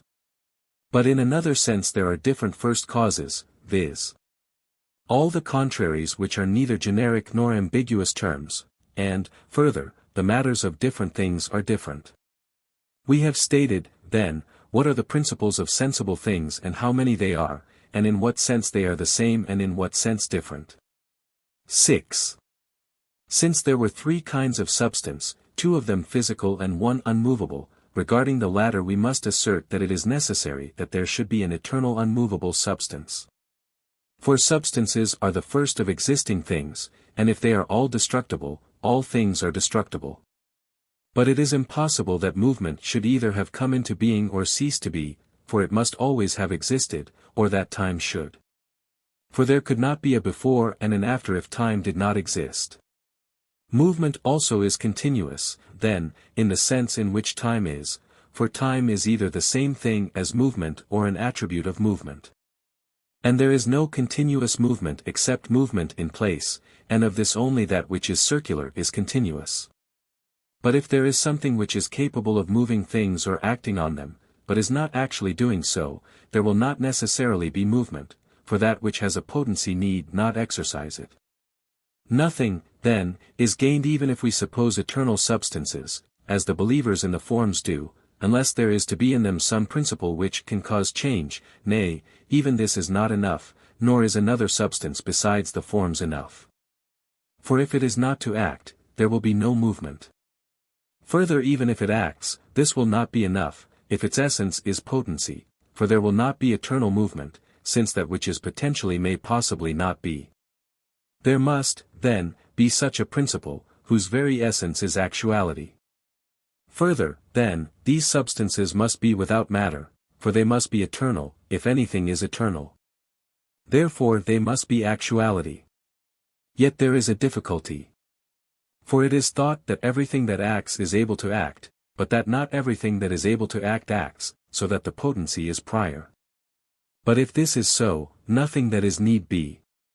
For it is possible for all things to be capable of existing but not yet to exist. Yet if we follow the theologians who generate the world from night, or the natural philosophers who say that all things were together, the same impossible result ensues. For how will there be movement, if there is no actually existing cause? Wood will surely not move itself, the carpenter's art must act on it, nor will the menstrual blood nor the earth set themselves in motion, but the seeds must act on the earth and the semen on the menstrual blood.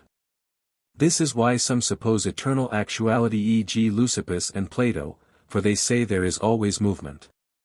But why and what this movement is they do say, nor, if the world moves in this way or that, do they tell us the cause of its doing so. Now nothing is moved at random, but there must always be something present to move it, e.g. as a matter of fact a thing moves in one way by nature, and in another by force or through the influence of reason or something else. Further, what sort of movement is primary? This makes a vast difference. But again, for Plato, at least, it is not permissible to name here that which he sometimes supposes to be the source of movement, that which moves itself.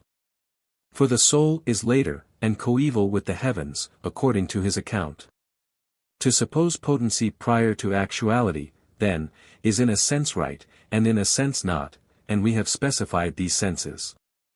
That actuality is prior is testified by Anaxagoras, for his reason is actuality, and by Empedocles in his doctrine of love and strife, and by those who say that there is always movement, e.g. Leucippus.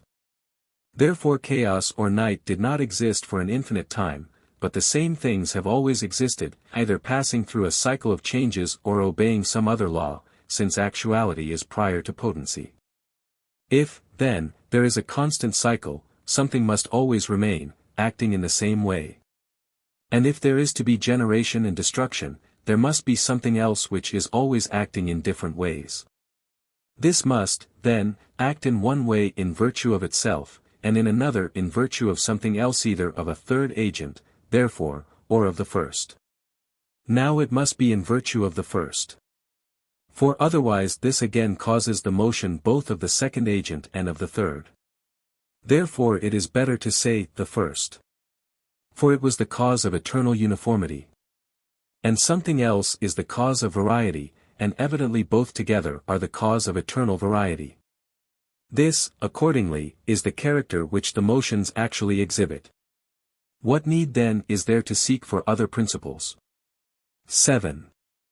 Since, 1, this is a possible account of the matter, and, 2, if it were not true, the world would have proceeded out of night and all things together, and out of non-being, these difficulties may be taken as solved. There is, then, something which is always moved with an unceasing motion, which is motion in a circle, and this is plain not in theory only but in fact. Therefore the first heaven must be eternal. There is therefore also something which moves it. And since that which moves and is moved is intermediate, there is something which moves without being moved, being eternal, substance, and actuality. And the object of desire and the object of thought move in this way, they move without being moved. The primary objects of desire and of thought are the same. For the apparent good is the object of appetite, and the real good is the primary object of rational wish. But desire is consequent on opinion rather than opinion on desire. For the thinking is the starting point. And thought is moved by the object of thought, and one of the two columns of opposites is in itself the object of thought. And in this, substance is first, and in substance, that which is simple and exists actually. The one and the simple are not the same, for one means a measure, but simple means that the thing itself has a certain nature.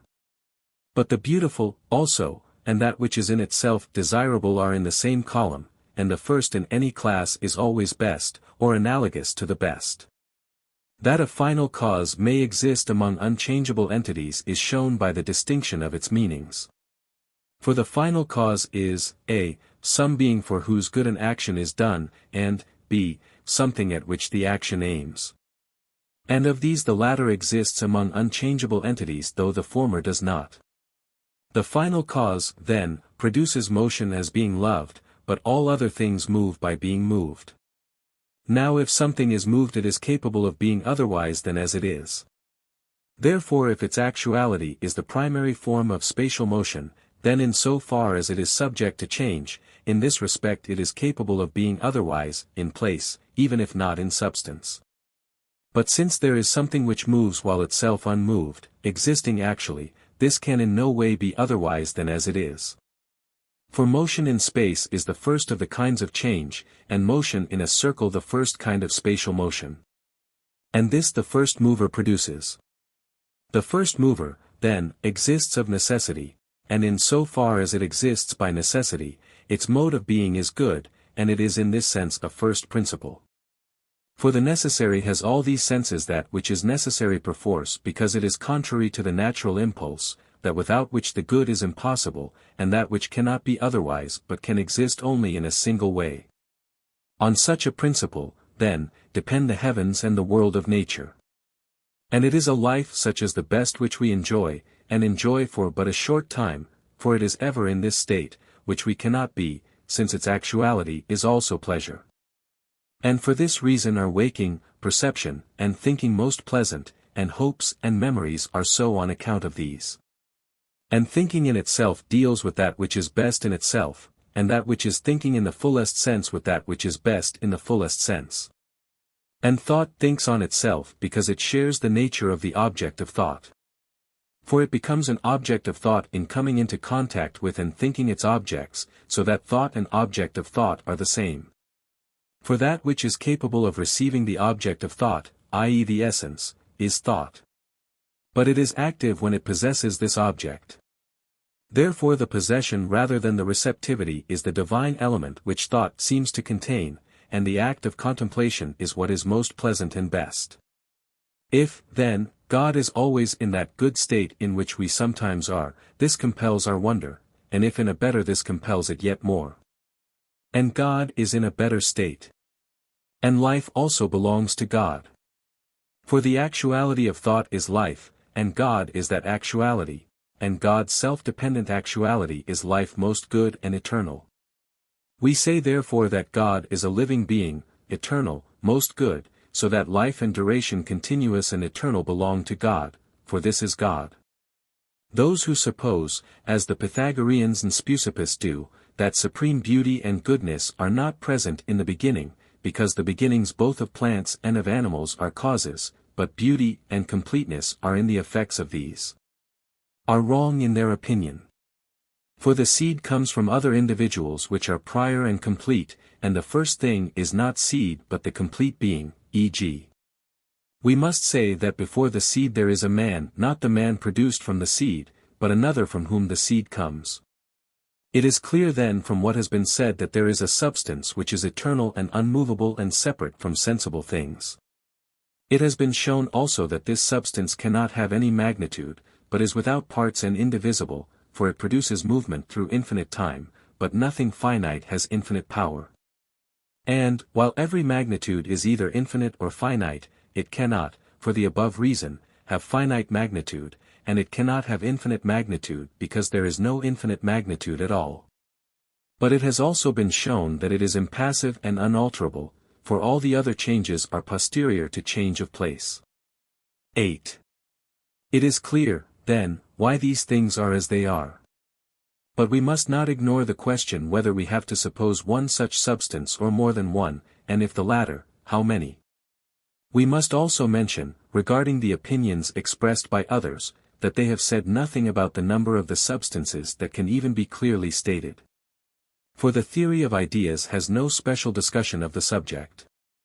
For those who speak of ideas say the ideas are numbers, and they speak of numbers now as unlimited, now as limited by the number 10, but as for the reason why there should be just so many numbers, nothing is said with any demonstrative exactness.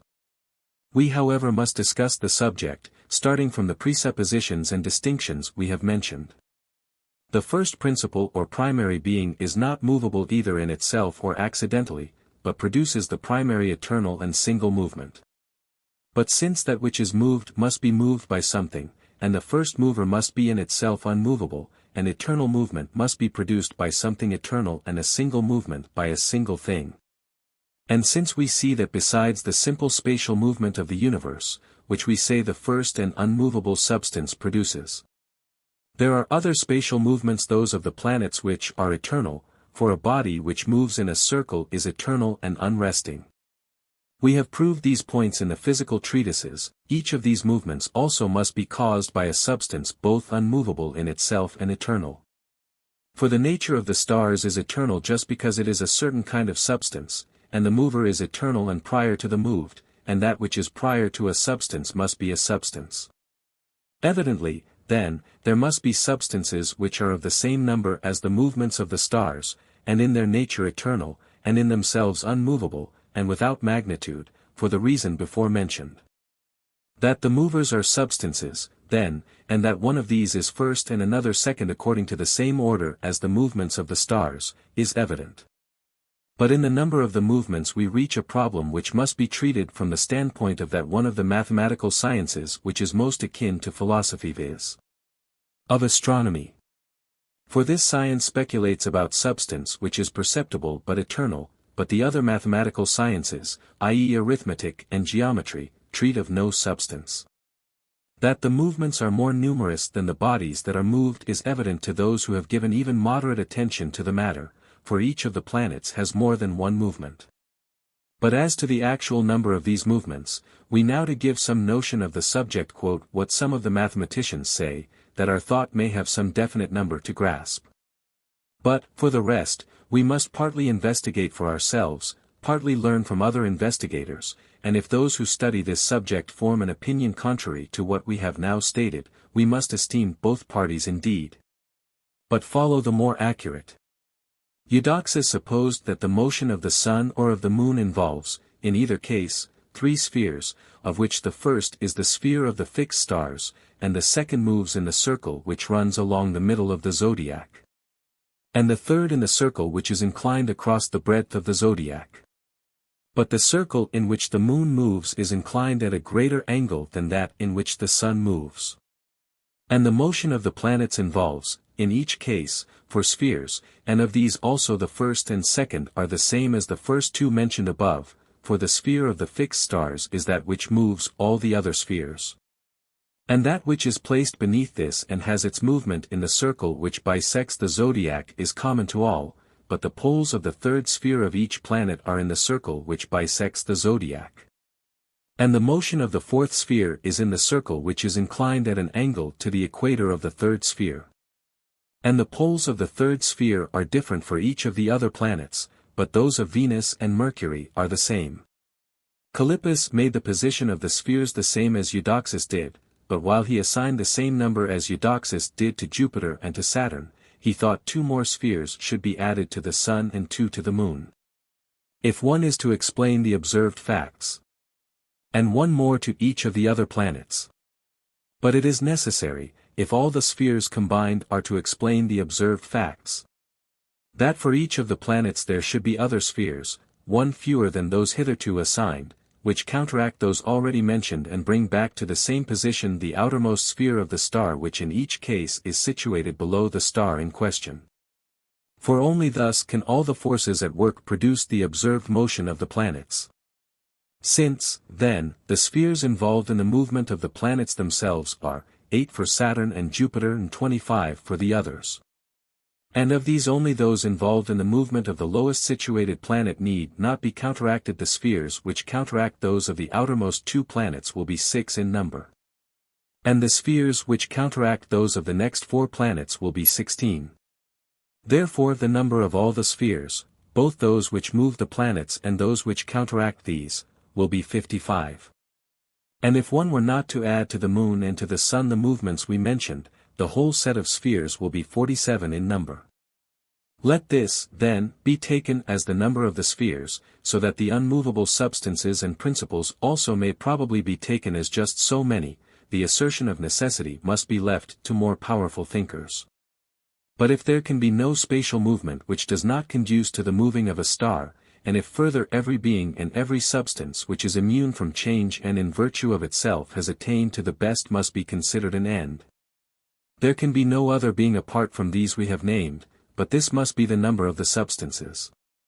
For if there are others, they will cause change as being a final cause of movement, but there cannot be other movements besides those mentioned. And it is reasonable to infer this from a consideration of the bodies that are moved.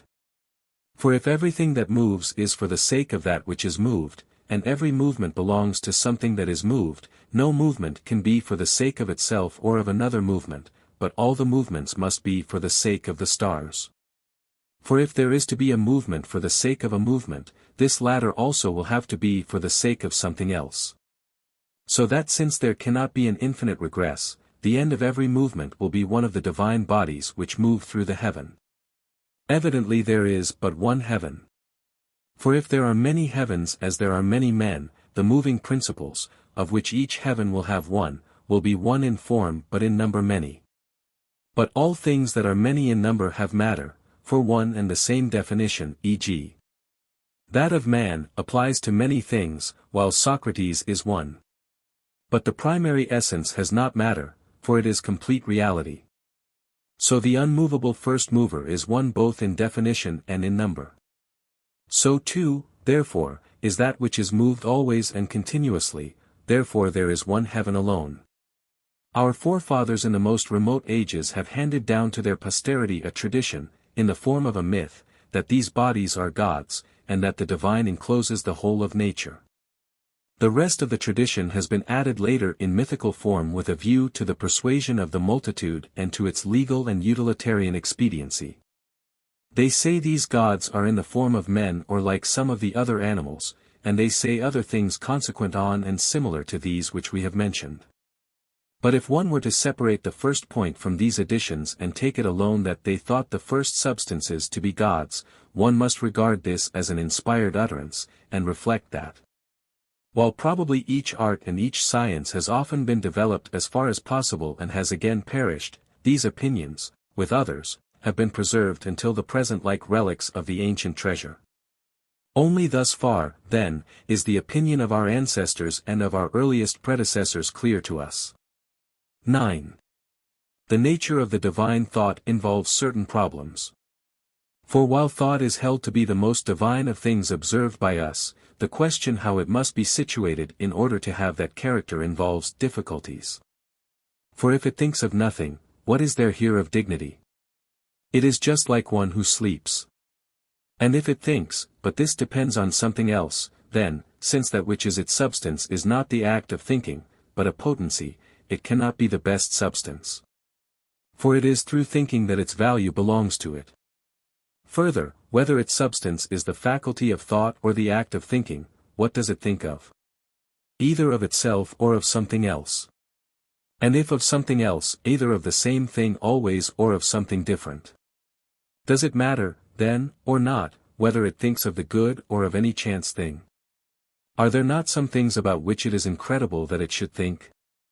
Evidently, then, it thinks of that which is most divine and precious, and it does not change, for change would be change for the worse, and this would be already a movement. First, then, if thought is not the act of thinking but a potency, it would be reasonable to suppose that the continuity of its thinking is wearisome to it. Secondly, there would evidently be something else more precious than thought, viz.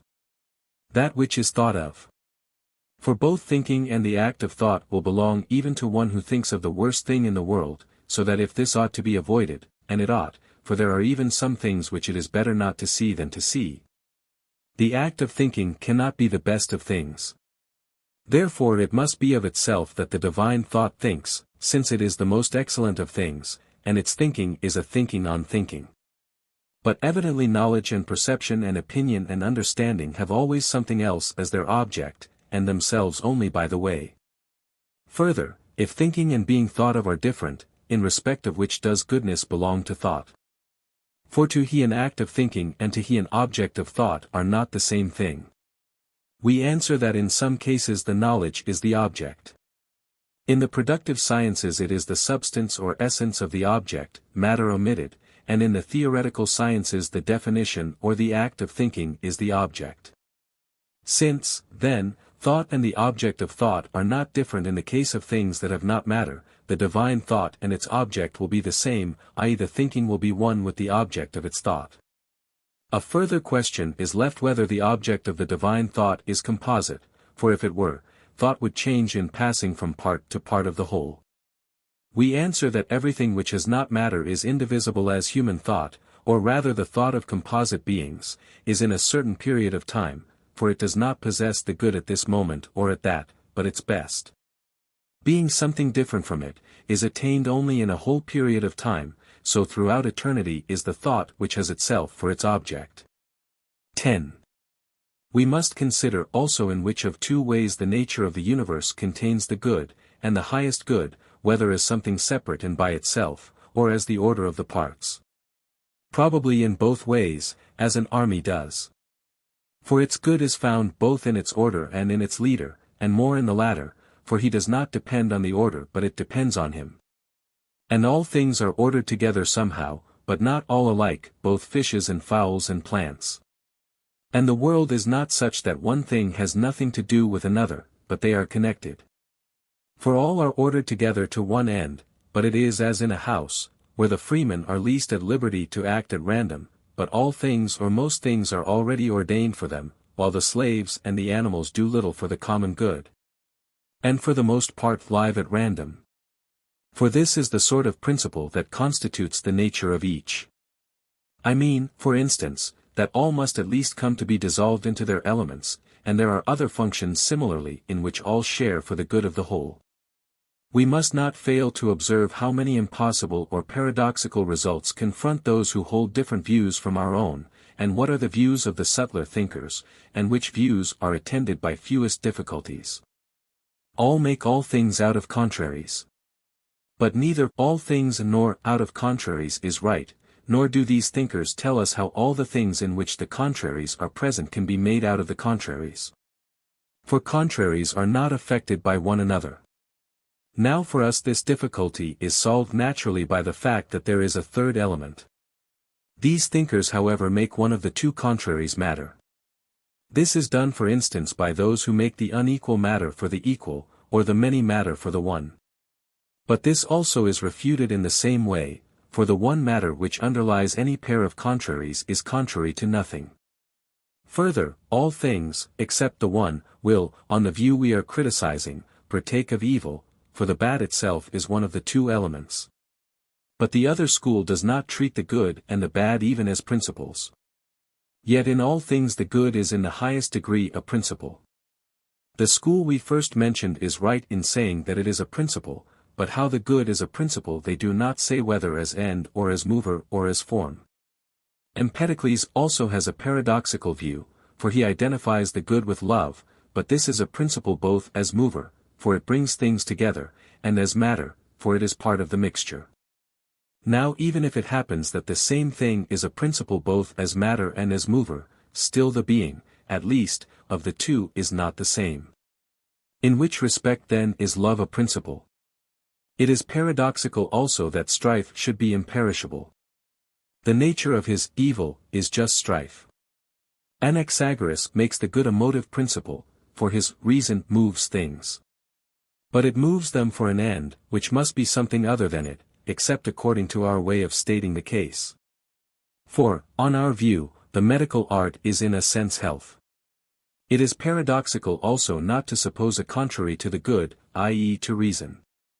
But all who speak of the contraries make no use of the contraries, unless we bring their views into shape. And why some things are perishable and others imperishable, no one tells us, for they make all existing things out of the same principles. Further, some make existing things out of the non-existent. And others to avoid the necessity of this make all things one. Further, why should there always be becoming, and what is the cause of becoming, this no one tells us. And those who suppose two principles must suppose another, a superior principle, and so must those who believe in the forms, for why did things come to participate, or why do they participate, in the forms? And all other thinkers are confronted by the necessary consequence that there is something contrary to wisdom, i.e. to the highest knowledge, but we are not. For there is nothing contrary to that which is primary. For all contraries have matter, and things that have matter exist only potentially, and the ignorance which is contrary to any knowledge leads to an object contrary to the object of the knowledge, but what is primary has no contrary. Again, if besides sensible things no others exist, there will be no first principle, no order, no becoming, no heavenly bodies, but each principle will have a principle before it. As in the accounts of the theologians and all the natural philosophers. But if the forms or the numbers are to exist, they will be causes of nothing, or if not that, at least not of movement. Further, how is extension, i.e. a continuum, to be produced out of unextended parts? For number will not, either as mover or as form, produce a continuum. But again there cannot be any contrary that is also essentially a productive or moving principle, for it would be possible for it not to be. Or at least its action would be posterior to its potency. The world, then, would not be eternal. But it is, one of these premises, then, must be denied.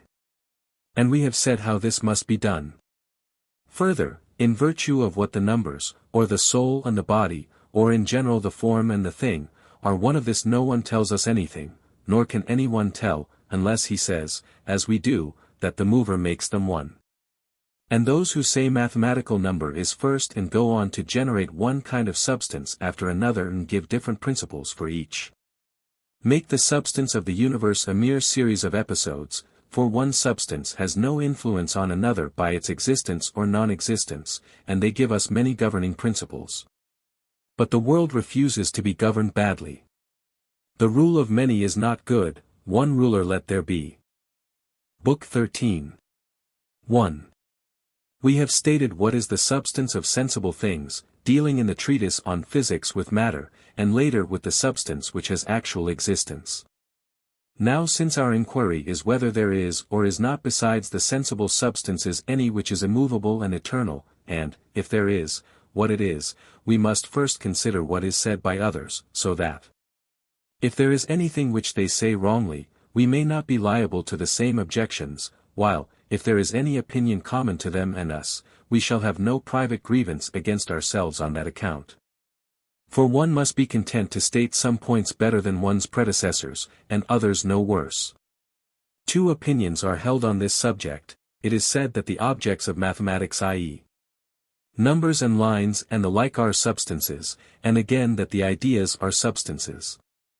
And, 1. Since some recognize these as two different classes, the ideas and the mathematical numbers, and, 2. Some recognize both as having one nature, while, 3. Some others say that the mathematical substances are the only substances. We must consider first the objects of mathematics, not qualifying them by any other characteristic, not asking, for instance, whether they are in fact ideas or not, or whether they are the principles and substances of existing things or not. But only whether as objects of mathematics they exist or not, and if they exist, how they exist. Then after this we must separately consider the ideas themselves in a general way, and only as far as the accepted mode of treatment demands. For most of the points have been repeatedly made even by the discussions outside our school, and, further, the greater part of our account must finish by throwing light on that inquiry, viz. When we examine whether the substances and the principles of existing things are numbers and ideas, for after the discussion of the ideas this remands as a third inquiry. If the objects of mathematics exist, they must exist either in sensible objects, as some say, or separate from sensible objects, and this also is said by some. Or if they exist in neither of these ways, either they do not exist, or they exist only in some special sense. So that the subject of our discussion will be not whether they exist but how they exist. 2. That it is impossible for mathematical objects to exist in sensible things, and at the same time that the doctrine in question is an artificial one. Has been said already in our discussion of difficulties. We have pointed out that it is impossible for two solids to be in the same place. And also that according to the same argument the other powers and characteristics also should exist in sensible things and none of them separately. This we have said already. But, further, it is obvious that on this theory it is impossible for any body whatever to be divided. For it would have to be divided at a plane, and the plane at a line, and the line at a point, so that if the point cannot be divided, neither can the line, and if the line cannot, neither can the plane nor the solid. What difference, then, does it make whether sensible things are such indivisible entities, or, without being so themselves, have indivisible entities in them? The result will be the same.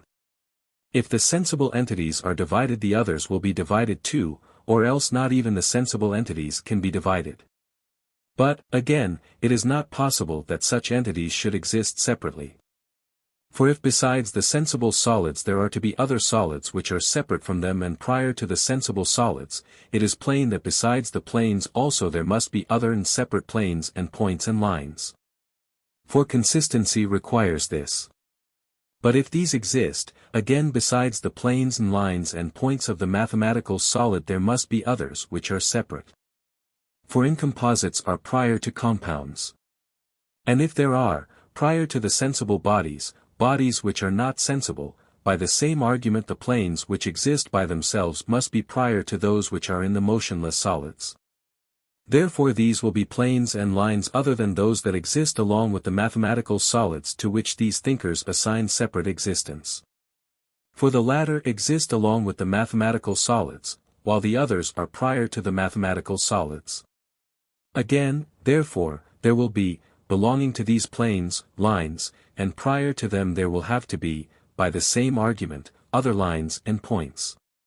And prior to these points in the prior lines there will have to be other points, though there will be no others prior to these. Now, 1, the accumulation becomes absurd, for we find ourselves with one set of solids apart from the sensible solids. Three sets of planes apart from the sensible planes: those which exist apart from the sensible planes, and those in the mathematical solids, and those which exist apart from those in the mathematical solids. 4 sets of lines, and 5 sets of points. With which of these, then, will the mathematical sciences deal? Certainly not with the planes and lines and points in the motionless solid, for science always deals with what is prior. And, the same account will apply also to numbers, for there will be a different set of units apart from each set of points, and also apart from each set of realities, from the objects of sense and again from those of thought. So that there will be various classes of mathematical numbers. Again, how is it possible to solve the questions which we have already enumerated in our discussion of difficulties? For the objects of astronomy will exist apart from sensible things just as the objects of geometry will, but how is it possible that a heaven and its parts or anything else which has movement should exist apart? Similarly also the objects of optics and of harmonics will exist apart, for there will be both voice and sight besides the sensible or individual voices and sights. Therefore it is plain that the other senses as well, and the other objects of sense, will exist apart, for why should one set of them do so and another not? And if this is so, there will also be animals existing apart, since there will be senses. Again, there are certain mathematical theorems that are universal, extending beyond these substances. Here then we shall have another intermediate substance separate both from the ideas and from the intermediates, a substance which is neither number nor points nor spatial magnitude nor time. And if this is impossible, plainly it is also impossible that the former entities should exist separate from sensible things. And, in general, conclusion contrary alike to the truth and to the usual views follow, if one is to suppose the objects of mathematics to exist thus as separate entities. For because they exist thus they must be prior to sensible spatial magnitudes, but in truth they must be posterior. For the incomplete spatial magnitude is in the order of generation prior, but in the order of substance posterior, as the lifeless is to the living. Again, by virtue of what, and when, will mathematical magnitudes be one? For things in our perceptible world are one in virtue of soul, or of a part of soul, or of something else that is reasonable enough. When these are not present, the thing is a plurality, and splits up into parts. But in the case of the subjects of mathematics, which are divisible and are quantities, what is the cause of their being one and holding together? Again, the modes of generation of the objects of mathematics show that we are right. For the dimension first generated is length, then comes breadth, lastly depth, and the process is complete. If, then, that which is posterior in the order of generation is prior in the order of substantiality, the solid will be prior to the plane and the line. And in this way also it is both more complete and more whole, because it can become animate. How, on the other hand, could a line or a plane be animate? The supposition passes the power of our senses. Again, the solid is a sort of substance, for it already has in a sense completeness. But how can lines be substances? Neither as a form or shape, as the soul perhaps is, nor as matter, like the solid. For we have no experience of anything that can be put together out of lines or planes or points, while if these had been a sort of material substance, we should have observed things which could be put together out of them. Grant, then, that they are prior in definition. Still not all things that are prior in definition are also prior in substantiality. For those things are prior in substantiality which when separated from other things surpass them in the power of independent existence, but things are prior in definition to those whose definitions are compounded out of their definitions. And these two properties are not coextensive. For if attributes do not exist apart from the substances, e.g. a mobile or a pale, pale is prior to the pale man in definition, but not in substantiality. For it cannot exist separately, but is always along with the concrete thing, and by the concrete thing I mean the pale man. Therefore it is plain that neither is the result of abstraction prior nor that which is produced by adding determinants posterior, for it is by adding a determinant to pale that we speak of the pale man. It has, then, been sufficiently pointed out that the objects of mathematics are not substances in a higher degree than bodies are, and that they are not prior to sensibles in being, but only in definition.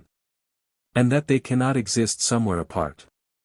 But since it was not possible for them to exist in sensibles either, it is plain that they either do not exist at all or exist in a special sense and therefore do not exist without qualification. For exist has many senses. 3. For just as the universal propositions of mathematics deal not with objects which exist separately, apart from extended magnitudes and from numbers, but with magnitudes and numbers, not however qua such as to have magnitude or to be divisible. Clearly it is possible that there should also be both propositions and demonstrations about sensible magnitudes, not however qua sensible but qua possessed of certain definite qualities. For as there are many propositions about things merely considered as in motion, apart from what each such thing is and from their accidents, and as it is not therefore necessary that there should be either a mobile separate from sensibles, or a distinct mobile entity in the sensibles, so too in the case of mobiles there will be propositions and sciences, which treat them however not qua mobile but only qua bodies, or again only qua planes, or only qua lines, or qua divisibles, or qua indivisibles having position, or only qua indivisibles. Thus since it is true to say without qualification that not only things which are separable but also things which are inseparable exist, for instance, that mobiles exist, it is true also to say without qualification that the objects of mathematics exist, and with the character ascribed to them by mathematicians. And as it is true to say of the other sciences too, without qualification, that they deal with such and such a subject not with what is accidental to it, e.g. not with the pale, if the healthy thing is pale, and the science has the healthy as its subject, but with that which is the subject of each science with the healthy if it treats its object qua healthy. With man if qua man, so too is it with geometry.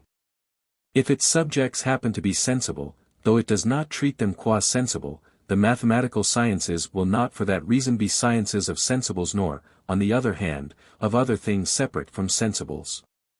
Many properties attach to things in virtue of their own nature as possessed of each such character, e.g. there are attributes peculiar to the animal qua female or qua male, yet there is no female nor male separate from animals. So that there are also attributes which belong to things merely as lengths or as planes. And in proportion as we are dealing with things which are prior in definition and simpler, our knowledge has more accuracy, i.e. simplicity. Therefore a science which abstracts from spatial magnitude is more precise than one which takes it into account. And a science is most precise if it abstracts from movement, but if it takes account of movement, it is most precise if it deals with the primary movement, for this is the simplest, and of this again uniform movement is the simplest form. The same account may be given of harmonics and optics, for neither considers its objects qua sight or qua voice, but qua lines and numbers, but the latter are attributes proper to the former. And mechanics too proceeds in the same way. Therefore if we suppose attributes separated from their fellow attributes and make any inquiry concerning them as such, we shall not for this reason be in error. Any more than when one draws a line on the ground and calls it a foot long when it is not. For the error is not included in the premises. Each question will be best investigated in this way by setting up by an act of separation what is not separate, as the arithmetician and the geometer do. For a man qua man is one indivisible thing. And the arithmetician supposed one indivisible thing, and then considered whether any attribute belongs to a man qua indivisible. But the geometer treats him neither qua man nor qua indivisible, but as a solid. For evidently the properties which would have belonged to him even if perchance he had not been indivisible, can belong to him even apart from these attributes. Thus, then, geometers speak correctly. They talk about existing things, and their subjects do exist, for being has two forms: it exists not only in complete reality but also materially. Now since the good and the beautiful are different, for the former always implies conduct as its subject, while the beautiful is found also in motionless things. Those who assert that the mathematical sciences say nothing of the beautiful or the good are in error. For these sciences say and prove a great deal about them, if they do not expressly mention them, but prove attributes which are their results or their definitions, it is not true to say that they tell us nothing about them. The chief forms of beauty are order and symmetry and definiteness, which the mathematical sciences demonstrate in a special degree. And since these, e.g., order and definiteness, are obviously causes of many things, evidently these sciences must treat this sort of causative principle also, i.e. the beautiful, as in some sense a cause. But we shall speak more plainly elsewhere about these matters. 4. So much then for the objects of mathematics. We have said that they exist and in what sense they exist, and in what sense they are prior and in what sense not prior. Now, regarding the ideas, we must first examine the ideal theory itself, not connecting it in any way with the nature of numbers, but treating it in the form in which it was originally understood by those who first maintained the existence of the ideas. The supporters of the ideal theory were led to it because on the question about the truth of things they accepted the Heraclitean sayings which describe all sensible things as ever passing away, so that if knowledge or thought is to have an object, there must be some other and permanent entities, apart from those which are sensible. For there could be no knowledge of things which were in a state of flux. But when Socrates was occupying himself with the excellences of character, and in connection with them became the first to raise the problem of universal definition, for of the physicists Democritus only touched on the subject to a small extent, and defined, after a fashion, the hot and the cold. While the Pythagoreans had before this treated of a few things, whose definitions e.g. those of opportunity, justice, or marriage they connected with numbers. But it was natural that Socrates should be seeking the essence, for he was seeking to syllogize, and what a thing is the starting point of syllogisms. For there was as yet none of the dialectical power which enables people even without knowledge of the essence to speculate about contraries and inquire whether the same science deals with contraries. For two things may be fairly ascribed to Socrates' inductive arguments and universal definition, both of which are concerned with the starting point of science, but Socrates did not make the universals or the definitions exist apart, they, however, gave them separate existence, and this was the kind of thing they called ideas. Therefore it followed for them, almost by the same argument, that there must be ideas of all things that are spoken of universally, and it was almost as if a man wished to count certain things. And while they were few thought he would not be able to count them, but made more of them and then counted them. For the forms are, one may say, more numerous than the particular sensible things, yet it was in seeking the causes of these that they proceeded from them to the forms. For to each thing there answers an entity which has the same name and exists apart from the substances, and so also in the case of all other groups there is a one over many, whether these be of this world or eternal. Again, of the ways in which it is proved that the forms exist, none is convincing, for from some no inference necessarily follows, and from some arise forms even of things of which they think there are no forms. For according to the arguments from the sciences there will be forms of all things of which there are sciences, and according to the argument of the one over many, there will be forms even of negations. And according to the argument that thought has an object and the individual object has perished, there will be forms of perishable things. For we have an image of these. Again, of the most accurate arguments, some lead to ideas of relations, of which they say there is no independent class, and others introduce the third man. And in general the arguments for the forms destroy things for whose existence the believers in forms are more zealous than for the existence of the ideas. For it follows that not the dyad but number is first, and that prior to number is the relative, and that this is prior to the absolute besides all the other points on which certain people, by following out the opinions held about the forms, came into conflict with the principles of the theory. Again, according to the assumption on the belief in the ideas rests, there will be forms not only of substances but also of many other things. For the concept is single not only in the case of substances, but also in that of non-substances, and there are sciences of other things than substance, and 1,000 other such difficulties confront them. But according to the necessities of the case and the opinions about the forms, if they can be shared in there must be ideas of substances only. For they are not shared in incidentally, but each form must be shared in as something not predicated of a subject. By being shared in incidentally I mean that if a thing shares in double itself, it shares also in eternal, but incidentally. For the double happens to be eternal. Therefore the forms will be substance. But the same names indicate substance in this and in the ideal world, or what will be the meaning of saying that there is something apart from the particulars, the one over many? And if the ideas and the things that share in them have the same form, there will be something common, for why should two be one and the same in the perishable twos, or in the twos which are many but eternal? And not the same in the two itself as in the individual two? But if they have not the same form, they will have only the name in common, and it is as if one were to call both Callias and a piece of wood a man, without observing any community between them. But if we are to suppose that in other respects the common definitions apply to the forms, e.g., that plane figure and the other parts of the definition apply to the circle itself, but what really is has to be added, we must inquire whether this is not absolutely meaningless. For to what is this to be added? To center, or to plane, or to all the parts of the definition? For all the elements in the essence are ideas, e.g. animal and two-footed. Further, there must be some ideal answering to plane above, some nature which will be present in all the forms as their genus. 5. Above all, one might discuss the question what in the world the forms contribute to sensible things, either to those that are eternal or to those that come into being and cease to be, for they cause neither movement nor any change in them. But again they help in no wise either towards the knowledge of other things, for they are not even the substance of these, else they would have been in them, or towards their being, if they are not in the individuals which share in them. Though if they were, they might be thought to be causes, as white causes whiteness in a white object by entering into its composition. But this argument, which was used first by Anaxagoras, and later by Eudoxus in his discussion of difficulties and by certain others, is very easily upset, for it is easy to collect many and insuperable objections to such a view. But, further, all other things cannot come from the forms in any of the usual senses of from.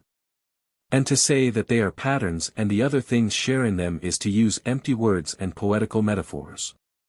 For what is it that works, looking to the ideas? And anything can both be and come into being without being copied from something else, so that, whether Socrates exists or not, a man like Socrates might come to be. And evidently this might be so even if Socrates were eternal.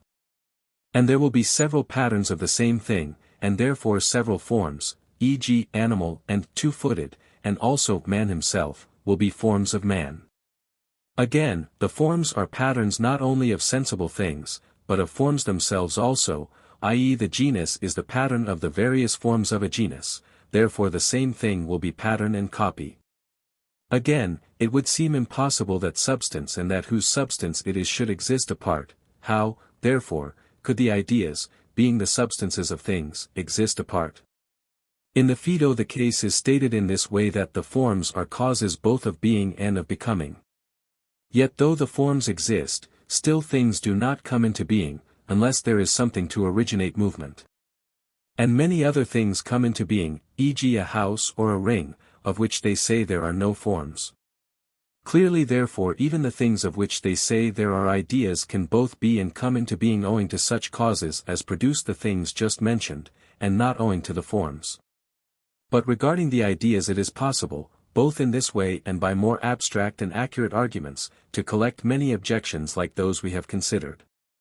6. Since we have discussed these points, it is well to consider again the results regarding numbers which confront those who say that numbers are separable substances and first causes of things. If number is an entity and its substance is nothing other than just number, as some say, it follows that either, 1, there is a first in it and a second, each being different in species, and either, a, this is true of the units without exception. And any unit is inassociable with any unit, or, b, they are all without exception successive, and any of them are associable with any, as they say is the case with mathematical number. For in mathematical number no one unit is in any way different from another. Or, c, some units must be associable and some not, e.g. Suppose that 2 is first after 1, and then comes 3 and then the rest of the number series, and the units in each number are associable, e.g.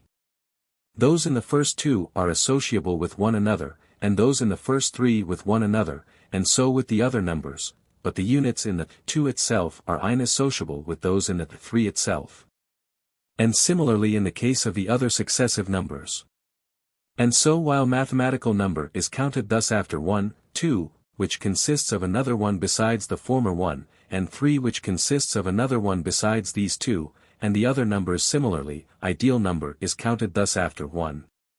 A distinct 2 which does not include the first one, and a 3 which does not include the 2 and the rest of the number series similarly.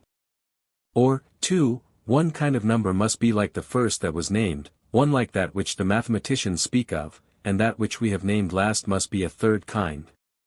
Again, these kinds of numbers must either be separable from things, or not separable but in objects of perception, not however in the way which we first considered. In the sense that objects of perception consists of numbers which are present in them, either one kind and not another, or all of them. These are of necessity the only ways in which the numbers can exist. And of those who say that the one is the beginning and substance and element of all things, and that number is formed from the one and something else, almost every one has described number in one of these ways. Only no one has said all the units are inassociable. And this has happened reasonably enough, for there can be no way besides those mentioned. Some say both kinds of number exist, that which has a before and after being identical with the ideas, and mathematical number being different from the ideas and from sensible things, and both being separable from sensible things. And others say mathematical number alone exists, as the first of realities, separate from sensible things. And the Pythagoreans, also, believe in one kind of number, the mathematical. Only they say it is not separate but sensible substances are formed out of it. For they construct the whole universe out of numbers only, not numbers consisting of abstract units, they suppose the units to have spatial magnitude. But how the first one was constructed so as to have magnitude, they seem unable to say. Another thinker says the first kind of number, that of the forms, alone exists, and some say mathematical number is identical with this. The case of lines, planes, and solids is similar. For some think that those which are the objects of mathematics are different from those which come after the ideas.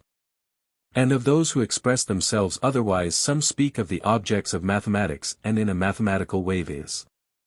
Those who do not make the ideas numbers nor say that ideas exist. And others speak of the objects of mathematics, but not mathematically, for they say that neither is every spatial magnitude divisible into magnitudes, nor do any two units taken at random make two. All who say the one is an element and principle of things suppose numbers to consist of abstract units, except the Pythagoreans, but they suppose the numbers to have magnitude, as has been said before. It is clear from this statement, then, in how many ways numbers may be described, and that all the ways have been mentioned, and all these views are impossible, but some perhaps more than others. 7. First, then, let us inquire if the units are associable or inassociable, and if inassociable, in which of the two ways we distinguished. For it is possible that any unity is inassociable with any, and it is possible that those in the itself are inassociable with those in the itself, and, generally, that those in each ideal number are inassociable with those in other ideal numbers. Now, 1, all units are associable and without difference, we get mathematical number only one kind of number, and the ideas cannot be the numbers. For what sort of number will man himself or animal itself or any other form be?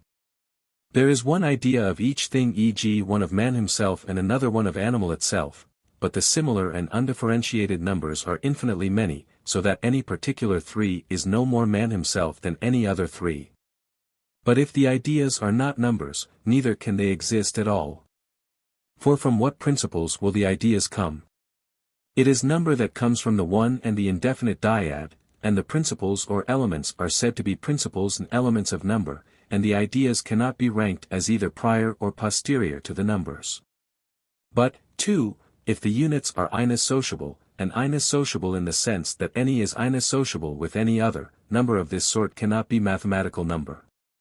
For mathematical number consists of undifferentiated units, and the truths proved of it suit this character. Nor can it be ideal number.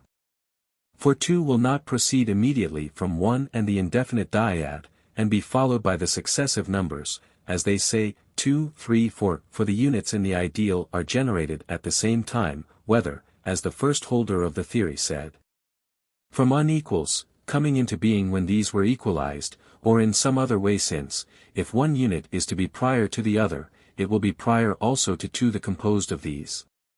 For when there is one thing prior and another posterior, the resultant of these will be prior to one and posterior to the other. Again, since the one itself is first, and then there is a particular one which is first among the others and next after the one itself, and again a third which is next after the second and next but one after the first one. So the units must be prior to the numbers after which they are named when we count them. E.g. there will be a third unit in 2 before 3 exists, and a fourth and a fifth in 3 before the numbers 4 and 5 exist. Now none of these thinkers has said the units are inassociable in this way, but according to their principles it is reasonable that they should be so even in this way, though in truth it is impossible. For it is reasonable both that the units should have priority and posteriority if there is a first unit or first one, and also that the twos should if there is a first two. For after the first it is reasonable and necessary that there should be a second, and if a second, a third, and so with the other successively.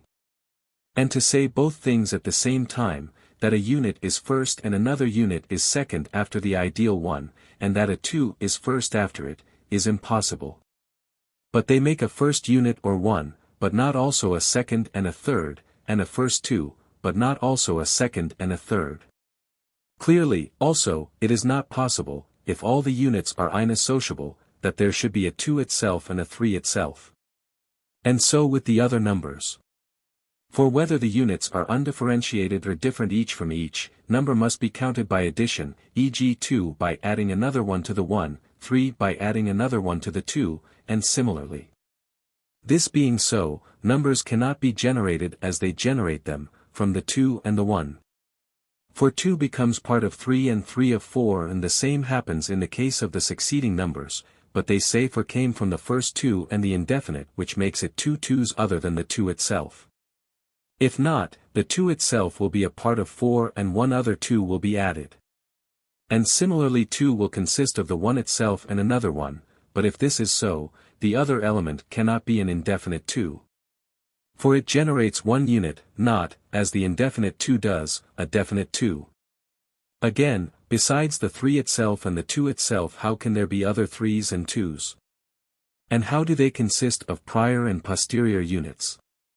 All this is absurd and fictitious, and there cannot be a first 2 and then a 3 itself. Yet there must, if the 1 and the indefinite dyad are to be the elements. But if the results are impossible, it is also impossible that these are the generating principles.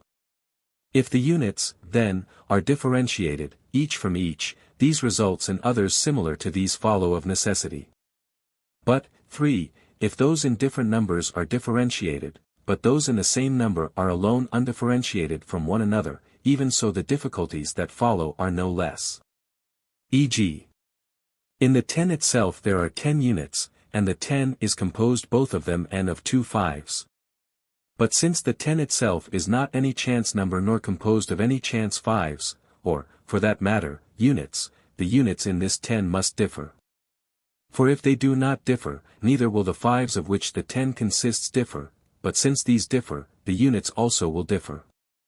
But if they differ, will there be no other 5s in the 10 but only these 2, or will there be others? If there are not, this is paradoxical, and if there are, what sort of 10 will consist of them? For there is no other in the 10 but the 10 itself. But it is actually necessary on their view that the 4 should not consist of any chance 2s.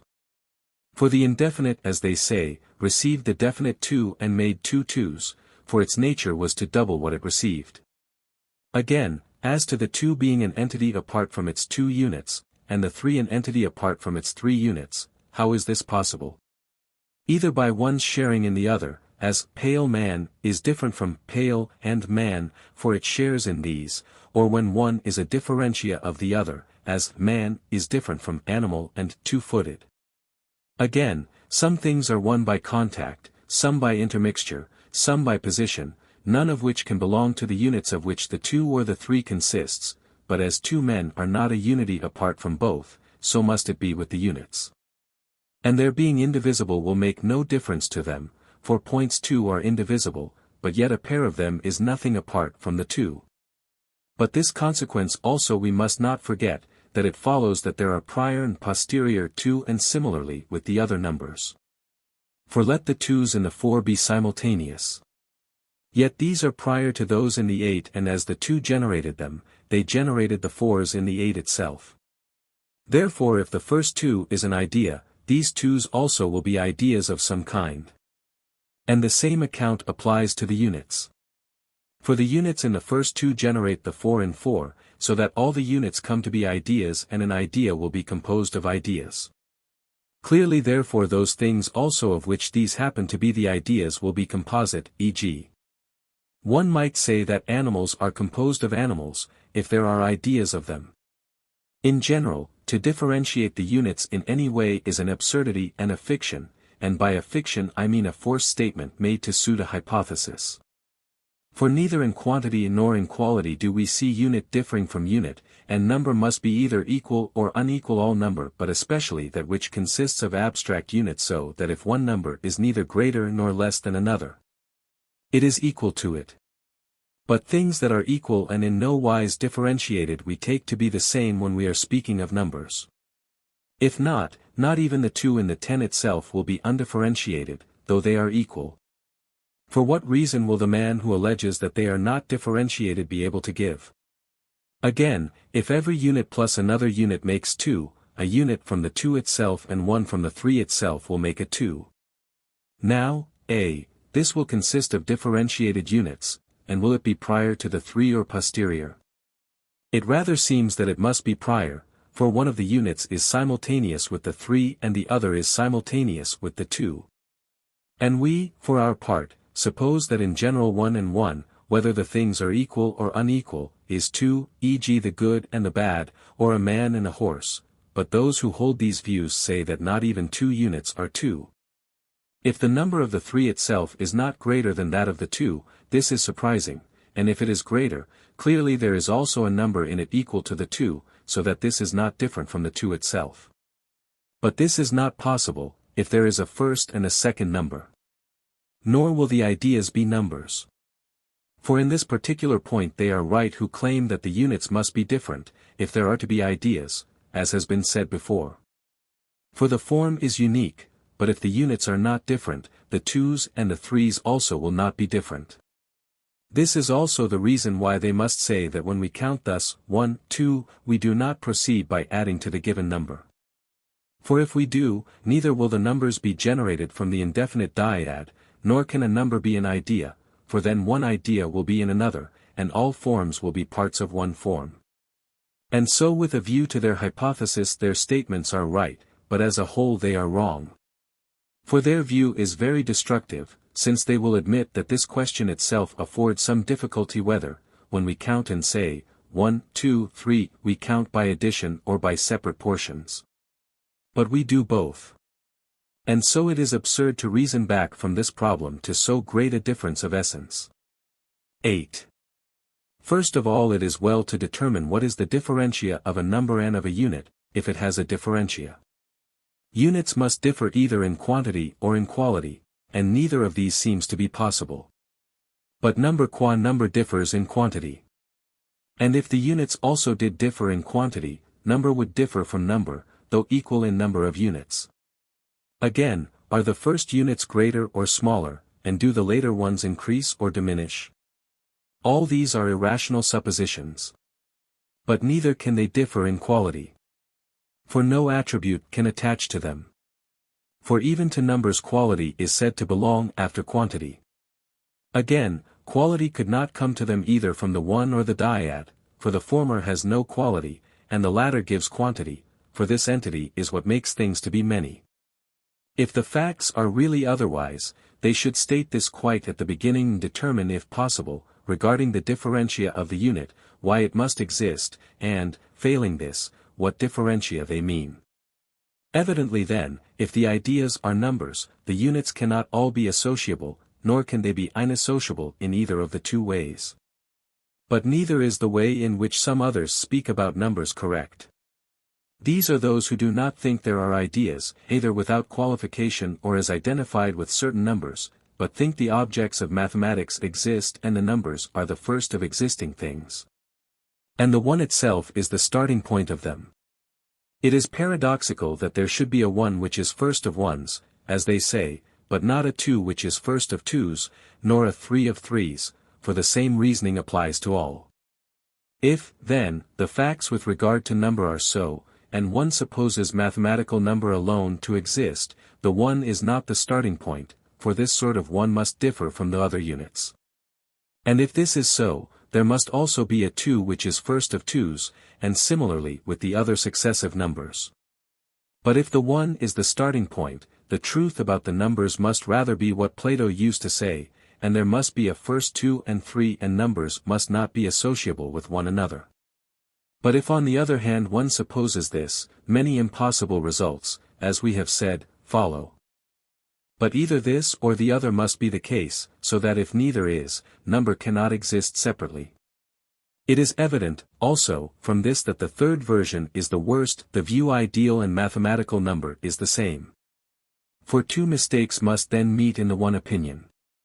1. Mathematical number cannot be of this sort, but the holder of this view has to spin it out by making suppositions peculiar to himself. And, 2. He must also admit all the consequences that confront those who speak of number in the sense of forms.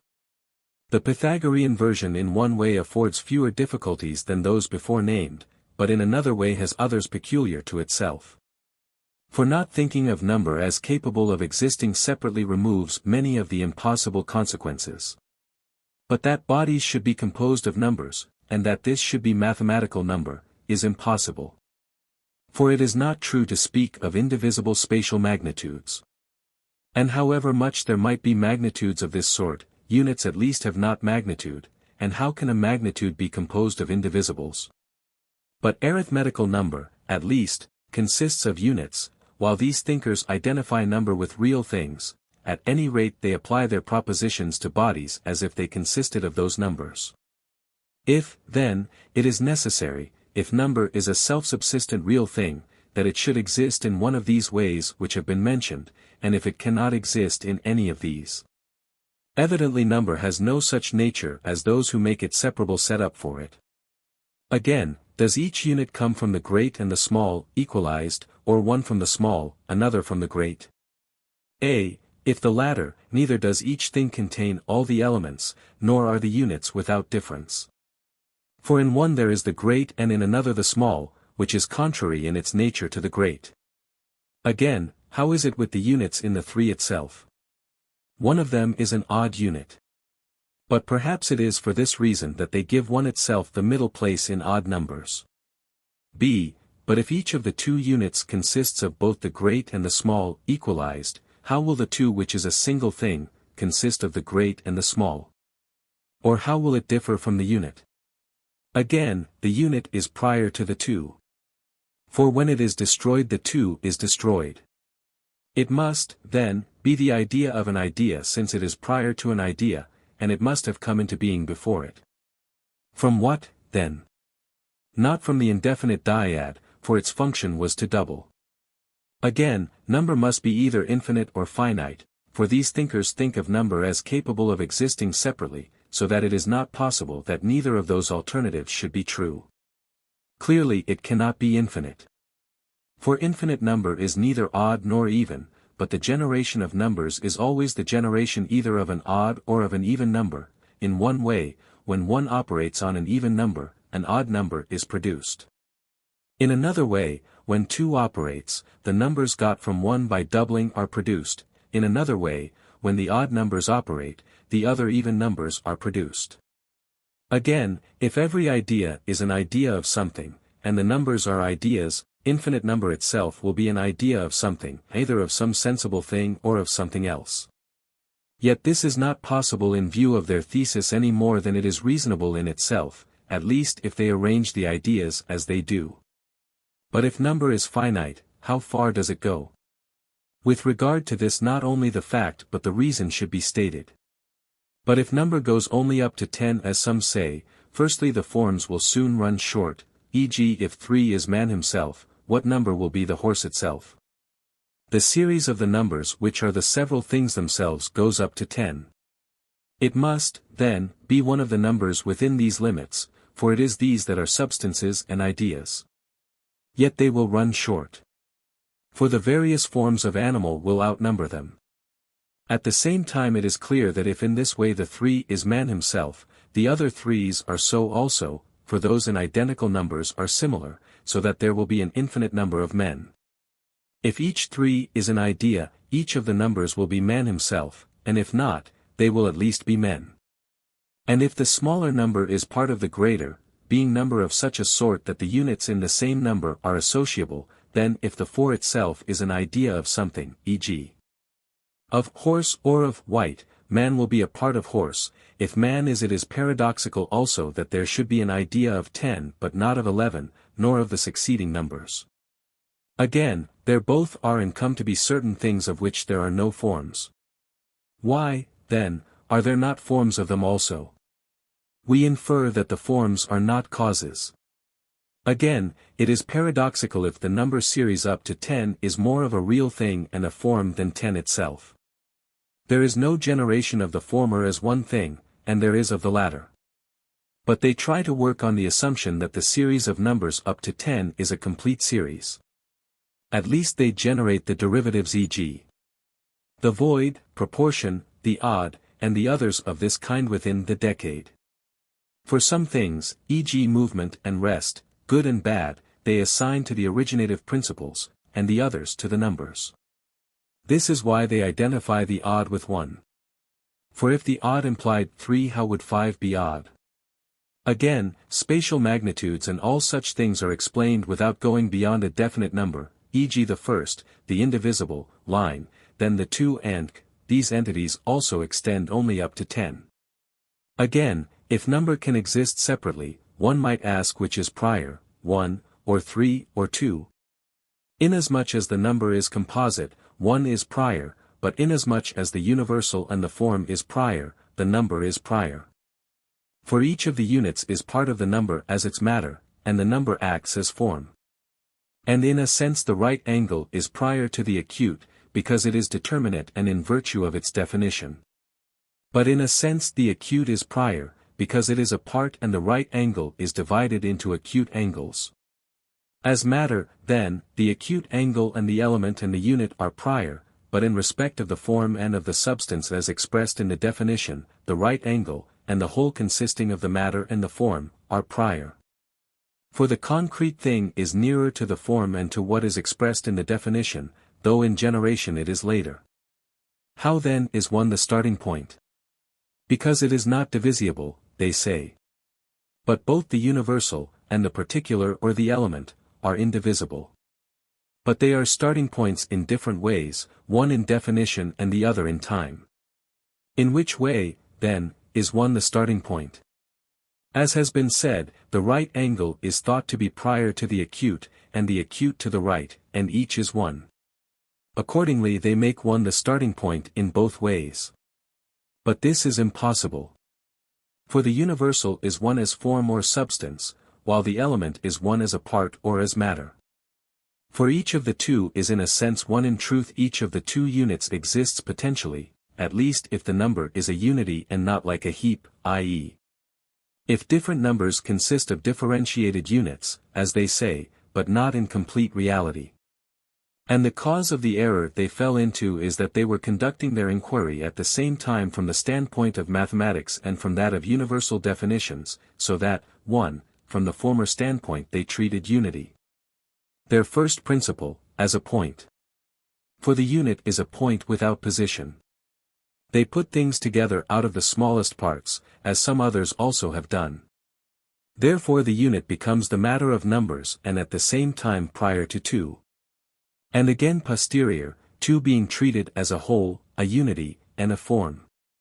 But, 2, because they were seeking the universal they treated the unity which can be predicated of a number, as in this sense also a part of the number. But these characteristics cannot belong at the same time to the same thing. If the one itself must be unitary, for it differs in nothing from other ones except that it is the starting point, and the two is divisible but the unit is not, the unit must be liker the one itself than the two is. But if the unit is liker it, it must be liker to the unit than to the two, therefore each of the units in two must be prior to the two. But they deny this, at least they generate the two first. Again, if the two itself is a unity and the three itself is one also, both form a two. From what, then, is this two produced? 9.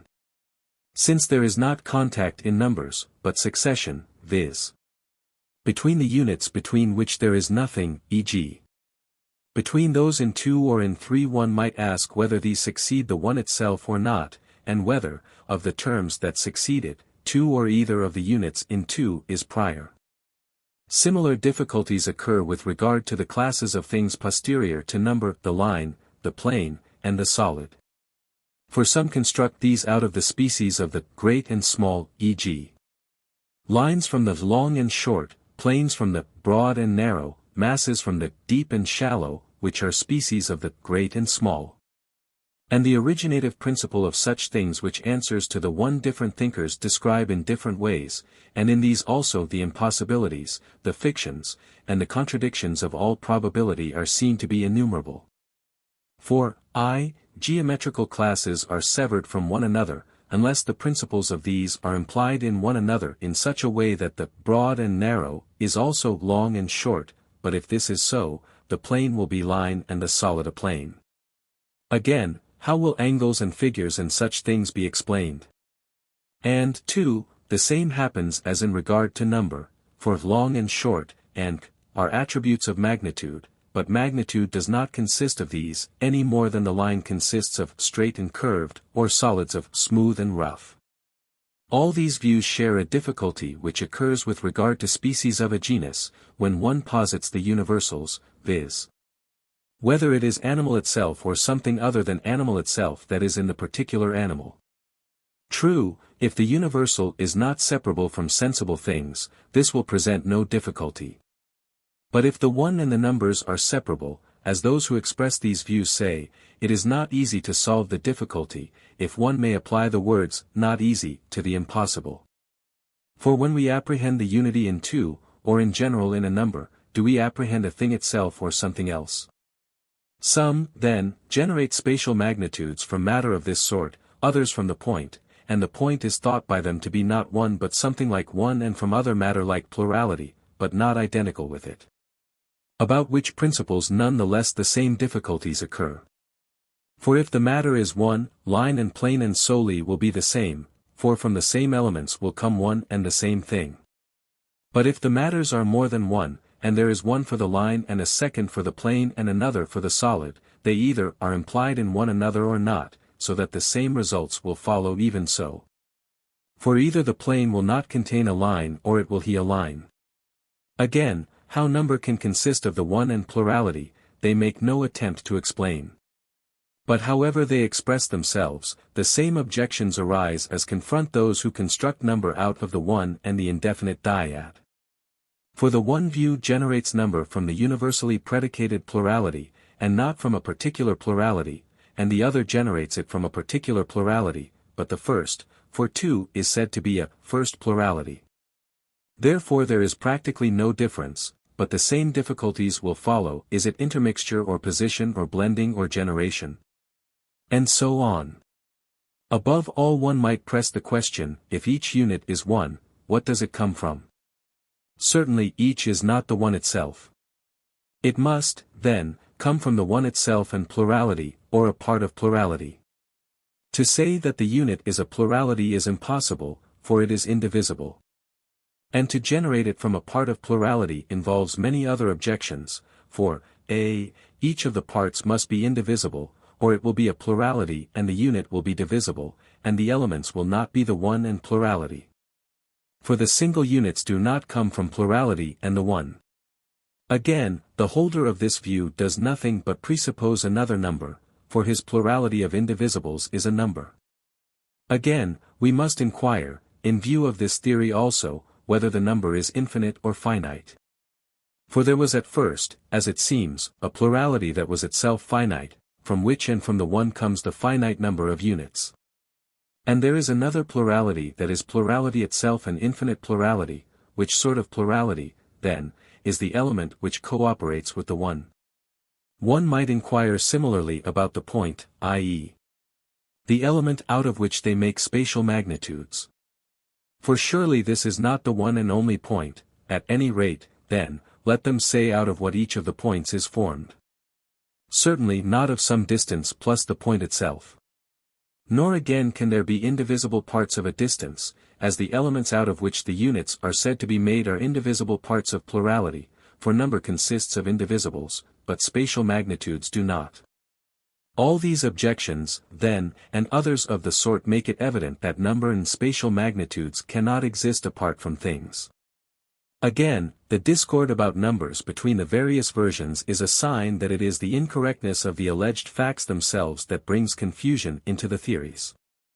For those who make the objects of mathematics alone exist apart from sensible things, seeing the difficulty about the forms and their fictitiousness, abandoned ideal number and posited mathematical. But those who wished to make the forms at the same time also numbers, but did not see, if one assumed these principles, how mathematical number was to exist apart from ideal, made ideal and mathematical number the same in words. Since in fact mathematical number has been destroyed. For they state hypotheses peculiar to themselves and not those of mathematics.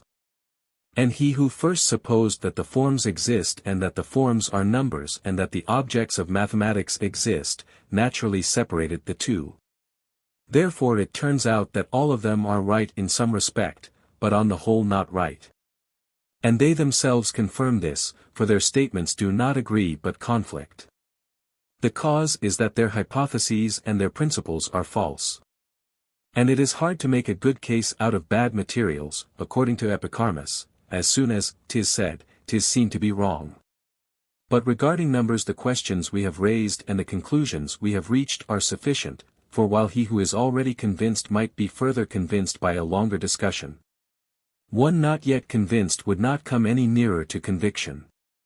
Regarding the first principles and the first causes and elements, the views expressed by those who discuss only sensible substance have been partly stated in our works on nature, and partly do not belong to the present inquiry. But the views of those who assert that there are other substances besides the sensible must be considered next after those we have been mentioning. Since, then, some say that the ideas and the numbers are such substances, and that the elements of these are elements and principles of real things, we must inquire regarding these what they say and in what sense they say it. Those who posit numbers only, and these mathematical, must be considered later, but as regards those who believe in the ideas one might survey at the same time their way of thinking and the difficulty into which they fall. For they at the same time make the ideas universal and again treat them as separable and as individuals. That this is not possible has been argued before.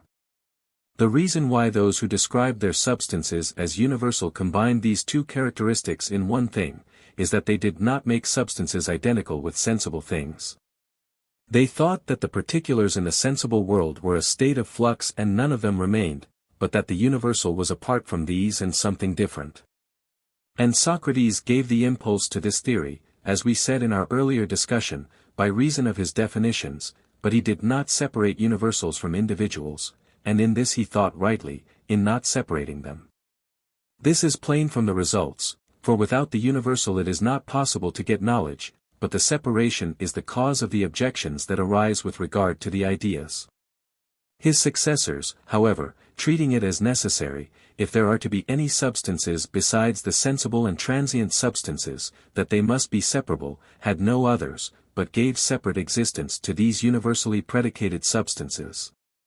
So that it followed that universals and individuals were almost the same sort of thing. This in itself, then, would be one difficulty in the view we have mentioned. 10. Let us now mention a point which presents a certain difficulty both to those who believe in the ideas and to those who do not, and which was stated before, at the beginning, among the problems. If we do not suppose substances to be separate, and in the way in which individual things are said to be separate, we shall destroy substance in the sense in which we understand substance. But if we conceive substances to be separable, how are we to conceive their elements and their principles? If they are individual and not universal, a. Real things will be just of the same number as the elements, and b. The elements will not be knowable.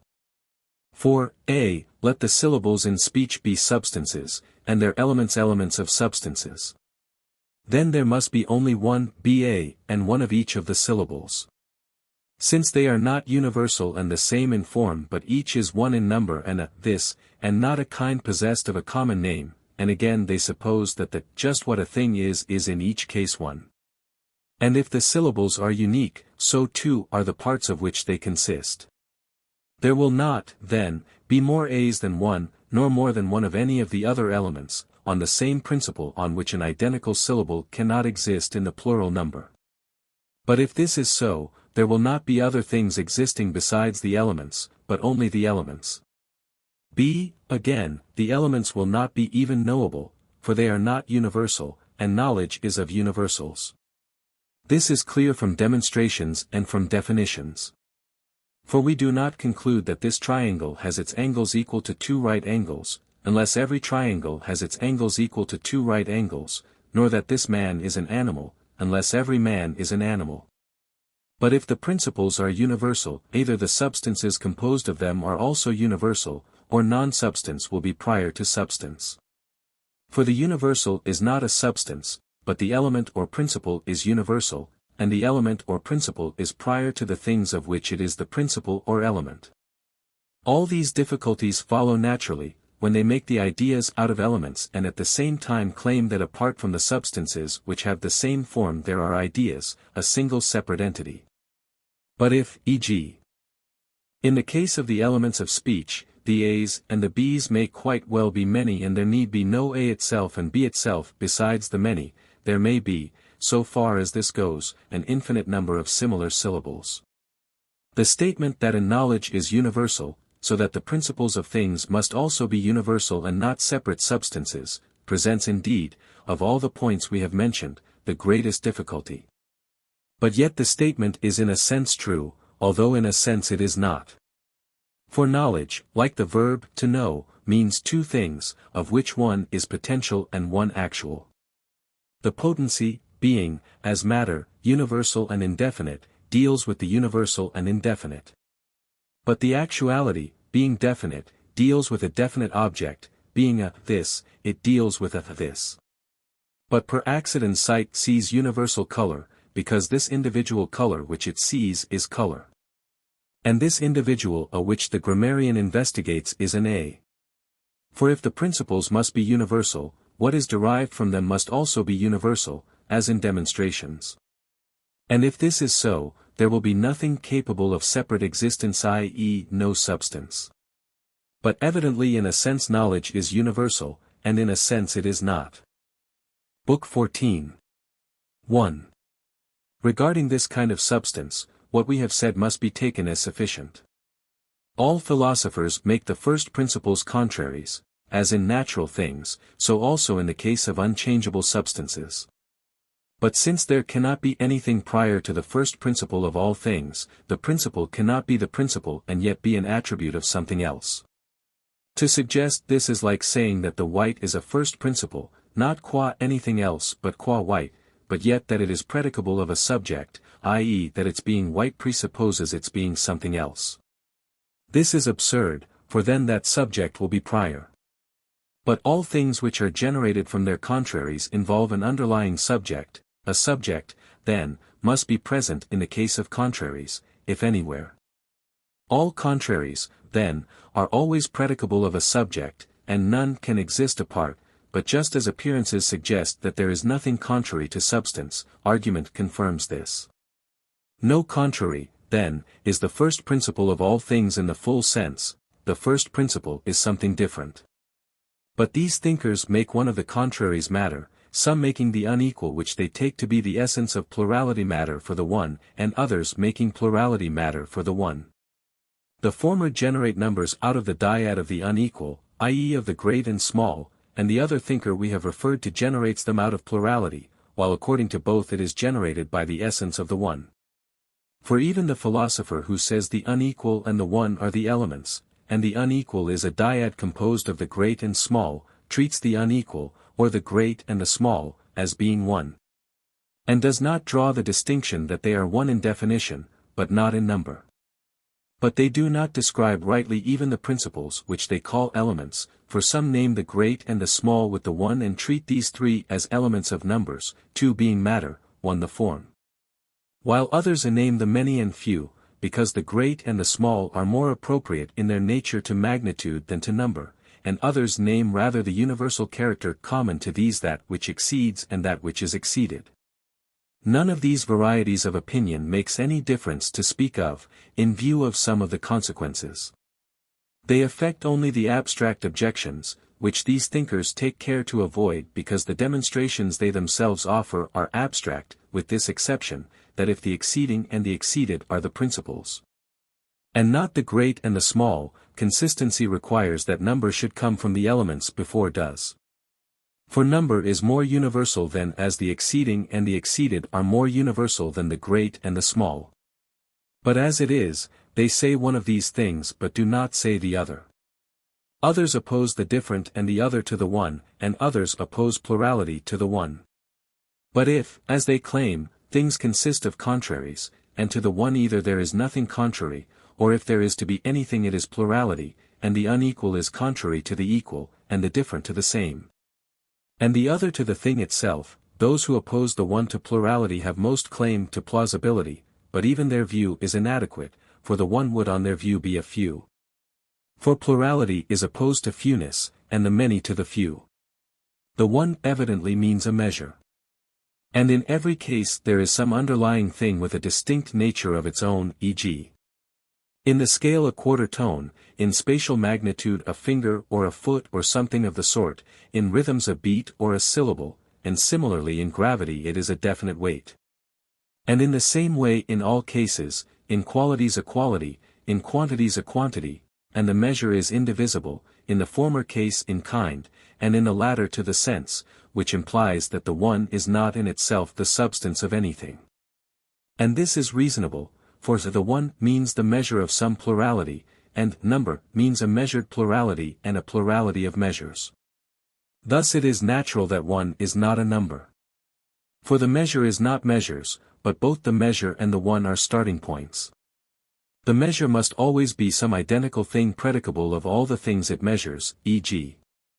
if the things are horses, the measure is horse, and if they are men, man. If they are a man, a horse, and a god, the measure is perhaps living being, and the number of them will be a number of living beings. If the things are man and pale and walking, these will scarcely have a number, because all belong to a subject which is one and the same in number, yet the number of these will be a number of kinds, or of some such term. Those who treat the unequal as one thing, and the dyad as an indefinite compound of great and small, say what is very far from being probable or possible. For, a. these are modifications and accidents, rather than substrata, of numbers and magnitudes the many and few of number, and the great and small of magnitude like even and odd, smooth and rough, straight and curved. Again, b. apart from this mistake, the great and the small, and so on, must be relative to something, but what is relative is least of all things a kind of entity or substance, and is posterior to quality in quantity. And the relative is an accident of quantity, as was said, not its matter, since something with a distinct nature of its own must serve as matter both to the relative in general and to its parts and kinds.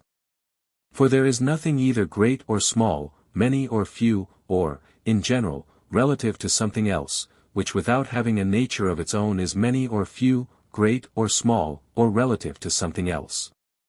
A sign that the relative is least of all a substance and a real thing is the fact that it alone has no proper generation or destruction or movement, as in respect of quantity there is increase and diminution, in respect of quality alteration, in respect of place locomotion, in respect of substance simple generation and destruction. In respect of relation there is no proper change, for, without changing, a thing will be now greater and now less or equal, if that with which it is compared has changed in quantity.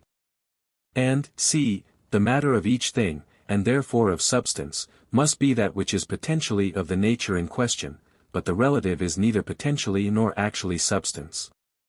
It is strange, then, or rather impossible, to make not substance an element in, and prior to, substance, for all the categories are posterior to substance. Again, d, elements are not predicated of the things of which they are elements, but many and few are predicated both apart and together of number, and long and short of the line, and both broad and narrow apply to the plane. If there is a plurality, then, of which the one term, viz. few, is always predicated, e.g. two, which cannot be many, for if it were many, one would be few, there must be also one which is absolutely many, e.g. 10 is many, if there is no number which is greater than 10, or 10,000. How then, in view of this, can number consist of few and many? Either both ought to be predicated of it, or neither, but in fact only the one or the other is predicated. 2. We must inquire generally, whether eternal things can consist of elements. If they do, they will have matter, for everything that consists of elements is composite. Since, then, even if a thing exists forever, out of that of which it consists it would necessarily also, if it had come into being, have come into being. And since everything comes to be what it comes to be out of that which is it potentially, for it could not have come to be out of that which had not this capacity, nor could it consist of such elements. And since the potential can be either actual or not, this being so, however everlasting number or anything else that has matter is, it must be capable of not existing. Just as that which is any number of years old is as capable of not existing as that which is a day old.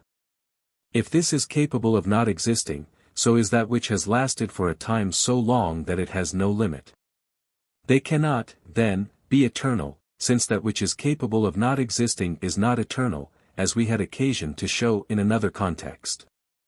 If that which we are now saying is true universally, that no substance is eternal unless it is actuality, and if the elements are matter that underlies substance, no eternal substance can have elements present in it, of which it consists. There are some who describe the element which acts with the one as an indefinite dyad, an object to, the unequal, reasonably enough, because of the ensuing difficulties. But they have got rid only of those objections which inevitably arise from the treatment of the unequal, i.e. the relative, as an element. Those which arise apart from this opinion must confront even these thinkers, whether it is ideal number, or mathematical, that they construct out of those elements. There are many causes which led them off into these explanations, and especially the fact that they framed the difficulty in an obsolete form. For they thought that all things that are would be one, viz.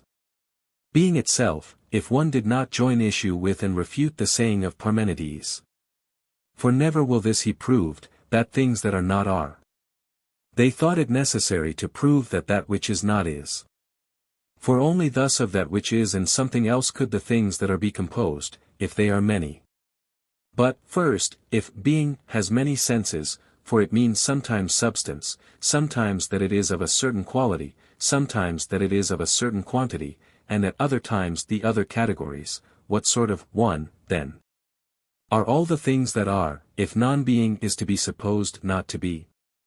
Is it the substances that are one, or the affections and similarly the other categories as well, or all together, so that the this, and the such, and the so much, and the other categories that indicate each some one class of being will all be one? But it is strange, or rather impossible, that the coming into play of a single thing should bring it about that part of that which is a this, part a such, part a so much, part a here. Secondly, of what sort of non-being and being do the things that are consist? For the non-being also has many senses, since being has. And not being a man means not being a certain substance, not being straight, not being of a certain quality, not being 3 cubits long, not being of a certain quantity. What sort of being and non-being, then, by their union pluralize the things that are? This thinker means by the non-being the union of which with being pluralizes the things that are, the false and the character of falsity. This is also why it used to be said that we must assume something that is false, as geometers assume the line which is not a foot long to be a foot long. But this cannot be so. For neither do geometers assume anything false, for the enunciation is extraneous to the inference, nor is it non-being in this sense that the things that are generated from or resolved into. But since non-being, taken in its various cases, has as many senses as there are categories, and besides this the false is said not to be, and so is the potential, it is from this that generation proceeds. Man from that which is not man but potentially man, and white from that which is not white but potentially white, and this whether it is some one thing that is generated or many. The question evidently is, how being, in the sense of the substances, is many, for the things that are generated are numbers and lines and bodies. Now it is strange to inquire how being in the sense of the what is many, and not how either qualities or quantities are many. For surely the indefinite dyad or the great and the small is not a reason why there should be two kinds of white or many colors or flavors or shapes, for then these also would be numbers and units. But if they had attacked these other categories, they would have seen the cause of the plurality in substances also, for the same thing or something analogous is the cause. This aberration is the reason also why in seeking the opposite of being and the one, from which with being and the one the things that are proceed, they posited the relative term, i.e. the unequal, which is neither the contrary nor the contradictory of these, and is one kind of being as what and quality also are. They should have asked this question also, how relative terms are many and not one. But as it is, they inquire how there are many units besides the first one, but do not go on to inquire how there are many unequals besides the unequal. Yet they use them and speak of great and small, many and few, from which proceed numbers, long and short, from which proceeds the line, broad and narrow, from which proceeds the plane, deep and shallow, from which proceed solids. And they speak of yet more kinds of relative term. What is the reason, then, why there is a plurality of these? It is necessary, then, as we say, to presuppose for each thing that which is it potentially. And the holder of these views further declared what that is which is potentially a this, and a substance but is not in itself being viz. That it is the relative, as if he had said, the qualitative, which is neither potentially the one or being, nor the negation of the one nor of being, but one among beings. And it was much more necessary, as we said, if he was inquiring how beings are many, not to inquire about those in the same category how there are many substances or many qualities but how beings as a whole are many. For some are substances, some modifications, some relations. In the categories other than substance there is yet another problem involved in the existence of plurality. Since they are not separable from substances, qualities and quantities are many just because their substratum becomes and is many, yet there ought to be a matter for each category, only it cannot be separable from substances. But in the case of this, it is possible to explain how the this is many things, unless a thing is to be treated as both a this and a general character. The difficulty arising from the facts about substances is rather this, how there are actually many substances and not one. But further, if the this and the quantitative are not the same, we are not told how and why the things that are many, but how quantities are many. For all number means a quantity, and so does the unit, unless it means a measure or the quantitatively indivisible. If, then, the quantitative and the what are different, we are not told whence or how the what is many. But if any one says they are the same, he has to face many inconsistencies. One might fix one's attention also on the question, regarding the numbers, what justifies the belief that they exist. To the believer in ideas they provide some sort of cause for existing things, since each number is an idea, and the idea is to other things somehow or other the cause of their being, for let this supposition be granted them. But as for him who does not hold this view because he sees the inherent objections to the ideas, so that it is not for this reason that he posits numbers, but who posits mathematical number. Why must we believe his statement that such number exists, and of what use is such number to other things? Neither does he who says it exists maintain that it is the cause of anything, he rather says it is a thing existing by itself, nor is it observed to be the cause of anything. For the theorems of arithmeticians will all be found true even of sensible things, as was said before. 3. As for those, then, who suppose the ideas to exist and to be numbers, by their assumption in virtue of the method of setting out each term apart from its instances of the unity of each general term, they try at least to explain somehow why number must exist. Since their reasons, however, are neither conclusive nor in themselves possible, one must not, for these reasons at least, assert the existence of number. Again, the Pythagoreans, because they saw many attributes of numbers belonging to sensible bodies, supposed real things to be numbers, not separable numbers, however, but numbers of which real things consist. But why? Because the attributes of numbers are present in a musical scale and in the heavens and in many other things. Those, however, who say that mathematical number alone exists cannot, according to their hypotheses, say anything of this sort, but it used to be urged that these sensible things could not be the subject of the sciences. But we maintain that they are, as we said before. And it is evident that the objects of mathematics do not exist apart, for if they existed apart their attributes would not have been present in bodies. Now the Pythagoreans in this point are open to no objection. But in that they construct natural bodies out of numbers, things that have lightness and weight out of things that have not weight or lightness, they seem to speak of another heaven and other bodies, not of the sensible. But those who make number separable assume that it both exists and is separable, because the axioms would not be true of sensible things, while the statements of mathematics are true and greet the soul.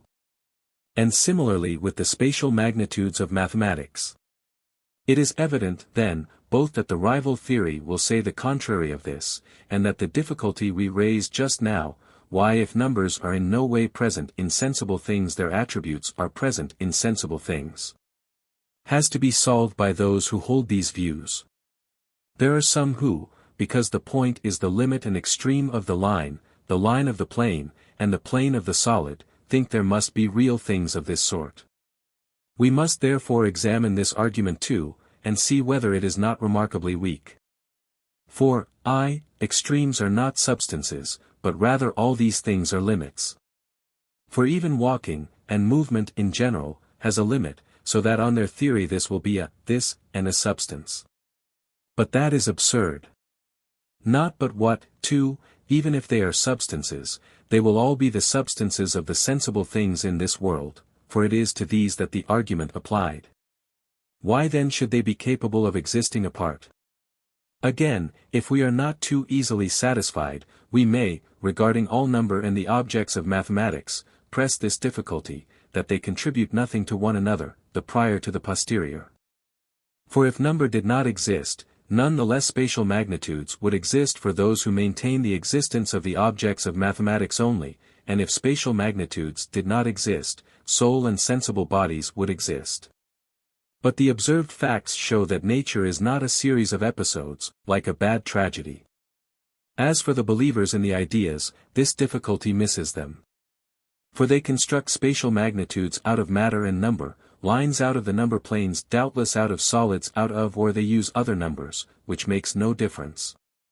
But will these magnitudes be ideas, or what is their manner of existence, and what do they contribute to things? These contribute nothing, as the objects of mathematics contribute nothing. But not even is any theorem true of them, unless we want to change the objects of mathematics and invent doctrines of our own. But it is not hard to assume any random hypotheses and spin out a long string of conclusions. These thinkers, then, are wrong in this way, in wanting to unite the objects of mathematics with the ideas. And those who first posited two kinds of number, that of the forms and that which is mathematical, neither have said nor can say how mathematical number is to exist and of what it is to consist. For they place it between ideal and sensible number. If it consists of the great and small, it will be the same as the other ideal number, he makes spatial magnitudes out of some other small and great.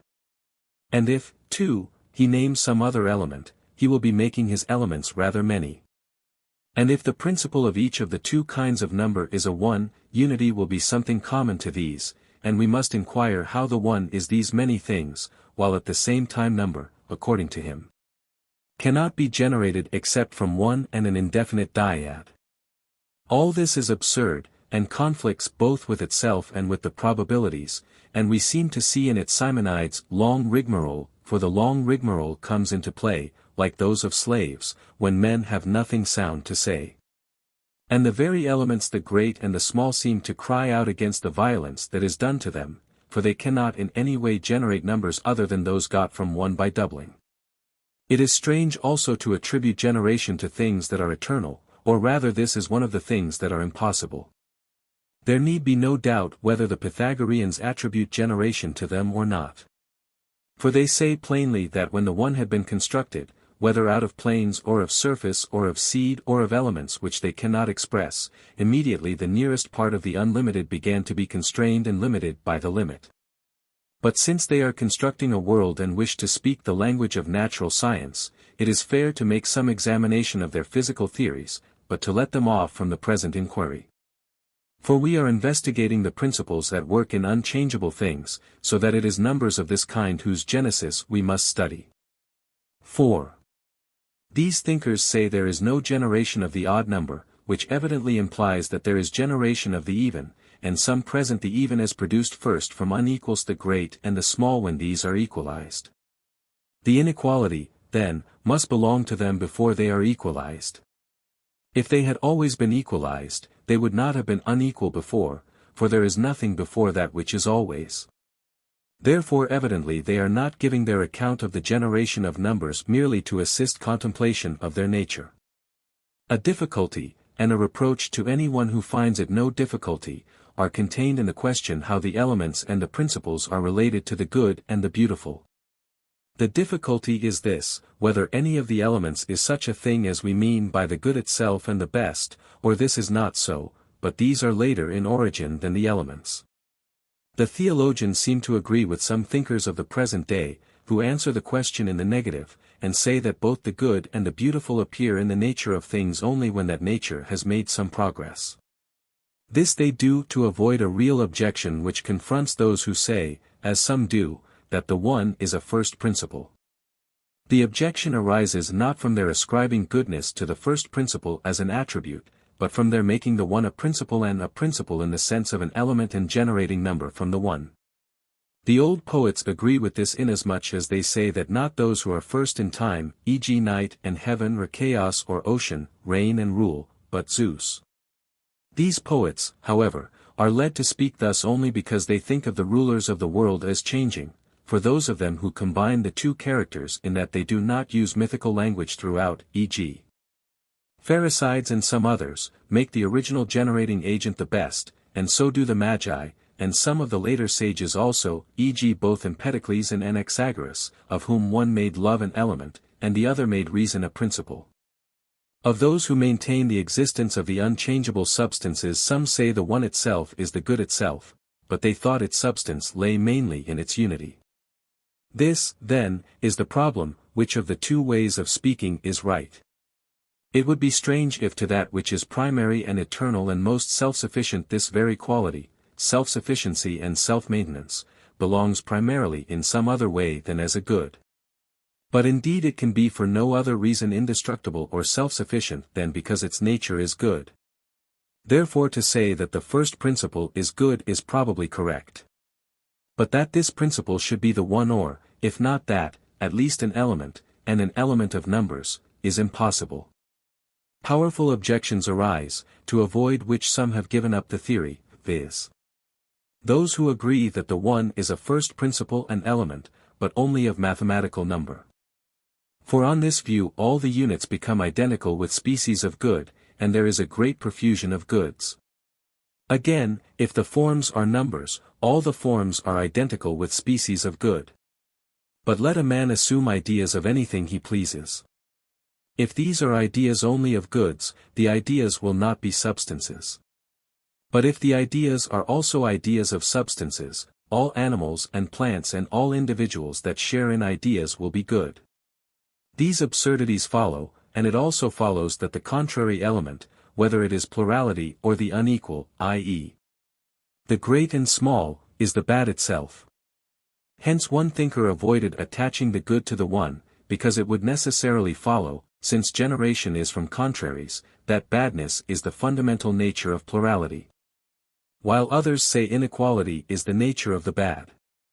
It follows, then, that all things partake of the bad except one, the one itself, and that numbers partake of it in a more undiluted form than spatial magnitudes, and that the bad is the space in which the good is realized. And that it partakes in and desires that which tends to destroy it. For contrary tends to destroy contrary. And if, as we were saying, the matter is that which is potentially each thing, e.g. that of actual fire is that which is potentially fire, the bad will be just the potentially good. All these objections, then, follow, partly because they make every principle an element, partly because they make contraries principles, partly because they make the one a principle, partly because they treat the numbers as the first substances. And as capable of existing apart, and as forms. 5. If, then, it is equally impossible not to put the good among the first principles and to put it among them in this way, evidently the principles are not being correctly described, nor are the first substances. Nor does any one conceive the matter correctly if he compares the principles of the universe to that of animals and plants. On the ground that the more complete always comes from the indefinite and incomplete, which is what leads this thinker to say that this is also true of the first principles of reality, so that the one itself is not even an existing thing.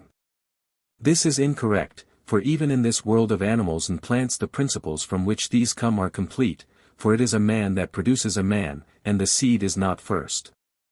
It is out of place, also, to generate place simultaneously with the mathematical solids, for place is peculiar to the individual things, and hence they are separate in place. But mathematical objects are nowhere, and to say that they must be somewhere, but not say what kind of thing their place is. Those who say that existing things come from elements and that the first of existing things are the numbers, should have first distinguished the senses in which one thing comes from another. And then said in which sense number comes from its first principles. By intermixture. But, 1. Not everything is capable of intermixture, and, 2. That which is produced by it is different from its elements, and on this view the one will not remain separate or a distinct entity, but they want it to be so.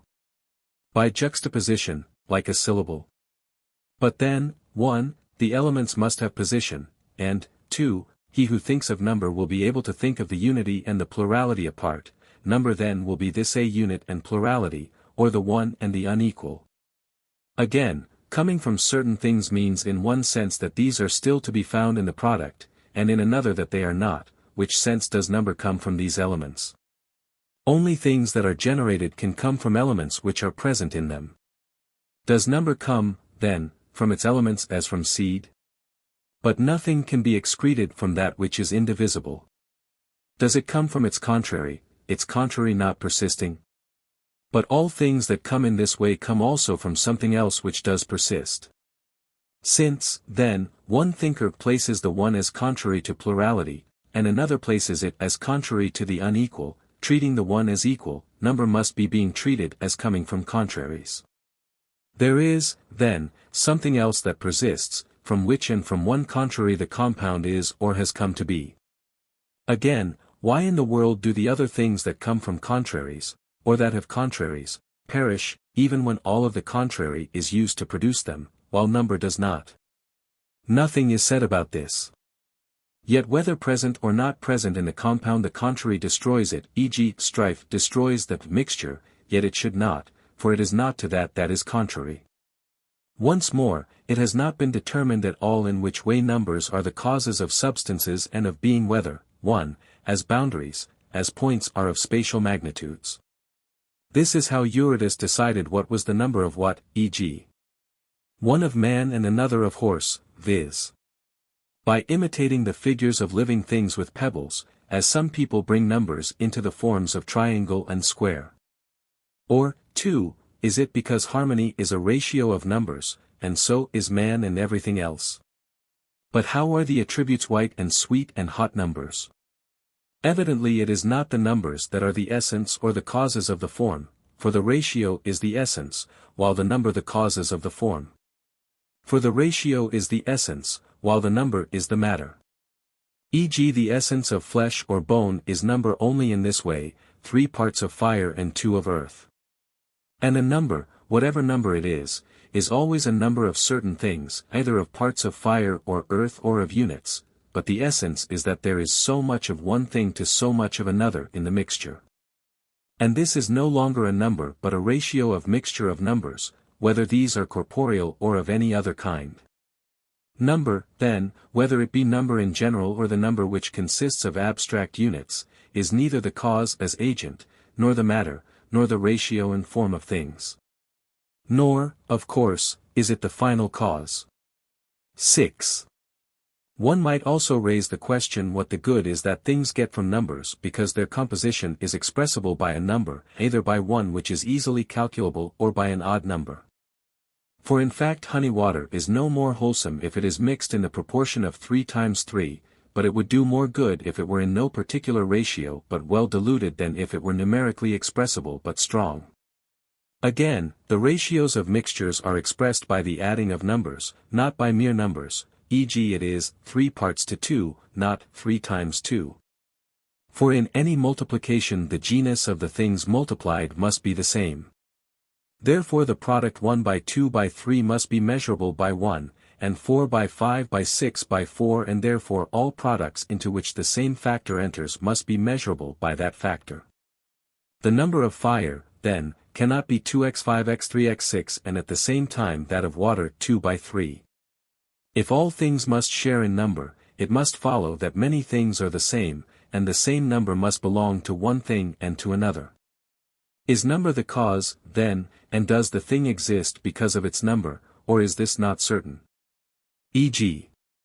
the motions of the sun have a number, and again those of the moon, yes, and the life and prime of each animal. Why, then, should not some of these numbers be squares, some cubes, and some equal, others double? There is no reason why they should not, and indeed they must move within these limits, since all things were assumed to share in number.